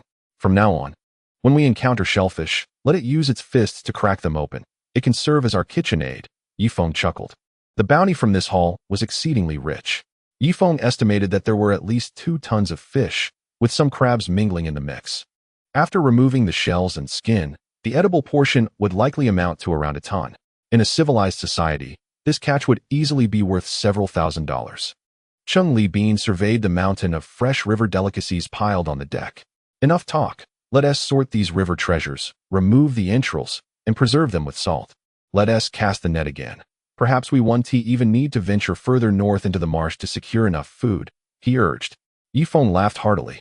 It was a night of abundance, with the group toiling until dawn, casting the net 3 times in total. Each haul yielded nearly 2 tons of fish. But during the final cast, a highly venomous silver-ringed snake emerged from the net, nearly resulting in a fatal bite. Everyone must be weary. Let us return to rest. Those who were off duty last night should come and help sort the fish, followed by gutting and salting them. Yifeng waved his hand. At that moment, Ding Tuantuan suddenly emerged clad in a suit of fish scale armor, brandishing a spear, resembling a warrior goddess. What are you up to? Yifeng asked, pinching his nose against the fishy odor emanating from her.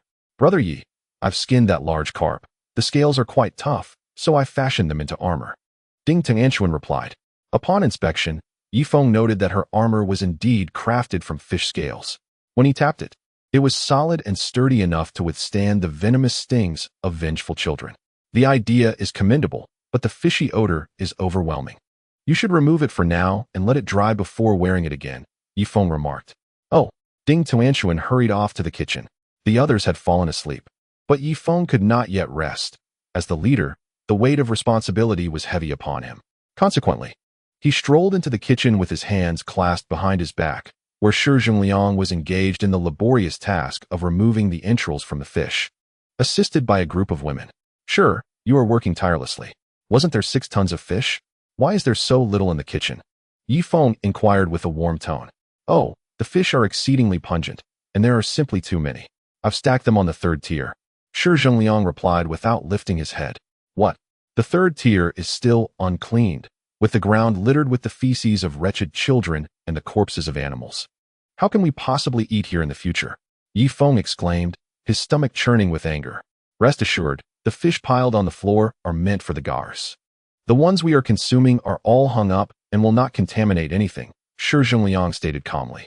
That is a relief. However, your method is somewhat unethical. Once conditions improve, everyone's food should be equal. Yifeng finally relaxed. Although the food on the floor was unsanitary, it was of little consequence.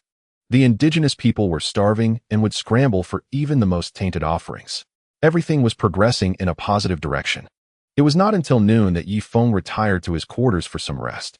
Upon opening the door, he found Susan still asleep in bed, her smooth, fair back exposed, as she favored sleeping in the nude. Unable to resist, he too disrobed and embraced her from behind. Brother Feng, wake up. We have finally reached the northern part of the Great Marsh. Chen An's voice rang out from outside. Yifeng slowly opened his eyes, the blanket having been kicked aside, beads of sweat forming on his body. Susan remained sprawled beside him, revealing her alluring curves. After glancing out the window, his eyes widened in astonishment. A brilliant red sun hung high in the sky, showering the earth with golden rays. Simultaneously, the temperature had risen to around 15 or 16 degrees, significantly warmer than the southern part of the marsh. No wonder the sudden surge of vitality, he mused. It was the rising temperature that had ignited the reproductive instincts of the male animals. Susan, wake up. We have arrived at the northern side of the Great Marsh, he urged, nudging her gently. After a considerable wait, Susan finally blinked awake, a look of confusion on her face. She had been enjoying a peaceful slumber when Yifeng's sudden entrance interrupted her dream. Dressed, the leader and his second-in-command ascended to the deck. They found Tuba and the others clad in light clothing, pointing out the sights from the deck. Look, there's a herd of elephants. And in that thicket, there must be lions. Chenin exclaimed excitedly. Yifeng quickly approached the ship's railing, casting his gaze across the banks.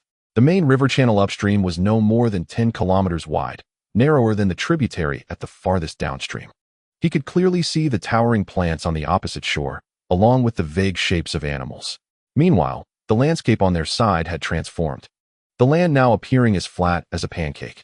The vast expanse is often referred to as the Great Prairie. However, it is interspersed with forests, creating a harmonious blend of woodland and grassland. Majestic herbivores roam in herds, grazing contentedly, yet they remain vigilant, frequently lifting their heads to survey their surroundings. Chapter 260, a bit insufficient, my brothers. What are we waiting for? Yifeng turned his head and grinned. The rope ladder was lowered, and with a rifle slung over his shoulder and a mighty bow in hand, he was the first to leap onto the canoe. Following him were Tuba, Chinin, and 8 other men, each equipped with ropes, bows, and rifles, their faces radiant with joy. A sudden cold wave had driven all the animals of the Heishu River to congregate in the northern region, resulting in a remarkable density of wildlife, occupying nearly every inch of land. Downstream, more animals gradually swam toward this bountiful territory, making the land highly coveted. The 4 canoes soon reached the shore, and Tuba was the first to jump out, kneeling on the ground to kiss the soil. What fertile land, Feng Ge. Why don't we settle here? Tuba exclaimed with a smile. Yifeng had already disembarked, casting a watchful gaze around. A few deer were merely 10 meters away, glancing at him before resuming their grazing. Let us first assess the area. Establishing a home here is not out of the question, Yifeng remarked, suddenly drawing his bow and nocking an arrow. With a swift release, his 10-stone bow unleashed a powerful shot, striking a water buffalo that leaped 5 meters into the air, blood gushing from its chest. Yet, the buffalo, resilient as ever, managed to run several meters before collapsing weakly to the ground. They promptly began to skin and gut the beast, intending to bring pure beef back to the ship for a delightful steak dinner. Let us charge forward. How wonderful it will be to feast on tender steak. The group shouted excitedly. This substantial buffalo weighed over 700 pounds, and after removing the bones, skin, and entrails, they anticipated over 400 pounds of pure meat remaining. Tuba quickly extracted a bloodied bone, having a greater proficiency in dissection than Yifeng and his companions. Feng Ge, the bones can be used for soup, Tuba suggested. Only the meat is required. Bones are unnecessary, Yifeng replied, shaking his head. Their objective was to fill the ship with meat, minimizing the collection of inedible parts.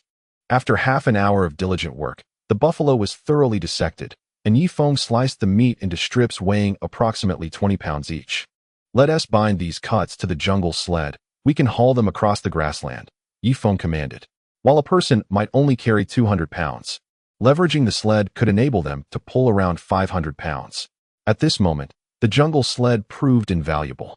The group secured the beef to the sled and began to traverse deeper into the wilderness. Just a few hundred meters in, a spotted hyena emerged from the thicket, followed by a second and a third. Known as the scavengers of the prairie, they specialize in cleaning up animal remains from the ground, thus preventing the spread of disease. As they ventured forth, a few vultures began to circle ominously in the sky, accompanied by larger griffin vultures. It was said that venison possessed a delectable flavor. After Chun and concluded his statement, he raised his bow. Do not. Venison contains little fat. Our primary targets are the water buffalo and wild boar, or perhaps even elephants. With that, Yifeng cast his gaze towards a spot 1 kilometer away, where a herd of 9 elephants surrounded a cluster of trees, using their elongated trunks to grasp tender branches. Indeed, an elephant can yield at least 2 tons of meat. We should pursue them. However, hunting elephants will necessitate the expenditure of ammunition. Chun slung his bow over his shoulder and retrieved a rifle from behind. With fewer than 100 rounds remaining, he emphasized the need to aim for the head, striving to take down an elephant with a single shot. Yifeng echoed his actions, drawing his rifle and securing the massive bow on his back. Though these jungle elephants did not possess the sheer size of their African counterparts, the largest bull still weighed at least 3 to 4 tons. The family herd consisted of 5 adult elephants, 2 subadults, and 2 calves. Sensing danger, they formed a protective circle around the 2 young ones. Yifeng was now a mere 50 meters from the herd. Everyone, crouch down. The largest bull is mine. Each of you select an elephant. Remember, upon my command, we fire simultaneously. Otherwise, the elephants will be startled and evade our aim. Yifeng spoke with a calm demeanor. Should they fail to strike the vital points, the elephants would become enraged and charge, potentially leading to disastrous consequences. The others lined up, rifles trained on the elephants' heads. Prepare. Fire. With those words, Yifeng was the first to pull the trigger. The bullet struck the bull's head with precision. Bang, bang, bang. The others fired almost instantaneously. The massive bull trembled, its sturdy legs buckling beneath it as it emitted a thunderous cry of distress. In just 3 seconds, the great beast collapsed to the ground. However, the marksmanship of the others was not as proficient. 3 elephants did not succumb immediately, enduring the pain as they charged toward Yi Feng and his companions. Run! Yi Feng shouted, leading the frantic escape. The ground trembled beneath them, and one of the wild men stood frozen in fear. Weiduo! Tuba called out, but it was too late. The colossal leg of the elephant sent Weiduo sprawling, and the massive body of the elephant crashed down, tragically crushing him beneath its weight. As they continued to flee, the remaining elephants that had been struck began to fall, toppling like mountains in a catastrophic collapse, creating a harrowing scene. Yi Feng gasped for breath, his heart heavy as he beheld the lifeless body of the crushed wild man. He had assumed that hunting wild animals would be a straightforward endeavor, yet such a simple task had cost a life. Brother, Tuba rushed forward, attempting to move the elephant's corpse, but it was far too heavy. Tuba, mourn later, quickly dismember the elephants and transport the meat to the ship. Yi Feng shouted to the remaining 10. A somber group began to collect their shattered spirits, turning their knives toward the fallen elephants. Fortunately, Yi Feng had procured a substantial number of fire axes and various military daggers from the underground base. The quality of these iron tools was exceptional, rendering the dismemberment of an elephant an uncomplicated task. In contrast, if one were to employ ordinary civilian knives, they would quickly become dulled. Nonetheless, their progress remained sluggish. After 2 hours, they had finally disassembled the first elephant, piling the meat in substantial heaps onto the jungle sled. Shonin and I stood guard over the carcass while the 8 of you sequentially loaded the elephant meat onto the canoe. Allowing the personnel on the warship to retrieve the canoe, Yi Feng issued the command. Tuba nodded, and the 8 of them simultaneously hoisted the jungle sled. This was a protracted endeavor. It took 5 trips before Tuba and his companions, panting heavily, completed the transport of the first elephant's meat. Yi Feng and Chun were not idle. While they moved the elephant meat, they proceeded to dismember the second elephant. In total, 7 elephants could yield approximately 13 to 14 tons of meat, sufficient to feed 100 laborers for about a week. However, if more workers were to be recruited, this quantity would prove inadequate. Chapter 261. Closely pursuing Yi Feng. When the meat of the second elephant was transported back to the warship, darkness had descended. Do not rest. Ignite the torches to prevent the surrounding vultures from devouring the elephant meat, Yi Feng instructed. Inserting a torch beside the mound of meat and charging forward with the fire axe once more. Shortly after he began dismembering, Susan arrived with 10 individuals to assist. A multitude of green lanterns gathered around, comprising prides of lions, packs of hyenas, wild dogs, and some unknown creatures. Their reluctance to approach the feast was primarily due to the abundance of food available nearby, which they could easily catch, and also due to their fear of Yi Feng and his companion's formidable strength. Animals possess a deeper instinct than humans. They discern what can provoke danger and what cannot. However, should hunger become too intense, they would disregard such fears, even in the face of Yi Feng's weaponry, and attempt to seize the meat, potentially injuring humans in the process. They toiled until 9 o'clock at night, and only when darkness enveloped the land was all the elephant meat transported back, leaving behind 7 elephant carcasses and their colossal tusks. 2 young elephants lingered beside the bodies, reluctant to depart from their fallen kin. Clearly, elephants exhibit emotional bonds, bereft of the protection of the adults. These 2 calves would likely not survive long. After much hesitation, Yi Feng finally raised his rifle. Bang! Bang! After the gunfire, this elephant family was extinguished. He proceeded to dismember the calves as well. Let us work through the night, Yi Feng declared, setting down his rifle. Those from civilized society bore a hint of reluctance in their eyes, yet Tuba and the others, unfettered by such sentiments, eagerly began to dismember the young elephants. When the disparity in weaponry is vast, compassion often arises in human hearts. We will split into 2 groups. Chun and Tuba, take 5 individuals with me to hunt larger game. Susan, you lead the remaining members to the opposite side, striving to hunt larger animals such as buffalo, elephants, or rhinos. But refrain from hunting deer, as deer meat contains little fat. Having spoken, Yi Feng led several individuals towards the edge of the vast swamp. Though he had often heard tales of its formidable power, He had never witnessed its might with his own eyes. "Brother Feng, do not venture any further," Tuba interjected. Positioning himself before Yi Feng, he casually picked up a stone and hurled it forcefully ahead. With a splash, mud erupted 10 meters away. The stone initially visible, but soon consumed by the swamp's voracious grasp. "That is the Great Swamp," Tuba remarked gravely. "If a person sinks to their waist, the immense suction requires at least 3 people to extricate them." Though he had once resided in the southern part of the swamp, he had lost kin to its depths. The suffocating despair was far more terrifying than a swift death. Yi Feng nodded and turned back. That night, the region, a blend of savanna and rainforest, was devoid of moonlight, yet the sky was adorned with countless stars, casting a hazy blue glow over the land. He could vaguely discern the outline of the northern expanse. Herbivores had congregated in the center of the grassland, their backsides huddled together with heads facing outward, vigilant against predators lurking in the woods. Suddenly, a commotion erupted by the riverbank. Several long-legged antelopes sprinted towards Yi Feng, soon followed by a group of elk fleeing in the same direction. Their frantic dash incited a wave of panic among the other herbivores. From the branches, alarmed birds emitted shrill cries, flapping their wings as they too retreated deeper into the grass. "Is it a tiger?" Shunan inquired. "Unlikely," Yi Feng replied. "Though formidable, we encountered 2 earlier, and they would not incite such chaos. Raise your rifles and disengage the safeties." With that, he slung his great bow over his shoulder and retrieved his rifle. Moments later, Yi Feng narrowed his eyes, hearing a deep, resonant roar from afar. 7 or 8 lions fled towards the swamp, their mouths emitting terrified cries. "This is bad.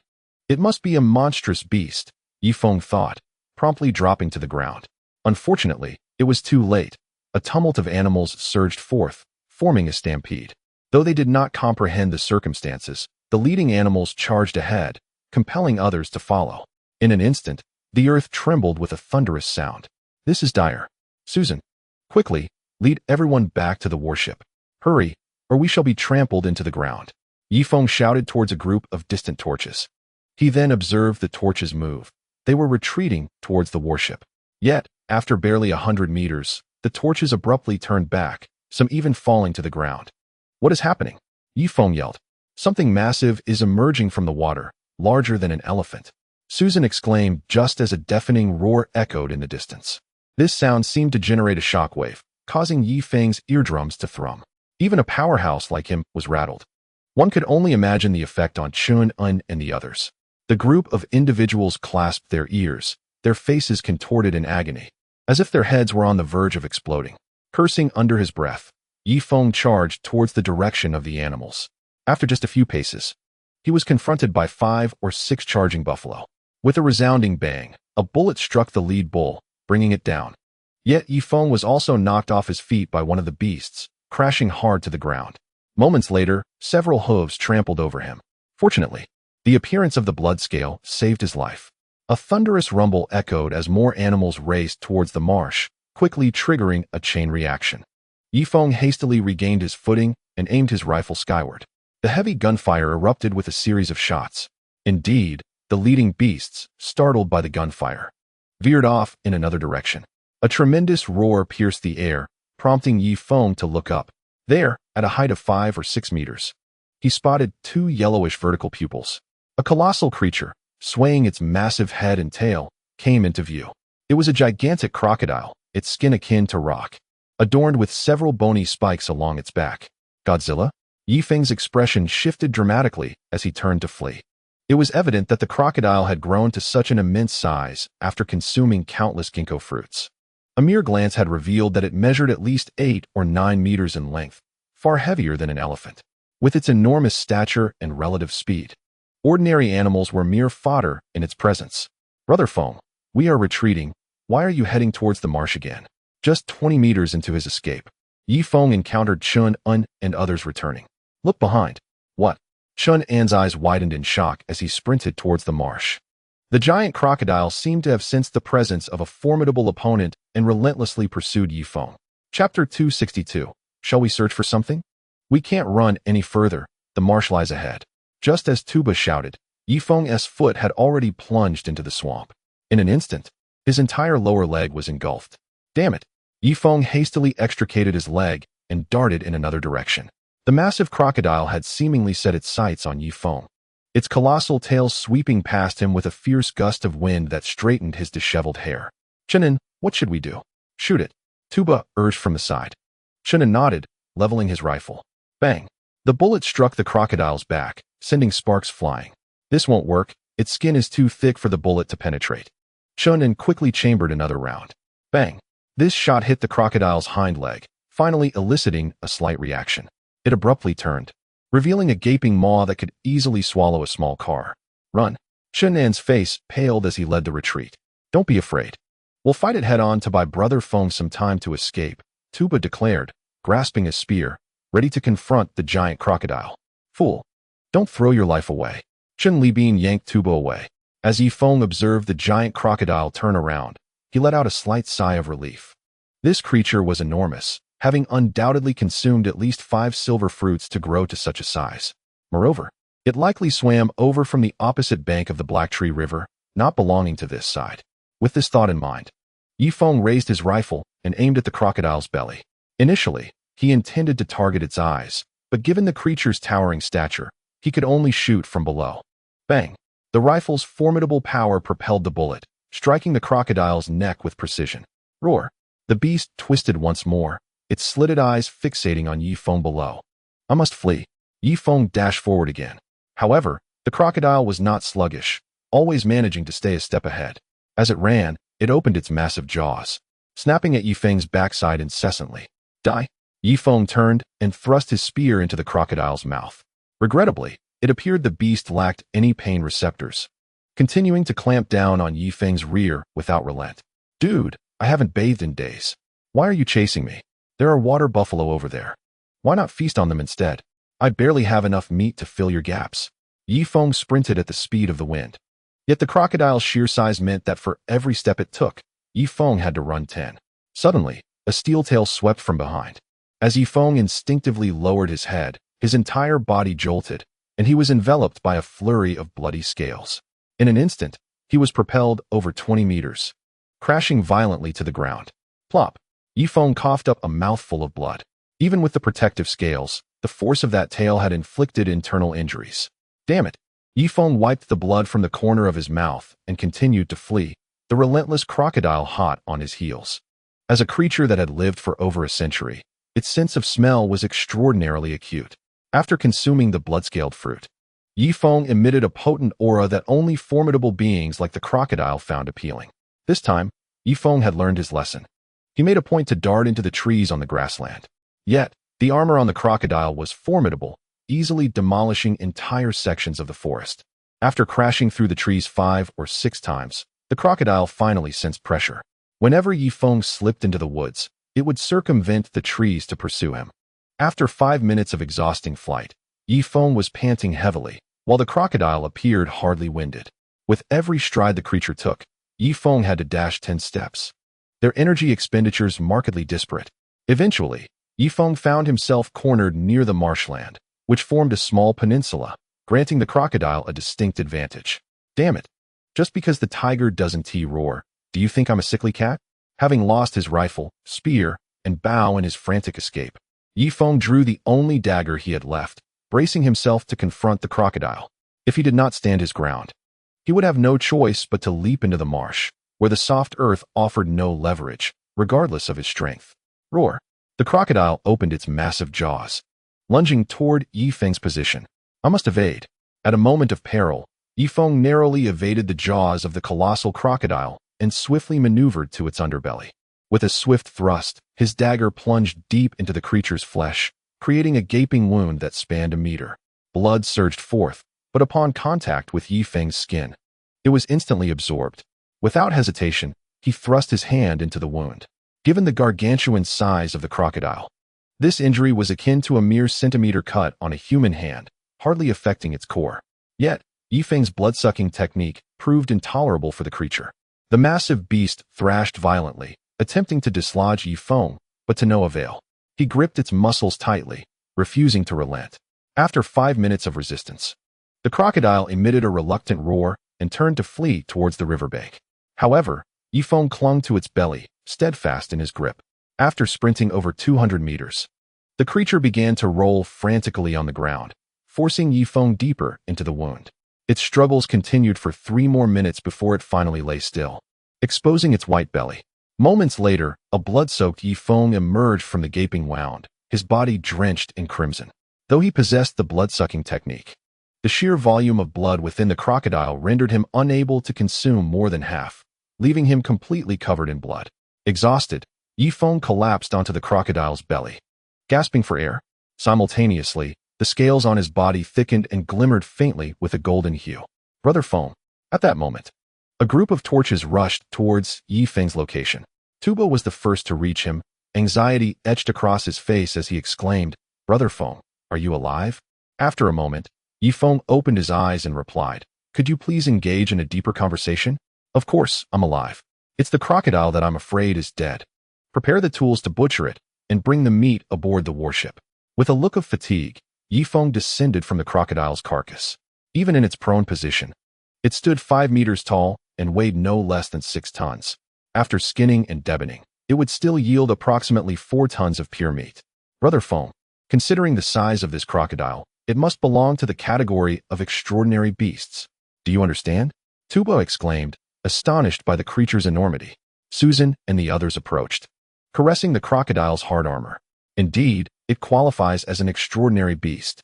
Let us hasten to dismember it, Yifeng stated as he settled onto the grass. Not so fast. Brother Feng, this extraordinary beast might contain a crystal core within. Shall we search for it? Chapter 263. Yifeng felt utterly fatigued. Tuba's suggestion piqued Yifeng's interest. He seized the dagger and made another incision into the crocodile's belly, swiftly creating a 2-meter-long gash. According to tales and fantasy literature, the monster's core should be located within the belly, so Yifeng immediately focused his efforts there. However, after rummaging for a while, he discovered nothing but 2 kidneys the size of human heads. "Chenin, your constitution seems rather weak. Why not roast these 2 kidneys and savor them?" Yifeng remarked, tossing the 2 substantial organs to Chenin. "Perhaps not. After consuming such a dish, I would have no means of release," Chenin replied, shaking his head and setting the kidneys aside. "Everyone, lend a hand. Locate those hard, granular substances, but be cautious not to shatter them. Bring them to me for examination," Yifeng commanded. Tuba nodded, leading a group of over 10 individuals to ascend the corpse of the giant crocodile, commencing a meticulous dissection.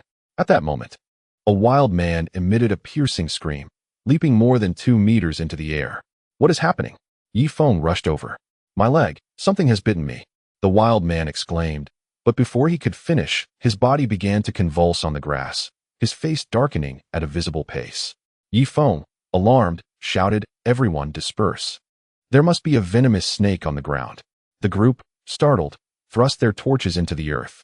Observing keenly, Yifeng noticed a slender shadow gliding towards the great swamp, swiftly vanishing from sight. "Brother," Tuba shook the wild man's body. However, the wild man's body was already stiffening, his skin turning an inky black. "Release the corpse," Yifeng commanded, kicking Tuba away. Upon examining the body again, a foul stench of decay emanated from it. Logically, a freshly deceased individual should not decompose so rapidly. Could a black mamba possess such venom? Tuba, visibly shaken, replied, "It might be the legendary corruption immortal. I have only heard tales of it, but that creature has not been sighted in the Black Tree River region for centuries." Tuba fought to suppress his sorrow, wiping away tears from the corners of his eyes.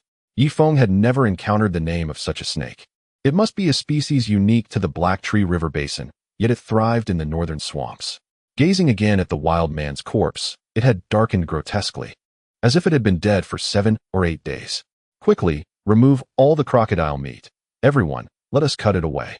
This place is no longer safe," Yifeng resolutely decided. He was the first to leap upon the giant crocodile's head, swiftly excavating its cranium from the eye sockets. "Brother Feng, this resembles a crystal elixir." At that moment, Chunin extracted a black object, roughly the size of a ping-pong ball, from the crocodile's tail. Yifeng hastily took it, squeezing it in his hand. This object was incredibly hard, yet emanated a fragrant aroma, devoid of any bloody scent. "I shall keep this for now and return it to Chushue for further research. Perhaps it can be consumed raw." With that, Yifeng placed the crystal elixir into his backpack. The massive crocodile's body was indeed formidable. Yi Feng and his companions labored until midnight to completely dismember it. Let us depart. Yi Feng independently dragged a jungle sled laden with over 1,000 pounds of crocodile meat. The others, grouped in fours, struggled to pull the remaining sleds. In total, there was over 3 tons of pure meat. However, Yi Feng had no intention of continuing to hunt along the riverbank. As they approached the warship, the sudden sound of gunfire pierced the air. Alas, something had ventured aboard the vessel. It was Raimai who screamed. The cacophony of gunfire erupted, echoing in the air. Li Feng was taken aback and promptly abandoned the sled, sprinting towards the warship with the swiftness of an arrow. As he leapt into the canoe, his eyes widened in shock. He beheld a dark figure frantically swimming out from the lower cabin's window, swiftly disappearing into the river's depths. Judging by its size, it must have been at least 10 meters long, likely a creature akin to a giant python. Almost forgetting, he recalled that the distance to the opposite shore was less than 10 kilometers, allowing many aquatic beasts to swim across. And serpents could easily enter the warship through the windows. Quick, place the meat in the canoe, Li Feng commanded, as he meticulously arranged 30 pounds of meat within the vessel. With collective effort, they toiled for half an hour until the task was complete. Let us return, he declared. And with that, Li Feng and 7 others plunged into the canoe. After several trips, they finally transported the remaining individuals aboard the warship. Raimai rushed over. Unable to contain herself, she threw herself into Li Feng's embrace. A giant python just swam in and devoured 2 of our comrades. I failed to protect them, Raimai said, tears glistening in her eyes. Whether from fear or guilt, she could not tell. It is not your fault. You have done your utmost, Li Feng reassured her, patting her back while surveying the pale faces of the others, whose eyes were still haunted by terror. After calming Raimai, he returned to the deck. Shinin, how much food have we procured this time? Is it several tons? Li Feng inquired. I have no idea. Shinin shrugged. Raimai, how much food do we currently possess? Li Feng turned to her, the logistics officer. Brother Feng, combined with the meat, fish, and this crocodile meat, we have nearly 20 tons, Raimai replied. Li Feng did a rough calculation. With 20 tons of pure meat, they would need to allocate 2 tons daily to the Gay tribe, and they themselves would need some provisions. If they conserved, it might last about 10 days. However, upon returning, Li Feng intended to hire an additional 100 natives to assist in producing charcoal. They had expended 1/3 to 1/4 of their charcoal fuel during this northern expedition. Without more fuel, their warship would become immobilized. Thus, it seemed that nearly 20 tons of food would only suffice to pay the natives for 5 days' labor. Repair the fishing nets, then deploy them. In the days to come, we shall refrain from landing, Li Feng ordered. Upon hearing this, a collective sigh of relief escaped the group. The previous ordeal on the shore had been perilous, resulting in the loss of 2 brothers, with 2 more perishing aboard the ship. For the sake of this 20 tons of food, Li Feng's team had suffered the loss of 4 members, a significant setback indeed. The group began mending the fishing nets. As each haul of fish resulted in some wear and tear, necessitating manual repairs at this juncture. Brother Feng, Chung Libin remarked, once the fishing nets are repaired, we must haul them with a large vessel to ensure a catch. However, our charcoal cannot withstand such depletion. Yi Feng, feeling utterly fatigued, sank into a chair. Indeed, being a leader is no simple feat. Here is the plan. When our charcoal supply is reduced by half, we will cease hunting and allow the warship to drift downstream without further exhausting our fuel. Yi Feng deliberated for a long moment before speaking. Having been accustomed to extravagant living, he now found himself compelled to manage resources meticulously.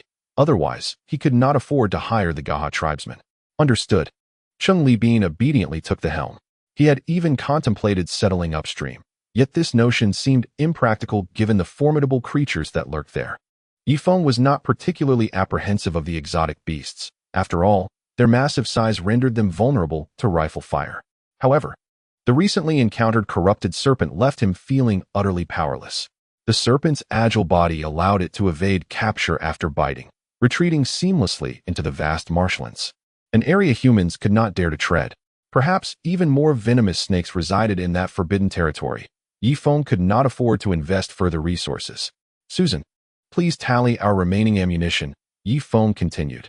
No need to count. We are nearly out. I have only a dozen rounds left, Susan replied, shaking her pouch to reveal the crisp sounds of spent bullets. Yi Feng mirrored her action, discovering he possessed merely 3 rounds. And you all? Brother Foam, we've run out of ammunition ages ago. We exhausted it all while hunting the crocodile. His companions lamented as they emptied their pockets. Damn it, what a loss. This is utterly devastating. Yifeng struck the ship's railing with a forceful punch. Although they had secured 20 tons of meat, they had lost 4 men and consumed nearly a third of their fuel. Most alarmingly, they had almost depleted their ammunition. Bullets are a non-renewable resource. And given the industrial limitations of this desolate island, even a millennium would not suffice to manufacture more. Susan, take these remaining rounds. From now on, you shall be the only one in the team permitted to use a firearm. The rest should rely on bows and spears as much as possible. After stating this, Yifeng willingly surrendered his bullets. Among the crew, Susan boasted the finest marksmanship, ensuring that her use of ammunition would be judicious. Understood. Susan accepted the bullets, leaning gently against Yifeng. She recognized his penchant for flirtation, yet in crucial moments, he placed the utmost trust in her, which filled her with a sense of superiority. It was reminiscent of a past lord who, despite marrying numerous concubines, could only have one legitimate wife. Brother Foam, why not construct 4 ballistae around the warship? Otherwise, ordinary arrows cannot penetrate the thick armor of the exotic beasts, Chung Li Bean suggested. That is precisely my intention. Upon our return downstream, we shall commence the fabrication of ballistae, ideally ones that can rotate a full 360 degrees, ensuring utmost agility.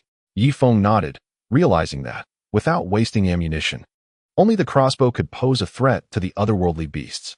Alas, had he known to procure more weapons from the underground base back then. Chunin lamented with a face full of regret. What use is there in lamenting now? We must hasten our patrols to prevent any beasts from boarding the warship. By the way, seal all the windows near the water, leaving only a 10-centimeter gap.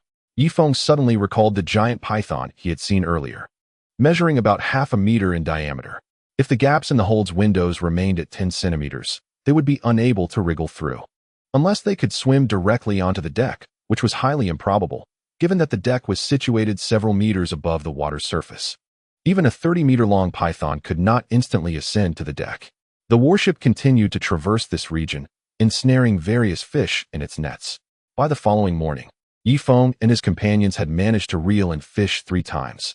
Roughly estimating, they had caught around 5 tons, which after shelling and skinning, amounted to 3 tons. Yifeng gazed towards the rising sun in the east before swiftly heading to the hold. A substantial portion of the charcoal had been used.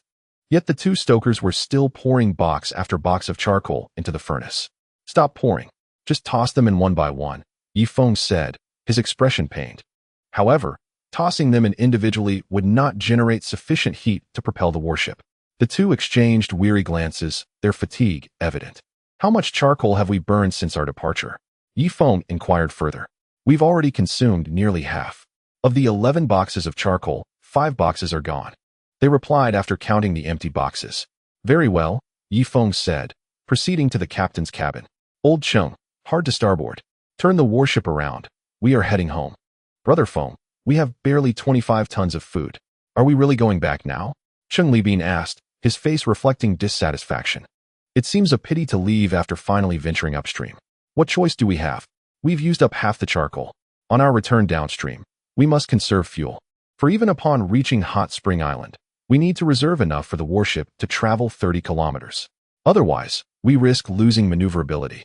And the Gay people may pose a threat to us, Yifeng explained wearily. All right then, Chung Li Bean conceded, steering hard to starboard.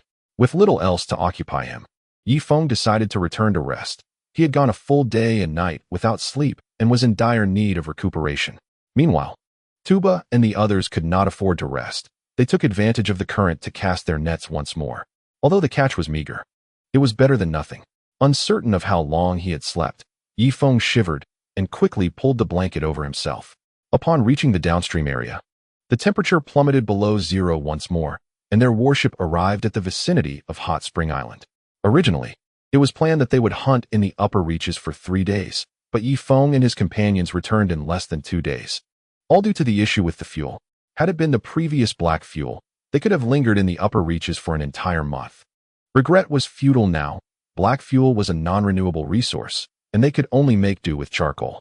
As Yifeng stepped onto the deck, he surveyed the entirety of Hot Spring Island. In the next moment, His nostrils flared with indignation. According to his calculations, the indigenous laborers had nearly felled all the trees on the island on the first day, yet now, 2 days later, they were still engaged in logging, clearly taking advantage of his absence to shirk their responsibilities. ALRI, get out here. Yifeng bellowed from the deck. ALRI emerged from the crowd, fearlessly meeting Yifeng's gaze. What's the matter? I thought you would be busy compacting the earth by now. 2 days have passed, and you're still chopping wood. Do you truly take me for a fool? Yifeng questioned loudly. It's not like that. When you left, we all suddenly caught a chill, so I took the liberty of letting them rest for 2 days. Oddly enough, now that you are back, we are all well again. ALRI retorted, effectively undermining Yifeng's intelligence. Such a coincidence. The moment I depart, you all fall ill, and upon my return, you are miraculously cured? Yifeng replied with a cold smile. Brother Feng, why waste time with them? Just execute a few to set an example. Otherwise, they will never work diligently. Tuba suggested from the side. No, that would be a waste of manpower, and besides, I noticed the Ga tribe is dwindling in numbers. Such actions could drive them to extinction. Yifeng shook his head and turned back to the LRI. Fine, I shall assume you were ill for the past 2 days. From now on, you are to work diligently. As for the 2 days you were sick and did not labor, your rations will be halved. He was tempted to revoke their food entirely, but that would incite a strike, which would be detrimental to both parties. What? Only half the food? How are our people on the shore supposed to survive? ALRI seethed with anger. Indeed, only half the food. We have so many people on the shore. What will become of them? The indigenous people raised their fists in protest. The protests fell on deaf ears. Regardless, I will deduct 2 days' worth of food. Having it each day, totaling 10 pounds, Yifeng declared, arms crossed, coldly observing the group of indigenous people.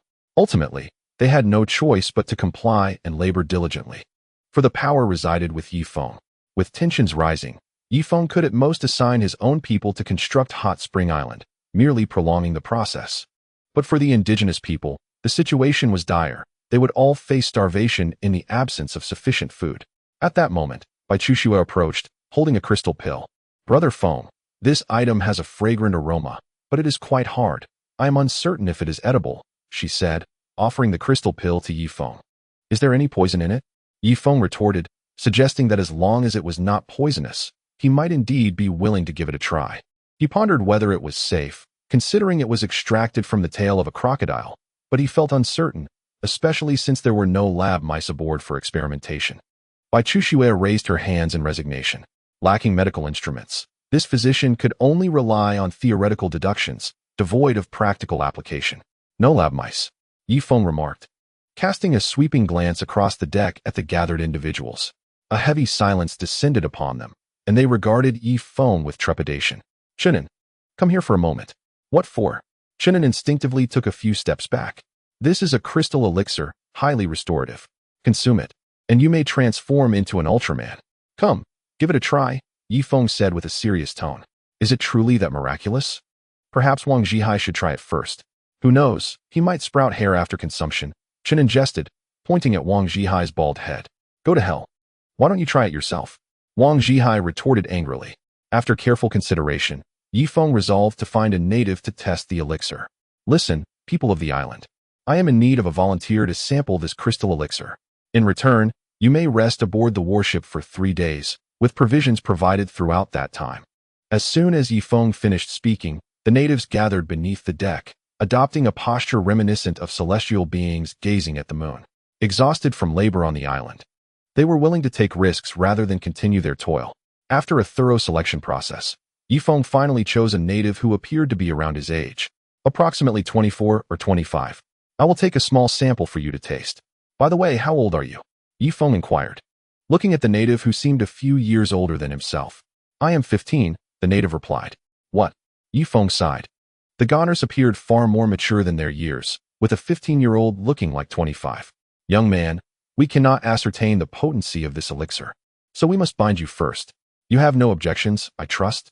No objections, as long as you honor the promise of 3 days rest afterward. With your wisdom. Do you think I could deceive you? Yifeng chuckled.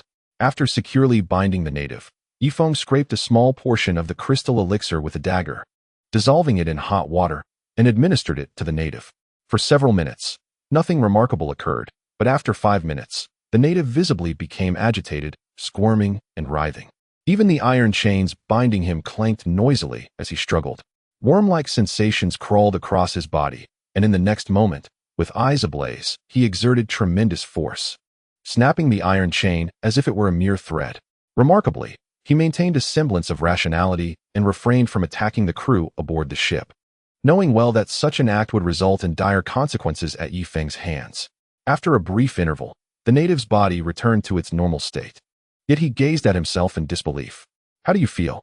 Yifeng watched the native cautiously. "I feel immensely stronger. My strength surpasses what it once was," the native replied, casting a greedy glance at the remaining crystal elixir. Such is human nature. Once the sweetness of success is tasted, the desire for more awakens. "Thank you for your contributions to medicine. For the next 3 days, you shall reside in the cell at night, while enjoying unrestricted movement aboard the warship during the day. Now, you are a free individual. Please step aside as I need to discuss matters with my core members," Yifeng stated. "All right, ha ha ha," replied the indigenous person, bursting into laughter and promptly moving to another area. A group of leaders gathered around, their eyes fixed eagerly on the crystal pill in Yifeng's hand. "Brother Feng, this crystal pill may have side effects, but it matters not. If I do not dare to venture into hell, who will? I, Chenin, am willing to risk my life to try this crystal pill. Enough of that, Brother Feng. You know how I suffer from my hairlessness. It is a lifelong pain. Perhaps after consuming the crystal pill, I could grow a luscious mane. Please, allow me to test the medicine. Brother Feng, I am the captain. I toil daily. Perhaps this crystal pill could grant me several more decades of service. Brother Feng, I satisfy your appetites daily. Surely, I deserve to benefit from this." The group gazed eagerly at Yifeng. Yifeng's expression darkened. The crystal pill was but a small morsel. If everyone were to partake, what would remain for him? Yet, as the leader, he could not consume it alone, for all eyes were upon him. Should he choose to hoard it, he would face the wrath of the very people he led. "Let us wait a few days," Chushua suggested. "We should observe the indigenous person's reaction. Once we ascertain there are no side effects, we can distribute it." Chushua was right. "Rest assured, this crystal pill will indeed be shared among you. Let us first witness the indigenous person's response. If he were to transform into a beast or some bizarre creature, it would be detrimental to us all." Yifeng conceded.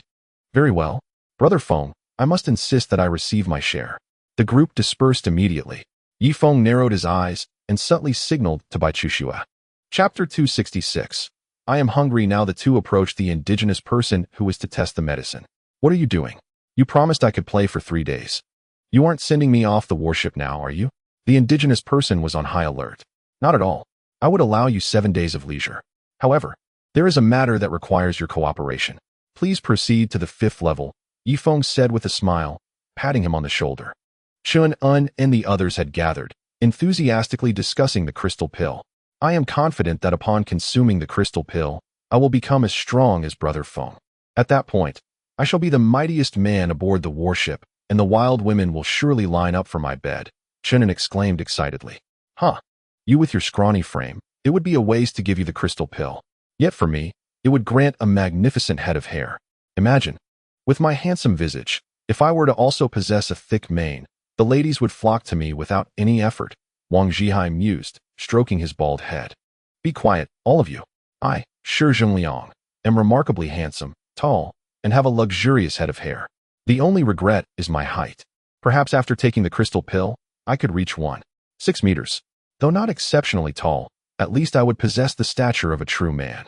Just as the group was lost in their dreams of the future, a figure suddenly burst forth from the cabin. His entire body was enveloped in a pitch-black hue, his eyes gleaming a ghastly crimson, and patches of hair had fallen away, while deep, guttural growls emanated from his mouth. "This is dire. The creature has mutated. And there is something amiss with that crystal pill," Yifeng shouted anxiously from behind. "Indeed, it is terrifying. This crystal pill is toxic, and the indigenous man has transformed." Chushua cried out in alarm from the rear. Chun-Un and the others exchanged apprehensive glances, simultaneously drawing their bows and arrows. "Do not shoot," Yifeng interjected, positioning himself in front of the mutated indigenous man. "Brother Feng, he has already mutated. Why not eliminate him?" Chun-Un questioned, confusion etched across his face. "Well, you see, he is still alive, isn't he? Moreover, he belongs to the Gaith tribe, not our own. If execution is necessary, it should be left to the Gaif people. Yifeng stammered, desperately conjuring an excuse. Indeed, and the after-effects are merely in their early stages. We wish to observe the later stages of these after-effects, as they could significantly contribute to medical knowledge, Bai Chuxue added, stepping in front of the indigenous man as well. Chunin lowered his bow, perplexed. Brother Feng may be brave, protected by his blood scales, but when did Sister Chuxue become so courageous? How can she expose her back to this mutated creature without fear of a sneak attack? Ultimately, with immense effort, Yifeng managed to bring the mutated indigenous man back to the cabin, emerging onto the deck, visibly exhausted. Chunin, old Chang Zhihai, after much contemplation with my astute mind, I believe this crystal pill should be consumed by you. Do not hesitate, Yifeng declared, offering the crystal pill. Chunin and the others were taken aback, swiftly retreating 3 meters away, wary of that object. They had already witnessed the horrific state of the indigenous man and dared not approach it again. Even a whiff might lead to mutation. Chunin complied, opening his mouth. As Yifeng leaned in closer. Brother Feng, let Zhihai have it. Perhaps after mutation, his hair will grow back, he jested. Curse it. Why don't you consume it yourself? Give it to Cheng Li Bin, came the retort. I refuse to eat it. After a round of polite refusals, Yifeng and Bai Chuxue returned to the laboratory, which had been converted from a dormitory aboard the warship. With a decisive slam, the door shut, and after a moment's hesitation, Yifeng sliced the crystal pill in half with a dagger. Chuxue, let us divide it. However, for safety's sake, I shall test the potency first. If it proves too potent, you should consume your half in 10 doses. Once divided, Yifeng tossed one half into his mouth. Moments later, a wave of warmth coursed through his body, and the blood scales upon him flickered in and out of visibility. Most astonishingly, the golden glow emanating from these scales intensified. This indicated that the defensive capabilities of the blood scales had significantly improved. At that moment, the laboratory door was kicked open, revealing Cheng Li Bin, who stood outside with an unhappy expression directed at Yifeng. Old Cheng, what brings you here? Yifeng's face flushed with embarrassment as he hastily covered the crystal pill on the table. Brother Feng, you are rather ungracious. The performance you put on with the indigenous man may have fooled Chunin, but it could never deceive me. With that, Cheng Li Bin closed the laboratory door behind him. Yifeng and Bai Chuxue exchanged a glance, and with a heavy heart, he divided the remaining half of the crystal pill, offering a portion to Cheng Li Bin. An hour later, the three stealthily departed from the laboratory. Brother Feng, do I look normal? Cheng Li Bin inquired. Not quite. You appear to be brimming with vitality. As if you've just consumed a nourishing tonic, came the reply. After a brief discussion, they dispersed to avoid detection by Chunin and his group. Yifeng made his way to the kitchen, where Shi Zhengliang was preparing a meal for his team. The dishes for his comrades were crafted with care, exuding a delightful aroma and vibrant colors. In contrast, the meals for the indigenous people were simpler. Merely boiling water, sprinkling salt, and pouring it all into a bucket sufficed. Brother Feng, you look quite well. What brings you to the kitchen for a check? Shi Zhengliang remarked, pouring fruit wine into the pot. The mingling scents of wine and meat made Yifeng's mouth water. What checking? By the way, I'm taking this braised carp and that bamboo tube of tender meat. They're ready, and I'm quite hungry. Yifeng chuckled. No problem, you're the boss. Take what you want, Shi Zhengliang replied, his pride evident. Capturing the boss's appetite with good food was indeed a skill. Yifeng quietly took 2 plates and approached the prison cell of the indigenous people. Brothers, this meal has been prepared by our chef as a token of gratitude for your earlier assistance. However, after enjoying this feast, you must keep your lips sealed, otherwise, there will be no more food in the future. With that, he placed the dishes down and stealthily exited the cell. After completing his clandestine act, Yifeng returned to the deck, where he found Chunin and others discussing the crystal pill with expressions of trepidation. Thank heavens I didn't sample it. I would have been done for. One exclaimed. Indeed, consuming it could have turned us into monsters. Cheng Li Bin chimed in. Right, you two are truly clever. I've benefited from your wisdom. Old Cheng, you look well. Did you indulge in some youthful pleasures last night? They laughed. Yifeng stifled a chuckle before approaching them. Chunin, Zhihai, earlier Chuxue needed someone to test the medicine. I thought it inappropriate to send our brothers, so I volunteered. After all, who else would dare if not I? Yifeng declared earnestly. The group quickly stepped back, eyeing Yifeng warily, fearing any signs of mutation. Brother Feng, Aren't you afraid of becoming a monster? Shannon asked with concern. What can be done? If it's fate, it cannot be avoided. I hope my body can withstand the toxicity. You needn't worry. Even if I transform into a monster, I shall accept it. With that, Yifeng clasped his hands behind his back and resolutely returned to the cabin. After all, the indigenous people would remain aboard the warship for several days. He could deceive them for a moment, but not indefinitely. It was better to inform them promptly that the crystal pill was depleted to prevent them from pondering its effects in the days to come. Brother Feng is truly remarkable. Indeed, with such a leader, how could our team not be formidable?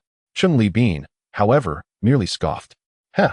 In the northern reaches of the vast marshland, two figures emerged from the mountains, clad in thin linen garments, wielding long spears forged from fine iron, and equipped with curved blades hanging from their waists. Baron, I never anticipated that Duoyan Henna would find herself in such a predicament, carrying another's child. Spare me the trivialities, Mahiduo.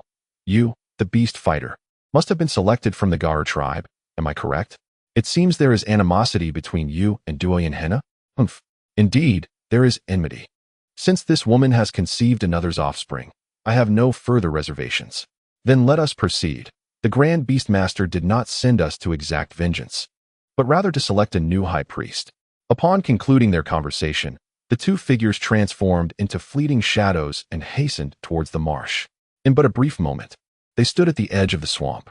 Ordinarily, the marsh is a den of monstrous creatures, and no human could traverse its depths. Yet, the two before us were bona fide beast fighters. They exchanged a glance and simultaneously plunged into the mire, advancing southward with swift, rhythmic strides. Their speed was such that the swamp had yet to react, allowing them to cover several meters before it could respond. Meanwhile, Yifeng sat alone in his quarters, attuned to the crystalline core within him. This object was exceedingly robust. He had thus far absorbed merely a fraction of its energy. Even so, it had significantly bolstered his defenses, and the golden light emanating from his blood scales grew increasingly radiant.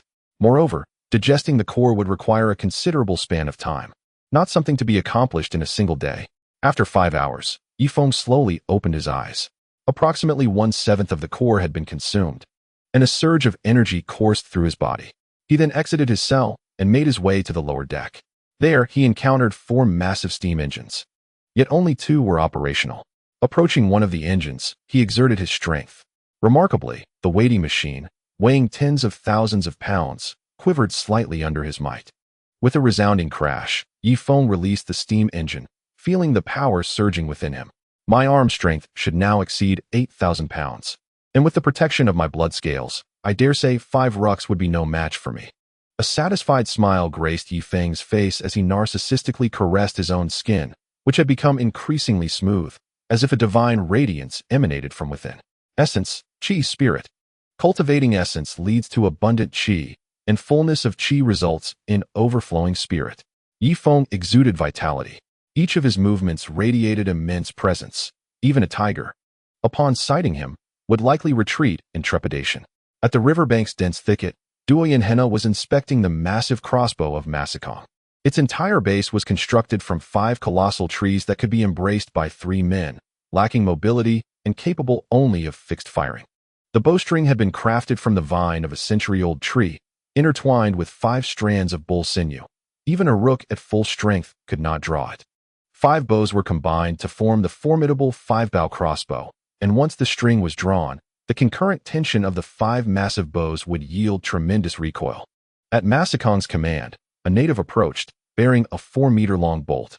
The crossbow arrow is crafted from a single piece of mottled bamboo, with the fletching boasting as many as 40 feathers. The arrowhead features a barbed design, ensuring that once it strikes a target, it ensnares it, allowing others to manipulate the vessel and gradually reel it back in. High Priest, you may test fire a shot, but do refrain from aiming towards the river lest Yifeng discovers us. Masi Kong gazed at Duoyan Hina with an enamored expression. Through their days of companionship, he realized he had fallen deeply in love with this high priestess. Her every movement and utterance seemed to carry an enchanting allure. Furthermore, they shared a common adversary in Yifeng, leading Masi Kong to believe that he and Duoyan Hina were destined to be together. Let us aim for a tree in the forest, he suggested. Duoyan Hina nodded in agreement. Masi Kong, filled with joy, leapt into the center of the colossal crossbow. exerting force with his arms as the bowstring emitted a tremendous creak, pivoting towards the interior. Commence. With a command, 8 indigenous individuals began to turn the enormous wheel. The wheel, connected to the thick bowstring, required all 8 to draw it back. Time seemed to blur as the bowstring was pulled to its limit, producing a series of straining sounds. Should it snap, the recoil alone could cleave a bull in two. Massey Kong quickly wedged an iron rod to secure the bowstring, which began to deform under the immense tension, tightening his chest with apprehension as he placed the arrow into the notch of the crossbow. High Priest, our target is that towering tree ahead, he declared, pointing at the magnificent tree that stood over 60 meters tall, requiring 7 adults to encircle it. Duoyanhina nodded, retreating 7 or 8 steps, her gaze fixed intently on the distant giant. After Massey Kong took aim, he suddenly pressed down forcefully on the footboard. With a hum, the iron rod was flung away as the thick bowstring propelled the arrow, creating a resounding boom. It was as if the very air had been torn asunder. In the next moment, the bolt struck the tree with a thunderous sound, producing a sonic boom. As the smoke cleared, everyone approached cautiously, revealing a substantial hole in the tree's center, with flames flickering within. This was due to the arrowhead generating intense heat from friction with the air. The sheer size of the crossbow, with a base spanning over 100 square meters and supported by several massive trees, was essential to unleash such tremendous power. Excellent work, Mr. Massey. Construct several more arrows. We must shoot 3 consecutive volleys at the warship, ensuring each finds its mark, Duoyanhina instructed. She could no longer bear the weight of failure. Should they falter, launching a surprise attack on the warship would be considerably more difficult, especially given the urgency of her condition. In a month's time, even the thickest fur coat would not conceal her growing belly. Very well, High Priestess. But the mobility of this crossbow is rather inadequate.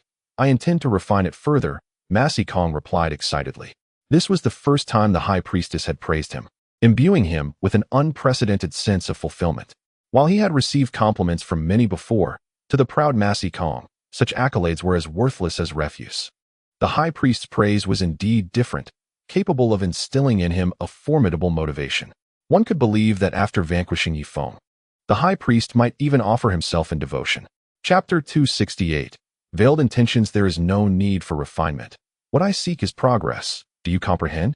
Duoyanhina's voice turned icy in an instant. Ma Xikong was taken aback. Just moments ago, everything seemed fine, and now her demeanor had shifted dramatically. The woman Ma Xikong, have set my sights on is truly exceptional. On board the warship, Yifeng leaned against the railing, gazing into the distance. Ever since forging an agreement with the Gay tribe, these wretched beings had been shrouded in secrecy within the dense forest, their intentions unclear.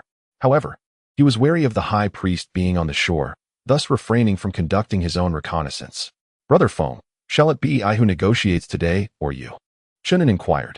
Of course, it should be you. You have already engaged with them on 2 occasions, and are quite familiar with them.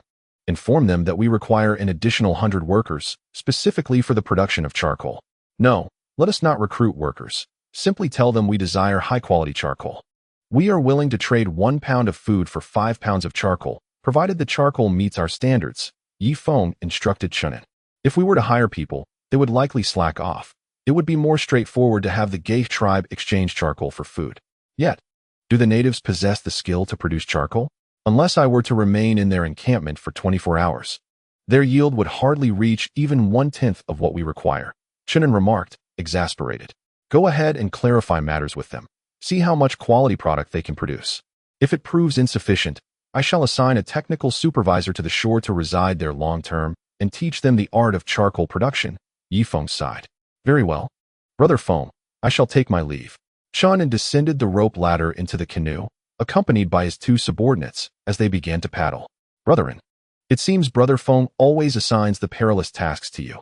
I can't help but feel he regards you as a mere tool, remarked a man from civilized society, expressing his dissatisfaction with the current mission. Shunan turned, fixing a cold stare upon him. Wu Tao, repeat what you just said. Was I mistaken? Brother Feng has clearly taken you for a fool, Wu Tao replied. A resounding slap echoed as Shunan struck Wu Tao across the face. Do not be deceived by my playful banter with Brother Feng. The bond we share is beyond your capacity to sever. Now, get overboard and swim. You are not permitted to remain on the vessel. Chen commanded, gesturing toward the water. Ultimately, Wu Tao was cast into the river, left to clutch the canoe amid the frigid waters.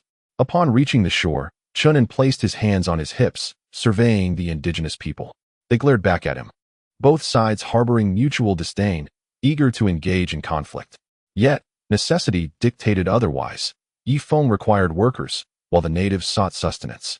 "Summon your high priest to meet me, and do so with haste," Chen declared imperiously.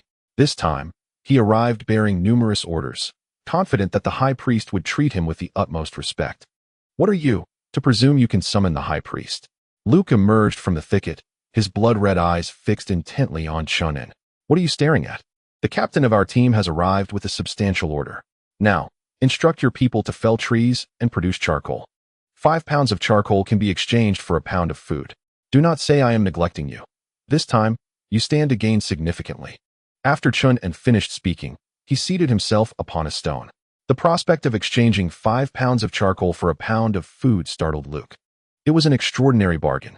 Currently, there is little food in the Black Tree River, yet trees abound in abundance. "Very well, I understand. You may return now," Luke replied, unwilling to witness the smirk of triumph on Chen-En's face.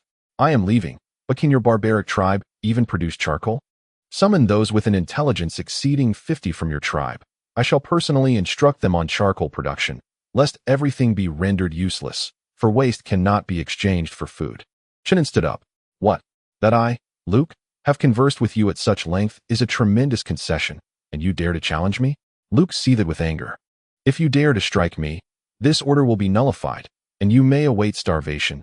Chen leaned forward, confident that Luke would not resort to violence. "Very well. You have intimidated me. Now, tell me how to produce charcoal. That is more like it. First, select high-quality timber, avoiding any that has been infested by insects.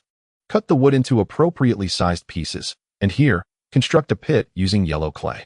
Remember, the clay must be well sealed to ensure successful charcoal production." Chen began to instruct Luke step by step. Yifeng had been observing the situation on the bank with a telescope. Upon noticing that Chen and Luke had not clashed, he finally felt at ease. "Sure, send someone to categorize the meat, separating the inferior cuts. Once the Gay tribe has produced the charcoal, we will trade these lower-grade meats with them," Yifeng proposed. "Rest assured, Brother Feng. I shall even add some seasoning to the meat," Shi Zhengliang replied with a mischievous grin. "Do not do that. It is too distasteful. Just give them the inferior meat. We shall keep the good cuts for ourselves. By the way, I will check on Chu Xue's progress with the medicinal research in the laboratory." With that, Yifeng made his way to the laboratory. Upon entering, Yifeng's eyes widened in surprise. He saw Bai Chu Xue had removed her outer garment and was applying a powder to a certain part of her body. Startled by Yifeng's entrance, Bai Chu Xue quickly covered herself, but just 2 seconds later, a glimmer of allure flickered in her eyes as she lifted her garment once more, allowing Yifeng a clear view. Since their last encounter, Yifeng had not been intimate with her. Bai Chu Xue had been seeking an opportunity. Yet the numerous women surrounding Yifeng, particularly Susan, his primary partner, made it difficult for her to act. "Ah Feng, please lock the door," Bai Chu Xue said. Swaying toward him, the animal hide gradually sliding to the floor. Yifeng swallowed hard, inexplicably compelled to lock the door. The two bodies collided fiercely, followed by an entangled embrace. After a considerable time, they barely managed to part. "Chu Xue, I feel your strength has increased significantly, and your skin appears even more taut than before." Yifeng gently caressed the smooth face of Bai Chu Xue. "Indeed, ever since consuming that crystal elixir, I have experienced a profound transformation within my body, accompanied by an unusual warmth. Do you not believe me? Feel for yourself," she said, taking Yifeng's hand and guiding it beneath her clothing. It was undeniably warm and remarkably smooth. Yifeng's hand instinctively began to move. "A Feng, that elixir must contain some stimulating ingredients. You have no idea. I was so heated last night that I could hardly sleep. My mind was filled with thoughts of you." Bai Chu Xue gazed at Yifeng with her enchanting, sparkling eyes. Chapter 269. Accelerate. I felt it too. Last night was indeed quite uncomfortable. Yifeng nodded in agreement. The previous night, he had kept Susan occupied until the early hours, and ultimately, she could no longer endure it and fled to the girls' dormitory to find solace in sleep. With no one around, as they were all on the deck, why not? Bai Chu Xue's eyes shimmered with anticipation. "However, there are no beds in the laboratory. Yifeng replied, casting his gaze towards the tables and a single iron chair cushioned with black animal hide. I can kneel on the chair, Baichuxua declared. And without hesitation, she knelt upon it. The ensuing sensations were indescribable to outsiders. Yifeng experienced an unprecedented feeling, seemingly due to Baichuxua having consumed the elixir, both of them achieving a nearly perfect state of ecstasy. Just as they had finished their intimate encounter, the laboratory door was suddenly kicked open. Susan stormed in, followed closely by Su Yun, Rico, and a multitude of others. Goodness! The two hurriedly scrambled to dress themselves. Yifeng, as leaders of the team, how could you engage in such indecent acts within the laboratory? Speak up. What do you intend to do now? Susan questioned loudly. She had sensed Yifeng's pent-up energy the previous night, and indeed, it had manifested in broad daylight. Allow me to explain. I was merely conducting research on some medicinal substances with Chuxua, and we have just achieved successful results. This is a contribution to medicine. He protested. Still trying to defend yourself? Come here. Susan seized Yifeng by the ear and led him to the dining hall's conference room. The room was filled with Wang Zhihai, Zhang Zicheng, Tuba, and others, who whispered among themselves, stifling their laughter. Baichuxua's cheeks flushed crimson. She fashioned a mask from animal hide to conceal her embarrassment. Yifeng, on the other hand, sat innocently at the front, feigning ignorance. The public trial commenced.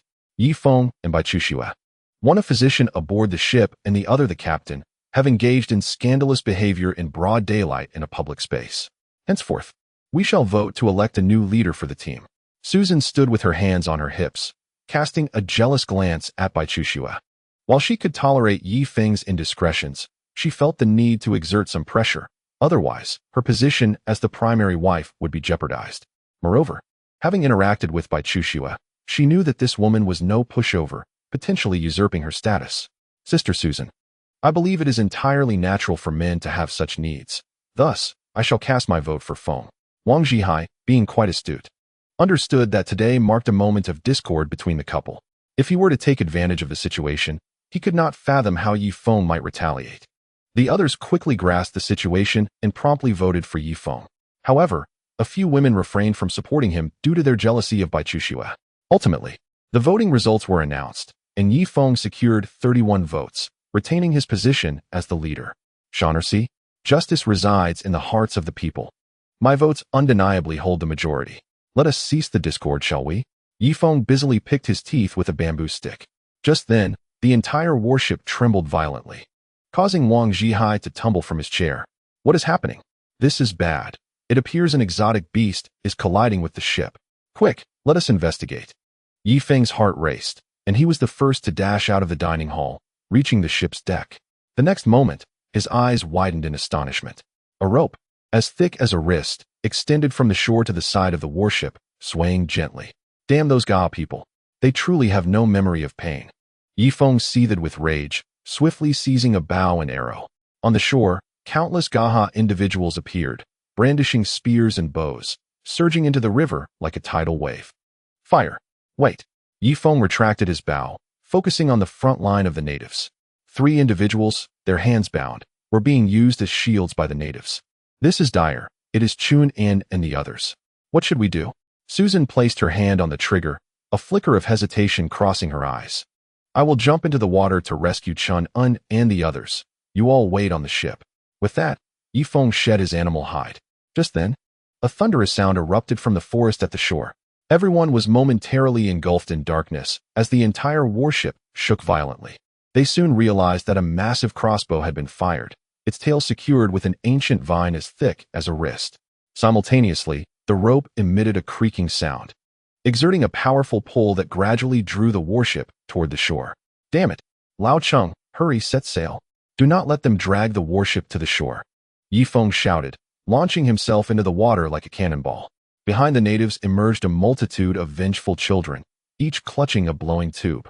Their bodies submerged beneath the river's surface as they swam toward the warship with remarkable speed. Yifeng grasped a vine, exerting his arms with force. However, the next moment, he discovered that the ancient vine was immensely resilient, reinforced with numerous strands of sinew. Even a knife would struggle to sever it in a short time. Bang! Susan fired, hitting the rope, which frayed slightly. The powerful pull continued to draw the warship toward the shore at a rate of 2 meters per second. Foam, do not worry about us three. Save yourself. These rascals, who were just conversing amicably, suddenly bound me. Though Chun An's hands were tied, his mouth remained unrestrained. I will come to your rescue immediately. With a powerful thrust of his arms, Yifeng surged toward Chun An's position with the swiftness of a shark. Quick! It is Yifeng, shoot! Commanded Luke from the shore, as the sky darkened. Thousands of arrows descended like a torrential downpour. Clang! Clang! Clang! Yifeng's skin tightened, enveloped in blood scales that shimmered with a faint golden light. Ordinary arrows could not inflict even the slightest harm upon him. However, 2 ropes continued to strain, drawing the warship closer to the shore. If they drew any nearer, the natives' rain of arrows would blanket the deck. The others, unprotected by blood scales, could not withstand the barrage. Bang! Susan fired again, but her shot struck the rope binding Chunin. At last, he freed one hand, plunging his entire body into the water. Ango, what about us? The other 2 exclaimed in alarm. Kill! The pursuing natives swung their spears, and before the 2 could react, they were pierced through. Boom! The stern of the warship belched forth thick smoke. Chung Li Bean, drenched in sweat, executed a sharp turn, orienting the ship's rear toward the shore, and began to powerfully navigate toward the center of the river. Chapter 270. Yifeng, do not dally in Battle Creek. The 2 massive ropes snapped taut, emitting a groan of impending rupture. Boom! Another massive crossbow emerged from the dense forest, piercing the corroded hull and hanging precariously from it. Now, 3 ropes were straining to pull the warship. In the hold, 2 boiler workers were shoveling charcoal into the furnace as if it were free. The 3 ropes tightened once more. At this moment, it was a tug-of-war between the steam engine and the colossal crossbow. Chunin burst forth from the water, seizing Yifeng's arm. Brother Foam, they have constructed a massive siege crossbow in the forest. We must flee. Just as Chunin finished speaking, a poisoned dart struck his shoulder. The vengeful spirits were now merely 10 meters away. You go on ahead. I will hold them off. With that, Yifeng grasped a spear from the water and charged toward the dense throng of vengeful spirits. With a sweep of his spear, he sent 5 or 6 of them flying, their green blood splattering everywhere. Like a tiger among sheep, Yifeng swiftly carved a path through the vengeful spirits. But upon contact, they scattered, their focus set on the warship behind. Hand me the bow. Luke extended his hand as 2 natives approached, carrying a massive bow. With a single hand, Luke drew the bowstring back, knocking a giant arrow. Whoosh! The arrow was loosed, striking Yifeng squarely in the chest and forcing him back several steps. A torrent of golden blood scales erupted from his chest, easily deflecting the giant arrow. What is happening? Luke exclaimed, swiftly knocking another arrow. He had crafted this massive bow specifically to counter Yifeng, only to discover that Yifeng's blood scales had also evolved. Just then, the forest trembled once more. A thick bolt shot forth from the depths of the woods. Whoosh! Yifeng barely had time to react before the bolt grazed his shoulder, a stream of blood erupting forth, followed closely by the emergence of the blood scales. The speed at which the crossbow bolt was released surpassed that of a bullet, leaving Yifeng's blood scales insufficient to provide protection as they were swiftly pierced. In the dense forest, Ma Xikong once again hefted a crossbow bolt, shouting at the 8 indigenous individuals, "Draw the bowstring." The 8 quickly began to crank the mechanism. Doi and Hina sat calmly nearby, her demeanor unwavering. The silver-haired beast stood obediently behind her, resembling a guardian deity, though its emerald eyes radiated a menacing aura. Suddenly, Yifeng leapt from the water, wreaking havoc on the shore. With the protection of his blood scales, he was impervious to the indigenous weapons, effortlessly slaughtering them like chickens. After dispatching 7 or 8, a spear struck him from behind with the ferocity of a serpent strike. Clang! The blood scales manifested. After thrusting, Luku swiftly retreated, evading Yifeng's grasp. Meanwhile, the remaining chieftains concealed themselves among the indigenous throng, occasionally lunging at Yifeng. Are you but a coward, relying solely on ambush? Yifeng seethed, charging forward several meters, crushing 10 indigenous foes in his path. However, the chieftain's movements were too elusive, even with the blood scales activated. Yifeng found himself hindered, unable to seize them quickly. Alongside the indigenous warriors, vengeful spirits emerged, inflicting minor wounds upon him. Should the blood scales manifest too frequently, Yifeng's stamina would inevitably wane. Glancing back, he saw the remaining indigenous warriors and vengeful spirits scaling the warship, some reaching the porthole of the hold and employing short swords to dismantle the wooden and iron bars. Simultaneously, 3 thick ropes tethered the warship closer to the shore. It now lay less than 100 meters from land. Any closer, and the propellers would become ensnared in the aquatic vegetation. Time was of the essence. Yifeng feigned an attack and plunged into the river with a resounding splash, intent on severing the ropes. With a command from Luku, the 2 chieftains in front exchanged glances and leaped into the river as well. Should the ropes be cut, the warship would break free, heading toward the river's center, rendering any attempt to reclaim it a distant hope. Thud, thud, thud. On the deck, Tu Ba and the others were incessantly loosing arrows. Susan was equally occupied, alternating between shooting arrows and raising her rifle. The bullets were primarily reserved for the troublesome chieftains, for the ordinary indigenous warriors and vengeful spirits. She could only rely on her bow. Just then, a dark cloud drifted overhead, and a gentle rain began to fall upon the river's surface. Some slumbering creatures were roused by the scent of blood, occasionally surfacing to drag indigenous warriors below. The air was filled with the sounds of battle cries, anguished wails, and the whistling of arrows. Streams of blood bubbled from the riverbed, staining the entire area crimson. At that moment, the great river boiled with chaos. Yifeng, do not linger in battle. Return to the warship. Susan shouted at Yifeng, who was in the river, as she continued to shoot arrows. Her arm had already been struck by an arrow, and she bore a poisoned dart in her chest and shoulder. As the vengeful child arrived beneath the warship, he unleashed a relentless barrage of poisonous darts from above, an insidious threat that had already claimed many victims.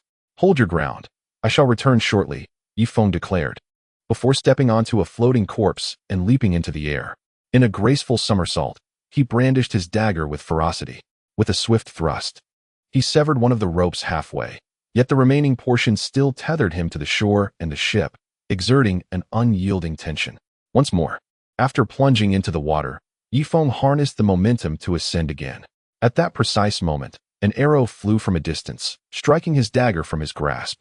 Luke, having learned from past encounters, aimed not at Yifeng's formidable defenses, but directly at his weapon. Without his dagger, Yifeng found himself lacking the means to cut the rope. Simultaneously, 2 formidable leaders swam to his position. Yifeng, your warship is lost, one of them proclaimed as he lunged at Yifeng with a spear. Curse you, Yifeng retorted, gripping the spear's tip and yanking it back with force. However, the cunning leader, sensing his impending failure to wrest control, promptly relinquished his spear and drew a short sword instead. A series of swift, sharp sounds ensued as Yifeng's spear pierced through the leader's mouth, emerging from the back of his skull. The other leader, witnessing this gruesome sight, paled and instinctively began to retreat. Die! Yifeng, fueled by urgency and fury, hurled his spear. The weapon found its mark in the leader's chest, forcing him to struggle toward the shore. Despite his injury, his kind would endure for some time before succumbing to death.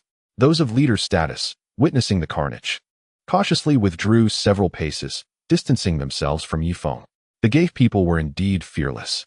Yet even the most audacious souls quailed before a being so impervious to blades and bullets. Yifeng had no time for confrontation. He plunged deep into the water, fervently searching. After a moment, he retrieved a short sword. You worthless fools, stop Yifeng. He aims to sever the rope, Luke shouted, releasing another arrow, which harmlessly struck Yifeng's back. Chapter 271. A bloodied scene. Kill him. The natives rallied, charging toward Yifeng with fervor. Yifeng instinctively recoiled, and in the next heartbeat, he released the short sword, which struck viciously against the rope. The thick rope, reduced to merely 2 strands, endured only 3 seconds under the strain of the warship's tug-of-war with the shore before it snapped violently. The immense force rebounded toward the shore and the warship, catching several natives off guard and gruesomely tearing them apart, spraying blood in all directions. Luke cried out in agony as he stared in shock at his severed right arm. The rope's recoil, infused with thousands of pounds of force, had severed his arm at the shoulder, revealing the pulsating sinew within. Chief, this is dire. The chief is. Several leaders rushed to assist Luke, lifting him with urgency. Dazed and disoriented, Luke pushed away from the leaders, using his remaining left hand to point accusatorily at Yifeng. Kill him. Do not allow him to sever the remaining 2 ropes. Upon uttering these words, Luke's complexion turned ashen, and he collapsed onto the riverbank. The chief, gravely wounded, had caused the morale of the indigenous people to plummet, with some even retreating in haste. Squeak, squeak, squeak.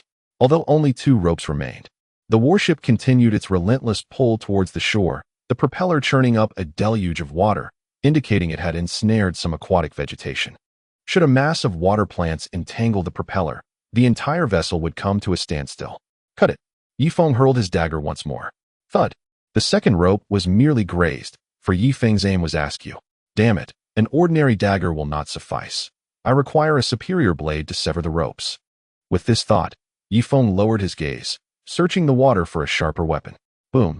Suddenly, the bank trembled once more. Before Yifeng could react, a force propelled him into the air, and after soaring 20 meters, he crashed into the water with a resounding splash. A foam. Brother foam. Brother Yi. Cries of alarm echoed from the warship. Yifeng felt a profound numbness in his abdomen, the impact having severely affected his internal organs. As he opened his mouth, a torrent of blood gushed forth, and he instinctively reached for his midsection. A bolt, as thick as an arm, had pierced through his abdomen, blood spilling forth like a gushing tap, rapidly staining the surrounding waters. Yifeng endeavored to maintain his balance in the river, yet the severity of his injury, compounded by the weight of the bolt, dragged him toward the riverbed. No, I cannot perish yet.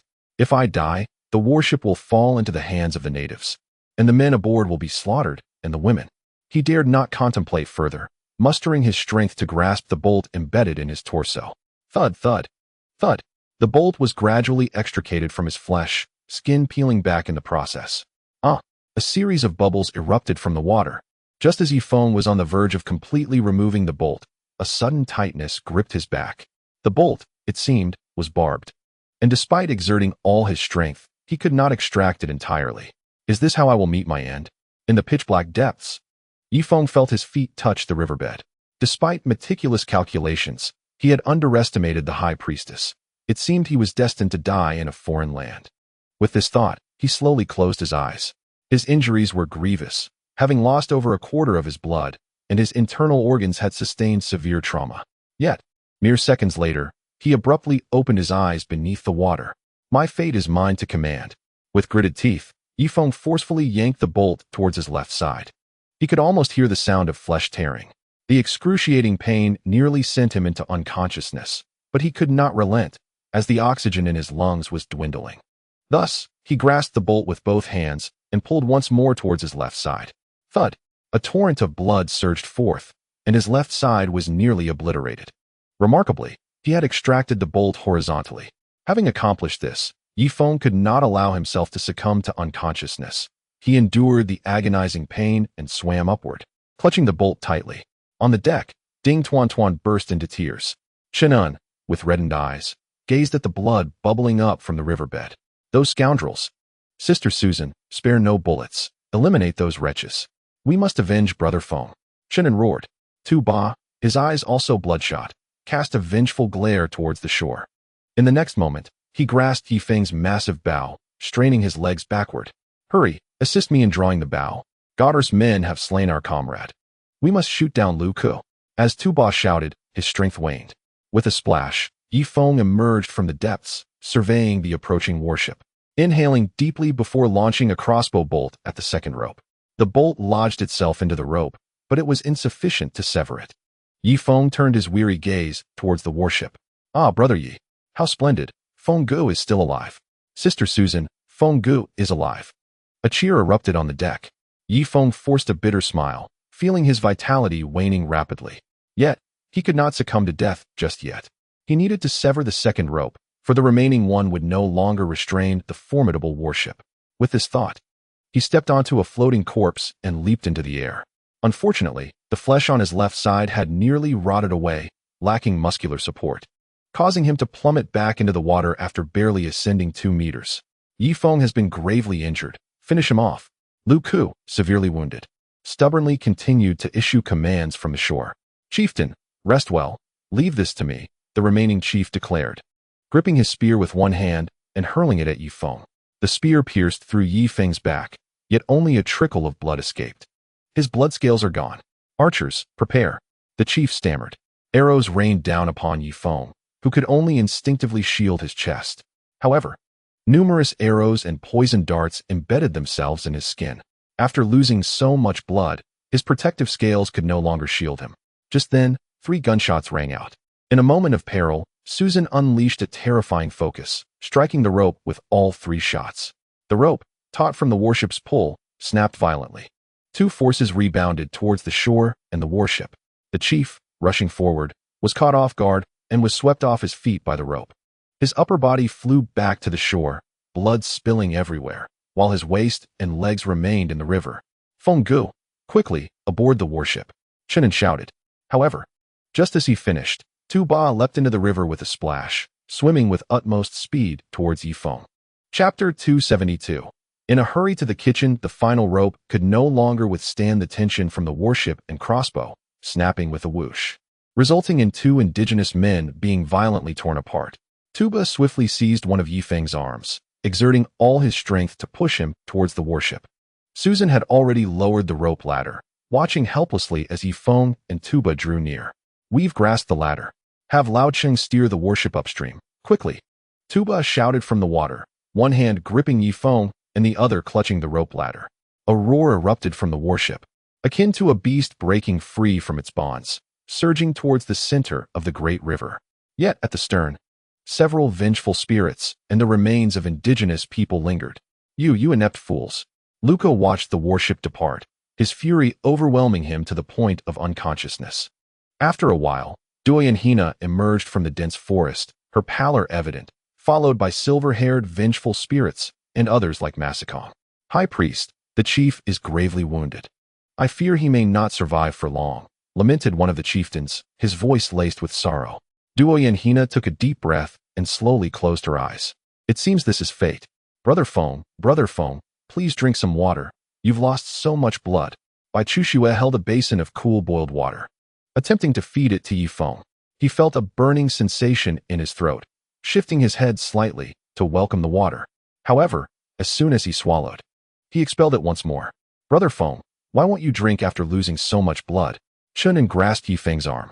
At that moment, Yifeng lay on a makeshift stretcher in the center of the deck, surrounded by concerned faces. Chunin, he has lost too much blood. Blood does not nourish the liver. Brother Feng no longer possesses the vitality to digest this water, Bai Chushue said, a crystalline tear cascading down her cheek. Everyone could see Yifeng's injuries, nearly severing him in half. They understood the grim reality of his fate, yet none dared to voice it aloud. Quickly, take a phone to the cabin.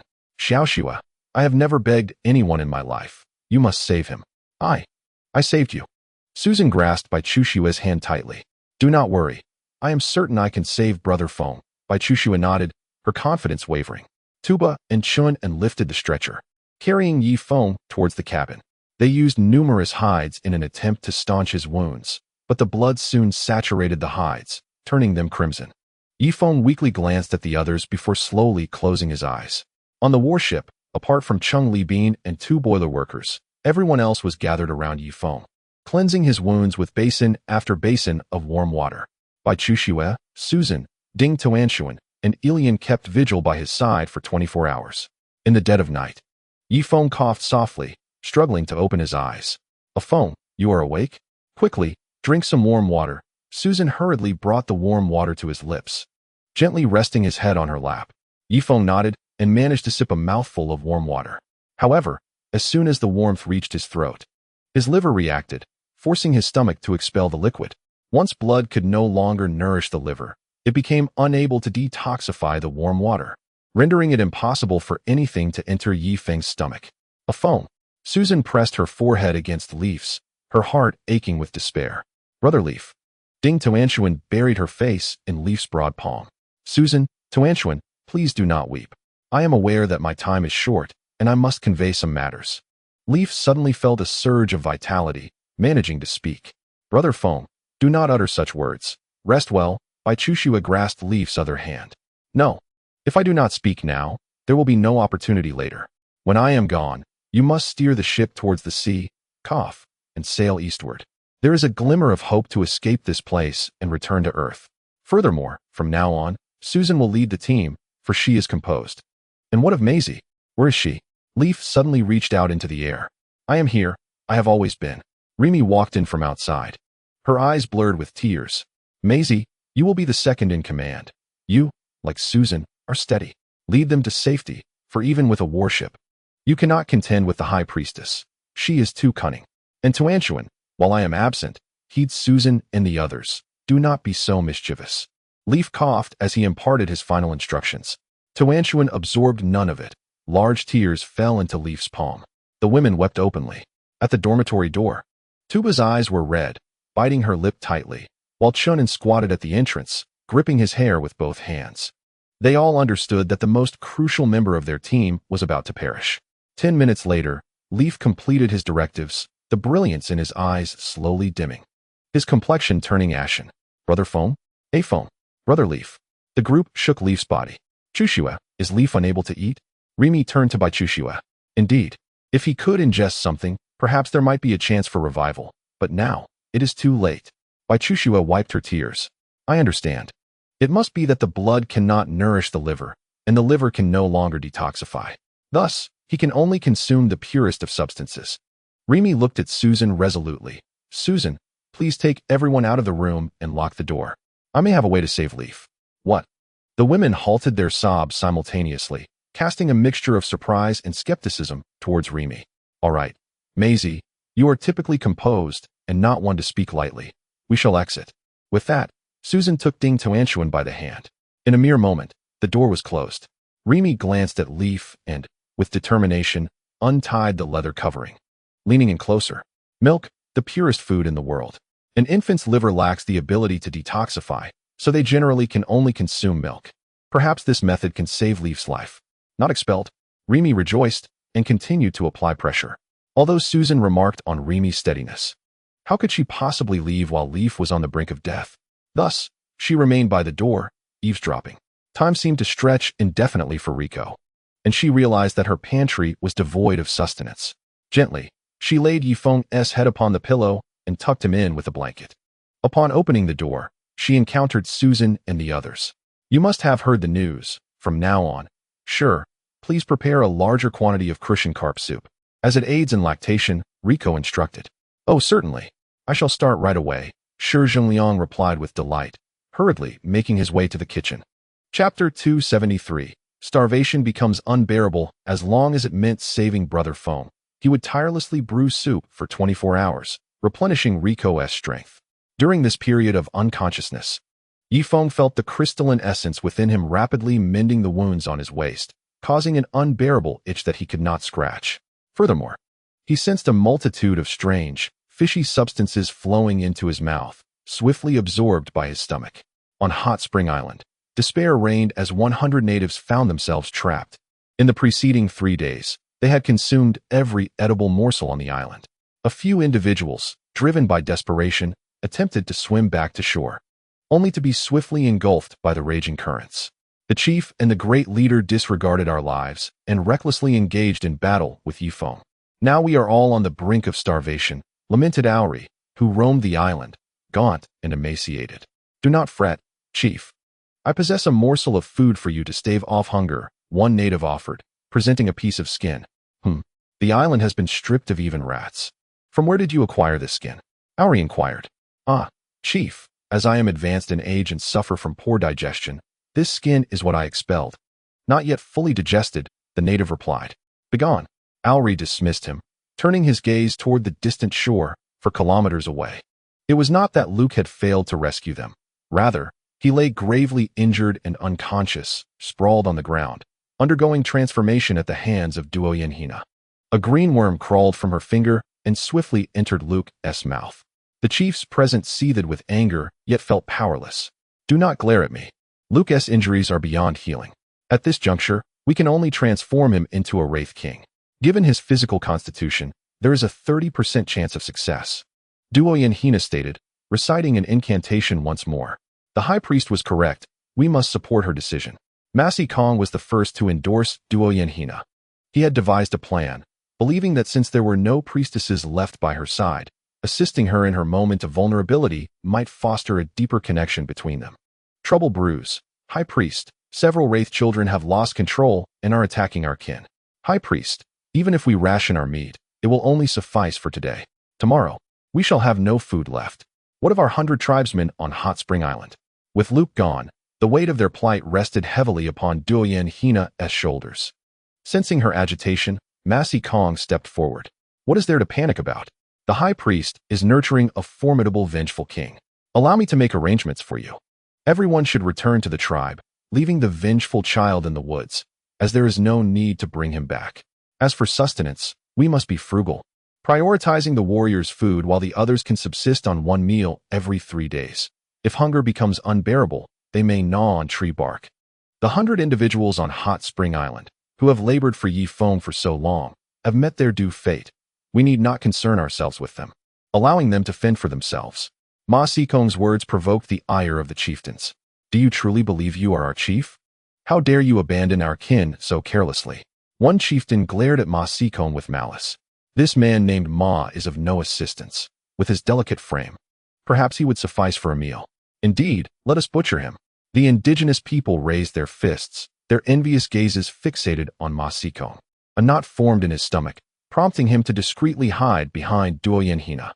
Just then, Duoyen Hina, having completed her incantation, slowly opened her eyes. Do you all enjoy such discord? Though Ma Sikong's words were harsh, they represented the only viable course of action at present, to abandon all vengeful children save for the silver-haired one, and then return to the tribe to fortify our defenses against other vengeful children. With the high priest's declaration, the natives subdued their agitation. Let us depart. Back to the tribe. As Asoer stepped forward, only 4 chieftains remained in the Gaha tribe, with him holding the highest esteem among them, despite the loss of his arms. His nose still possessed utility. Time swiftly passed, and 10 days flew by. In the chamber, Yi Feng suddenly opened his eyes, only to shield them from the harsh light outside moments later. Having been deprived of light for so long, his eyes struggled to adjust. The room was empty, prompting Yi Feng to quietly lift the animal skin blanket. His waist was tightly bound, concealing the wounds beneath. Yet he could sense that some strength had returned to his left side. It should suffice for the time being. Creak. Rimiko entered, adjusting her bodice. Ah Feng is awake. Ah Feng is awake. Rimiko shouted towards the door. Chunin, filled with joy, peeked in. He too raised his voice. Brother Feng is awake. Brother Feng is awake. In less than 5 minutes, Yi Feng's room was crowded with people.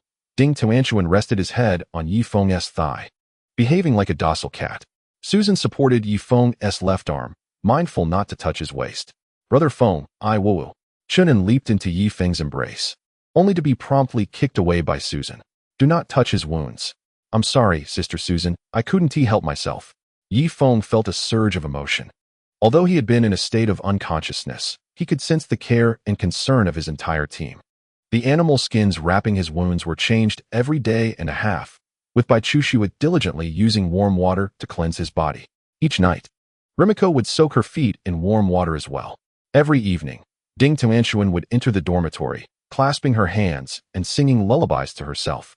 This meticulous care, combined with Raimai's provisions, ultimately pulled Yi Feng back from the brink of death. Undoubtedly, the most significant factor was that half a crystal pill within him. That extraordinary substance remarkably accelerated the healing of Yi Feng's wounds tenfold. Otherwise, the injuries would have festered before they had a chance to heal. Brother Feng, this is the meat soup I prepared for you. Please try a sip, Shi Zhengliang said, entering with a steaming bowl. Yi Feng swallowed hard. For days, he had relied on Raimai for sustenance, yet she could not provide the energy he desperately needed, and hunger had become unbearable. Rest assured, Brother Feng, I only added a pinch of salt, without any excessive seasonings. Your liver cannot yet detoxify those, Shi Zhengliang continued, bringing the soup to Yi Feng's lips. All right, I shall give it a try and see if it stays down, Yi Feng replied, willingly taking a sip. Chapter 274. Benevolence and duty. Everyone's eyes were fixed on him, filled with weary anticipation. 1 minute passed, and Yi Feng did not vomit. 5 minutes later, he still showed no signs of rejection. 10 minutes elapsed. Oh, wonderful. Brother Feng is eating. He is eating. Came the exclamations of joy. It feels like a celebration. I am so delighted that you can eat again, Brother Feng. The ability to consume food signified the gradual recovery of Yi Feng's body. A sigh of relief escaped him. He had been terrified of vomiting, fearing he could not rely on Raimai indefinitely. Turning to look at Raimai, he noticed her weariness, which stirred a sense of guilt within him. "Thank you, Sister Maisie," Yifeng said earnestly. Raimai's cheeks flushed as she softly replied, "No need for thanks. It is fortunate that it is you. If it were anyone else, they might have truly perished." "All right, Sister Maisie, now is not the time for sentimentality," interjected Tu Ba, his face filled with indignation as he addressed the group. "The Gaha tribe has betrayed us once more. I believe we can no longer tolerate this. Let us destroy their tribe tomorrow. What do you think?" At that moment, Tu Ba stood up, his expression fierce as he looked downstream. Their warships were now over 20 kilometers from the location of Spring Island, positioned in the main waterway. Indeed, it was time to teach this group of savages a lesson. They were incorrigible. I had been merciful in trading with them, providing them with work and protecting their wives and sisters. Yet this Luku must pay dearly for his transgressions. Yifeng's gaze turned cold as he surveyed everyone in the room. "By the way, where are Shuangxue and Baya?" he inquired. "Oh, although they are Luku's wife and sister, during the battle a fortnight ago, they did their utmost, shooting down numerous natives, those who were once their kin. However, they were also poisoned, and I believe they will recover in a few days," Bai Chushua explained. A sigh of relief washed over Yifeng. Thankfully, he had not misjudged them. In such dire circumstances, had the two women turned against him, they could have potentially eliminated someone as crucial as Susan. Thus, they have become one of us. Regardless of whether they are Rook's ex-wife or sister, from this moment forth, they are our family, our siblings. Yifeng nodded. "Brother Feng, you can eat now. Why not go to the restaurant and have a bit more? I will prepare something softer for you, seasoned only with salt, omitting any other spices." Shi Zhengliang said with concern. "Drinking milk every day does not satisfy hunger. Please prepare some hearty dishes for me," Yifeng replied, casting another glance at Rimiko. With Susan's assistance, Yifeng joyfully led everyone to the restaurant. The once gloomy warship was once again filled with laughter and joy. This time, Yifeng indulged to the point of being overwhelmingly full, leaving everyone around him in astonishment. "Eat a little less at once to avoid indigestion." Susan gently patted Yifeng's back and carefully rubbed his belly. Since Yifeng's serious injury, she seemed to have transformed into a gentler, more feminine version of herself. At that moment, Baya and Shuangxue also arrived at the restaurant, and an immediate hush fell over the room. Although they had assisted in defeating the natives, their origins as gay people led to lingering hostility from some stubborn individuals, such as Tuba. "Humph." He turned his head away. Yifeng beamed at them. "Baya, Shuangxue, come sit down and eat a little. I have heard about your situation, and I was right to trust you," Yifeng said with a smile. The two women sat down obediently but felt quite uncomfortable, as the savage glares directed at them were far from friendly. Shuangxue appeared indifferent, while Baya seemed hesitant to speak. "Baya, if you have something to say, please do." "It's all right. We are family now," Yifeng said earnestly. "Brother Feng, there is something I wish to request. My brother Rook seems to have sustained a fatal injury. Could you allow me to return for one last look at him? He cared for me dearly in my childhood," Baya said, tears streaming down her cheeks. "Humans are not mere wood and grass. We all possess emotions." Yifeng sighed deeply, leaning back slightly. "Humph. If you wish to leave, then go. However, do not return afterward. Who knows if you might inform others about Brother Feng's grave condition." Tuba stated coldly. "I would never do that. I love it here, where there is food and drink. Brother Feng treats me like family, and you all have been very kind to me. But he is my brother." Baya insisted. "Very well, Lao Cheng. Let the warship drift downstream to the Gay tribe's settlement, and provide her with a canoe." After instructing Cheng Li Bin, Yifeng turned to Baya. "You may return to see your brother, but my warship will wait for you only 2 days. If you do not return within that time, we must depart, as we need to find a location inaccessible to Gay people to produce charcoal and replenish the ship's fuel." He had resolved that after 2 days, no matter the reason for Baya's absence, Yifeng would not wait any longer. The ship's fuel was of utmost importance. Allowing the entire team to wait for her was already a generous act. "Thank you, Brother Feng." As Baya concluded her words, she suddenly grasped Yifeng's hand and pressed her lips fiercely against it. This act represented the utmost expression of respect among the Gay tribe. After a moment, the warship executed a sharp left turn, gliding downstream with the current. Cheng Li Bin refrained from igniting charcoal in the lower deck, relying solely on his remarkable skills to navigate the colossal vessel. After all, the fuel in the lower deck could only sustain the ship for a little over 50 kilometers, and every bit saved was of utmost importance. The swift current soon brought the warship to anchor at the location of Hot Spring Island. With a splash, the workers on the island rose to their feet, their eyes filled with anticipation as they gazed at Yifeng. Goodness, they're not all dead yet. Brother Feng, look at them. Chenin pointed towards the workers on Hot Spring Island. Yifeng counted roughly, noting that out of about 100 workers, only 60 remained. The others had either drowned while swimming or vanished for various reasons. Brother Feng, they must pay for the Gay tribe's actions. Let them all perish from hunger, shouted Tuba.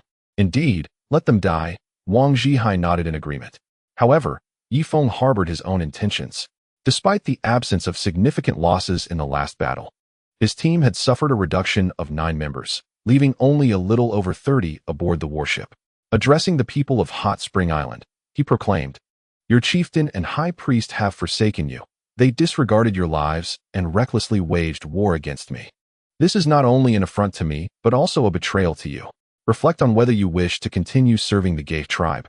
Chapter 275. Where there is one, there is another. The indigenous people of Hot Spring Island exchanged glances, sharing a moment of understanding. However, having grown up in the Gay tribe, a twinge of hesitation lingered in their hearts, particularly among those who had once held positions of leadership. Yifeng, you have said so much merely to sow discord among our kin. One of the minor leaders stepped forward. Through their interactions, Yifeng recognized him as Alzu.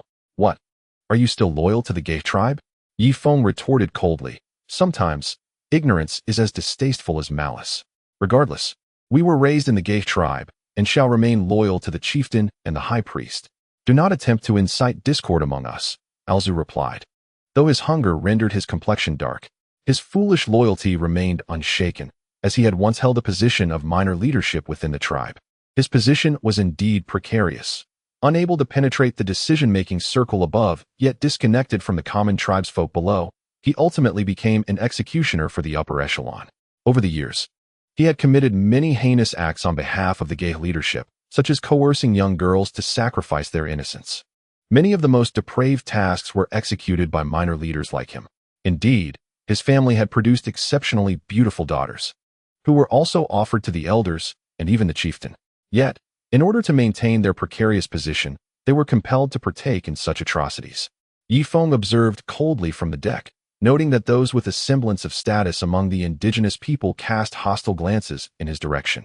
In contrast, the ordinary tribesfolk's eyes flickered uncertainly, seemingly contemplating defection. For centuries, the Gaur tribe has ruled over them, instilling a sense of reverence that has deterred any thoughts of rebellion. Alzher, since you are so obstinate, I shall not persuade you further. What about the rest of you?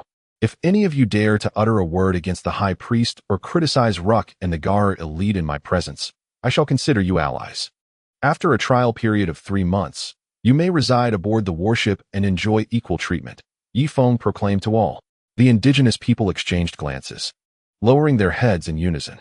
Particularly the common folk among them, who often grumbled in secret, were now too intimidated to voice their dissent in public. They knew that should they return to the Gaur tribe, some among them would surely report their insubordination, leading to accusations of treason. A minute passed without any response to Yifeng's challenge. Al Ryu and Alzher exchanged a knowing look, a hint of satisfaction gracing their expressions. See, these individuals have been well trained. They dare not challenge us. Yifeng, do you perceive our unity? Save your breath. If you wish for us to work, distribute food swiftly, or else return us to shore aboard your vessel, Al Ryu stated coldly. As a minor chief marked with 4 tattoos, he ranked 2 levels above Alzher and exhibited greater loyalty to the Gaur tribe. Since you are so obstinately unyielding, very well, continue to starve.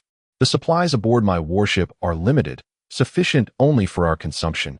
Yifeng's eyes glinted with a hint of malice. In truth, there was ample food on the ship, but much of it had begun to spoil over the past fortnight. Yet, given the native's stubbornness, Yifeng felt no pity.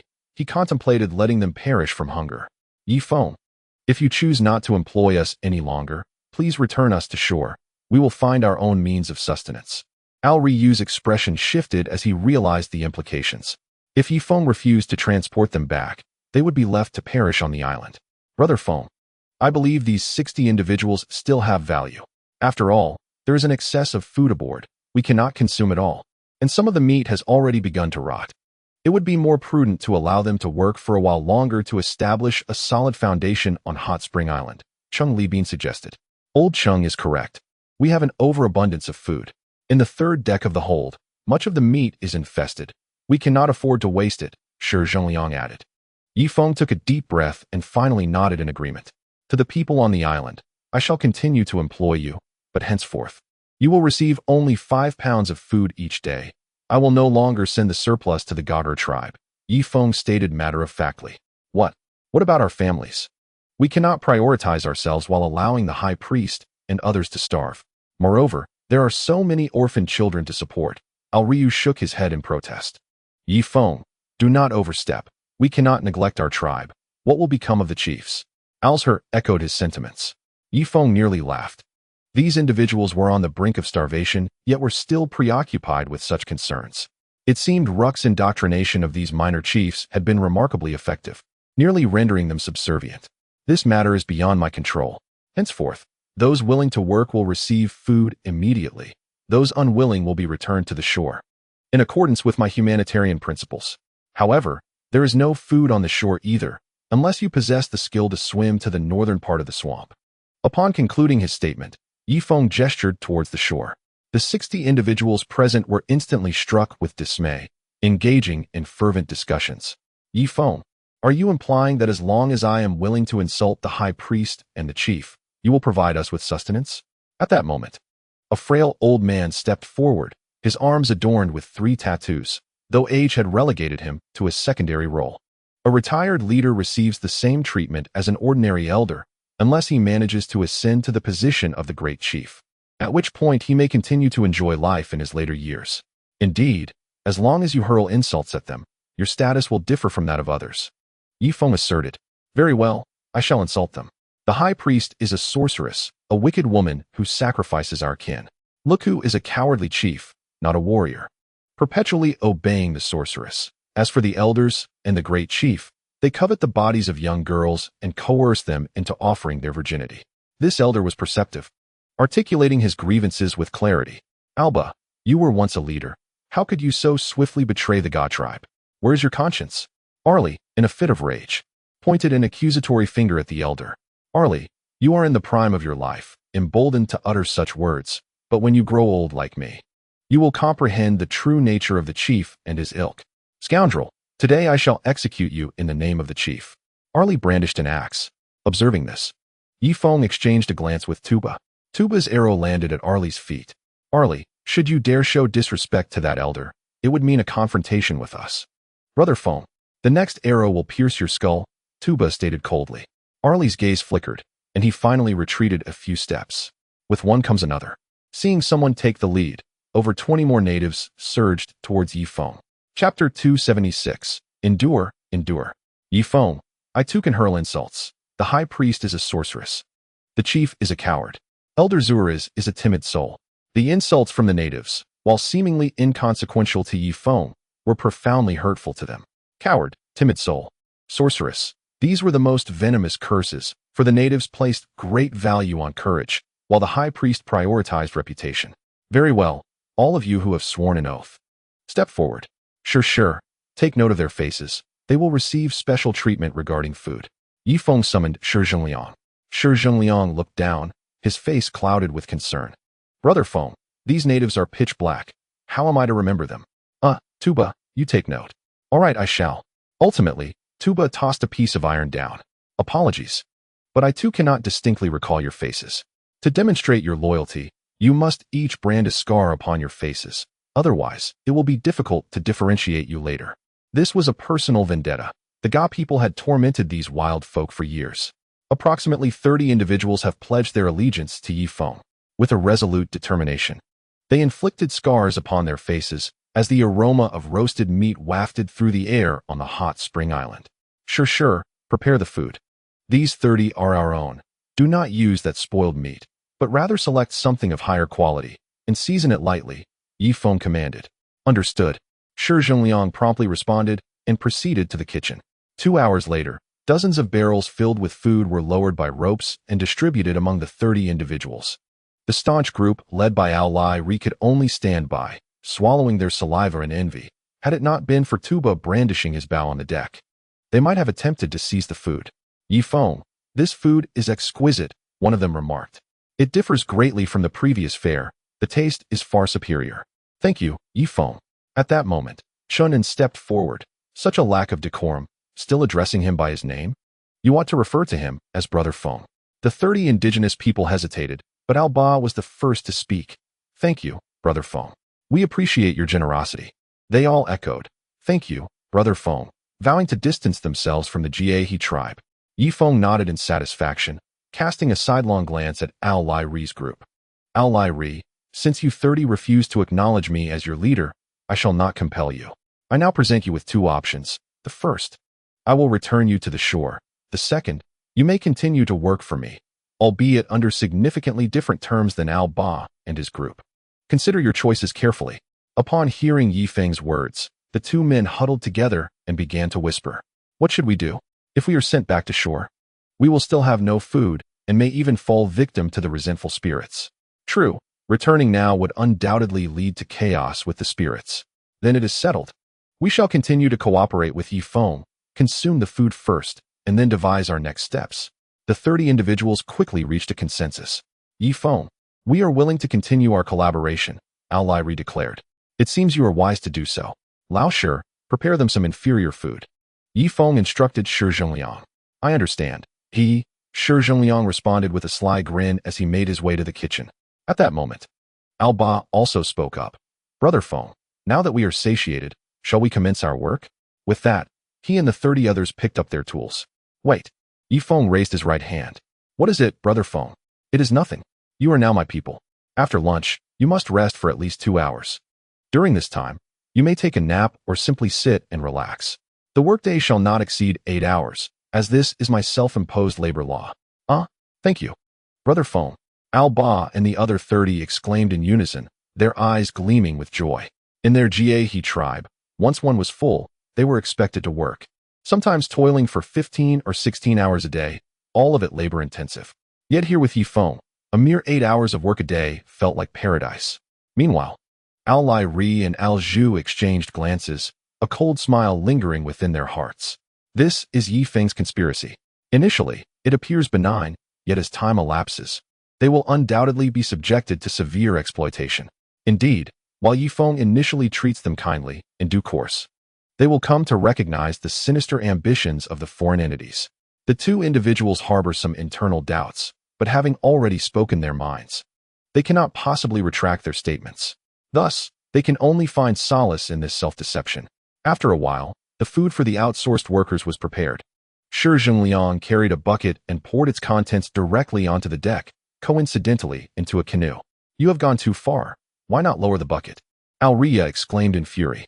Previously, this was the customary way of eating, but now, with a stark contrast, it felt unjust.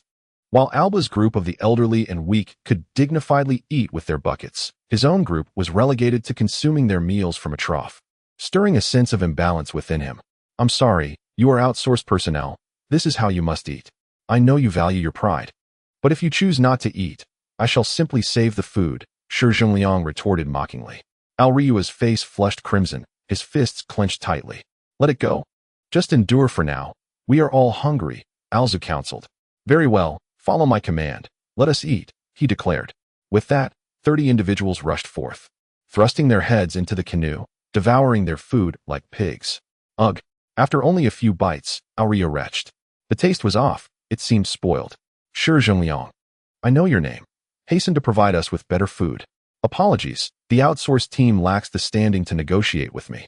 If you choose not to eat, you shall remain hungry, Shi Zhengliang stated before departing with the bucket. Never mind, we must endure. It is still somewhat palatable, one indigenous person advised.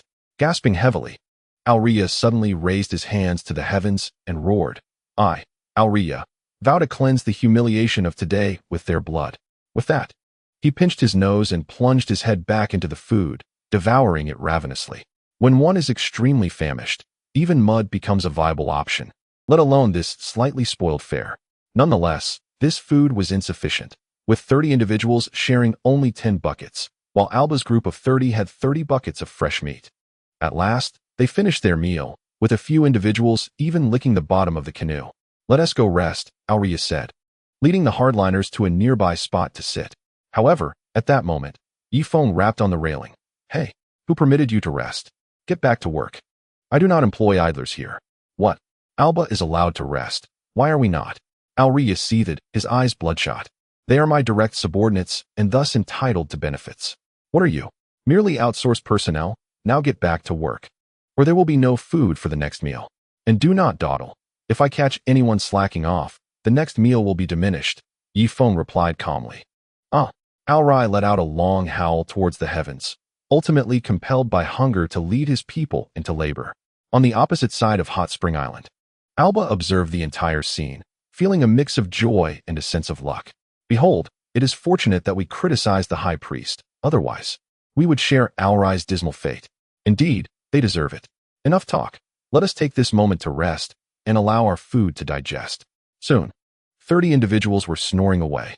Meanwhile, on the other side of the island, Alrai and his group shouted commands, pounding the earth with wooden tools. The contrasting sounds of snoring and labor intertwined, creating a striking juxtaposition. Alrai, do not lose heart. Yi Feng cannot maintain his facade for long. In no time, Alba's provisions will dwindle to our level, and then they will come to regret their actions, Alzu advised from the side. Indeed, Yi Feng is merely pretending. I refuse to believe that the Black Tree River Basin is devoid of food. How long can he sustain this? The two quickly reached a consensus, rallying the entire team. On the deck, Yi Feng turned to Baya. Baya, I am now fulfilling my promise to you, to take you to the shore so that you may bid farewell to your brother one last time. Old Sheng, dock the warship at the shoreline. Sure. Prepare 2 days' worth of jerky for Baya. Chenin, provide Baya with the sharpest spear and bow. Yi Feng issued a series of commands. Tears streamed down Baya's face. Brother Feng, you are truly wonderful, considering everything so thoroughly. However, my brother is gravely injured, and I must return to see him one last time. Otherwise, I will be restless for the rest of my days. The warship slowly approached the land, and a canoe was lowered. Baya, armed with provisions and weapons, jumped into the canoe. She glanced up at the deck, where Shuang Xue was waving at her, and Brother Feng and the others looked on with concern. Instantly, Baya felt emboldened. With the support of such a strong team, she felt confident in her endeavors. Brother Feng, I will surely return here in 2 days. You must wait for me. With that, Baya began to paddle. This river basin had witnessed a great battle just days prior, with numerous human corpses, the remains of vengeful children, and dried bloodstains still littering the shore. In the past, these bodies would have been devoured by animals, but now, the entire Black Tree River Basin was nearly devoid of wildlife, preserving the remains in a grotesque state. Upon reaching the shore, guided by memory, she made her way towards the tribe's location. The forest was eerily silent, save for the sporadic calls of birds. Soon, the birds would migrate northward. After much haste, Baya finally arrived at the riverbank, which was in disarray. A few indigenous women huddled together, pulling items from the mud and quickly consuming them. As she drew closer, she nearly retched. Her own kin were, shockingly, eating earthworms. Baya, is that you returned? An elderly woman holding a small girl gazed at Baya in astonishment. Yes, but what of my brother? Baya replied, pulling a small piece of jerky from her bundle and placing it into the little girl's mouth. Your brother cannot be seen at the moment. It seems the high priest is tending to his wounds. The old woman swallowed hard and cast a green gaze towards Baya's bundle. A few indigenous women gathered around, their eyes brimming with fervent desire. After all, human hearts are made of flesh, and these were her kin she had known since childhood. Thus, with a determined resolve, Baya divided all the food in her bundle among these women. She observed that the riverbank was filled with women and children, while the male indigenous members were hidden in the woods, seemingly engaged in some construction. Baya, this food is delectable. How have you been faring with Yi Feng? Inquired one of the indigenous women. Her face had emaciated to a skeletal form, yet, with a touch more flesh, her features would not be unappealing. Things are quite well with Yi Feng. There is no shortage of food, and the accommodation is splendid, no drafts, and it is cleaner than even the high priest's temple. With top-notch chefs preparing our meals, Baya hesitated momentarily before revealing the truth. Seated on the riverbank, she was soon surrounded by the indigenous women, who listened intently to her tales, their faces alight with envy. Baya, you are a beautiful woman. That is why Yi Feng took you in. If only I were as lovely as you. I too wish to board a warship, confessed a young indigenous girl, finally summoning the courage to voice her thoughts. For days, These women and children had to rely on their own hands for sustenance, often quenching their hunger with water or even consuming earthworms from the soil. Whenever they stumbled upon the carcass of a wild chicken or some eggs, they were swiftly snatched away by the men. Thus, a pent-up frustration simmered within them. And with Baya's return, it erupted. "Do not be so harsh. They are under immense pressure as well," Baya replied, torn by conflicting emotions. She longed to take her sisters to the warship for a life of comfort. Yet what would become of the men of the Gay tribe? What of her brother? "Baya, is there a way you can take us to Yifeng's warship? We do not desire luxurious accommodations or exquisite food. We would be content with any sustenance, even bones," they implored. "Indeed, Baya, the men aboard your warship must have needs. We are women and can fulfill all their desires. We only wish to survive." Faced with the women's desperate pleas, Baya's heart was fraught with turmoil. Ultimately, she shook her head. "I fear that may not be possible. Life on the warship has its drawbacks, and, well, perhaps it is best not to elaborate."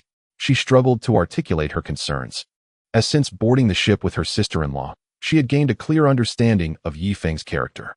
In the face of danger, he was the first to rise, deserving of the title of a warrior, and he showed great care for those within his team. As for his desires, among indigenous women, a distinguished man was expected to be so. A lack of such inclination was, in their eyes, a flaw. "I am about to visit my brother. By the way, if you find yourselves unbearably hungry, you may venture to that location.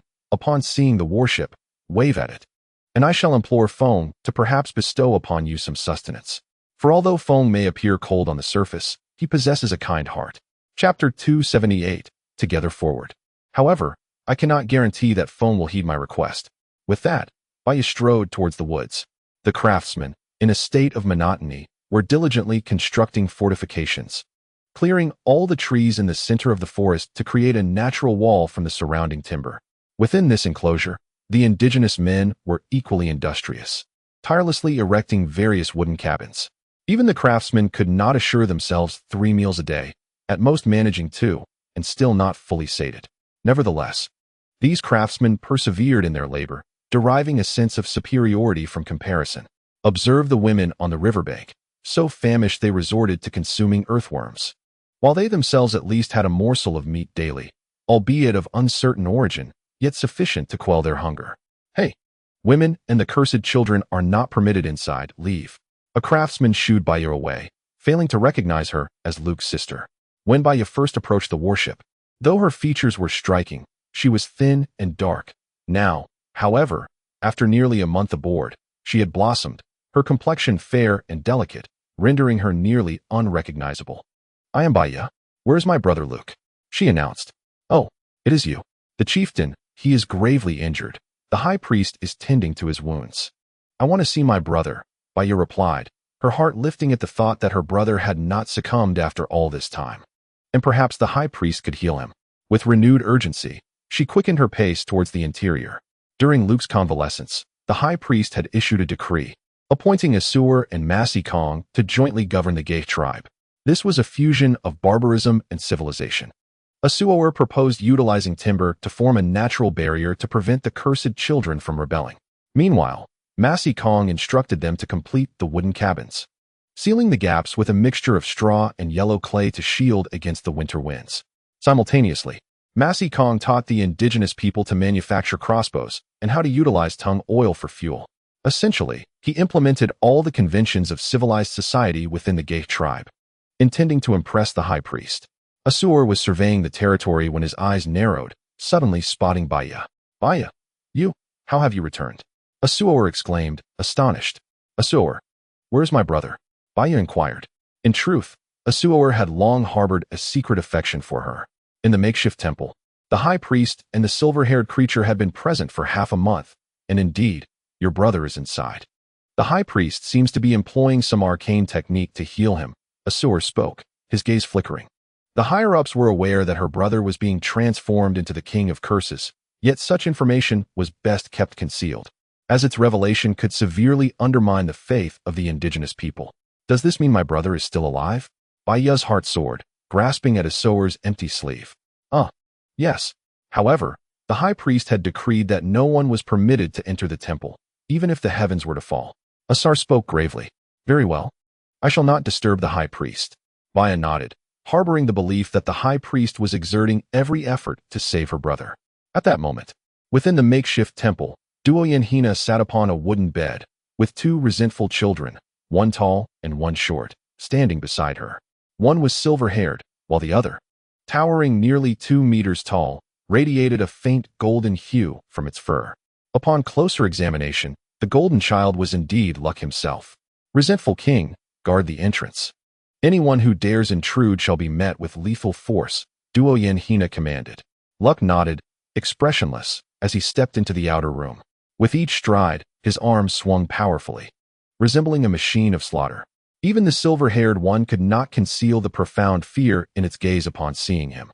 Once Luck had departed, Duoyen Hina lifted her animal hide. Her belly had swelled significantly. Venturing outside now would reveal her condition to all. How could she explain it? In the Ga tribe, there existed a strict rule. Priests must never engage in physical intimacy with men. Should such an act occur, their powers would gradually diminish, potentially bringing calamity upon the tribe.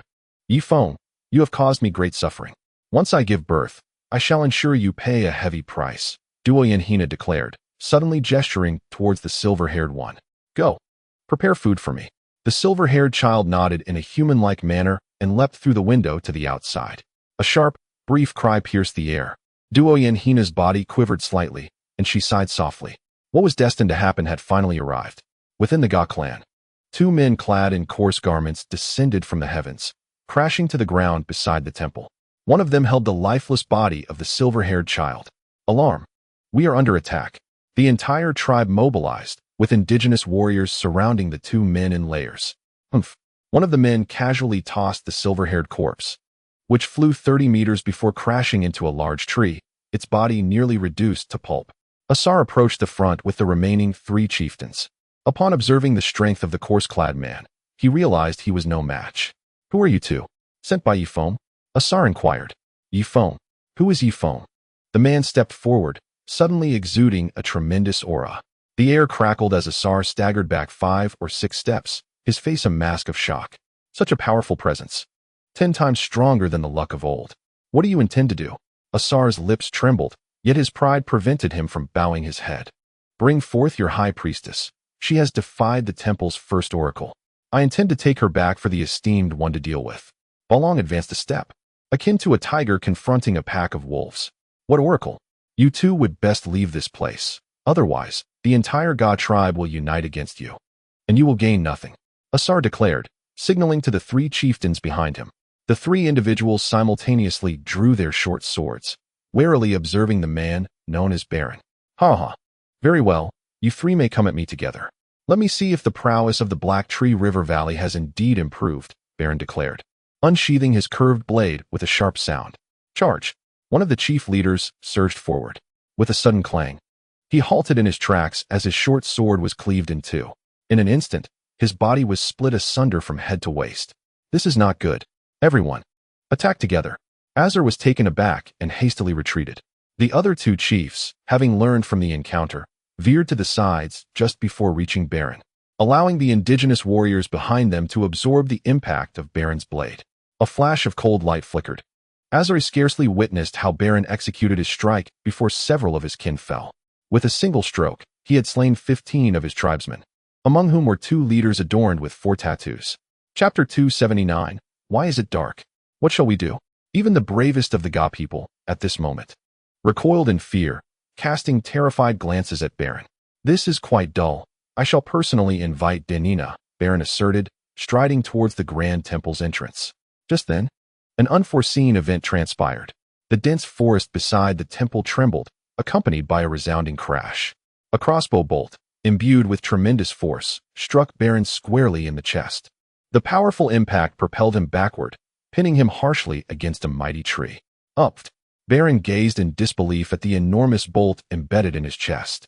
Blood spilling from his mouth, his eyes reflecting intense resentment.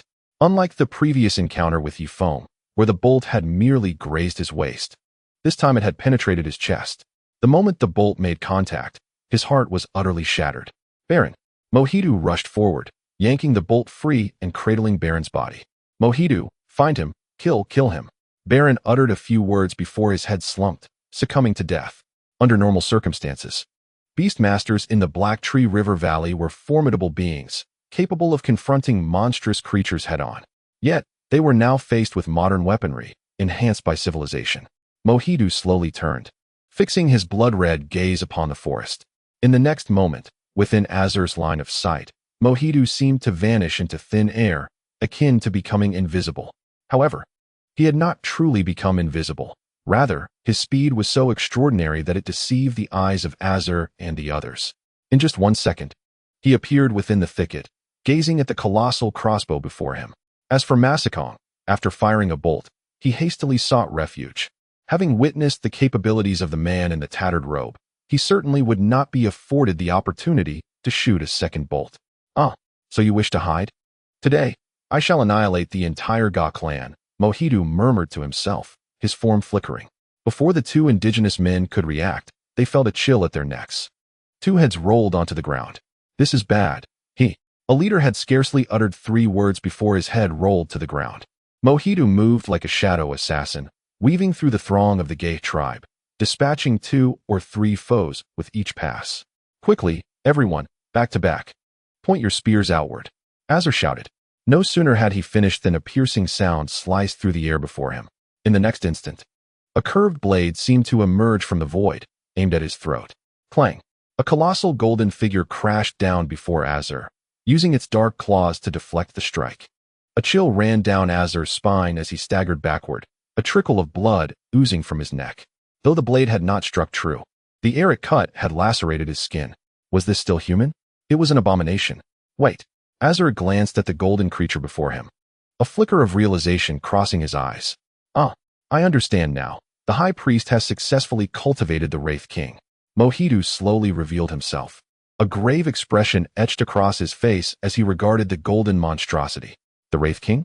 Duoyen Hina, how dare you cultivate the Wraith King without the Master's permission?" Mohidu exclaimed, slashing his curved blade at the Wraith King. Clang! The sound of metal clashing resonated as his blade was sent flying 20 meters away. Mohidu stumbled back, concealing his right hand behind him, for the flesh of his palm had split open, blood gushing forth. Ruck, now retaining only a sliver of humanity, yet brimming with bestial ferocity, let out a roar, and in a flash of golden light, charged forward. Boom! Mohidu was sent flying 30 meters away, a vast indentation forming in his chest. In truth, given his prowess as a beast fighter, he would not be at a severe disadvantage against the Wraith King.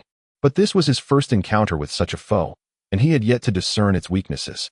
"Duoyen Hina, you are formidable indeed, having bred the Wraith King. But your arrogance shall not endure for long."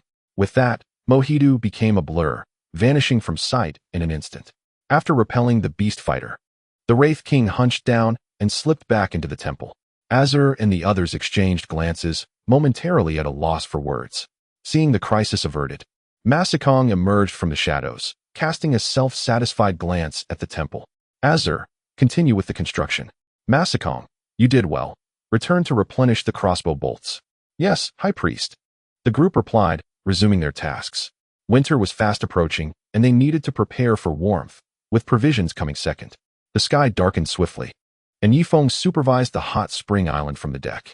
During his recuperation, he could only manage tasks within his limited capacity, with Susan now bearing the primary responsibility for the team. He must not overexert himself, for such strain would hinder the healing of his wounds. Shi Zhengliang emerged from the kitchen with several apprentices. Dinner time," he announced, tapping a spoon against the ship's railing. Upon hearing this, the island's indigenous people flocked over, eagerly watching from the edges. Why had the outer team come rushing over? "Alba, you may begin your meal. The outsourced team will wait an hour before dining," Shi Zhengliang stated. "What? You?" Alrai, infuriated, felt blood rise to his throat and could only retreat obediently to the side.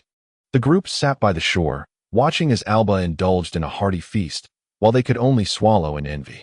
Having not had their fill at noon, they hoped for Shi Zhengliang's benevolence to provide them with ample food in the evening. "What are you all doing sitting there while they eat? You should hasten to compact the earth. After an entire day, you've barely managed to compact 50 square meters. What have you been doing?" Chenin chastised from the side. "You scoundrel." I'm leaving to work." Alrai shot a glare at Chenin, committing his disdainful visage to memory before gritting his teeth and picking up a piece of wood. Compacting the earth was more exhausting than chopping wood. One had to continuously strike the mud with the timber until it was firm enough to withstand stones. An hour later, Alba's team had finally finished their meal and was preparing to pick up their tools to resume work when they were halted by Yifeng. What are you planning to do? Brother Feng, we're going to work. Why work in the dark? That violates labor laws. I've stated before that you are one of us. You need only work 8 hours a day, no more. Yifeng declared justly. Thank you, Brother Feng. Alba replied, bowing deeply in gratitude. At that moment, it was Alrai's team's turn to eat. Shi Zhengliang tipped the food from the barrel, and they all thrust their heads forward, anxious not to miss a morsel. Chapter 280. Only Brother Feng can keep Susan in check. Hurry and eat. You have only 15 minutes for your meal. Afterward, resume work until midnight. Of course, around 10 o'clock, Brother Feng has promised to provide you with another meal. You will not be deprived of 3 meals a day, Shi Zhengliang shouted from above. Just then, a native stepped forward from Alrai's team. Brother Feng, the high priest is a witch, the chieftain is a coward, and those leaders are spineless. May I join their side now? Indeed, you show promise. Marking your face with a branding iron, you officially sever ties with the outsourced team. Yifeng nodded in approval. The native rejoiced and hurried towards Alba and the others. Come back, traitor. You are a traitor. Alrai pounded his chest in fury. At that moment, 5 more natives stepped forward. Brother Feng, the high priest is a witch. The chieftain is a coward. The 5 simultaneously lambasted the leaders of the Gay tribe, leaving them thoroughly disgraced. Very well, you two. Yifeng began to release them from the outsourced team, but Tuba intervened. Brother Feng, if everyone only works 8 hours a day by the time winter arrives, we will not have completed the construction of Hot Springs Island. Thus, we cannot allow them all to enjoy the 8-hour treatment. Progress would be far too slow. When winter arrives, the ships will be unable to fend off the cold. Only Hot Springs Island can withstand the chill. Upon hearing Tuba's words, Yifeng was startled. He realized he had been too lenient. Indeed, if those 60 individuals each worked only 8 hours, when could the construction ever be completed? I understand the gravity of the situation. Yifeng nodded at Tuba and then turned his gaze toward the 5 individuals. I apologize, but since you initially resisted joining us, it will now be considerably more challenging for you to become a part of my team. From this moment forth, only one person may join each month. Furthermore, this individual must be the exemplary worker within your outsourced team, the one who demonstrates the utmost diligence in order to qualify for membership in my group. He felt it necessary to leave them with a glimmer of hope, otherwise, trouble would inevitably arise. The 5 exchanged glances, nearly on the verge of tears. What is there to lament? If only you had realized sooner. It is now too late. Get back to work. The most industrious among you may earn the title of model worker, Shonen urged from the side. Alair took a deep breath, directing a disapproving gaze at the 5. Come on, let us get to work. You must secure the title of model worker. With that, the 5 hurried off to labor, their cries echoing in the air. Meanwhile, Albar and his companions reveled in their triumph, pointing fingers at the obstinate faction. This is the fate of fools. Had you learned from me sooner, you would not find yourselves in this predicament. We work only 8 hours a day, and our rations are far superior to theirs. Albar chuckled. Ha ha ha. It is now too late. We are the elite workers, while they remain the underclass. Yes, let us maintain our distance. We are a group, and they are another. From this day forth, we, the esteemed workers, shall not engage with them. A sense of superiority radiated among Albar's workers, each of them grinning widely. The following day, Yifeng slowly opened his eyes to find Susan sleeping in the adjacent bed. She managed the entire team during the day and cared for Yifeng at night. Given the severity of Yifeng's back injury, they could not share a bed for the time being. You have truly endured much, Yifeng remarked, using his cane to rise and adjust the blanket around Susan. Although he had instructed her not to worry about him, as the cornerstone of the team, it was impossible for him to remain unconcerned. After a brief moment, Yifeng made his way to the lower deck, where he discovered 2 boiler workers dozing. These 2 had become the permanent fixtures in this role, as their work only became strenuous when the ship was in motion. Otherwise, it was quite leisurely. With one on duty while the other slept, far easier than any other job. Rather than waking them, Yifeng chose to personally inspect the quantity of charcoal stored below. To his dismay, after counting, Yifeng's face turned darker than the charcoal itself. This meager amount will only suffice for the warship to travel a little over 20 kilometers. Susan truly should have prioritized the production of charcoal during her period of unconsciousness. The situation was dire. Even if he commenced charcoal production immediately, it would take at least 3 days for the first batch to be ready, factoring in the yield quality as well. This will not do. I must convene a meeting. Yifeng hurriedly ascended to the deck. Chunin, assemble everyone in the dining hall and bring Susan as well. Before long, the dining hall was filled with people, their faces alight with joyful expressions. Since Yifeng had awakened, their smiles had not faded. Susan, have you checked the charcoal in the lower deck? Yifeng inquired. I inquired, and the boiler workers said it would last for another 100 kilometers, Susan replied. 100 kilometers? Allow me to speak candidly. The charcoal in the hold can only sustain us for a mere 20 kilometers. I have been in a state of unconsciousness for the past fortnight. During that time, why did you not allow the warship to dock and find a place to produce more charcoal? Yifeng inquired. Susan retorted, her head turning away in irritation, resembling a petulant young wife. Chunin hurriedly convened a private meeting with Wang Zhihai, remarking, "See, only brother Feng can keep sister Susan in check." Indeed, one was the leader while the other merely played second fiddle. Wang Zhihai nodded in agreement. With a resounding clap, Yifeng struck the table forcefully. You two are still holding a secret meeting? While I am speaking above, you conspire below. From this moment forth, we shall dock the warship. 3 individuals must ascend the trees to keep watch, leaving only Chung Li Bin and 2 boiler workers aboard. The rest must disembark and labor vigorously for 12 hours each day. Yifeng donned the demeanor of a capitalist. He understood that the warship's power was paramount. Without it, survival beyond 2 episodes was inconceivable. A collective frown enveloped the group. Brother Feng, why not summon Alba and his 31 companions from Hot Spring Island? Although they may lack finesse, they can certainly assist with tree felling, Chunin suggested. Indeed, arrange for 31 individuals to disembark. The construction on Hot Spring Island can be postponed, Yifeng acknowledged with a nod. An hour later, the 31 natives boarded the vessel, under the impression that Yifeng was officially integrating them into the team. Alba and esteemed brothers, we have a more significant task at hand. Once we reach land, observe my expressions and act accordingly, Yifeng instructed. Do we still have to work? Alba inquired. Yes, enough chatter. Prepare the dugout canoes. We shall disembark and labor together. No one is permitted to slack off. Susan, take 2 skilled archers to stand guard, he commanded, casting aside his cane.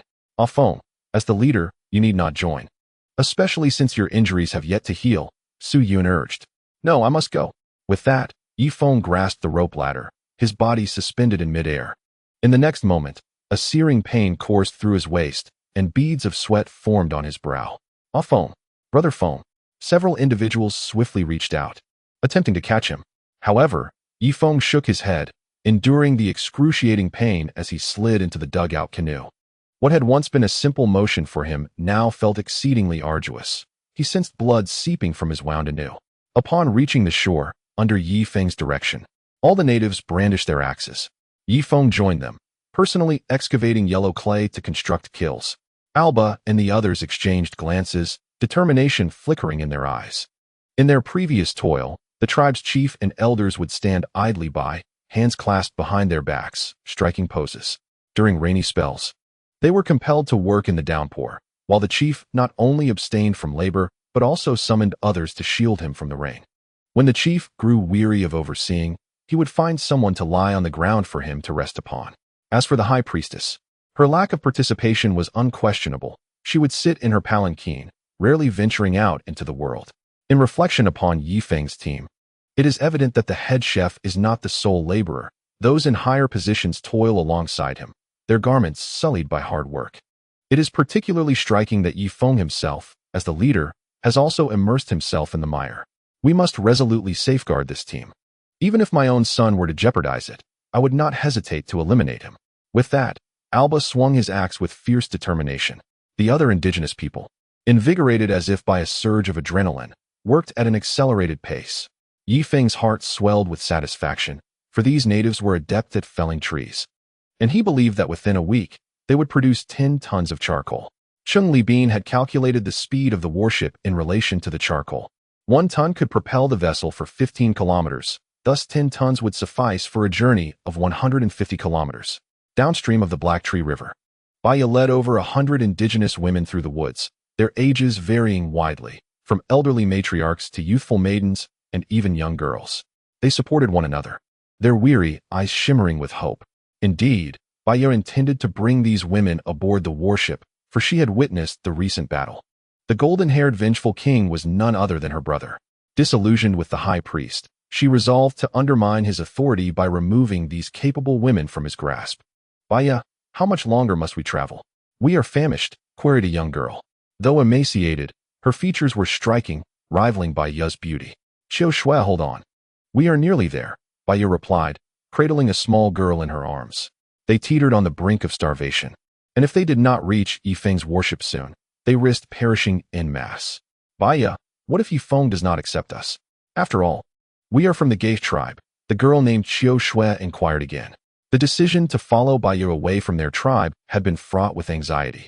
Should Yifeng refuse them, they would find themselves in a dire predicament, unable to seek refuge from the winter, facing punishment from the men of their tribe, and ultimately meeting a tragic end. I should be able to convince him. Brother Feng is a good man, though cold-hearted in demeanor, Baya reassured. Though uncertainty lingered in her heart, a few women detected her wavering confidence, which only heightened their trepidation. Baya, you must speak well of us to Yifeng, otherwise, we will all starve. Whether we reach the warship is a matter of life and death, a weary young woman, the widow of the great chief chasing son, implored. Yet, what of her status as a widow? Without her husband's protection, she had descended into a life of servitude, burdened with relentless labor. And any food they managed to find had to be prioritized for the men of the tribe. Should they dare to hoard provisions, their fate would be grim. Often, the punishment involved skinning, stuffing the carcass with straw, and displaying it on the riverbank as a warning. The more impoverished and backward the community, the more they resorted to harsh laws to control the common folk. Conversely, when a leader of significant stature erred, the repercussions were often muted or entirely concealed. I cannot endure this any longer. I am starving, one of them lamented. A young woman, clutching her abdomen, knelt on the ground, nearly spent of all her strength. Get up quickly, Baya urged, grasping her arm. These women were persevering with sheer will. As the first among them collapsed, the others soon followed suit, sinking to the earth. One elderly woman even resorted to gnawing on a nearby tree bark, only to spit it out after a couple of bites. It's bitter. Do not sit down. If you do, you won't be able to rise again. We are less than 2 miles from the warship, Baya insisted, encouraging the group. At that moment, 2 men appeared side by side ahead. This is bad. There are indigenous people launching a surprise attack. Chunin immediately raised his bow and arrow. However, Wang Zhihai knocked the arrow from his hands, his eyes gleaming as he gazed at the 100 native women. Is this a kingdom of daughters? How wonderful. Chunin, I was just lamenting my lack of a wife, and now 100 have appeared before me. But alas, I am not as robust as I once was. It would be quite a challenge to entertain them all at once. After speaking, Wang Zhihai suddenly noticed Baya. Baya, what are you doing here? He inquired. Chunin, here's the situation. These women are from my tribe, long oppressed by the men of our community. After much deliberation, they wish to accompany me to the warship. What do you think? Baya bypassed Wang Zhihai and grasped Chunan's arm. That sounds great. I have no objections. But you know this matter requires the approval of Feng Ge, and we must also consult Susan Jia. My word alone holds no weight, Chunin replied, raising his hands in resignation. The indigenous women had initially looked at Chun and with bright eyes, but upon hearing his words, they seemed to deflate, collapsing onto the ground. Chunin, Feng Ge has always looked out for you. If you could speak on their behalf, perhaps this could work out. I implore you. Baya nearly knelt before him in desperation. In the surface-level camaraderie of Yifeng's team, hierarchy still existed. Where there were people, there were social dynamics, and within those dynamics, ranks emerged. Chun clearly belonged to the upper echelon, while the lecherous Mediterranean man was relegated to the second tier. Baya, being the chieftain's sister, had an eye for such distinctions. However, my influence is limited. It ultimately rests on Feng Ji's decision. Allow me to consult him. If he agrees, I will escort you all back to the warship. If not, there is little I can do. Chunin shook his head, acutely aware of his own limitations. The 100 women gazed at him numbly, hope gradually extinguishing in their eyes. They inferred from Chun's tone that Yifeng's warship did not seem to require additional personnel. Just then, a resonant voice echoed from behind the trees. Chapter 282. Eat slowly. Do not choke. Who says I do not agree? Chunin. Bring them all to the warship. Let them eat their fill first. Upon hearing this voice, Baya rejoiced immensely. It's Fengge. He has agreed. He has agreed. She called out to the women behind her. Really? Qiu Shui exclaimed with delight, eagerly looking toward the source of the sound. The women seemed to regain their strength in an instant, surrounding Chun and with hopeful eyes directed toward the woods beyond. Before long, a silhouette emerged, walking against the sun, almost impossible to gaze upon directly. Could this be Fengge? Qiu Shui watched the figure in the distance, her eyes filled with admiration. Without having seen Yi Feng in person yet, she was already brimming with curiosity about the enigmatic figure, only to be taken aback by his apparent short stature, seeming to stand at no more than 1.50 meters, much like herself. By the heavens, sure, how dare you impersonate Fengge? Chunin exhaled in relief, pointing an accusatory finger at Shi Zhengliang. Seeing your fervent discussion, I couldn't resist taking the liberty to offer them a glimmer of hope, but alas. That hope has now been extinguished, Shi Zhengliang remarked, his eyes sparkling as he gazed at the group of native women. He is not Yi Feng. Indeed. Bayan nodded in affirmation. Oh, several women promptly fainted on the spot. Sure, you are far too mischievous. Now we must carry these fainted women to find Fengge. Chunin lamented, stepping forward to hoist 2 women onto his shoulders. Meanwhile, Wang Zhihai took it upon himself to carry 3. This sturdy woman shall be my charge, Shi Zhengliang declared as he lifted a tall native woman with ease. Qiu Shui, do not faint now. We have nearly arrived. Baya pointed towards the riverbank, where a large group of natives were busy felling trees. Who is it? Which one is Yi Feng? Qiu Shui weakly inquired, her gaze fixed on those who appeared relatively clean. In her mind, Yi Feng, as the leader of the team, surely would not be laboring alongside them. However, Baya guided her to a mud-streaked figure. Fengge, why are you working too? Your injury has yet to heal. Baya exclaimed in shock as she regarded the mud-covered Yi Feng. Weary. Yi Feng lifted his head and immediately spotted the troop of women behind Baya. Baya, you returned so soon? I thought you would not be back until tomorrow morning. What are they doing here? Yi Feng wiped the wet mud from his face. It is because Baya began to explain patiently, painting a grim picture of the women behind her, as if their very survival depended on Yi Feng's intervention. Qiu Shui stared at Yi Feng, her eyes brimming with doubt. She questioned whether this craftsman truly was Yi Feng. After all, how could a leader possibly toil alongside his people? Shouldn't he resemble the prominent chiefs of the tribe, strolling about with hands clasped behind his back, occasionally cracking a whip? This was not at all how she had envisioned the team. Ah, so that is how it is. Yi Feng furrowed his brow. His ship was indeed lacking in personnel. Yet Baya had brought only women from the Gay tribe. Who could guarantee they would not turn traitorous once aboard? Moreover, there were 100 native women.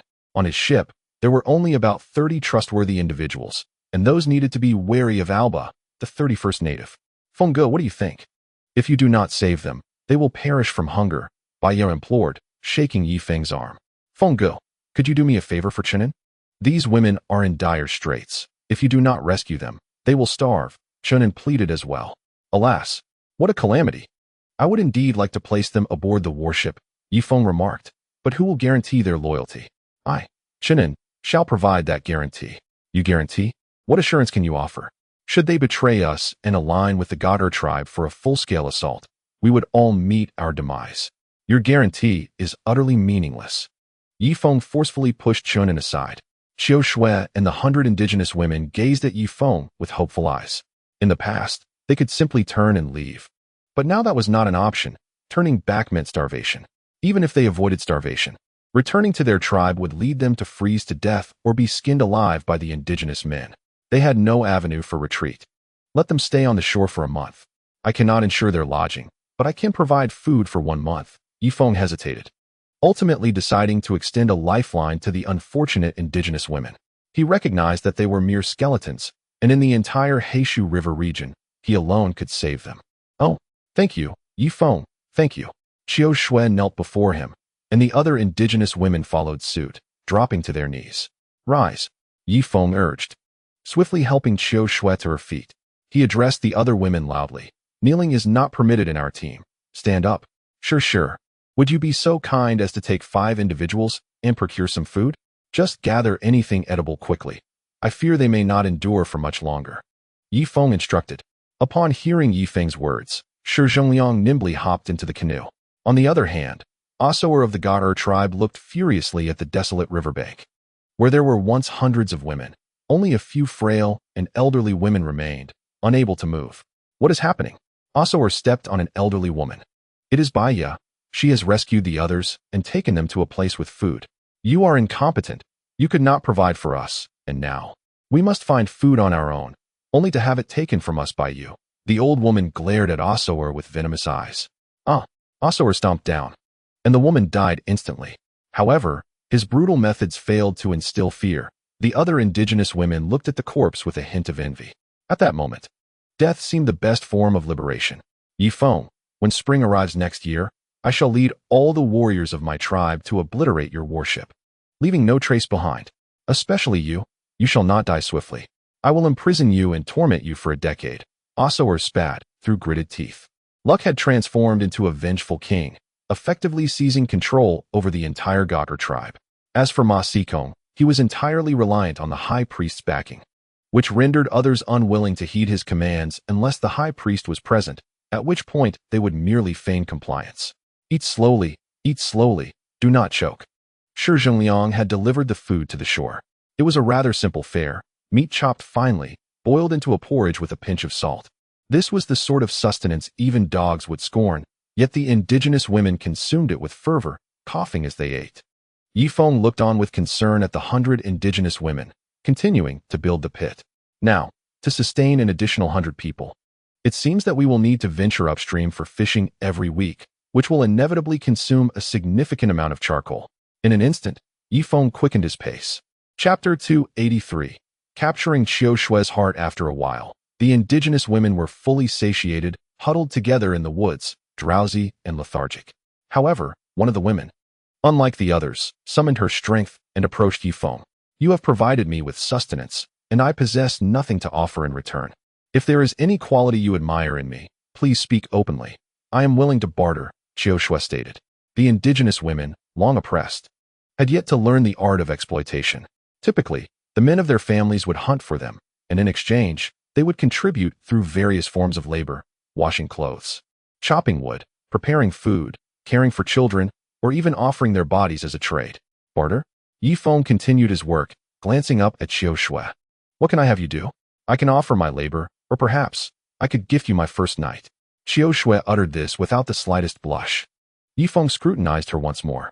Aside from her emaciated condition, her features were as striking as Bai Ya's. You are too thin. You should eat more these next few days. Once you regain some strength, I will assign you tasks, Yifeng replied with a smile. He felt gratified that Qiu Shue did not seem to be a mere freeloader. She was far superior to some women in civilized society. In their outings, these women seldom contributed, allowing men to pay for meals and purchase gifts, often oblivious to the concept of reciprocity, even in the simplest gestures. Yifeng believed that these indigenous women were more deserving of genuine affection. However, he knew he must not indulge them excessively, lest they eventually adopt similar traits. Time passed slowly, and soon a week had elapsed. 5 days prior, the 100 women had also begun to labor. Their execution was commendable. They constructed the pits with excellent sealing, outperforming Yifeng's own handiwork. Yet, during this week, Yifeng was plagued with anxiety, and due to the physical exertion, his wounds reopened multiple times, forcing him to retreat to the deck to recuperate. In truth, the Godar tribe was in disarray, lacking the time or resources to attack them. Starved and unsteady, the Godar people were in no condition to instigate trouble. Du Fu and Long Wu had also recovered, flanking Yifeng as they gazed toward the shore. Brother Feng, I apologize for not being able to assist you during my recovery, Long Wu said apologetically. There is no need for such words among brothers, Yifeng replied, contemplating crafting a prosthetic limb for Long Wu when time permitted. Du Fu's injuries had been severe, but she was now 80% healed, regrettably. She had lost her firearm and could only navigate the deck with a bow and arrows. At that moment, Cheng Libin approached. Brother Feng, in this past week, we have produced charcoal twice, yielding only 8 tons. The quality leaves much to be desired, Cheng Libin sighed. Yifeng calculated that 8 tons of charcoal would suffice for the warship to traverse a distance of 120 kilometers, barely ensuring its self-preservation. Fortunately, the Gaha tribe had not caused any disturbances during this period. Otherwise, their storage would have faced destruction. BRR, it is rather chilly. De Fu tightened her thin animal hide. As Africans generally have a low tolerance for cold, it is already early winter, with temperatures hovering between -2 to 3 degrees Celsius. If Yifeng were not severely injured, this slight chill would be inconsequential to him. However, at present, he felt quite cold. Brother Feng, while producing charcoal is indeed crucial, we must also prepare winter clothing, especially for the 100 women you have received, as well as the 60 indigenous people from Hot Spring Island. This requires a substantial amount of animal hides. Otherwise, if they freeze to death, we shall have to undertake the task of building a home ourselves, Cheng Libin remarked. Ouch! My back hurts so much. Yifeng grimaced, clutching his waist, a look of agony etched across his face. Injured individuals should not be burdened with worry. Yet the moment he felt troubled, his wound began to throb. All right, Brother Feng, in the future, I will discuss such matters with Sister Susan. You need not concern yourself. Cheng Libin exclaimed, quickly assisting Yifeng in tending to his injury. Yifeng nodded, assuming the role of a carefree overseer on the deck. Constant worry might shorten his lifespan by 20 years, and this beautiful life had only just begun. He did not wish for it to be cut short. After a while, Susan returned, and Cheng Libin went to report to her. With a pained glance at Yifeng, Susan called the women adorned with flowers to the dining hall for a meeting, omitting Yifeng from the invitation. Yifeng cleared his mind, striving to avoid thoughts of distress, and focused on envisioning more pleasant things. A short while later, the meeting concluded, and Susan waved towards the shore. I declare that the indigenous women may board the warship, leaving 5 individuals on the shore to guard the storage until the final batch of charcoal is completed. Then we shall head upstream, Susan announced. The individuals on the shore, weary from a week of toil, joyously formed a line upon hearing the order. With only 4 canoes available, a total of 16 people could embark at once. Chunan, Tu Ba, Ding Tuantuan, and Yi Lian were the first to board the warship. Upon arrival on the deck, Susan distributed long spears and bows and arrows to them, instructing Tu Ba to secure the high ground at the artillery platform. Tu Ba, remember, if these Gaha women attempt to cause trouble, shoot arrows from your vantage point without hesitation, Susan commanded. Rest assured, I will not show mercy, Tu Ba nodded, leading 2 wild men to the artillery platform to take the high ground. Although Yifeng refrained from worrying, he found Susan's arrangements quite reasonable. Had Chun Un and Wang Zhihai, known for their lecherous ways, occupied the high ground, they might be swayed by the beauty of the indigenous women, hesitating to take action against them. However, Tu Ba was different. He had a long-standing feud with the Gaha tribe and would never be tempted by their allure. Chunan, these women are more inclined to listen to Qiu Shui. You should devise a method to win her heart, controlling this 100 through the means of marriage, Susan concluded. Casting a meaningful glance at Yifeng, she had certainly noticed Qiu Shui's interest in Yifeng. Had he not been injured, it was likely that the two would have rekindled their connection. Thus, the task assigned to Chunan by Susan was a trifecta. It would dissuade Yifeng, assist Chunan in finding a wife, and indirectly control the 100 indigenous women. Yifeng, feeling guilty, turned his gaze away, unable to meet Susan's eyes. Sister Susan, I never expected your kindness to extend so far, even concerning my lifelong affairs. Rest assured, I shall use my handsome visage to win Qiu Shui's heart, Chunan declared with a salute. Do your best, Susan replied, shaking her head with a sigh.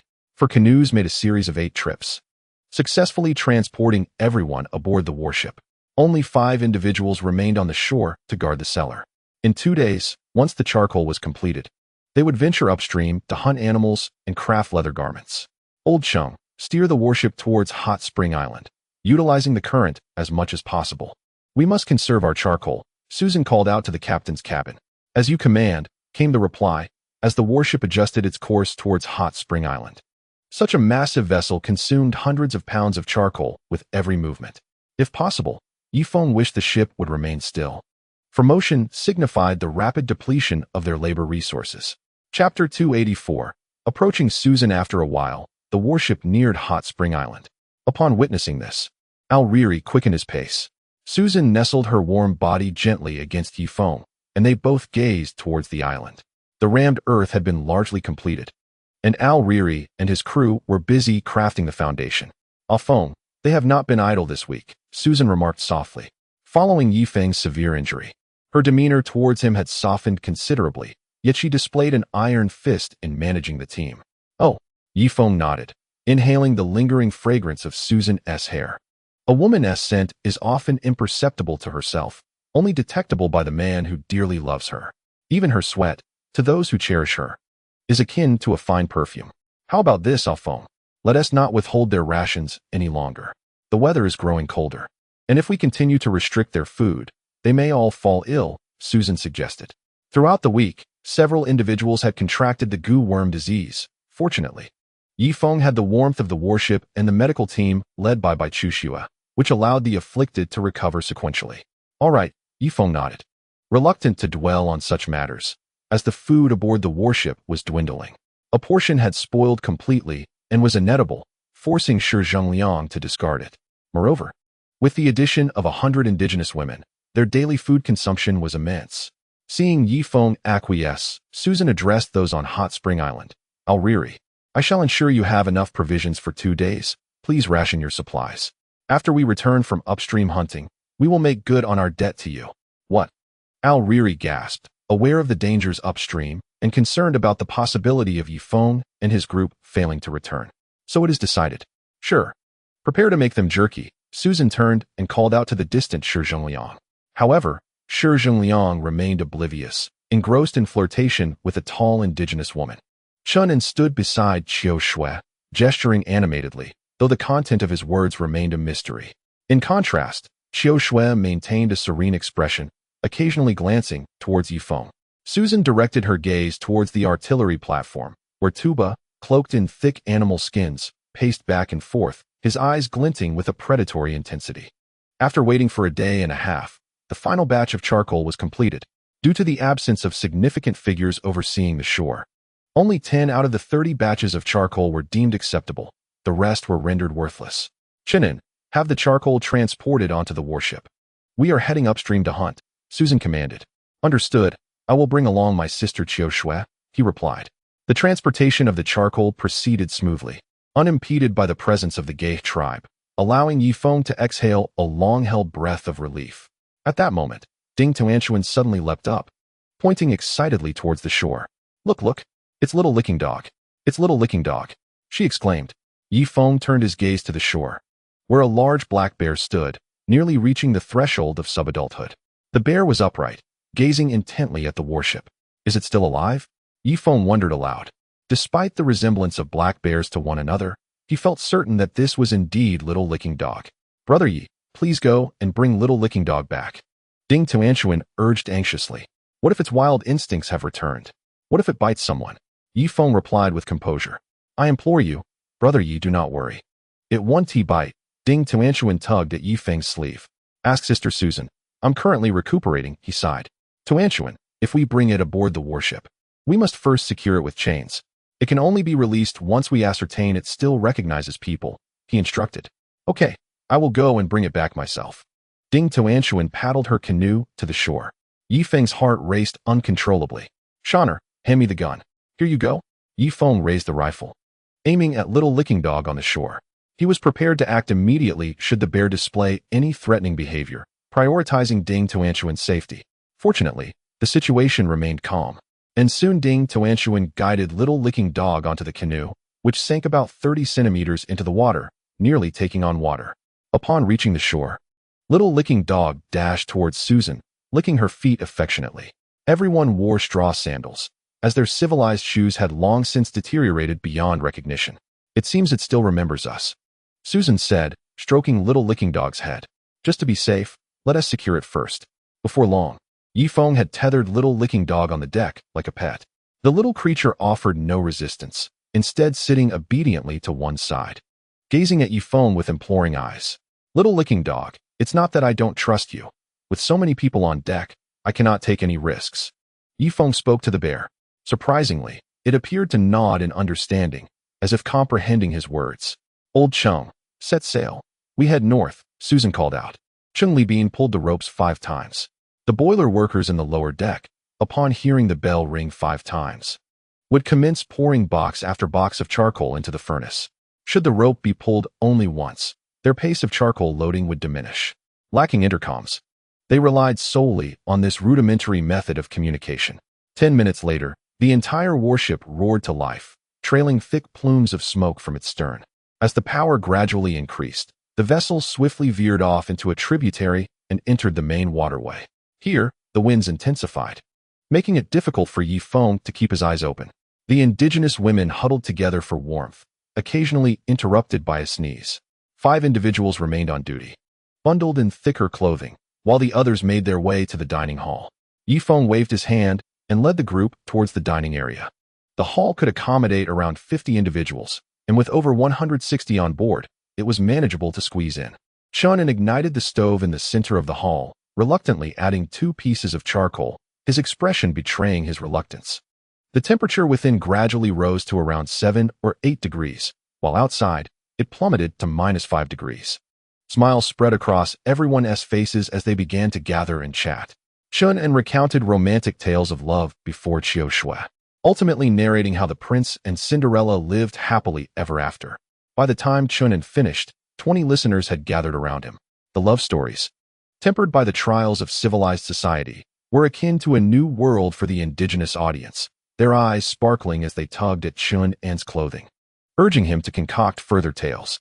They inquired about the number of children born to the prince and princess, whether they became great leaders, and the nature of their offspring's romances. While Chun could recount the established tales, improvisation was beyond his capability. To learn of what follows, one must await the next installment, he declared, tapping the wooden board. Wang Zhihai, noticing Chun's throng of female admirers, felt a surge of delight. After all, as a Ph.D. graduate, his ability to tease an audience was not inferior to that of Chun in Chapter 285, Head on the Pillow. Ladies, allow me to share the tale of Guan Yu slaying Hua Xiong while the wine is still warm. As time passed, a large group of male indigenous individuals gathered around Wang Zhihai. Hurry up and tell us, did Guan Yu indeed slay Hua Xiong? Alba inquired, his face etched with urgency. Yes, do tell, when will Hua Xiong be defeated? Was the wine still warm after his demise?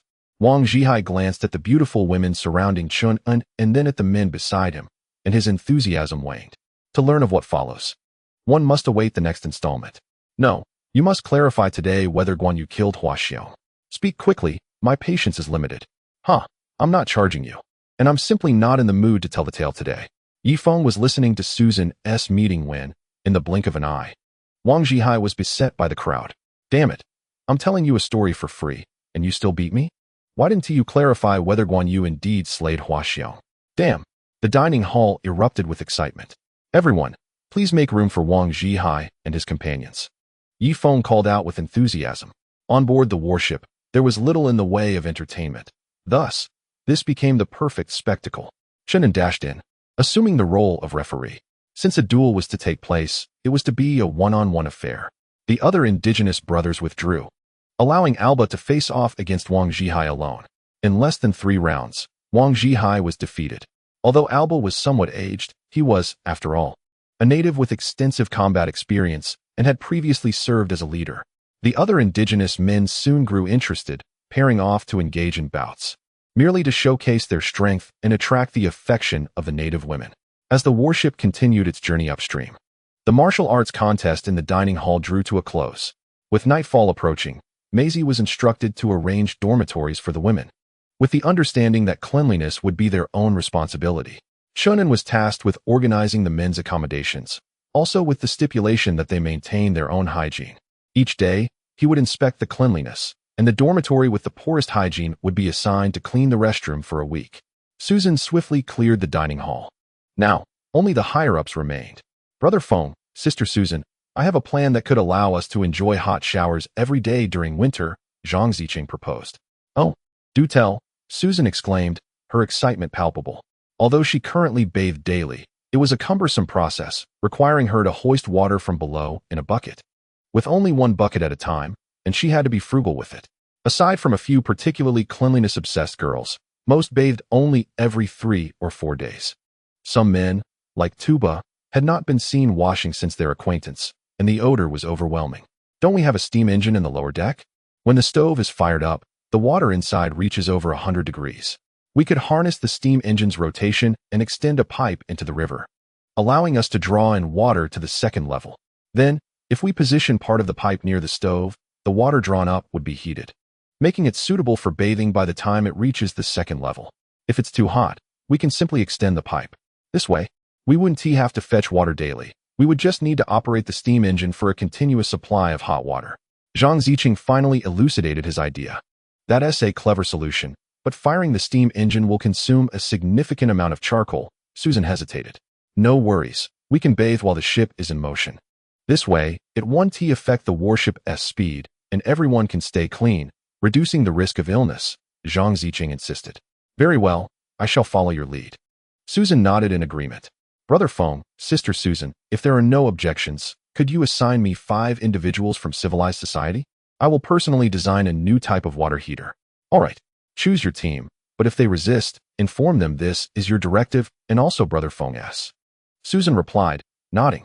Zhang Haotian, emboldened by the support of Brother Feng and Sister Susan, confidently approached his rival, Wang Zhihai, requesting his assistance as a laborer. While Yi Feng and his companions indulged in pleasures aboard the warship, a figure raced along the riverbank, swiftly pursuing the vessel, moving with the speed of an arrow. Such a large ship, and so remarkable. To his astonishment, the vessel could traverse the waters at such remarkable speed without the aid of rowers. Mahito concealed himself behind a grand tree, his eyes gleaming as he gazed upon the warship. In the distant north, within his tribe, there existed numerous large boats. Yet in comparison to the peculiar ship before him, they seemed insignificant. Most notably, this vessel required no oarsmen. How splendid! Should his mission fail, returning home would spell certain doom. However, if he could seize this extraordinary ship, perhaps the leaders would be merciful and spare his life. Mahito mused to himself before hastening after the warship once more. The warship effortlessly navigated all tributaries and terrains, advancing swiftly upstream, needing merely to cover 100 kilometers to reach the north. In stark contrast, Mahito was compelled to detour around any tributary that obstructed his path, as well as circumvent small hills and towering trees. Consequently, his journey was 5 to 6 times, even 10 times longer than that of the warship. Alas, I am but a novice beastmaster, unable to traverse the waters with ease. Mahito soon encountered a tributary blocking his way. To circumvent this 5-kilometer-wide stream would require him to take a detour 10 times as long. Resolutely, he bit his lip and plunged into the frigid river. On the turret, Tuba, peering through his telescope, suddenly focused intently on a splash in the tributary. It appeared that some fish had yet to migrate upstream. Perhaps it would be wise to let Feng catch some fish here. With that thought, Tuba descended from the turret and made his way toward Yi Feng's quarters. If they intended to navigate the warship upstream, they would exhaust nearly half their charcoal supply. However, if they avoided the northern expanse of the Great Marsh, they would only deplete a fraction of that amount. After a time, the warship slowed its pace as a group of indigenous people braved the chilling winds to ascend to the deck. Tuba demonstrated the fishing technique to them. Observe closely. This is a fishing net. I will teach you how to cast it. First, stand at the bow of the boat and emulate my actions to cast it with force, ensuring the net spreads wide. Once the net has fully submerged, signal Old Chung to rotate at half a knot in one direction. Then, based on the strain on the warship, we can ascertain how much catch we have secured. With that, Tuba cast the net with vigor, watching it sink into the water, pulling down layers of neatly folded nets from the deck. After much effort, Mahito finally managed to swim alongside the warship. He observed it spinning in the middle of the river, his eyes sparkling with wonder. Once I have rested, I shall board this peculiar vessel. With that thought, Mahito laid down to sleep, a formidable figure capable of disregarding his surroundings while resting. Chapter 286. It is daytime. We shall speak again at night that night. Tuba cast the net 7 times, capturing less than 10 tons of fish, the majority of which were crabs. Yet, with the crabs yielding little meat, the actual edible portion amounted to less than 4 tons after shelling and peeling. Meanwhile, nearly a ton of charcoal had been consumed. Thus, it took 1 ton of charcoal to procure 4 tons of pure flesh while fishing. Naturally, they had not yet crossed the Great Marsh. If they ventured to the northern side of it, the catch would likely be more abundant. In the morning, Yi Feng arrived on deck, surveying the mountainous pile of fish. He personally selected a shrimp, intending to have Shi Zhongliang prepare it as sashimi. Susan has been directing operations on the deck. Everyone joined forces to categorize the food: crabs in one group, fish in another, and shrimp in yet another. 100 women mobilized, beginning the task of sorting the fish, removing their entrails and skin, and hanging them along the ship's railing. In winter, fish are less prone to spoilage once the entrails are removed, so Susan preserved a portion with salt. The remainder was entrusted to the great refrigerator of winter. At that moment, Yifeng suddenly gazed towards the opposite shore. Over 20 kilometers away, he had just caught a glimpse of a large splash, as if some colossal creature had submerged. Tuba, it seems something is swimming towards us from across the shore. Prepare the bows and arrows. Brother Feng, can bows and arrows contend with the aberrant beasts? Tuba inquired, puzzled. Yifeng slapped his forehead, nearly forgetting to assemble the crossbow. Now only 3 bolts remained. To confront the formidable aberrant beasts, he would have to rely on the crossbow, for a mere bow could hardly pierce their hides. On this side, Mohidu also observed the situation across the way. Clearly, the aberrant beasts had taken an interest in this peculiar vessel, presenting an opportunity for him. Just as he thought this, his expression shifted abruptly as he turned sharply. Just moments ago, his powerful instincts as a beast master had sensed something lurking behind him. Yet, upon turning, he saw nothing. This caused his expression to fluctuate with unease. He understood that such a sensation could arise from 2 scenarios. One, he had succumbed to an illusion. The other, a far more powerful human was concealed nearby. Which esteemed individual is it? Mohidu asked gravely. After a short while, the grass rustled, and a golden giant beast emerged. Yuan Wang. Mohidu retreated a step, narrowing his eyes. If it were merely Yuan Wang, he could still flee if he were unable to fight. Moments later, the woods parted, and 4 Yuan children appeared, carrying a palanquin. The palanquin was tightly sealed with beast skin. Duo Yanhina? So it is you?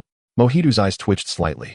The beast's skin was lifted, revealing the breathtaking visage of Duo Yanhina. Even with her pale complexion, her stunning beauty still commanded admiration. Mohidu, we meet again, Duo Yanhina spoke, stepping out of the palanquin. With a rumble, the golden beast shifted, guarding her closely. Duo Yanhina, I am uncertain of your status. Even we of the Yunshan tribe dare not act against you without due process, as we must deliver you to the temple. I suspect you belong neither to the Gaith tribe nor to our illustrious Yunshan tribe, Mohidu declared coldly. You need not concern yourself with that. I am with child by another, and according to the temple's rules, it indeed leads to my doom. However, I possess the right to choose my own death. I now have a means to absolve myself from divine punishment, and as for you, even if you fail your mission, you shall not face execution, Duo Yanhina stated, gesturing to the side. The golden beast shifted, clearing a path. What method do you propose? Mohidu regarded Duo Yanhina warily. In truth, with his strength, without the protection of Yuan Wang, killing Duo Yanhina would be as simple as squashing an ant. However, he was wary of Duo Yanhina's incessant stratagems and her prodigious intellect. Previously, Imohua believed that mere enhancement of strength and swiftness would suffice to deem oneself powerful. Yet, ever since he joined the Yunshan tribe, his perspective underwent a profound transformation. A true powerhouse is not merely defined by physical might or speed, nor by the number of foes one can vanquish. Real strength emanates from the heart. It is evident that Duo Yanhina embodies the essence of a true warrior. Even after transgressing the divine oracle, she audaciously awaited at the Gaha tribe, seemingly intent on bearing a child. Moreover, he had witnessed her formidable tactics.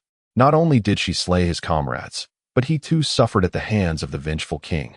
Such a woman can harness the tides of fortune, sweeping through adversaries with ease, and in times of adversity, she remains unflinching, seizing any flicker of opportunity to turn the tide. Imohua, it was indeed my directive that led to the demise of your entire family, yet do not hold it against me. It was a decision, a calculated maneuver. If you wish to survive now, you must ally with the vengeful king and storm the warship together to reclaim it. Will you cooperate with me?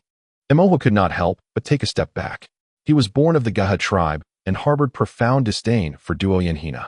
My condition, as you can see, precludes me from remaining with the Gaha tribe. Thus, I must await on the warship for 10 months. Once I give birth, my abilities will fully return, and you can utilize this vessel to barter for your life with the Yunshan tribe. Is my proposition clear? Duo Yanhina stated calmly. What? Are you implying that the strange ship in the river is indeed that of the Gaha tribe? Imohua's eyes widened in disbelief. He had often climbed aboard that vessel in his youth, never imagining it would once again traverse the waters in such a manner.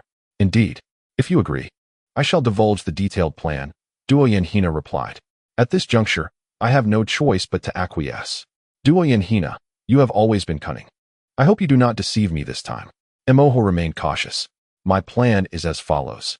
You and the vengeful king will swim through the waters, infiltrating the lower deck through the window, which will pose no barrier to you both. On the deck, there lies a cannonball crafted of metal. You shall cast that cannonball into the river, rendering any threats aboard the warship null. At that point, you and the vengeful king will eliminate everyone on the ship, but leave a few to navigate it, Duo Yanhina instructed. Shall we proceed now? Emoho inquired. It is still daylight. We shall wait until nightfall. At night, you and the vengeful king will ascend from both ends of the warship simultaneously. Very well, it is settled. Yifeng gazed intently at the river, apprehensive of any creature emerging from the depths. He waited from morning until noon, yet no beings ventured into the lower deck. Brother Feng, perhaps you are overthinking. Even if a creature were to enter the water, it may not necessarily be heading for the warship, Chunin advised. That is a valid point. Yifeng nodded in agreement. At that moment, the entire warship shuddered, sending several individuals sprawling across the deck. Yifeng was the first to rise, directing his gaze towards the stern. It appeared as though the fishing net had ensnared something substantial, causing the warship to come to a halt. Brother Feng, have we caught any strange beasts? Chapter 287. I entrust you with a task. Quickly, reel in the net. Susanna, raise your rifle. Everyone else, prepare for battle. With a commanding voice, Yifeng took hold of the massive bow. Despite his unhealed waist injury, he felt that if the net contained a mythical creature, it would be worth the risk of reopening his wound for the fight. 16 indigenous people began to turn the wheel, slowly drawing the enormous fishing net onto the deck. All held their breath, their eyes fixed upon the river's surface. Should a strange beast reveal itself, they would strike without hesitation.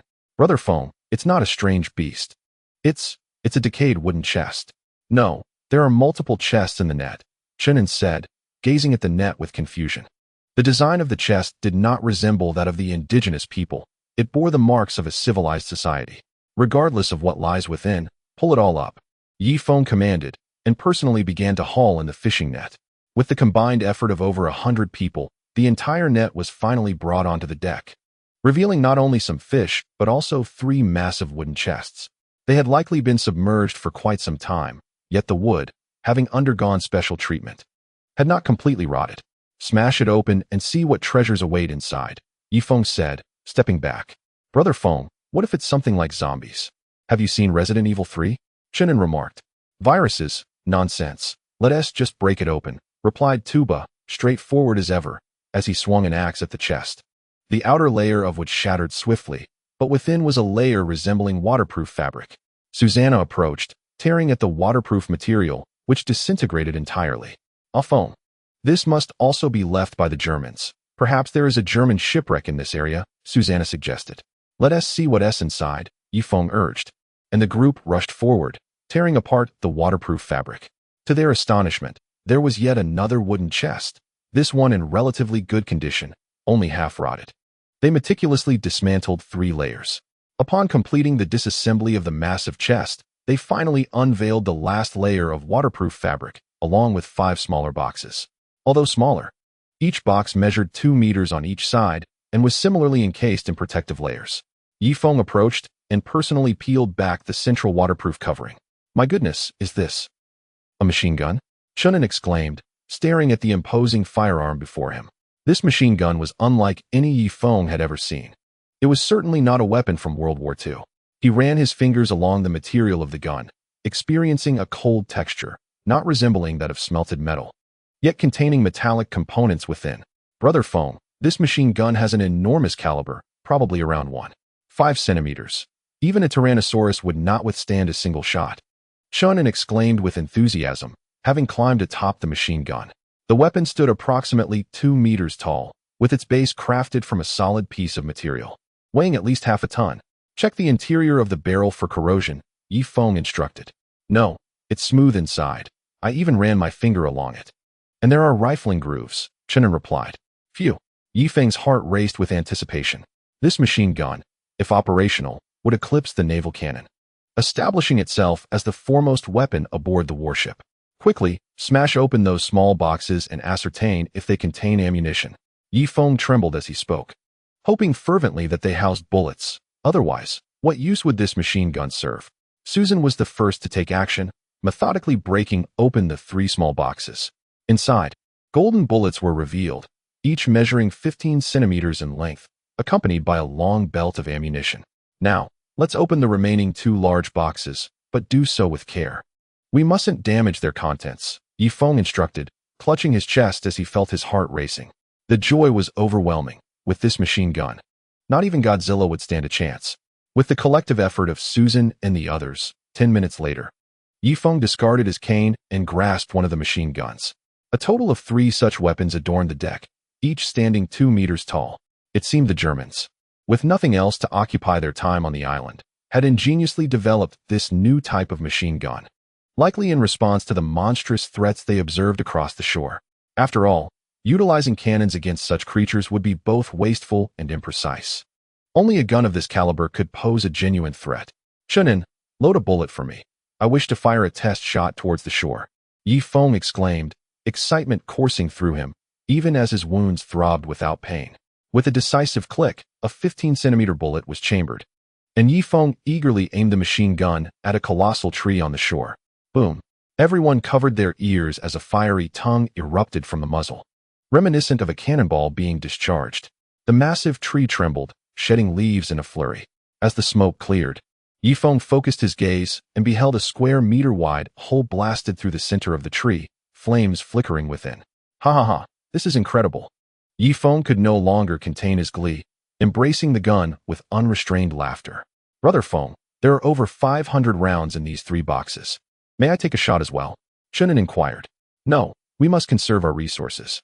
These 3 machine guns are to be operated solely by me, Susan, and Raimai. We cannot waste a single round.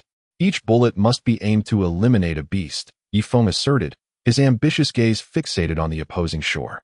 Brother Feng, it appears the last machine gun has some slight corrosion. It might be inoperable, Wang Zhihai pointed out, directing attention to the final weapon. What? Yifeng rushed over, inspecting the rusted rifling within the barrel. Never mind. We shall utilize the 2 remaining machine guns, one mounted at the bow and the other at the stern. They can rotate a full 360 degrees, effectively covering the entire warship. Yifeng commanded decisively. Chunin, along with 20 others, set about lifting one of the machine guns, which weighed approximately half a ton and lacked any handles. After 30 minutes of strenuous effort, they finally hoisted the weapon to the ship's bow. Secure the base of this machine gun to the bow of the ship. Otherwise, in the face of turbulent winds and waves, this artillery could prove fatal, Yifeng exclaimed. Chunin nodded and proceeded with the task. Subsequently, Tober and the others positioned the second machine gun at the stern, with ammunition neatly arranged beside it. Yifeng's gaze fell upon the last, disused machine gun. 5th brother, I have a task for you, Yifeng said. Very well, Long Wu responded eagerly. His chest puffed out. With his legs disabled, he often felt like a burden, thus he yearned to demonstrate his worth. 5th brother, please dedicate yourself to studying this machine gun and endeavor to restore it. If successful, we shall possess 3 machine guns. Yifeng gave Long Wu a reassuring pat on the shoulder. Rest assured, leave it to me. Someone, carry this machine gun to the 5th floor, to my private quarters. Long Wu commanded,